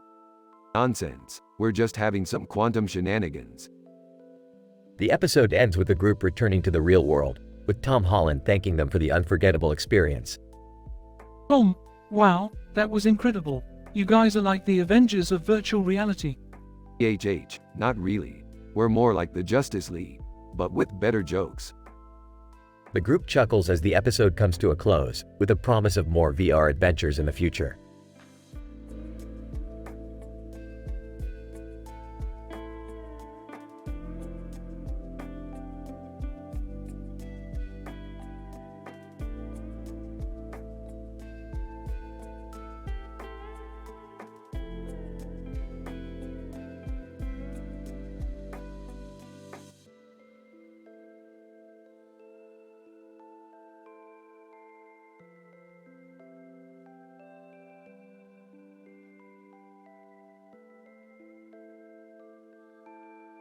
Title: The Prankster Paradox. Rick and Morty inadvertently discover the hilarity of office pranks when they use their portal gun to teleport into the coffee room of a major corporation. Hoping to get a quick caffeine fix, they end up stumbling upon a brewing prank war and decide to join the fun. Beth, who happens to work for the same company, finds herself caught up in the middle of their shenanigans. Kelly Bundy, a fellow employee, introduces them to her favorite comedy podcasts, inspiring them to up their prank game with more outrageous and hilarious stunts. As the pranks escalate, Beth begins to feel the pressure to keep up, leading to a prankster paradox where the only solution is for her to outwit Rick and Morty. In the end, she manages to turn the tables on the dynamic duo, leaving them in awe of her prankster prowess. Morty, this is like that one time when we infiltrated the Galactic Federation disguised as coffee makers, except this time, it's all about pranks. I don't know, Rick. I feel kind of guilty pranking these innocent people. Speak for yourself, Morty. I'm loving this. Bring on the pranks. Kelly Bundy. Hey guys, have you heard of this comedy podcast with these 2 crazy dudes called The Prank Masters? They've got some pretty wild ideas you could use. I think we just found our new inspiration, Morty. Let's crank up the prank-o-meter to 11. Oh geez, this is getting out of control. How are we supposed to outprank Beth now? Looks like the student has become the master. I don't know how you did it, Beth, but you just pranked us into submission. I bow down to your prankster prowess. I can't believe I'm saying this, but I think we may have met our match in the office prank game.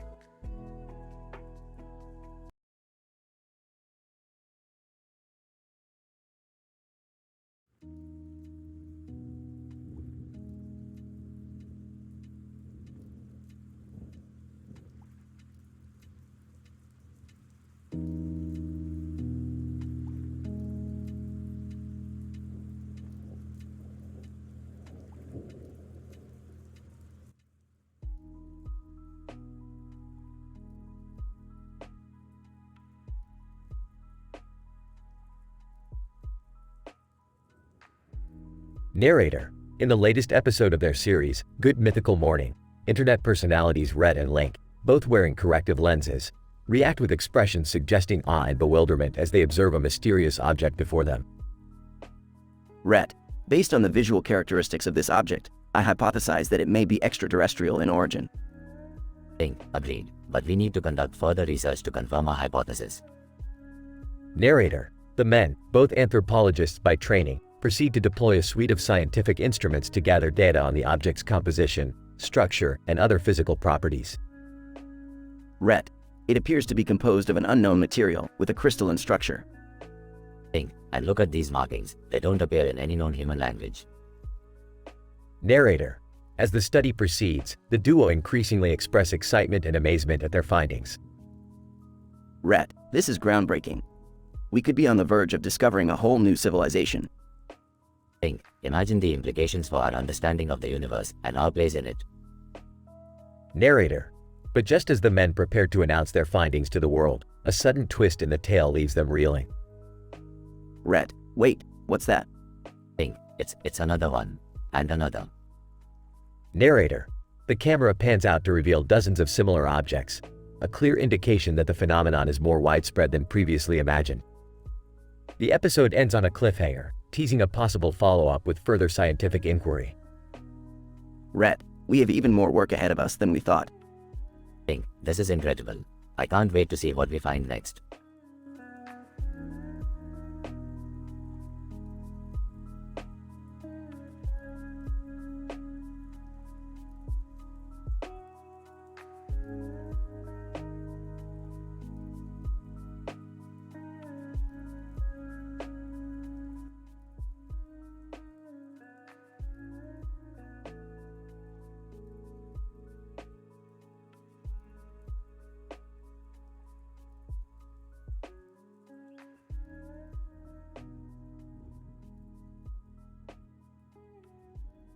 Title: The Contagious Chimpanzee Makeover. Synopsis. In this episode, Rick and Morty join forces with Emma Watson, a personal trainer, to help a group of Silurians from Doctor Who have been overtaken by a contagious virus. The virus causes the infected Silurians to compulsively put on makeup and wear fashionable clothing, much to their chagrin. As they are attempting to find a cure, they encounter a group of chimpanzees who have also been infected with the virus. Chaos and hilarity ensue as the chimps' newfound love for fashion and beauty clashes with their primal instincts. Alright, Morty. We gotta find a cure for these Silurians before they turn into some kind of alien drag queens. I don't know, Rick. Maybe they look better with makeup on? Emma Watson, excuse me, but it's not about how they look, it's about finding a solution to this virus. Silurian number 1. I must admit, the red jacket really brings out the scales in my skin. Personal trainer, I think I can help. I have a protein shake that boosts the immune system and promotes healthy skin. Silurian number 2. But will it help us resist the urge to put on lipstick? Chimpanzee number 1. Ooh ooh ah ah. Pretty. Oh great. Now even the damn chimps are infected. This is getting out of hand. Chimpanzee number 2. I think this shade of eyeshadow complements my fur nicely. I can't believe I'm saying this, but maybe we should just let them all be fabulous. Emma Watson, no, we can't give up. We have a responsibility to find a cure and restore their sense of self-control. In the end, the team is successful in creating an antidote that reverses the effects of the virus. The Silurians and chimpanzees are grateful and revert back to their normal, non-makeup obsessed selves. The episode ends with a comedic fashion show hosted by Rick, showcasing the Silurians' new sense of style.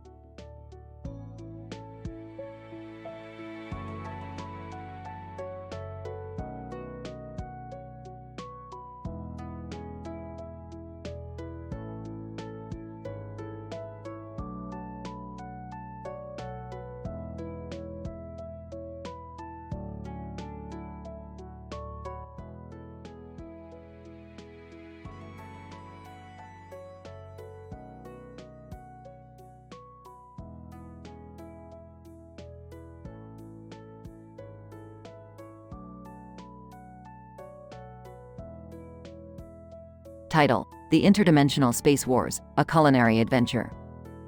Synopsis. In this episode, Rick and Morty find themselves stranded in a distant galaxy where they encounter a man dressed as Han Solo. As they navigate their way through an interstellar steakhouse, they find themselves in the middle of a brewing conflict between two alien factions led by the aliens Guy Meme and Legolas. What follows is a crazy adventure full of jokes, puns, and wacky scientific explanations. Morty, we found ourselves in the middle of some interdimensional space wars. We're gonna need to keep our wits about us. Geez, Rick, can't we just get some food or something? Han Solo, welcome to the steakhouse, gentlemen. I hope you're not here to cause any trouble. Trouble? Us never. We're just hungry and looking for a way out of this dimension. Aliens Guy Meme. You think you can just waltz in here and take whatever you want? Think again, Earthlings. Legolas, the meme lords have no right to this territory. We demand that they surrender immediately. Rick, what do we do? We're caught in the middle of a galactic feud. Relax, Morty, I've got a plan. Sewing montage. Han Solo, what the hell are you guys doing? We're crafting the ultimate weapon, the steak sleuth. Aliens Guy Meme. You fools. You'll never defeat us. Legolas, ha! Your puny weapon doesn't stand a chance against my elven bow.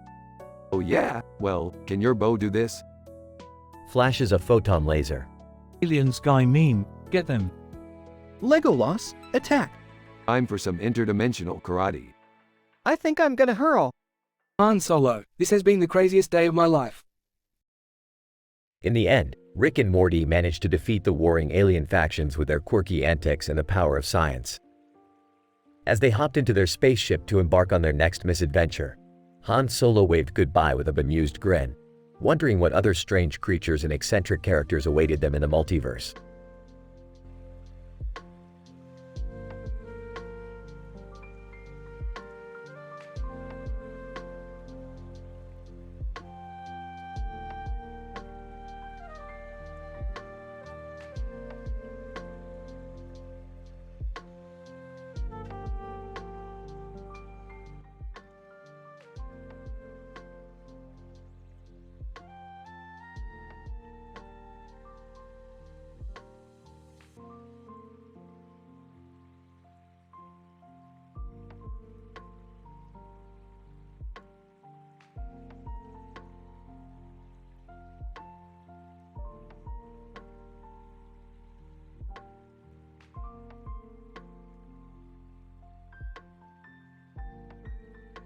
Title: The Spectacular Spectacles of Schleem.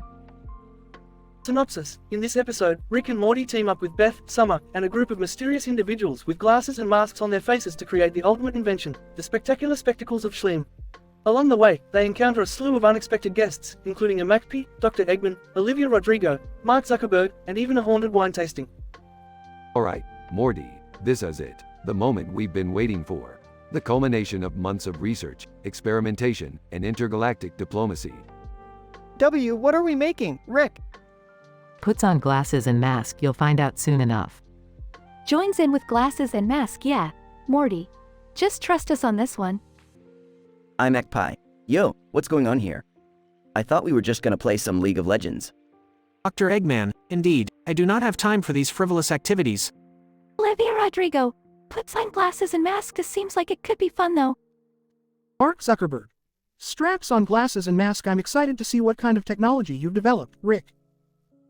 Schleem appears, face completely covered by a mask. Greetings, fellow inventors. I have traveled far and wide to see what wonders you have in store for us today. And Schleem, a pair of spectacular spectacles. Well, Schleem, feast your eyes on these babies. Schleem puts on the spectacular spectacles. Whoa. This is incredible. Haunted wine tasting ghost. Floats by all say. These glasses are to die for. Laughs classic. Haunted wine tasting ghost. Puts on the spectacular spectacles, whoa. I can see everything so clearly. Puts on the spectacular spectacles and they make me look stylish too. Puts on the spectacular spectacles, I feel like a totally different person. I'm Ekpai. Puts on the spectacular spectacles, these are some next level gaming specs. Dr. Eggman. Puts on the spectacular spectacles, I must admit, these are quite impressive.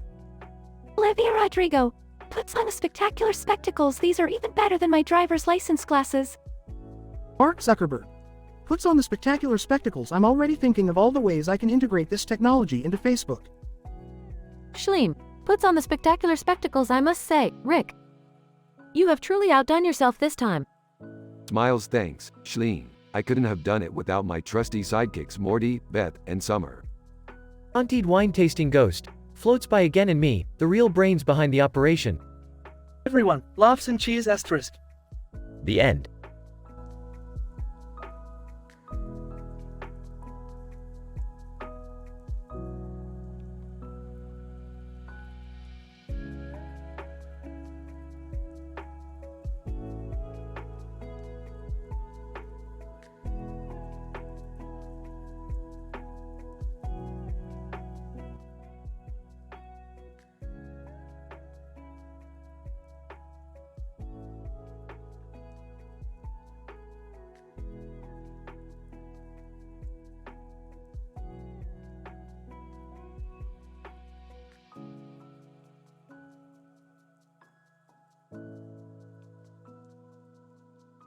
Opening scene.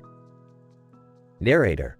In this episode, we witness an interdimensional crossover of the beloved Simpsons universe with the superintelligence of Rick and Morty's world, who must embark on a challenge to roast Krusty the Clown in a rap battle.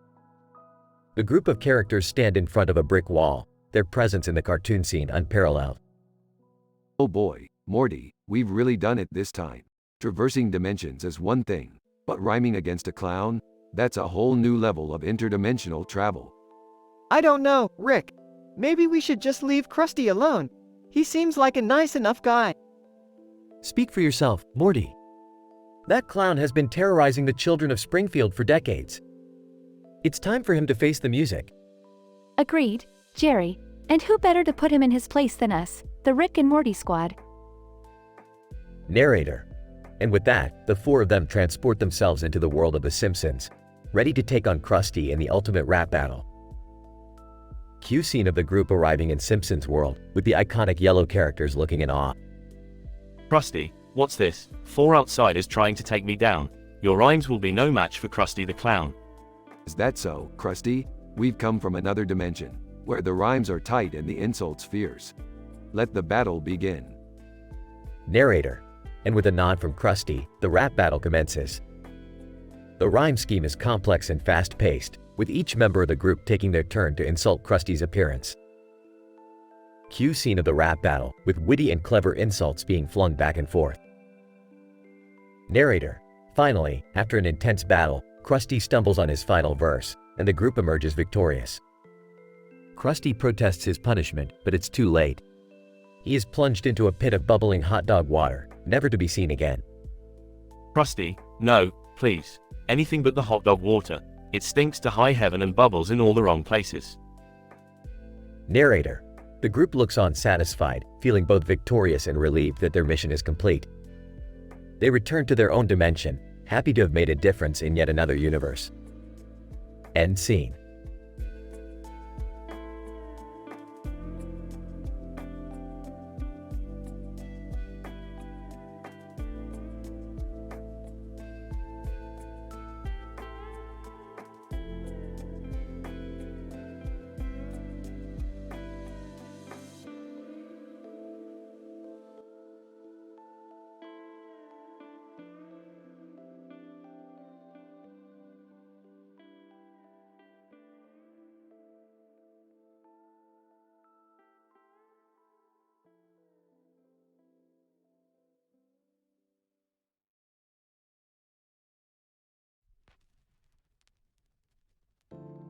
Narrator. In the surrealistic world of animated characters, a group of heroes armed with firearms embarks on a journey in a land riddled with the undead. Rick, Morty, Jerry, and Summer, known for their wit and humor, enter the world of The Simpsons to fulfill a dangerous task. This simulation's a joke, not even worth my time. We've got to roast Sideshow Bob, and we'll do it all in rhyme. I am not good at rhyming, Rick. I don't think I can do this. Just trust the process, Morty. We can't screw this up, lest our heads all go miss. Yeah, we got this, guys. Let's make these Simpsons proud. Let's make sure Bob screams his complaints out loud. Narrator. As they enter the fray, a crowd surrounds them, and they begin to rap. Their words flow like a river, in sync with the beat, and Sideshow Bob looks like a fool as they roast him on his feet. You're a washed-up clown with no game. Your voice, I swear, just screams lame. You're so obsessed with Bart, it's sick. It's true. Admit it, Bob. We're all laughing at you. With all that time behind bars, you didn't learn a thing. You're just a loser, a criminal without a king. You're so pathetic. With that hair, you look like a freak. Your only comfort is knowing you'll be kangaroo meat. Narrator. Bob, stuffed in the frizzy mutant's pouch, screams and yells, wishing he could get out. The heroes laugh their way back to their world, satisfied with their triumph. Well, that was a piece of cake. Let's go back home, folks. There's still bad guys here to take. I can't believe that worked. That was amazing, guys. I didn't know we had that in us. We really schooled that bozo, no lies. That was so much fun, guys. We should do that again. Narrator. And with that, the group returns to their world, high on their victorious win. Another adventure awaits them, but for now, they can rest easy and bask in their achievement.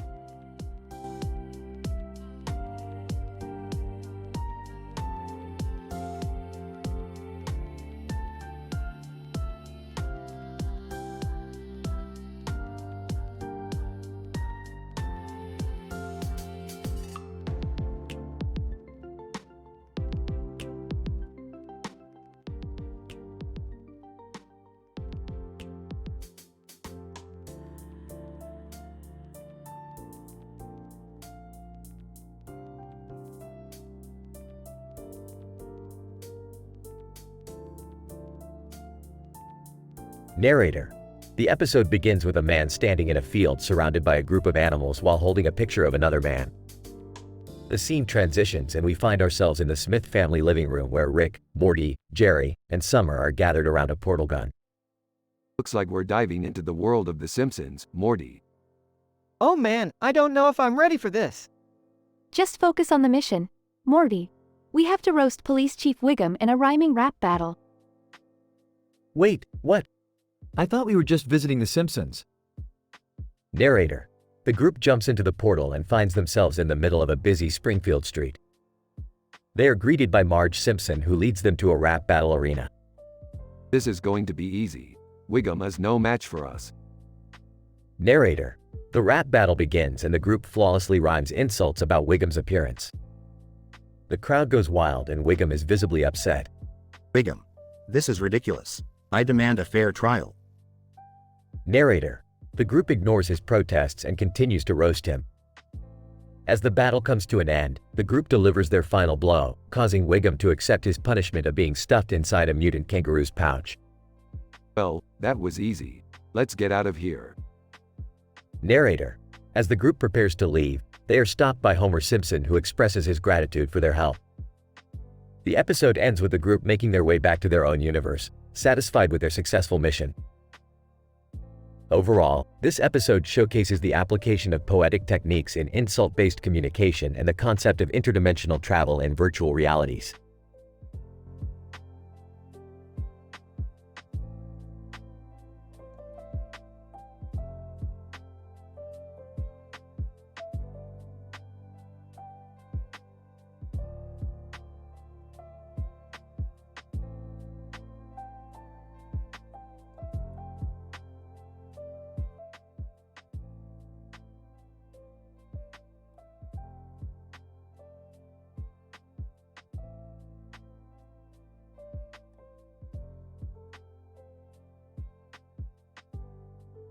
Narrator. In this episode, entitled Rap Roast in Springfield, we see a poster with a group of cartoon characters including Rick, Morty, Jerry, and Summer. Our characters venture into the world of The Simpsons, a parallel universe, to engage in a rap battle against Krusty the Clown. The stimulation of the interdimensional portal thrust us into the cartoon world, resulting in an unstable yet novel experience. The plethora of colors and shapes were a stimulating assault on our senses. We encountered the subject of our mission, Krusty, and began our rap battle with confident rhymes. The intricacies of this rap battle were epic, requiring us to roast Krusty's appearance with every phrase in a rhyming scheme. Narrator. The rap battle was intense, with both sides delivering clever wordplay and disses. The stakes were high, and in the end, Krusty lost. Krusty's loss is subject to the terms of the agreement. Prolonged preservation within the pouch of a stanky, icky, sweaty, hairy, frizzy, and wrinkly mutant kangaroo. Krusty expressed his discontent in graphic detail, complaining about the foul odor and unsanitary conditions of the kangaroo pouch. Our victory was a satisfying conclusion to our quest, as our opponents and audience were amazed by the wit, humor, and cleverness of our rhymes. We achieved our objective and discovered the thrill of participating in a rap battle in a parallel universe. We hope to return for future adventures. Narrator. The Rap Roast in Springfield episode delivers a rich and engaging narrative, with spectacular scenes and a satisfying conclusion. The creative use of scientific language adds a unique and enjoyable element to this dimension-hopping, rap-battling adventure.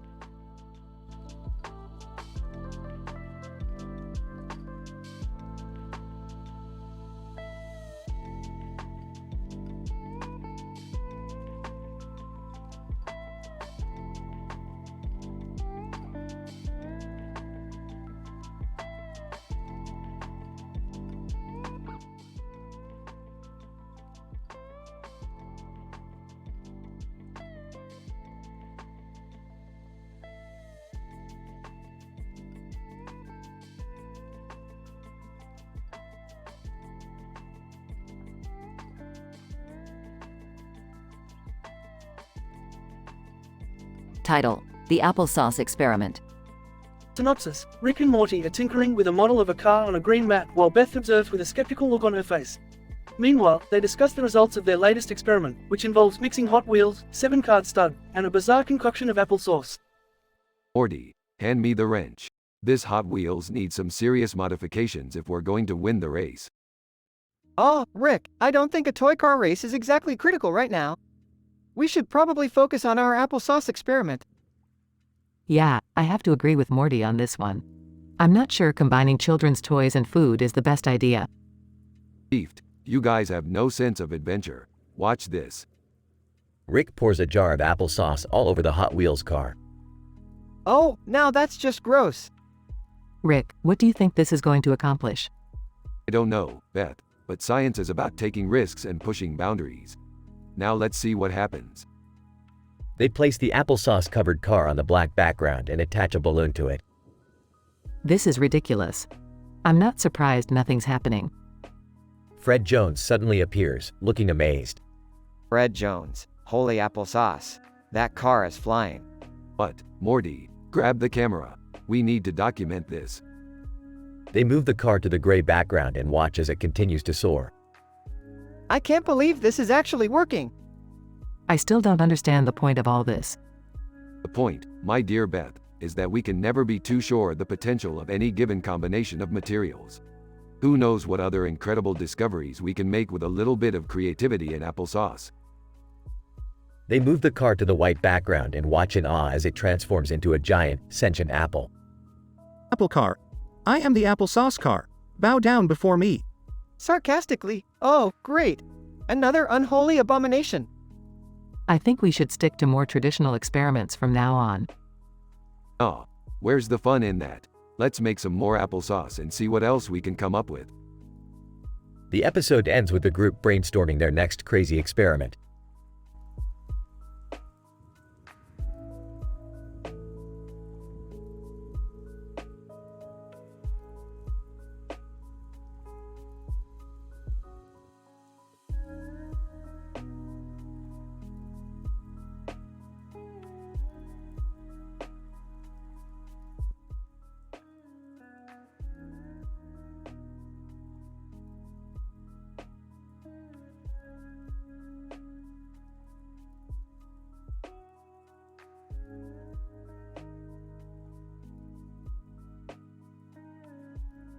Title: Sailor Mercury Underwater City Crisis. The episode opens with Rick, Morty, Beth, and Summer in scuba gear, swimming in the ocean with a surfboard and a light on their head. They encounter a group of humanoid fish people who introduce themselves as the citizens of Atlantis. The group is informed that the underwater city of Atlantis is in crisis and requires their assistance. What kind of crisis are we talking about here? We don't have all day. Atlantean.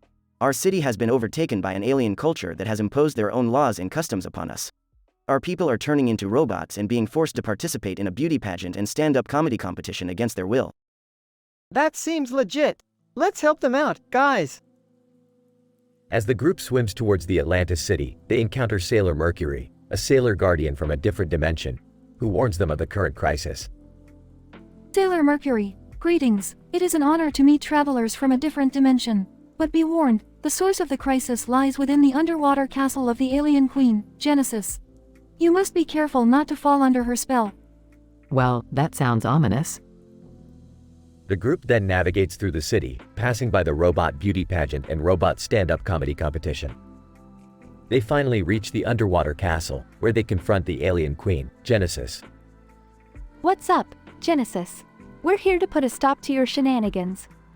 Genesis, you dare challenge me? I am the queen of this underwater world, and my will is absolute. Yeah, we've heard it all before. Let's wrap this up, shall we? A chaotic battle ensues, with Sailor Mercury joining in on the fight. The group manages to defeat Genesis and restore the city of Atlantis to its former glory. Well, that was a wild ride. Can we go home now? I wouldn't say no to a hot bath right about now. The episode ends with the group swimming back to the surface, with Sailor Mercury waving goodbye from her own world.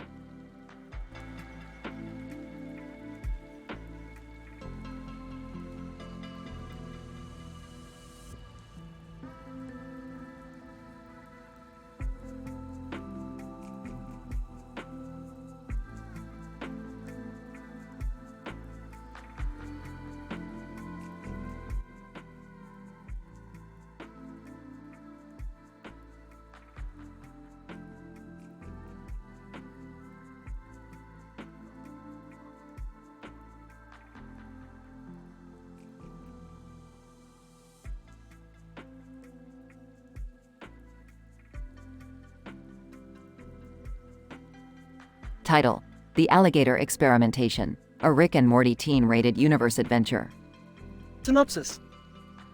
In this episode, Rick and Morty conduct an experiment involving a large alligator sitting in a bowl filled with other alligators and other items in bowls on a table. The experiment is conducted in a lab that is equipped with state-of-the-art technology and scientific equipment. Morty, I've been working on a new experiment involving alligators, covers, and genos. We need to do some advanced research on the space-time continuum rift. Oh boy, Rick. That sounds exciting.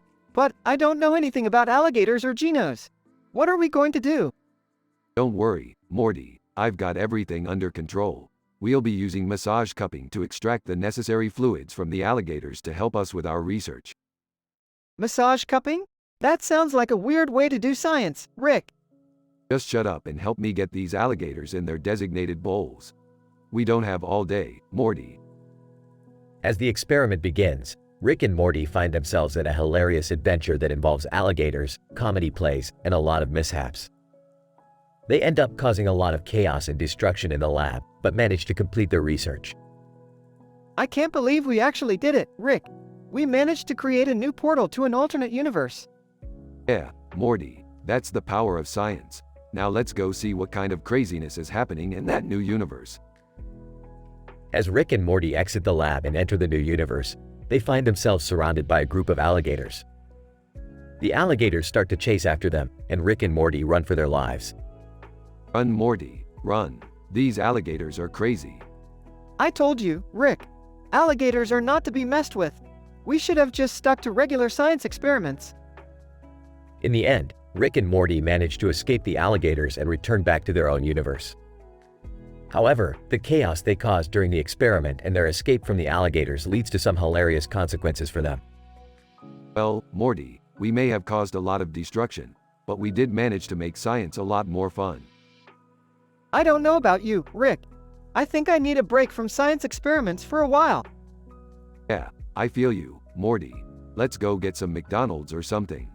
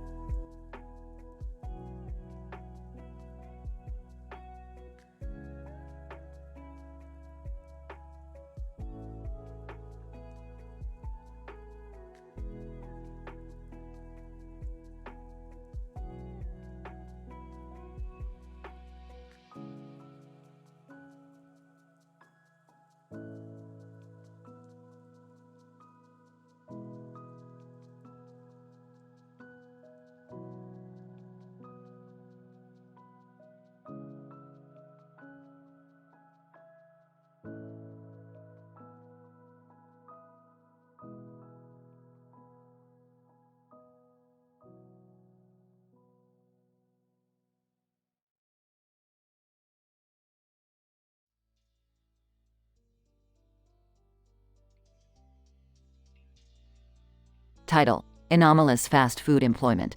A study of corgi behavior in McDonald's restaurants. Synopsis. Rick and Morty, along with Summer, discover a strange phenomena occurring at a local McDonald's franchise. A dog with a sign advertising the establishment has taken up residence near the entrance, while another dog is seen in the background holding a similar sign. Amazed by this strange sight, Rick and the gang decided to investigate. Upon entering the establishment, they come across a corgi who has managed to secure a job at the restaurant. This is crazy. How did a dog manage to get a job at McDonald's? Something's not right here. Yeah, this is messed up. Do we tell the manager? No way, we have to figure out how this happened first. After some research, Rick discovers that the corgi has a unique talent for cooking and flipping burgers with his stubby little legs. He decides to take advantage of the situation and starts ordering various foods from the now anthropomorphic McDonald's. I'll have a Big Mac, fries, and an anomalous corgi special. Extra bark, please. Oh, should we even be eating this? It seems wrong somehow. Who cares? This is hilarious. As Rick, Morty, and Summer continue to order from the corgi, chaos ensues as other dogs begin to infiltrate the fast food industry. Soon, the entire fast food industry is overrun by dogs with a hunger for employment. I knew it. It's a dog conspiracy. They're taking our jobs and our burgers. This is insane. What do we do? We need to let the world know. We need to release this information to the masses. After a wild chase scene through the McDonald's parking lot, Rick, Morty, and Summer manage to escape with the evidence they've collected. As they broadcast their findings to the world, the group reflects on the absurdity of the situation and the potential consequences of our furry friends' newfound desire for employment. Well, that was interesting. I wonder what's next. I don't know, but I hope it's not more dog conspiracies. Agreed. I'm done with this fast food for a while. End of episode.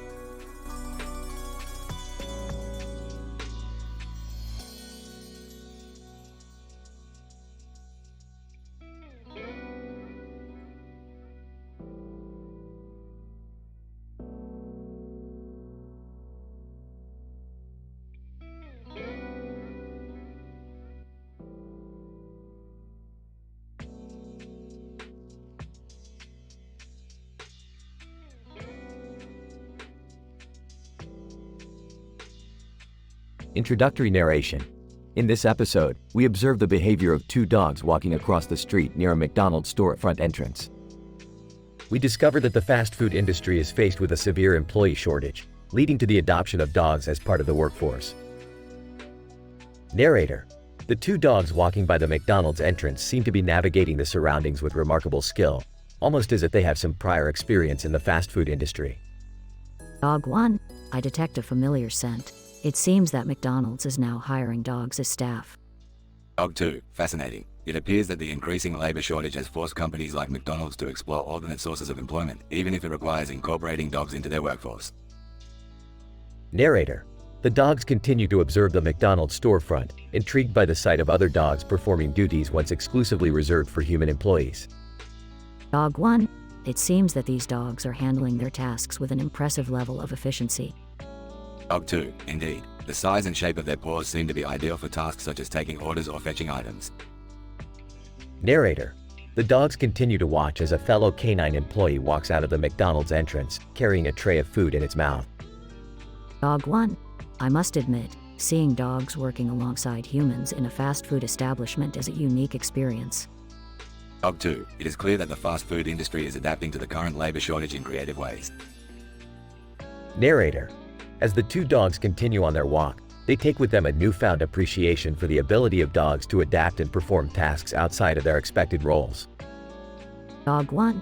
Who knows, perhaps in the future, dogs may be a common sight in many industries previously untouched by our kind. Dog 2. The possibilities are truly limitless.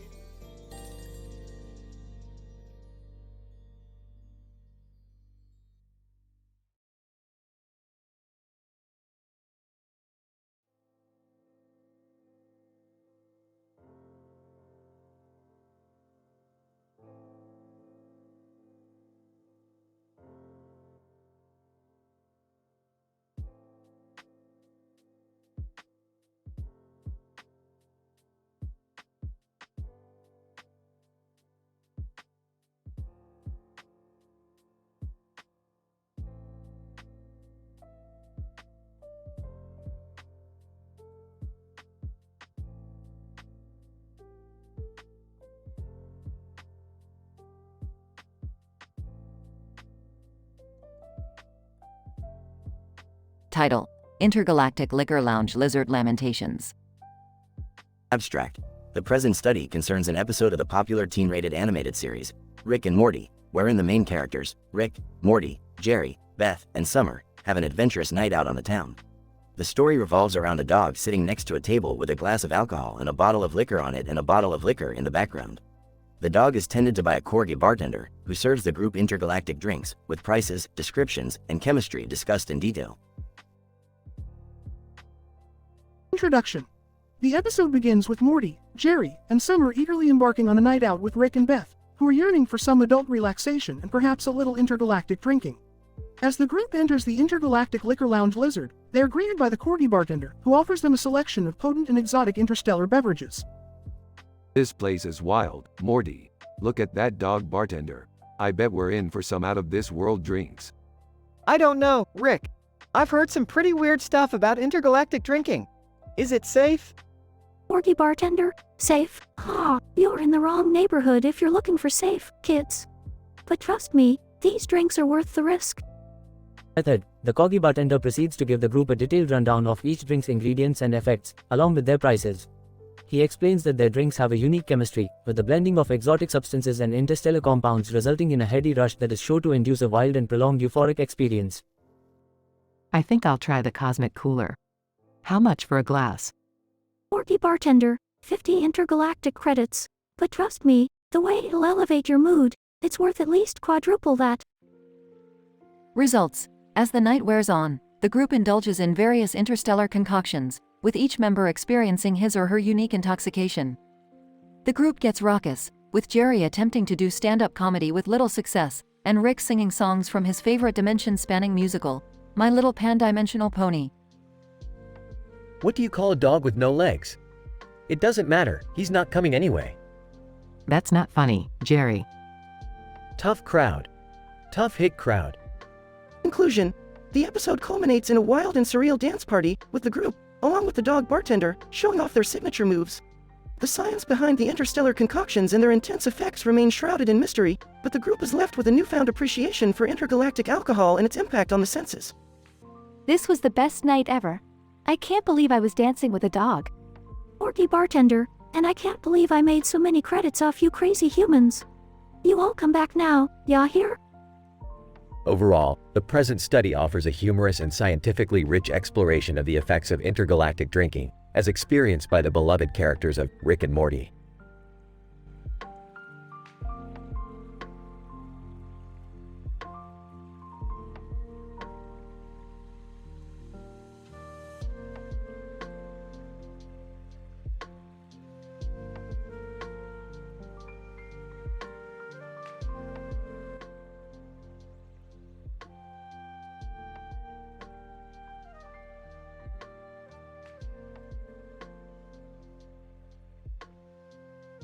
Title: The Canine Conundrum. Synopsis. In this episode, Rick and Morty discover a hyper-intelligent corgi named Einstein who can not only understand human speech but also communicate telepathically. Einstein demonstrates his intelligence by laying on a green carpet with a white frisbee in its mouth and a black and white frisbee in its mouth, a behavior Rick interprets as a metaphor for quantum superposition of states. Beth, meanwhile, finds herself fascinated by the corgi's penchant for drinking beer and intergalactic liquor, causing her to question her own suburban lifestyle. Rick, Morty, this corgi has a higher IQ than most of humanity. We have to extract its DNA and create a new species of super canine. Morty. Rick, isn't that kind of messed up? Beth, you're not seriously considering animal experimentation, are you? Rick, of course not, Beth. We'll make him do it willingly. Hey, Einstein, wanna be the first dog to transcend space and time? Einstein, woof woof, baby. Let's do this. Summer, guys, I'm bored. Can we go to a different dimension or something? Jerry, yeah, I want to see some weird aliens or maybe get a new blazer. Mine's getting all frayed. Beth, you all seriously need to get your priorities in order. This corgi is giving us a glimpse into a potential breakthrough in animal-human communication and you're worried about your wardrobe. Summer, fine. But can we at least bring some snacks? Morty. Yeah, and maybe some extra beer for Einstein. He seems to be handling it pretty well. Einstein, ARF. That's what I'm talking about, baby.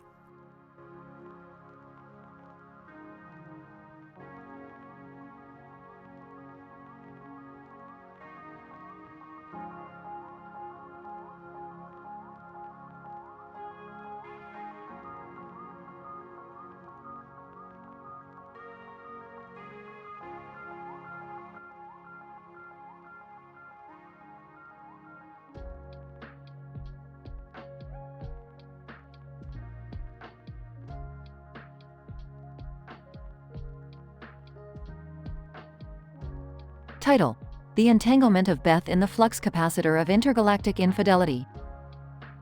Rick and Morty are sitting at a table with a laptop computer in front of them.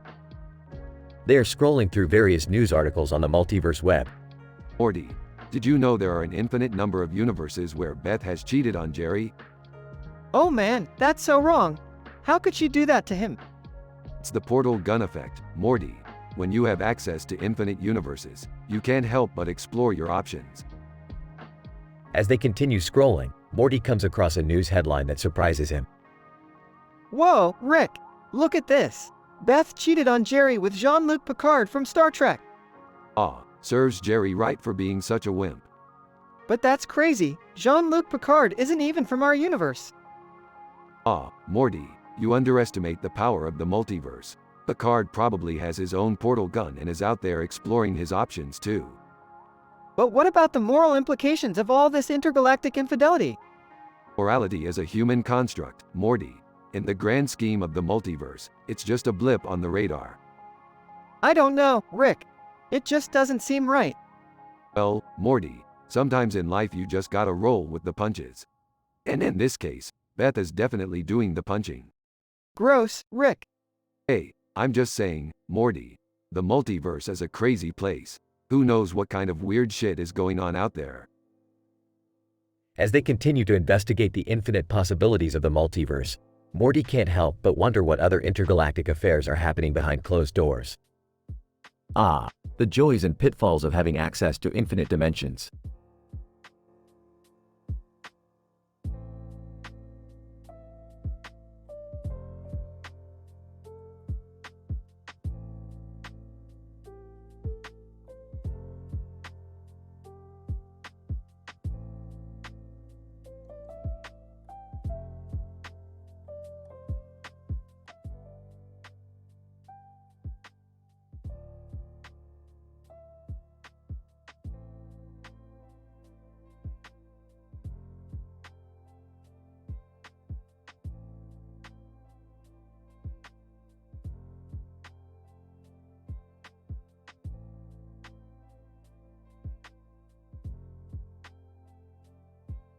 Narrator.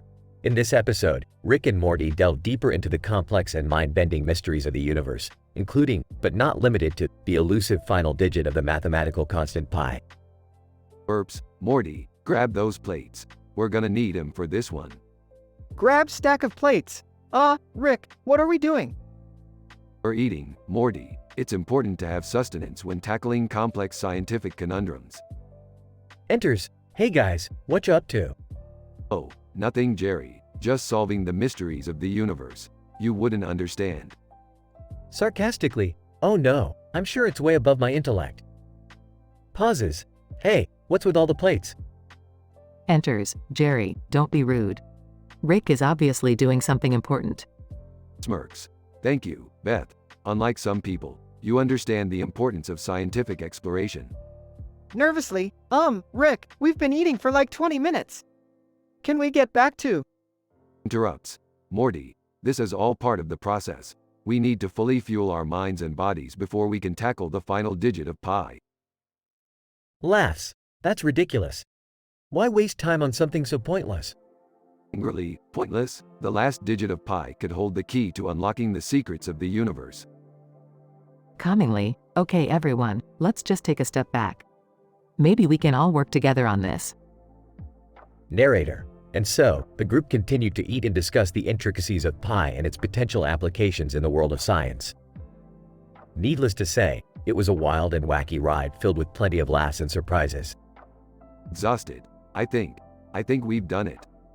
Excitedly, really? We found the last digit of pi?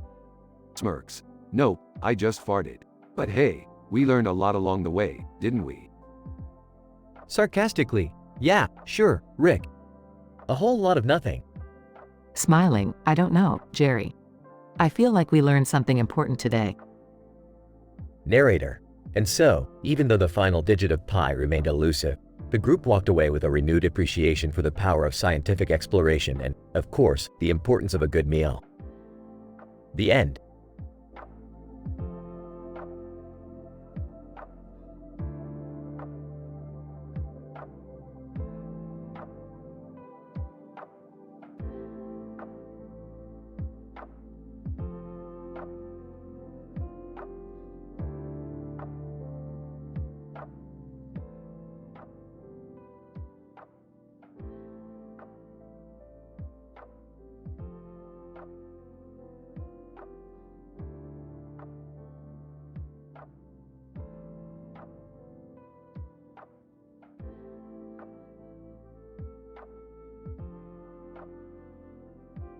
Title: The Vibrant Conundrum of Chromatic Abstraction. Abstract. This study focuses on an experimental episode of the interdimensional travels of Rick Sanchez, accompanied by his grandson Morty, daughter Beth, and granddaughter Summer. The episode involves the observation and analysis of an abstract painting with a polychromatic surface and a black background. Through the application of various scientific and theoretical approaches, the characters engage in several humorous and witty exchanges and confrontations. Introduction. Rick, Morty, Beth, and Summer find themselves in a strange art gallery within an unknown dimension. Among the exhibits, they come across a very colorful and enigmatic abstract painting that seems to defy all rules of logic and visual perception. Intrigued by its complexity, Rick proposes they examine the painting more closely and try to decipher its meaning through a game of alphabet. Dialogue. Alrighty, kids, let's see if we can crack this chromatic conundrum. I call first letter, A for abstract. Rick, I don't think that's how it works. We gotta say a word that starts with an A that describes this painting. I'll go next. B for blobby. That's what those shapes look like to me. C for chaotic. There's no apparent order or structure to this mess. D for dazzling. The colors are so bright, they're hurting my eyes. E for enigmatic. I don't know what the artist was trying to convey with all these shapes and colors. F for funky. This painting would definitely stand out in my living room. G for grotesque. It's like staring at a kaleidoscope on acid. H for hallucinatory. This painting makes me feel like I'm tripping on shrooms. I for, I don't know, man. I got nothing. J for just amazing.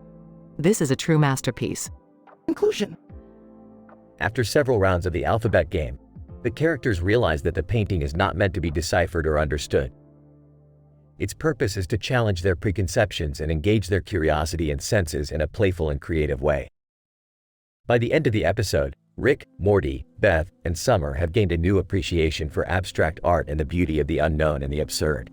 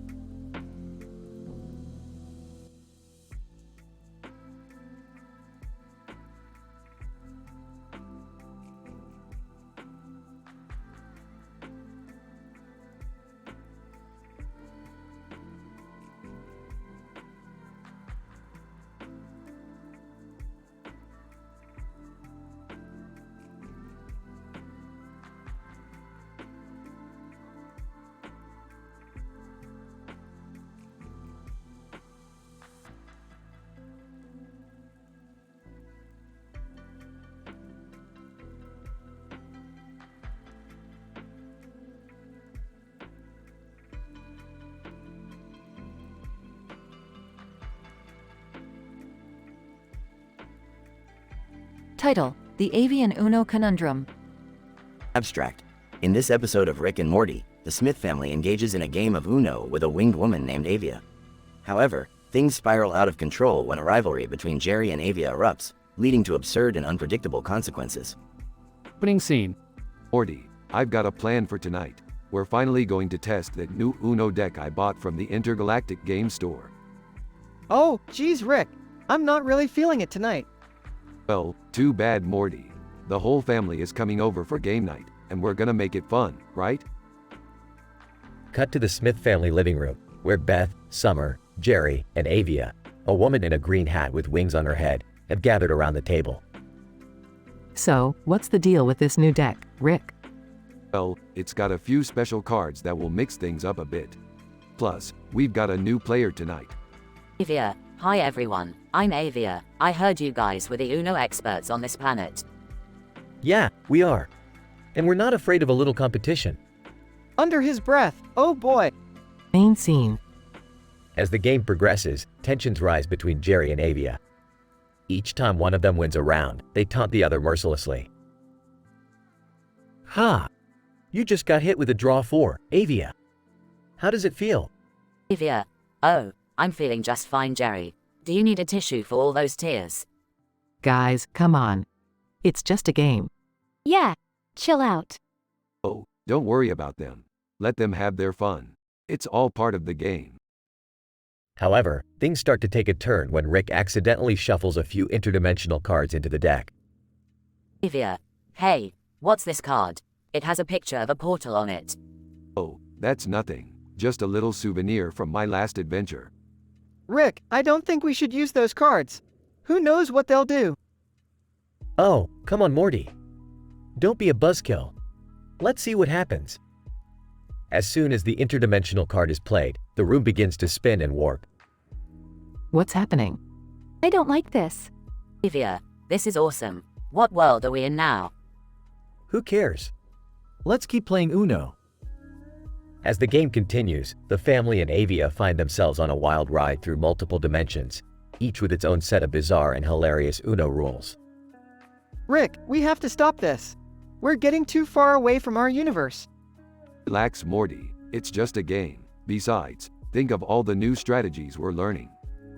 I can't take it anymore. I'm out. Same here. Aw, come on. Who's gonna be my next opponent? Avia, why don't we make this interesting? Jerry, winner takes all. You're on. Final scene. The game ends with Jerry and Avia tied for first place, both vying for the final card in the deck. Avia, oh, Jerry, you're sweating. Are you nervous? No way. I'm just getting warmed up. They both reach for the card at the same time, and in a flash of light, they disappear. Rick, where did they go? Probably to another dimension. Hey, no big deal. They'll find their way back eventually. I think it's time we end game night. Yeah, I need a drink. As the family starts to leave, they notice something odd on the table. Rick, what's this? Looks like an interdimensional reverse card. Better put it away for next time. The camera zooms in on the card as the episode ends, teasing potential for more absurd adventures in the future. End scene.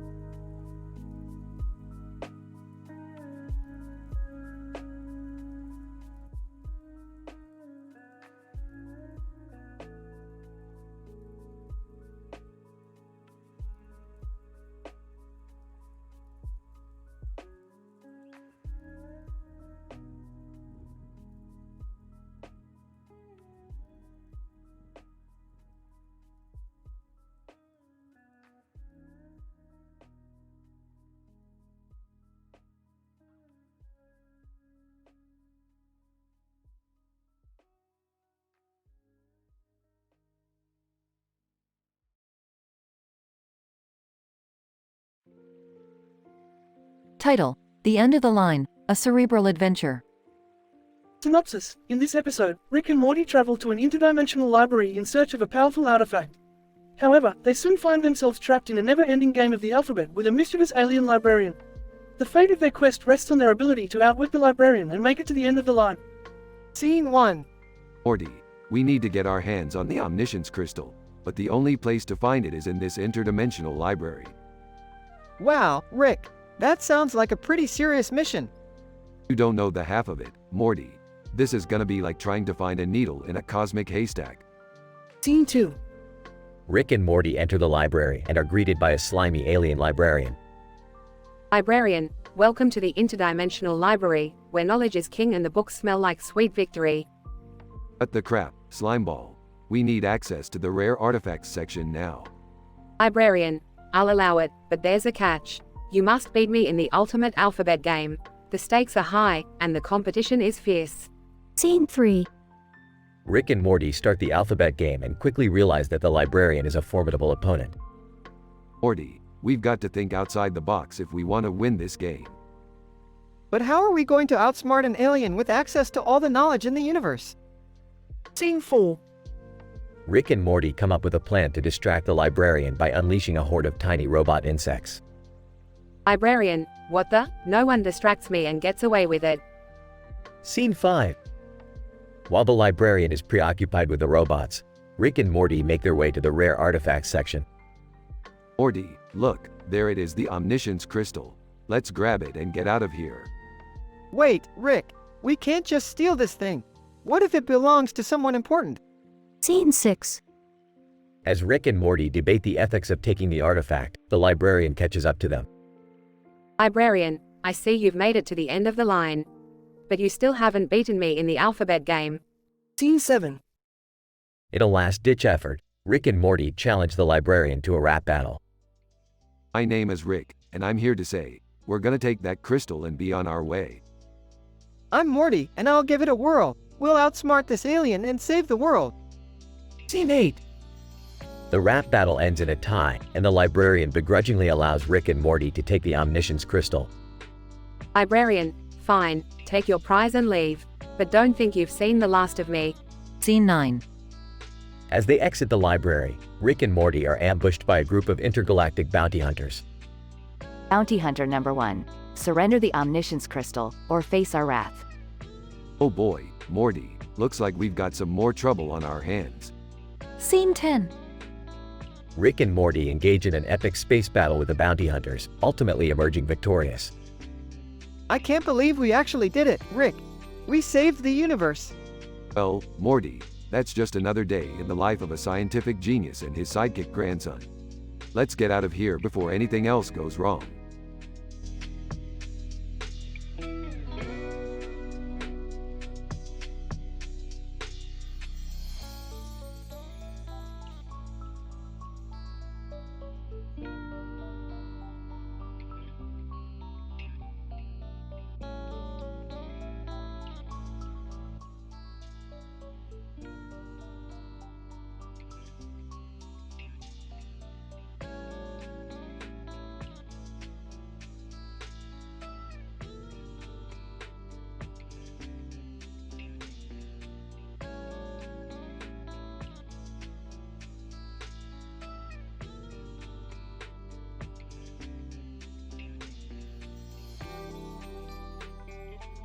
Title: An observational investigation of linguistic games in an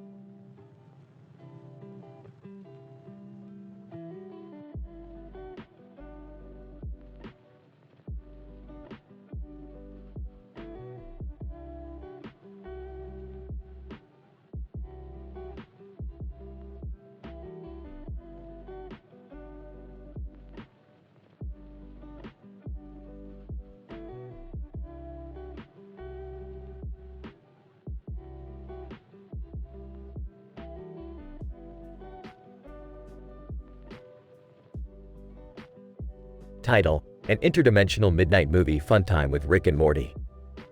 Synopsis. The episode follows the familial unit of Rick, Morty, Jerry, and Summer as they venture into the fantastical realm of interdimensional midnight movie showings. Jerry, being the token human, is hesitant to join in the fun, but is quickly coerced by Rick's persuasive nature. The gang encounters a series of absurd interdimensional beings, including Mr. Meeseeks, Rick, and Morty, who are stuck in an unending loop of assisting Jerry with the task of finding the most comfortable pair of Skechers in the multiverse.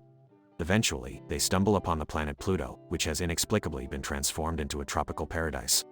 Here, they encounter a group of alien pirates, who task them with a dangerous treasure hunt for valuable booty. Jerry, come on. It's just a midnight movie showing in an interdimensional theater. What could possibly go wrong? Yeah, Jerry, lighten up. You get to see Mr. Meeseeks, Rick, and Morty in action. I don't know, guys. Seems a little sketchy. Oh, come on, Dad. Live a little. Mr. Meeseeks, Rick, and hi, I'm Mr. Meeseeks, Rick, and Morty. Look at us. We're here to assist Jerry in finding the perfect pair of Skechers in the multiverse. Thanks. After finding the perfect pair of Skechers in a dimension made entirely of shoes. Wow, these are really comfortable. Okay, enough of the footnotes. Let's find a movie to watch. While watching a film on Pluto. Wait, why is Pluto a tropical paradise? Alien Pirate, ARRR. We commandeered the planet and transformed it into our own personal oasis. But we're on a mission to find a secret treasure. Ye help us and we'll let you go free. I don't know about this. Pirates seem dangerous. Dangerous? Fish. We've faced worse. Let's go find that booty. While searching for the treasure, they encounter a giant sea monster. Oh geez, Morty, I think this is where we part ways. What? I mean, you know what they say. The old sea monster doesn't take kindly to kids. That's not a saying, Rick. They eventually find the treasure, but it turns out to be a cursed artifact that transports them to an alternate reality where everything is made of spaghetti. What is this place? Why is everything made of spaghetti? I don't know, Jerry, but I think I like it here. Pass me the meatballs. The episode ends with the gang happily slurping up spaghetti while Mr. Meeseeks, Rick and Morty continue their endless quest for Skechers.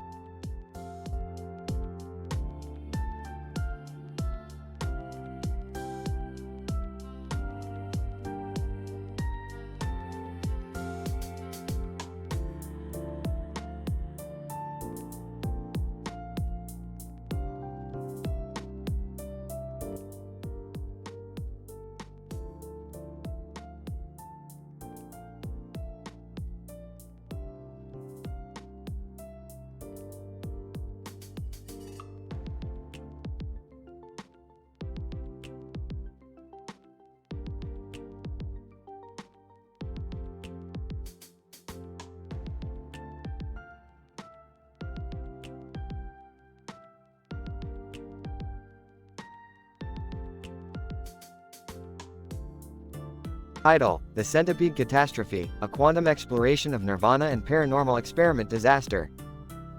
Opening shot: a row of green and yellow lights on a fence with trees in the background and a black background with a yellow border. Morty, Summer, get in the portal. We're going to Nirvana. Nirvana? Like the band? Wait, what? No, not the band, you uncultured swine. Nirvana is the mystical realm where one can experience pure enlightenment. Do we have to go there with you? Trust me, it's an order from the Council of Ricks. We have to collect some samples from the Nirvana Gardens for an experiment. What kind of experiment? An experiment that will change the course of human history, Morty. Now, get in the damn portal. Cut 2. Nirvana Gardens. Rick, Morty, and Summer are surrounded by beautiful flora and fauna. Suddenly, they hear a strange noise. What is that noise? That, my dear Summer, is the sound of a centipede. A centipede? How many legs does that thing have? 100 legs, Morty. Keep up. Suddenly, the centipede appears in front of them. It looks mutated and aggressive. Rick, what did you do? Nothing. It looks like we have stumbled upon a paranormal experiment disaster. What does that even mean? It means we've got some crazy-ass asterisk T going on here, Morty. The centipede attacks them, and they're forced to flee. They run into an abandoned laboratory where they find a mysterious machine. What is this place? It looks like a laboratory where a mad scientist was experimenting with quantum mechanics. What's quantum mechanics? Oh, boy, Morty. It's like a whole other level of science. In this universe, anything is possible. Can we use this machine to stop the centipede? I don't see why not. They activate the machine, and suddenly, they're transported to a psychedelic universe where they face off against the centipede in a battle of wits. Rick, what do we do? Let me think. Hurry, it's getting closer. I've got it. We use the power of laughter to defeat it. Laughter? How is that going to work? Just go with it, Morty. They all start cracking jokes, and the centipede starts convulsing. It explodes, and they're transported back to the laboratory. Did we just defeat the centipede with humor? Yes, we did. That's science, Morty. I don't know if I can handle any more of this. Buck up, Morty. We've got a whole multiverse to explore. Who knows what other adventures await us? Closing shot. Rick, Morty, and Summer standing in front of the laboratory as the camera zooms out to reveal the psychedelic universe they just escaped from.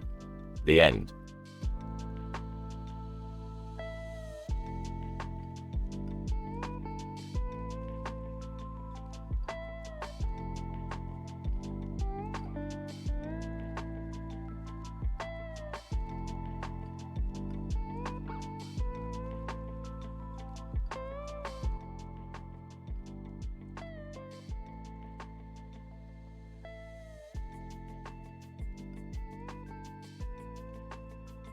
Title: The Bat and the Green Light. Rick, Morty, Jerry, and Summer found themselves on a rooftop with Batman standing before them holding a bat in one hand and a green light in the other. The group was filled with adrenaline as they realized they were about to embark on a thrilling adventure. What's the green light for, bats? Batman, this green light is an experimental reflexology tool that enhances my already impressive combat skills. That's totally outrageous. Yeah, I can't wait to see what happens. Is it safe? Batman, probably not, but that's the fun of it, isn't it? Suddenly, hundreds of villains appeared out of nowhere and surrounded the group. Rick's quick thinking allowed them to use the green light to disorient the enemies and take them down one by one. Looks like we're in for a wild ride, gang. This is so cool. We're like superheroes now. I think I left the oven on. The group continued to battle their way through the thugs with Batman leading the way and the green light giving them an edge. In the end, they emerged victorious, with the rooftop now littered with unconscious enemies. Batman, well done, team. It looks like the green light was a total success. Yeah, and we even survived without taking any serious injuries. I can't believe we fought alongside Batman. This is a story we're never going to forget. I hope the lasagna's not burned. The group shared a laugh while Batman vanished into the night, leaving them with memories that would last a lifetime.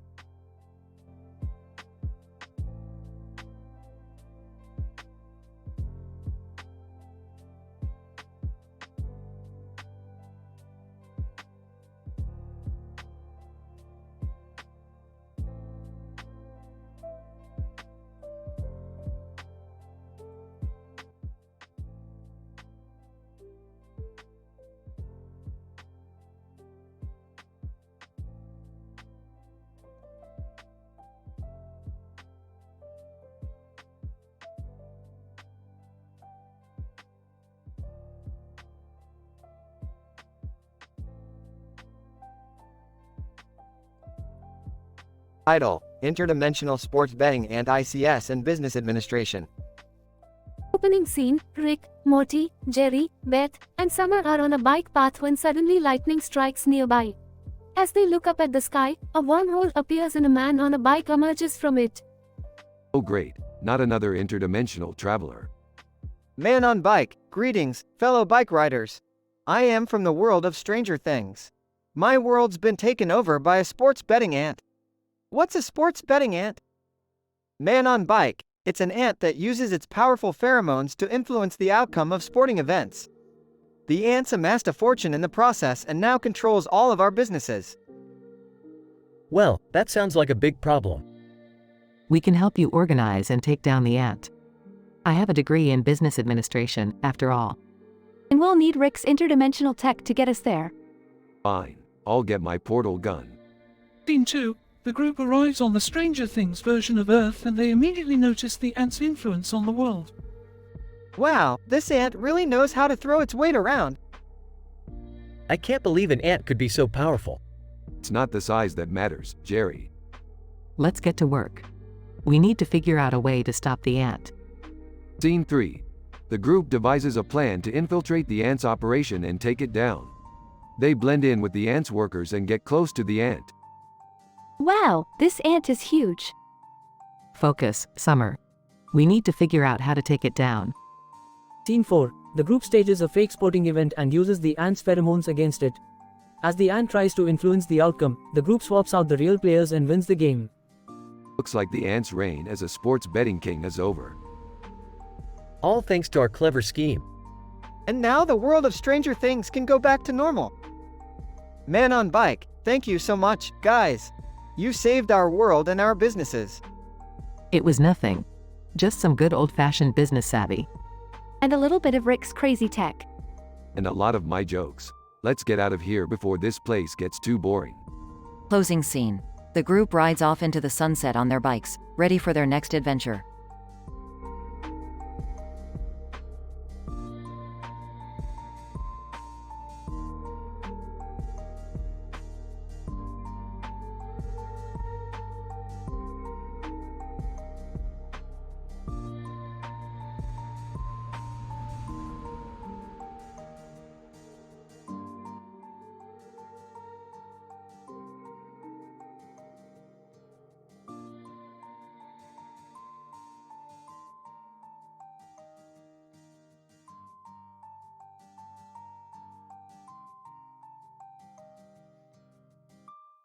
Title: Interactions between carnivorous plants and carbon-based lifeforms in a subterranean environment.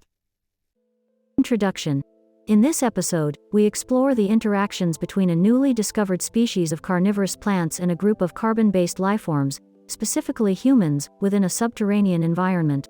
The plants were found to exhibit unique characteristics, including an unusual symbiotic relationship with a local fungus and the ability to entice their prey through visual and olfactory cues.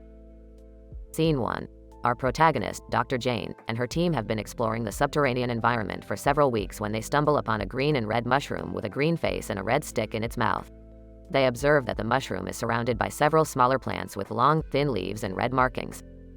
Dr. Jane, what an interesting find. These plants appear to be carnivorous. I wonder how they interact with other lifeforms in the area. Scene 2. Later that day, the team stumbles upon a Quiznos restaurant that had been abandoned for years. As they scavenge for supplies, they notice that the carnivorous plants seem to be thriving in the subterranean environment. Dr. Jane, it seems as though the plants are utilizing the carbon-based material from the restaurant's abandoned food sources. Fascinating. Scene 3. As the team delves deeper into the subterranean environment, they come across a group of humans who appear to have been trapped by the carnivorous plants. Upon further investigation, they find that the plants have been using their visual and olfactory cues to lure the humans into their trap. Dr. Jane, this is incredible. The plants have developed a complex system of lure and capture to obtain their nutrients. We must study this further. Scene 4. The team decides to set up a controlled experiment to observe the interactions between the carnivorous plants and other life forms. They place a variety of different organisms, including insects and other small animals, in the plant's vicinity and observe their behavior. Dr. Jane, as we suspected, the plants exhibit a wide range of techniques for capturing their prey. Some use sticky secretions, while others have modified leaves that snap shut upon contact. Conclusion. This episode highlights the fascinating interactions between carnivorous plants and other lifeforms in a subterranean environment. The unique symbiotic relationship with local fungi and use of visual and olfactory cues demonstrates the remarkable adaptability of these organisms and the complexity of their ecological niche. Further research is needed to fully understand the mechanisms underlying these interactions and the potential applications for human society.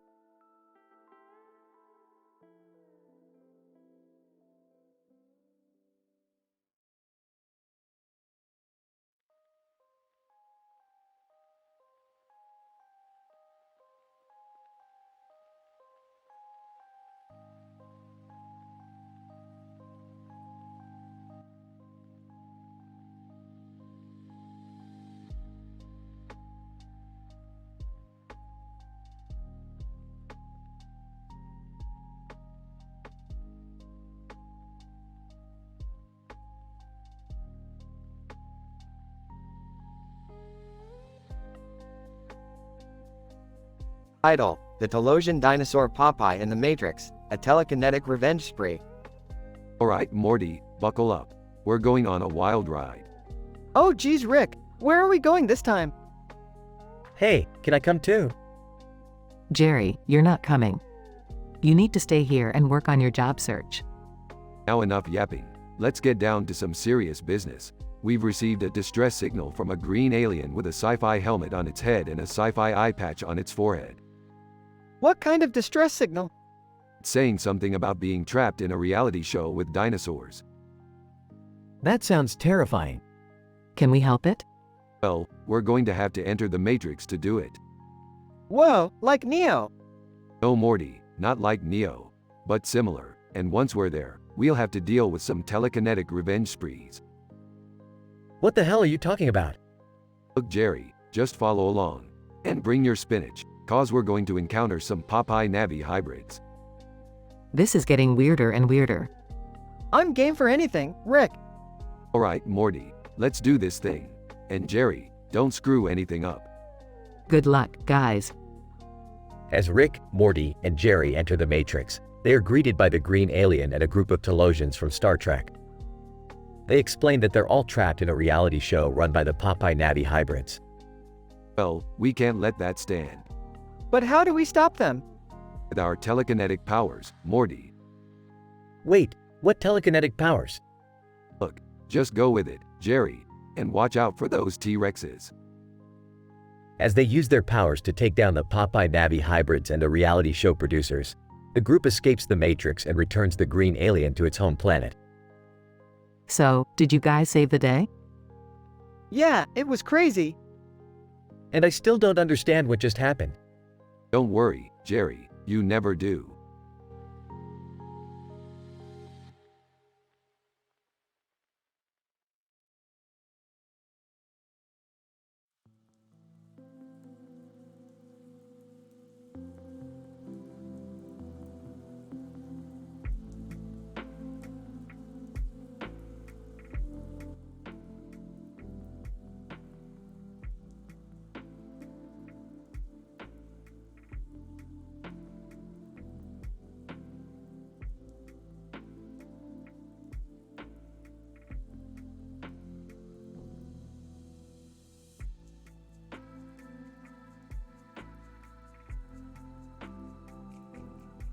Title: The Mind-Boggling Mints Mishap.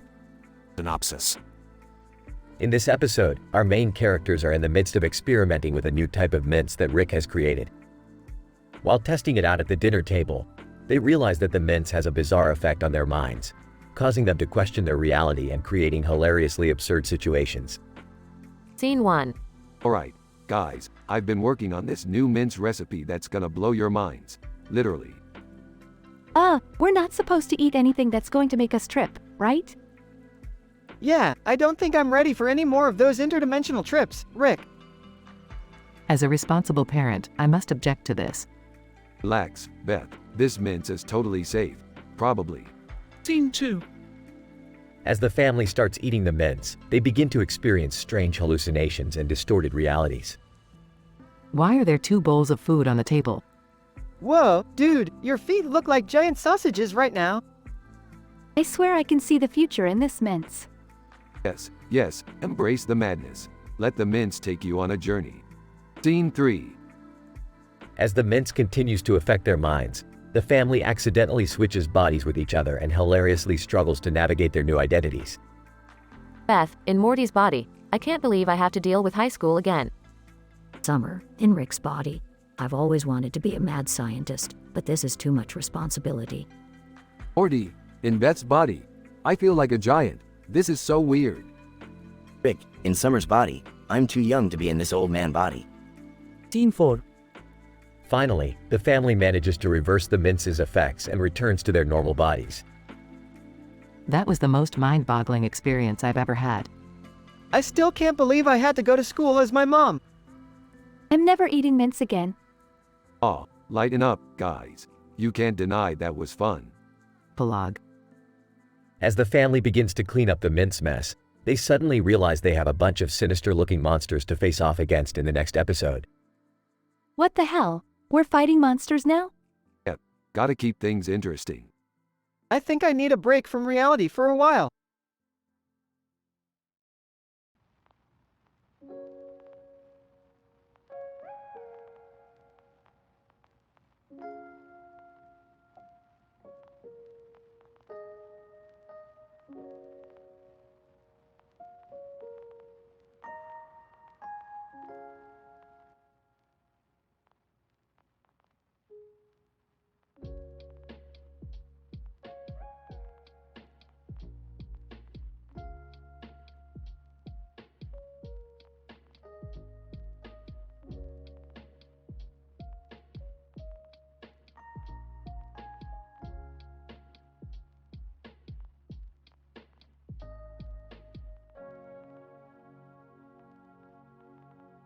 Title: The Rooster Man Conundrum.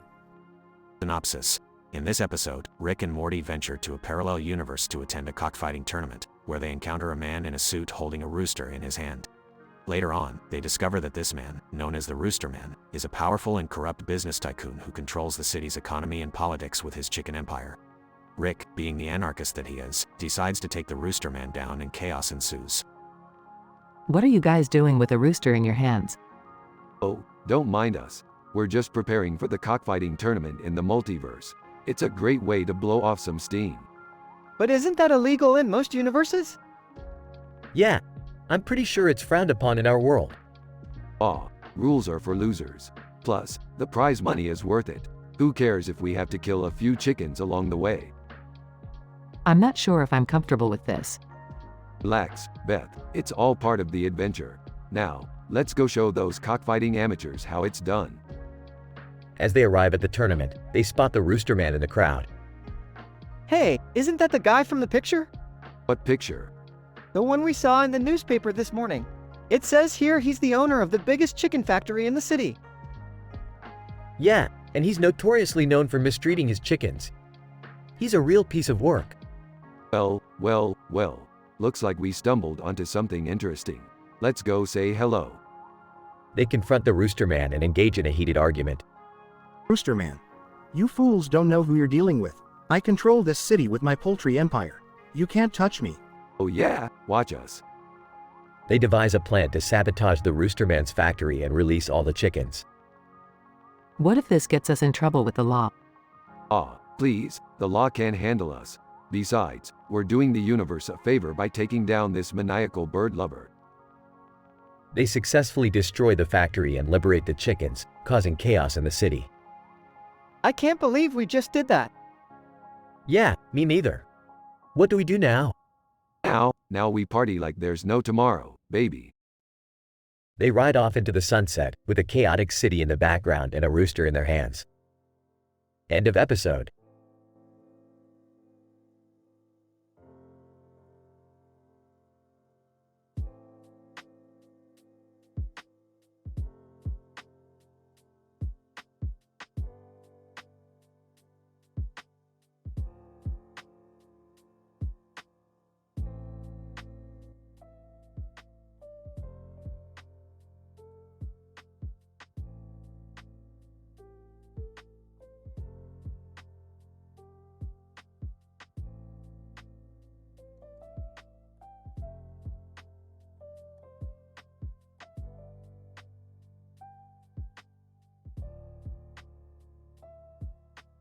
Title: The Sausage Demon. Abstract. In this episode, Rick and Morty are faced with a demonic creature with green eyes and horns on its head that has been terrorizing the town. The creature is identified as the Sausage Demon and seems to have a strange obsession with sausages. The trio must figure out how to defeat the demon before it destroys the town. Introduction. Rick, Morty, and Summer are hanging out in the garage when they hear a commotion outside. Upon investigation, they witness the Sausage Demon attacking a group of citizens. They quickly realize that this is not just any ordinary demon and that it has a peculiar interest in sausages. I'm getting serious bad vibes from this guy. We need to figure out what makes him tick. But how are we gonna stop him? He looks pretty tough. Maybe we can distract him with, I don't know, more sausages? Methods. The trio decides to lure the sausage demon with a large amount of sausages. They set up a trap using a giant sausage as bait and wait for the demon to arrive. Alright, let's see if this works. Keep your guard up, guys. I can't believe we're using sausages to fight a demon. Results. The sausage demon falls for the trap and becomes consumed by the sausages. However, the demon transforms into a giant, sausage-shaped creature that starts wreaking havoc on the town. Oh great, now we have a giant, sausage-shaped demon. Just what we needed. We have to figure out how to defeat it. Discussion. The trio comes up with a plan to use a special machine that Rick built to reverse the demon's transformation. They successfully use the machine and the sausage demon returns to its original form before disappearing into thin air. Wow, that was intense. Do you think we'll ever see him again? Who knows, Morty, but one thing's for sure. I'm never looking at sausages the same way again. Conclusion. The Sausage Demon has been defeated and the town is safe once again. The trio reflects on their experience and shares a laugh. Only in this family would sausages be the key to defeating a demon. And that's why we're the coolest family in the multiverse. Can we go get some sausages now? Final note, this episode contains scenes of violence, crude language, and sausage obsession. Viewer discretion is advised.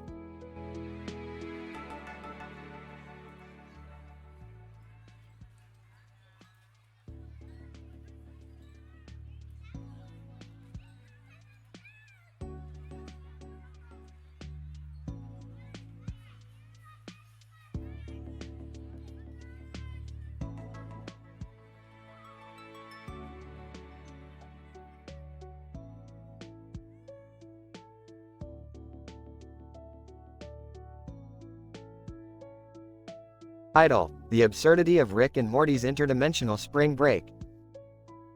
Abstract. In this episode of Rick and Morty, the duo embark on a wild and unconventional interdimensional spring break adventure, accompanied by Beth. Along the way, they engage in hilarious shenanigans and encounter bizarre characters in various alternative universes. Through their escapades, the episode sheds light on the absurdity of human behavior and societal norms. Act 1. Morty, you're lame. Cries. Rick, that's not very nice. What's gotten into you? Oh, I've just been feeling a little too sober lately. We need to go on an interdimensional spring break to let loose and get crazy. Act 2. Rick, Morty, and Beth use Rick's portal gun to travel to multiple dimensions, encountering a range of unconventional individuals and societal norms. They come across a dimension where it is socially acceptable to wear underwear on your head and another where everyone's favorite pastime is to lick walls. Act 3. While on their trip, they have a run-in with the interdimensional police for jumping from dimension to dimension without caution.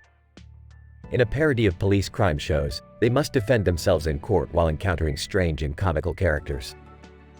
Finally, they are all found guilty and are forced to clean up the portal slime left in the courtrooms. Act 4.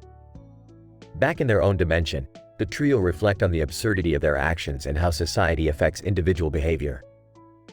The episode ends with everyone getting ice cream and Rick confessing that he falls asleep during superhero movies. Overall, this episode of Rick and Morty highlights the humorous and ridiculous nature of human actions and societal norms, while also showcasing the bond of a grandfather, grandson, and mother.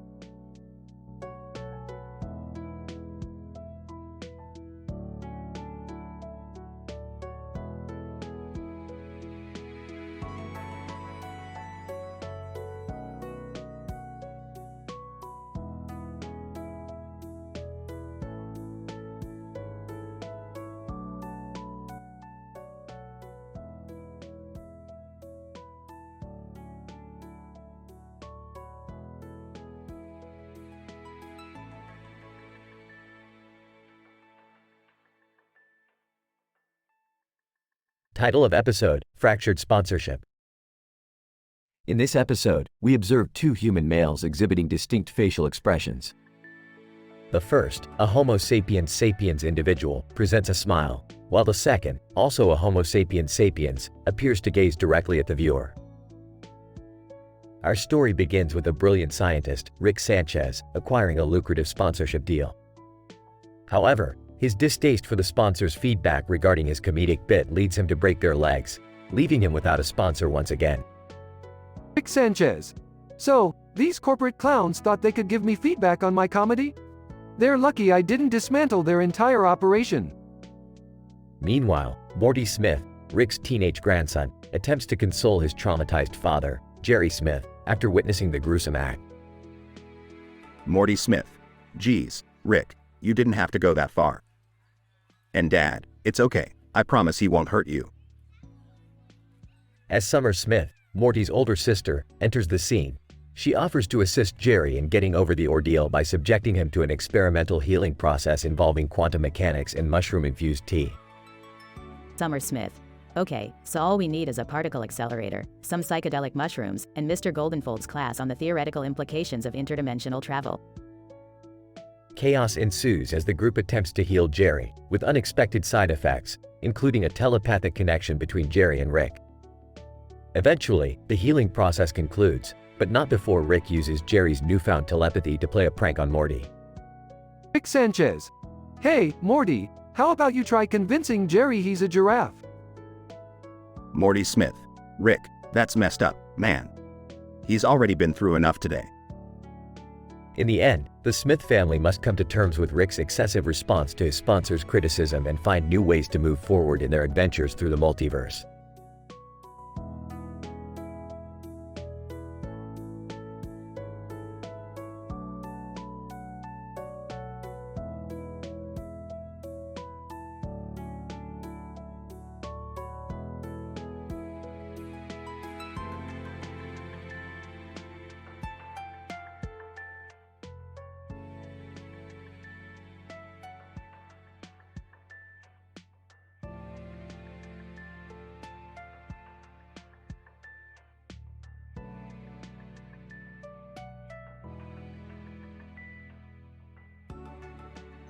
Narrator. In the latest episode of Intergalactic Tales, we witness a peculiar scene in the Vermilion sector of Galaxy 000ZA3. A group of crates sitting in a dirty area with a broken ceiling and a broken floor in front of them.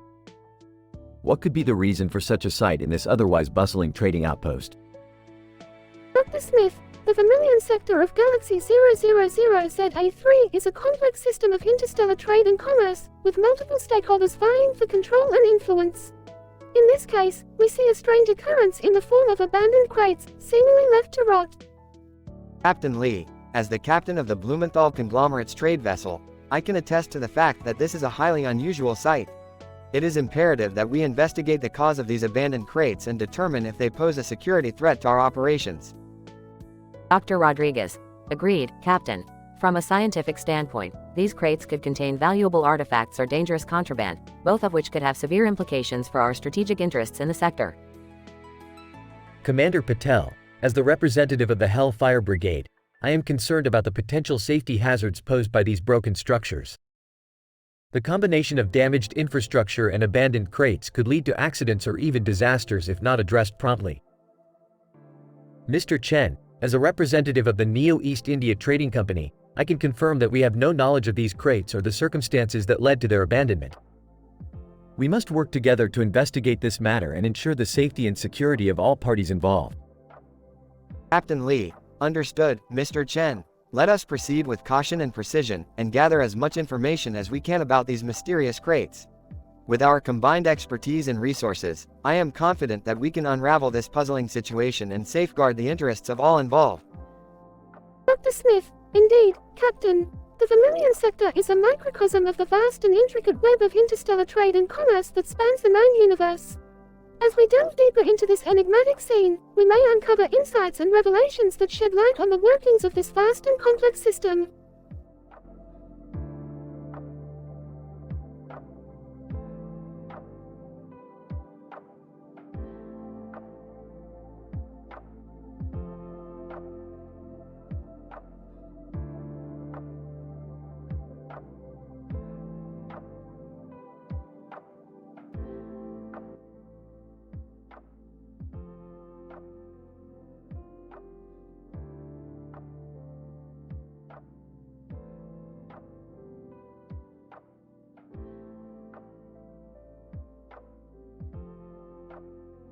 Narrator.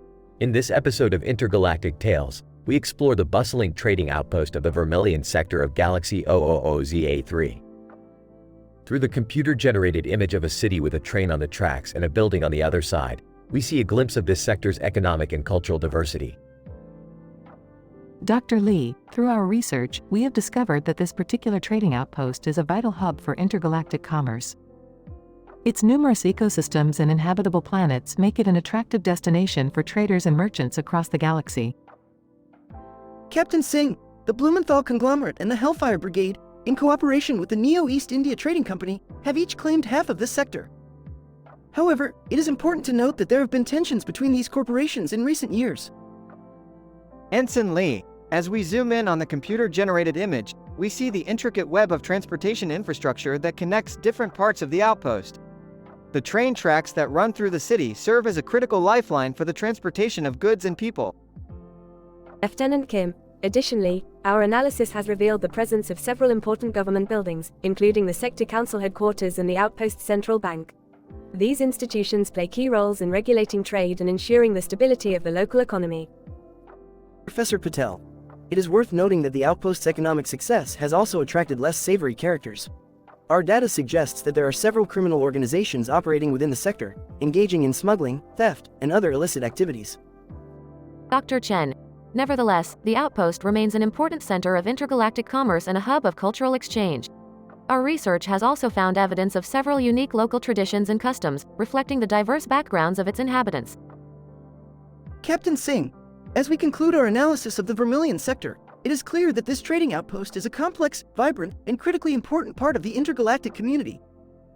Its continued success depends on the ability of different factions to work together and overcome their differences.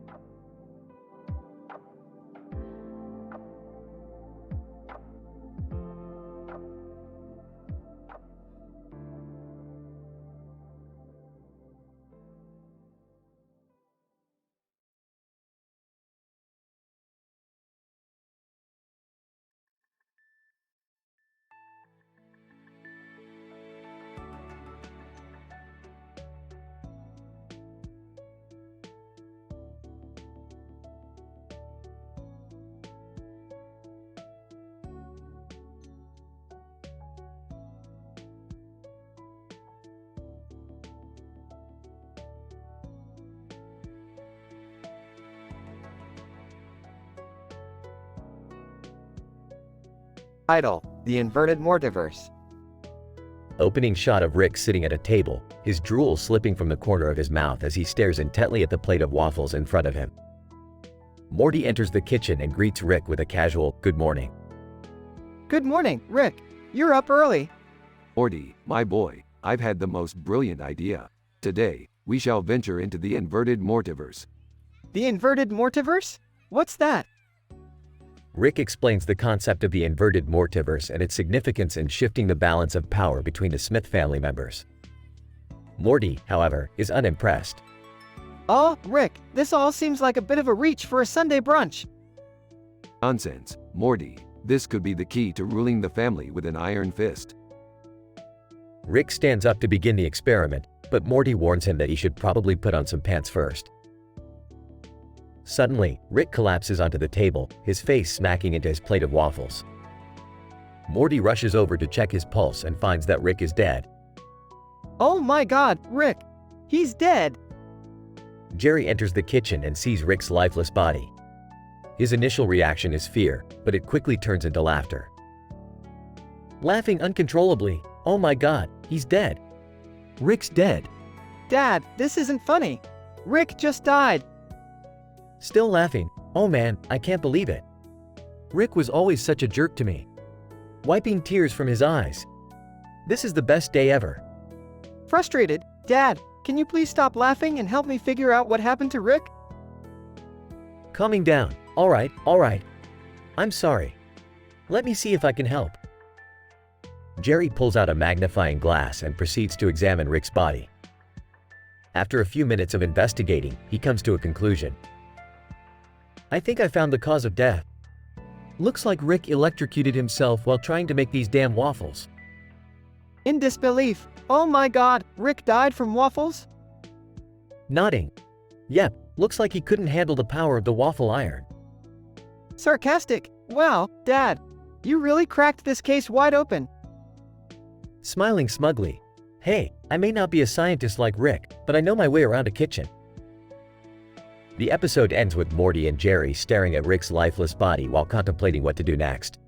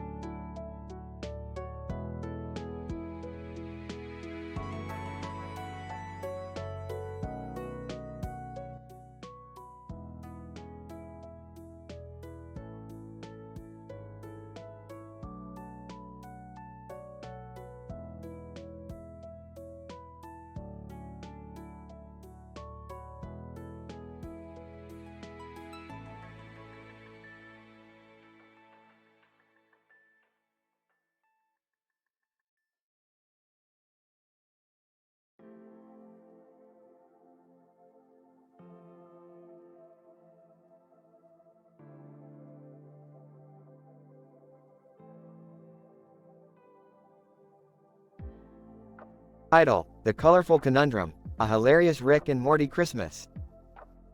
Abstract. In this episode of Rick and Morty, we explore the complex interplay between color perception and emotional reactions. Rick receives a Christmas gift box containing a portal gun, but his excitement quickly turns to disappointment when he realizes that he received the wrong color. Together with Morty, they set off on a wild adventure to fix this colorful conundrum. Scene 1. Finally, my Christmas gift box has arrived. I can't wait to see what's inside. What did you ask for, Rick? Obviously, a new portal gun. I've been wanting one with a different color for ages. Scene 2. Rick opens his gift box to find a portal gun with a color that he despises. I can't believe this. This is the wrong color. How am I supposed to travel between dimensions now? I'm sorry, Rick. Maybe we can fix it somehow? Scene 3. Rick and Morty set out on a mission to track down the rare and elusive chromatic fracture crystal, which can alter the color of any object. We need to find this damn crystal before it's too late. I can feel my emotional state deteriorating with each passing moment. Scene 4. They encounter several obstacles along the way, including a tribe of sentient aliens who worship color as a deity. Alien, we see that your color is not in harmony with the universe. You must undergo a ritual to cleanse your chromatic essence. Scene 5. After narrowly escaping the aliens, Rick and Morty stumble upon the chromatic fracture crystal in a hidden lab. This is it, the crystal that will fix my portal gun and my broken heart. Ah, Rick, your heart isn't actually broken. It's just a portal gun with the wrong color. Scene 6. In a frenzy of excitement, Rick attempts to use the crystal to change the color of his portal gun, but accidentally drops it into a vat of acid. Damn it, Morty, you made me drop the crystal. Now what are we going to do? I don't know, Rick. Maybe we can. Scene 7. Suddenly, a group of interdimensional beings appear out of nowhere. Interdimensional being. Greetings, Rick and Morty. We have been observing your quest for the chromatic fracture crystal. We offer you a trade the crystal for your greatest invention. Scene 8. Rick begrudgingly agrees to the trade, but as soon as he receives the crystal back, he throws it away. What the hell, Rick? You gave away your greatest invention for nothing? I realized that I don't need a portal gun with a different color. I have something even better, the joy of making bad decisions with my grandson. Scene 9. Rick and Morty return home, with Rick now wearing a bright pink suit. Why did you change your outfit, Rick? Because it's the color of Christmas, Morty. And that's all that matters. Scene 10. In a post-credits scene, we see the sentient aliens using the chromatic fracture crystal to change the color of their entire planet, resulting in a psychedelic explosion of colors and laughter. Conclusion. This episode of Rick and Morty showcased the comedic potential of exploring scientific concepts such as color perception and emotional responses. Through their wacky adventures, Rick and Morty remind us that sometimes the best gifts are the ones we never even knew we wanted.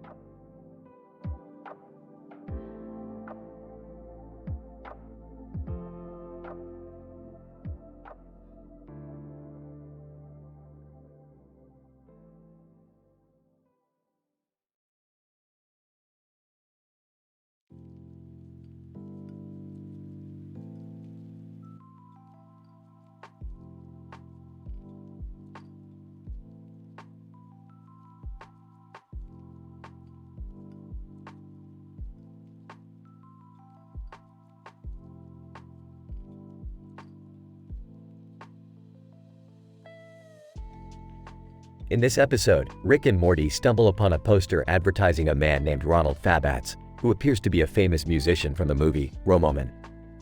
Intrigued, Rick and Morty decide to attend one of his concerts. Rick, Morty, this Ronald Fabats guy seems like he's the real deal. Let's check out his concert and see if he's worth the hype. Morty, I don't know, Rick. Concerts always seem so loud and crowded. Rick, don't be such a wuss, Morty. We'll use these earplugs so we don't damage our eardrums. As they enter the concert venue, Rick and Morty are immediately bombarded by the loud and intense music. They struggle to keep up with the energetic crowd, but eventually make their way to the front of the stage. Ronald Fabats, what's up, my Robominians? Are you ready to rock? The crowd cheers wildly as Ronald Fabats begins to play his guitar. However, things take a turn for the bizarre when Rick suddenly reaches into a nearby bucket and eats its contents. Morty, Rick, what the hell did you just do? Rick, relax, Morty. It was just a bucket of chicken. Besides, I'm pretty sure Ronald Fabats just played a secret chord that made me do it. As the concert continues, Rick and Morty become increasingly disillusioned by Ronald Fabats' music and antics. They eventually decide to leave, only to realize that they've accidentally stumbled into an interdimensional portal. Morty, Rick, why do we keep ending up in these crazy situations? Rick, because that's what happens when you mess with the fabric of reality, Morty. Now let's get out of here before things get even weirder. With a burp and a portal gun blast, Rick and Morty exit the interdimensional portal and find themselves back in their own world. As they reflect on their experience, they both come to the same conclusion. Rick and Morty, in unison. That was one hell of a concert.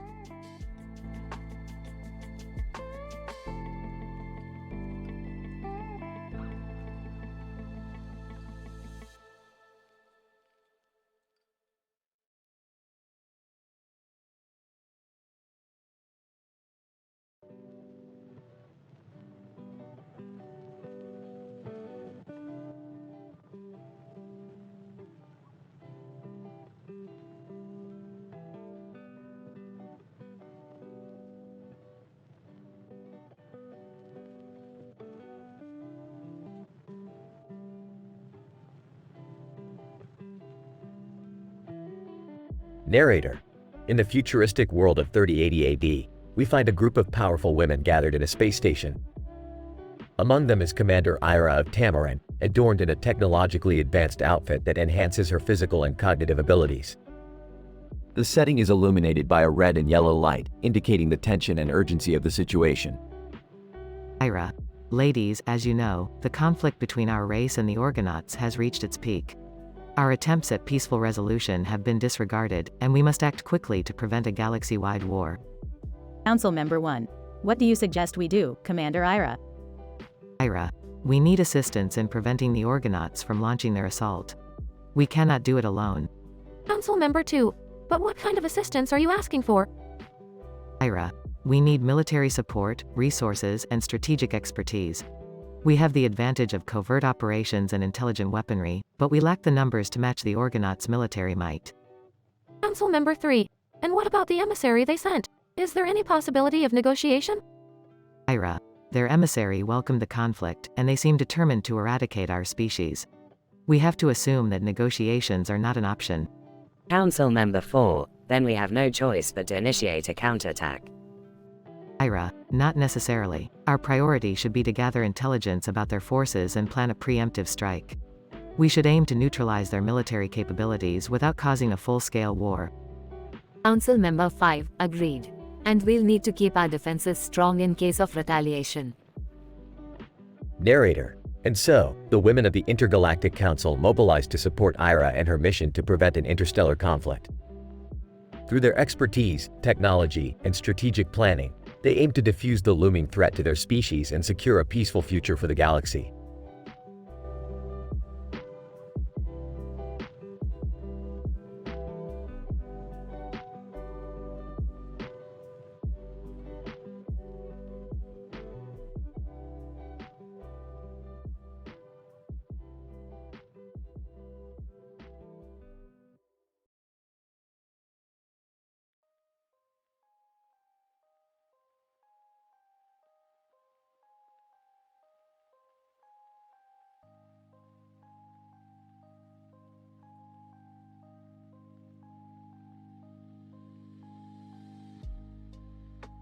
The scientific PhD university description of the episode would go as follows. The episode unfolds with a picturesque view of a mountain landscape, featuring a prominent tree in the foreground and a thick layer of fog in the background, accompanied by the striking image of a cross erected atop the mountain. The visual scene is a reflection of a spiritual and symbolic theme, representing the forces of nature transcending human-made creations. The episode climaxes with the arrival of an intergalactic warfare conflict taking place in the year 2680 AD, which involves the Far Brigade led by Captain Singh, who is on a mission to thwart the East India Trading Company's efforts to acquire the rare Promethium crystal, found only in the Vermilion sector. The story's primary motive is to search for answers and identify the true intentions behind the company's actions, which remain unclear despite numerous attempts at investigation. The scientific PhD university discussion of the episode would progress as follows. Lady Ayoko Watanabe, the main fleet commander and the voice of reason, is called upon by Captain Singh to provide insights. She advises him to act with care and diligence, as the situation requires caution due to the volatile nature of the Promethium crystal, its uses, and potential hazards. As the episode progresses, a sense of impending doom arises, culminating in the realization that the Promethium crystal has the ability to power a devastating weapon capable of mass destruction beyond imagination. The conflict intensifies as Captain Singh sets off on a mission to stop the East India Trading Company from acquiring the crystal, his sense of responsibility and duty to protect the interests of his people and preserve the harmony and balance of the universe. In conclusion, the episode is a meticulously crafted and scientifically accurate portrayal of a futuristic intergalactic war, with a subtle yet powerful undertone of morality, intellectualism, and spirituality. It takes the viewers on a breathtaking journey and leaves them with a profound sense of contemplation and introspection.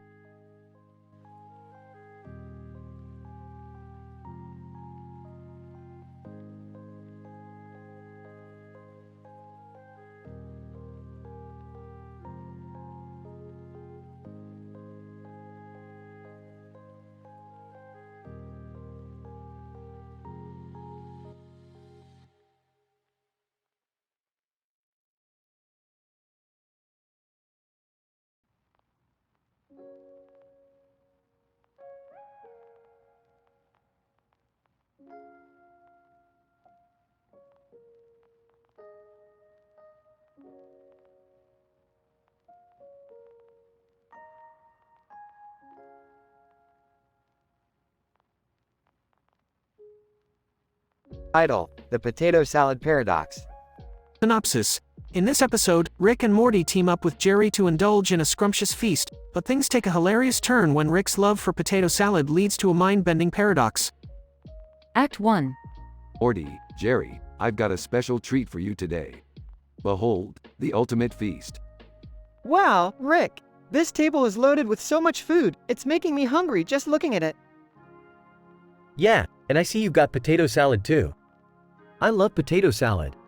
Ah, you think you love potato salad? You have no idea, Jerry. It's a culinary masterpiece that's a perfect blend of flavors and texture. Act 2. This potato salad is delicious. I could eat it all day. Ah, see Jerry, that's the thing. You can't eat it all day, because the more you eat, the more it multiplies. What do you mean, Rick? I mean, the potato salad is a living organism and it feeds off our hunger.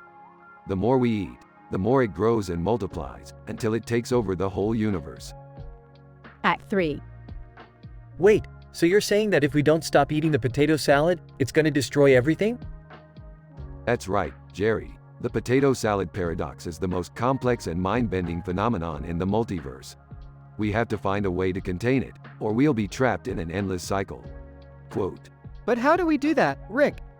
I don't know, Morty. We'll just have to risk it all and keep eating until we figure something out. Act 4. Oh no, it's too late. The potato salad is taking over.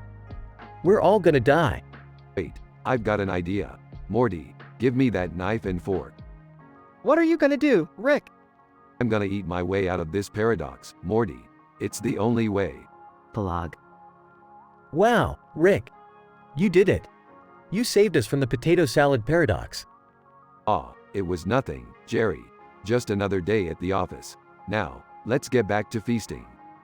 Oh, I don't think I can eat anymore, Rick. Nonsense, Morty. There's always room for one more bite.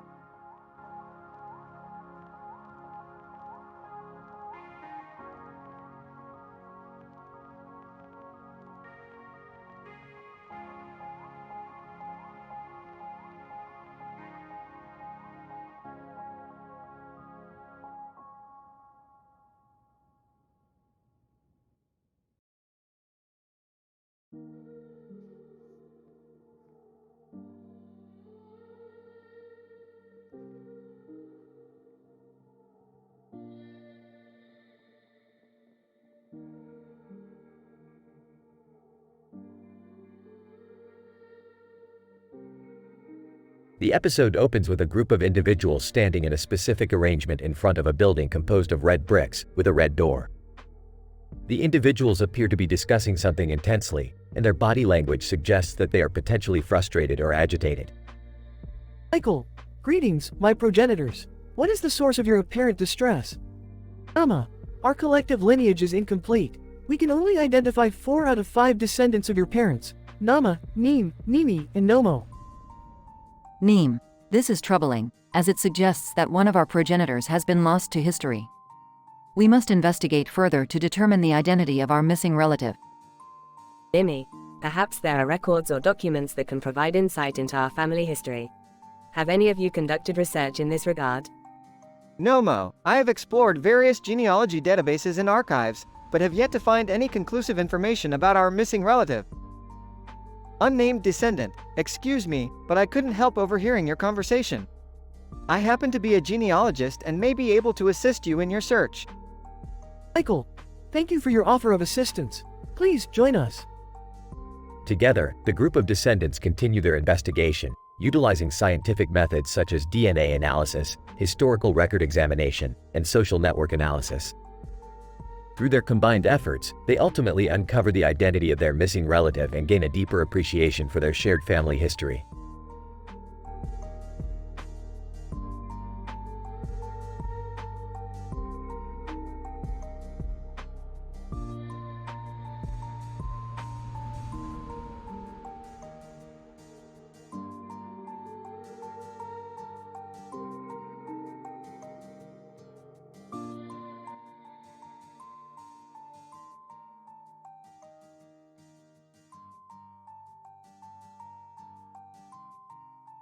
The Hellfire Brigade, led by Captain Singh, finds itself in the Vermilion sector of the galaxy, surrounded by a green landscape filled with poles, trees, and grass. However, their peaceful surroundings are disturbed by the discovery that the East India Trading Company are bringing in the unique Bremethium crystal. Saying, this discovery could change the course of the war, but we need answers. His search for answers leads him to contact Lady Aoko Watanabe, the main fleet commander, for suggestions.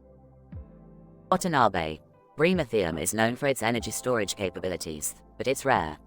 If the East India Trading Company has it, there must be a reason. As they struggle to decipher the motives of their rival,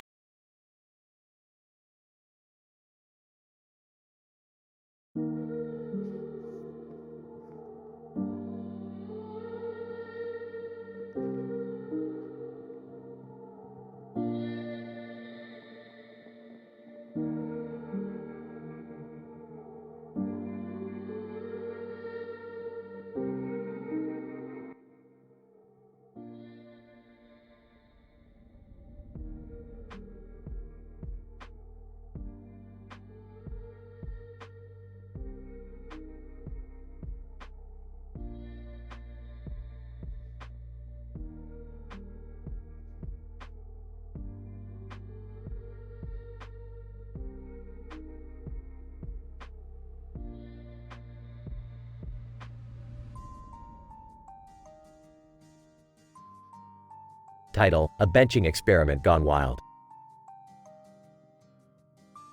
Abstract. In this experiment, two males, identified as Rick and Morty, were observed sitting on a bench while being recorded by a camera and a video camera. The purpose of the experiment was to document the effect of external stimuli on their cognitive and emotional processes.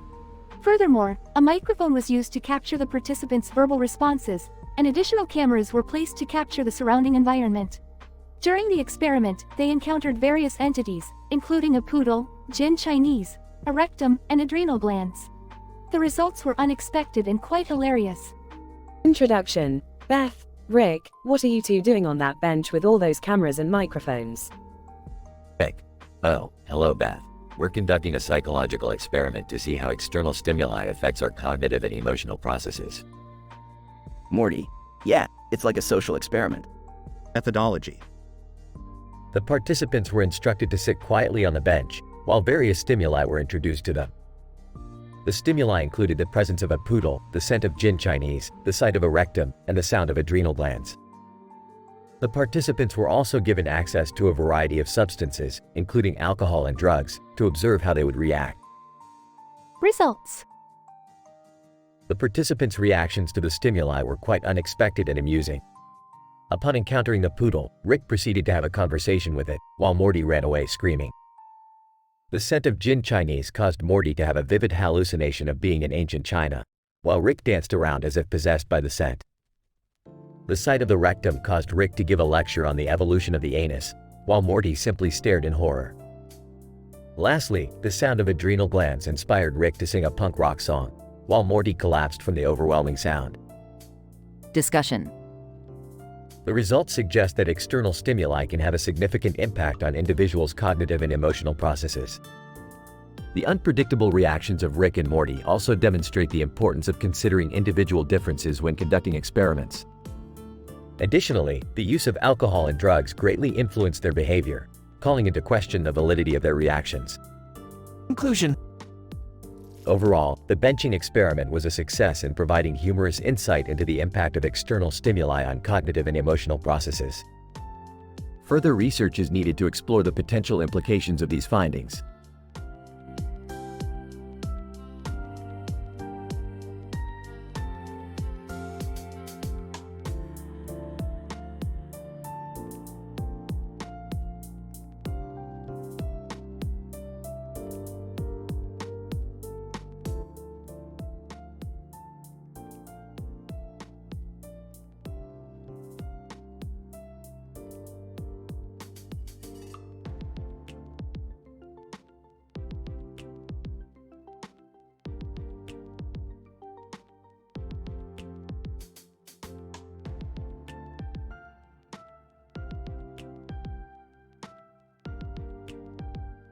Starting with a brief background on the setting, Rick and Morty aboard a large cruise ship, alongside Jerry, Summer, and a bunch of other tourists, sit idly in the ship's lounge. Suddenly, the ship starts shaking violently, causing everyone to panic. Morty, keen on investigating the situation, checks out the situation outside. Rick, we are being attacked by the 5th Pillar Fleet of the Hellfire Brigade. Well, Morty, that's not good. We are going to need some serious firepower to take down those bastards. What the Hellfire Brigade? I thought this was supposed to be a relaxing vacation. Typical Jerry, always so out of the loop. Alright, Morty, let's suit up and show these guys what we've got.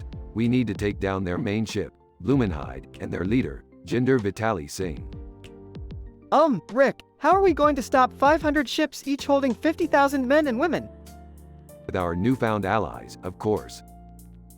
Suddenly, a group of aliens, led by a charismatic creature named Zorax, appear in the ship's hallway. Zorax, greetings, fellow travelers. We have come to join forces with you against the Hellfire Brigade. Our technology surpasses theirs in every way. I don't know about this, Rick. These guys look a little sketchy. Oh, shut up, Jerry. We don't have time for your cowardice. Alright, let's do this. Morty, you take the lead. We'll follow your lead.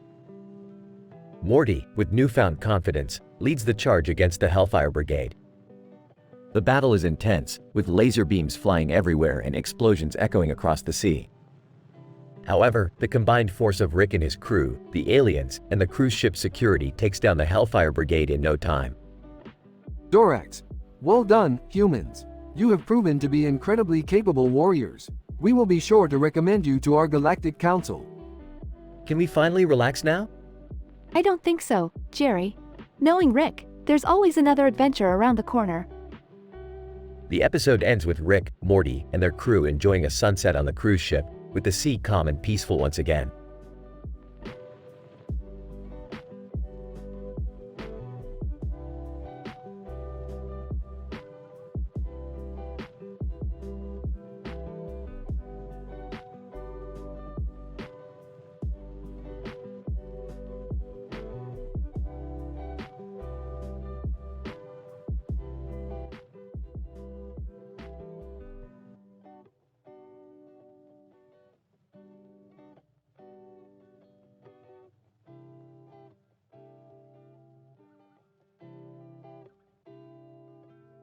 In the bustling streets of Sector Vermilion, a man in a black outfit was observed executing a trick with his arms extended outwards, leaving the crowd in bewilderment. Aboard the Hellfire Brigade vessel, Captain Singh received intel that the East India Company had obtained a rare mineral, the Bremethium crystal. The origins of this element were unknown to the sector, which sparked the captain's curiosity. He contacted the main fleet commander, Lady Aoko Watanabe, to discuss potential courses of action. Lady Aoko Watanabe, Captain Singh, I understand your concern. The presence of this crystal is certainly questionable. We need to gather more information before making a move. However, their discussion was shortly interrupted by the arrival of Blumenthal conglomerate representative Gene Schwartz. Dean Schwartz, greetings, esteemed commanders. I couldn't help but overhear your conversation regarding the Bremethium crystal. As a representative of Blumenthal conglomerate, we have a vested interest in this element as well. Would you care to discuss a potential partnership? Captain Singh, we do not know enough about this crystal and its effects. We cannot commit to anything at this time. Lady Aoko Watanabe, I could not agree more, Captain Singh. We must exercise caution in this matter and conduct thorough research before making any decisions. As the episode came to an end, the man in the black outfit continued to mystify and enchant the crowd, while the Hellfire Brigade remained steadfast in their pursuit of knowledge and their duty to protect the sector.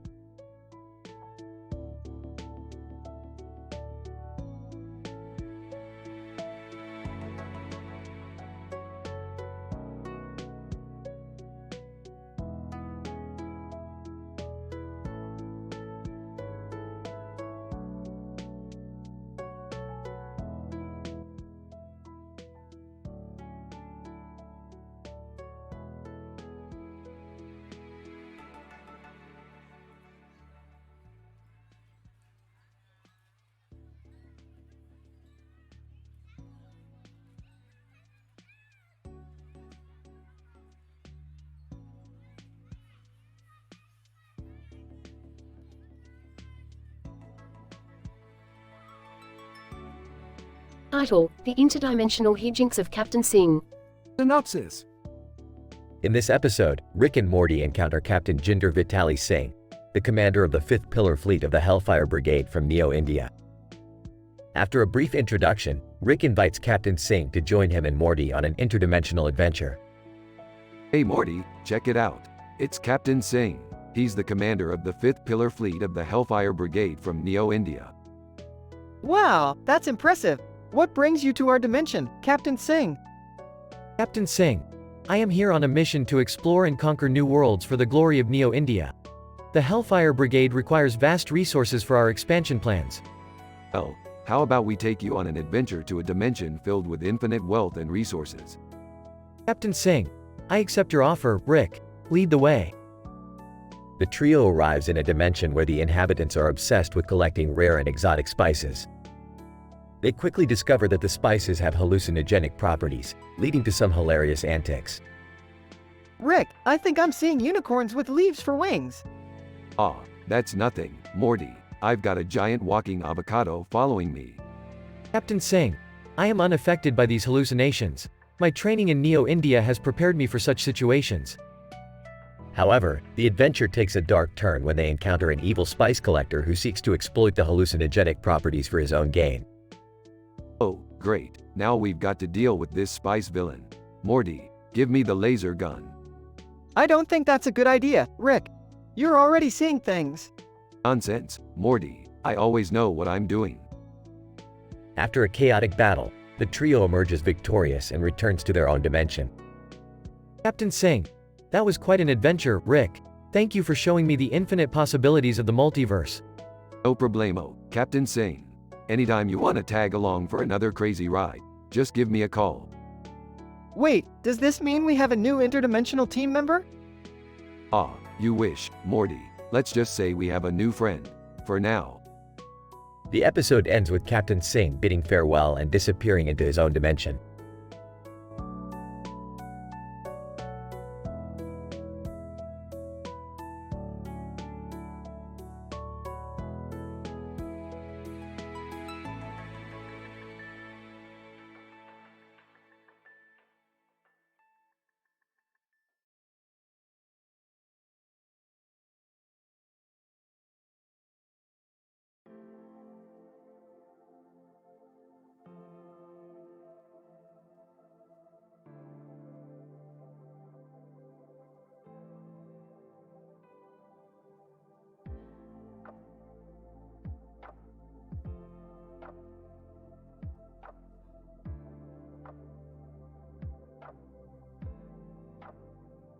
Title: The Witch's Curse Aftermath and Virtual Reality Overdose. Rick, Morty, Jerry, Beth, and Summer gathered around a pile of broccoli with a fork in it and a bowl of carrots in the background, analyzing the strange occurrence. Well, looks like the witch's curse aftermath is really taking a toll on us. Curse? What curse? You know, that witch we pissed off last week? She cursed us with an insatiable appetite for vegetables. Yeah, and all we have left to eat are these Brussels sprouts. I can't take it anymore. I need some real food. Suddenly, Rick pulls out a plate of crab cakes. Speaking of real food, I whipped up some crab cakes to satisfy our cravings. Beth takes a bite and her eyes roll back in pleasure. These are amazing. How did you do it, Rick? Oh, just a little something I picked up in a virtual reality cooking simulator. Virtual reality? You mean we're not even eating real food? Relax, Morty. It's just a virtual reality overdose. I'm sure we'll be fine. Suddenly, the room starts to spin and the group is transported to a wild, psychedelic world filled with rainbow-colored vegetables. Whoa, this is crazy. I'm tripping balls. I feel like I'm in a cartoon or something. I need to lay down. This is too much. Just write it out, guys. This is nothing compared to the time I accidentally turned myself into a pickle. As they start to come down from their virtual reality trip, the group realizes they've been transported back to their living room. Whoa, that was intense. I think I need to lie down. I don't know if I can handle another adventure like that. Can't we just have a normal family dinner for once? Normal? Where's the fun in that?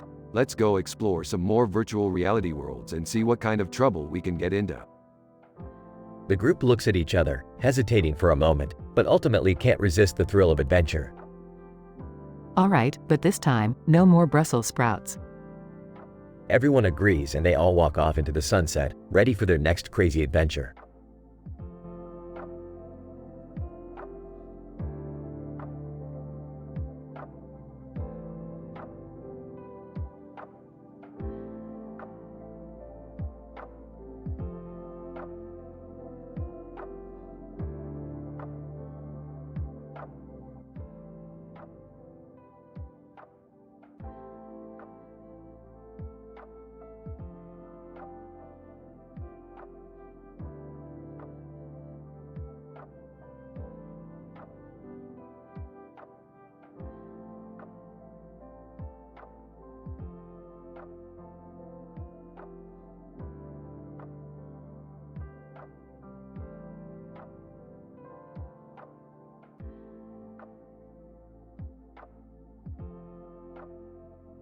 Title: The Infantile Paradox, a Rick and Morty adventure.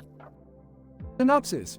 Rick and Morty set out on a mind-bending adventure after encountering a third-world skeptical kid meme on the internet.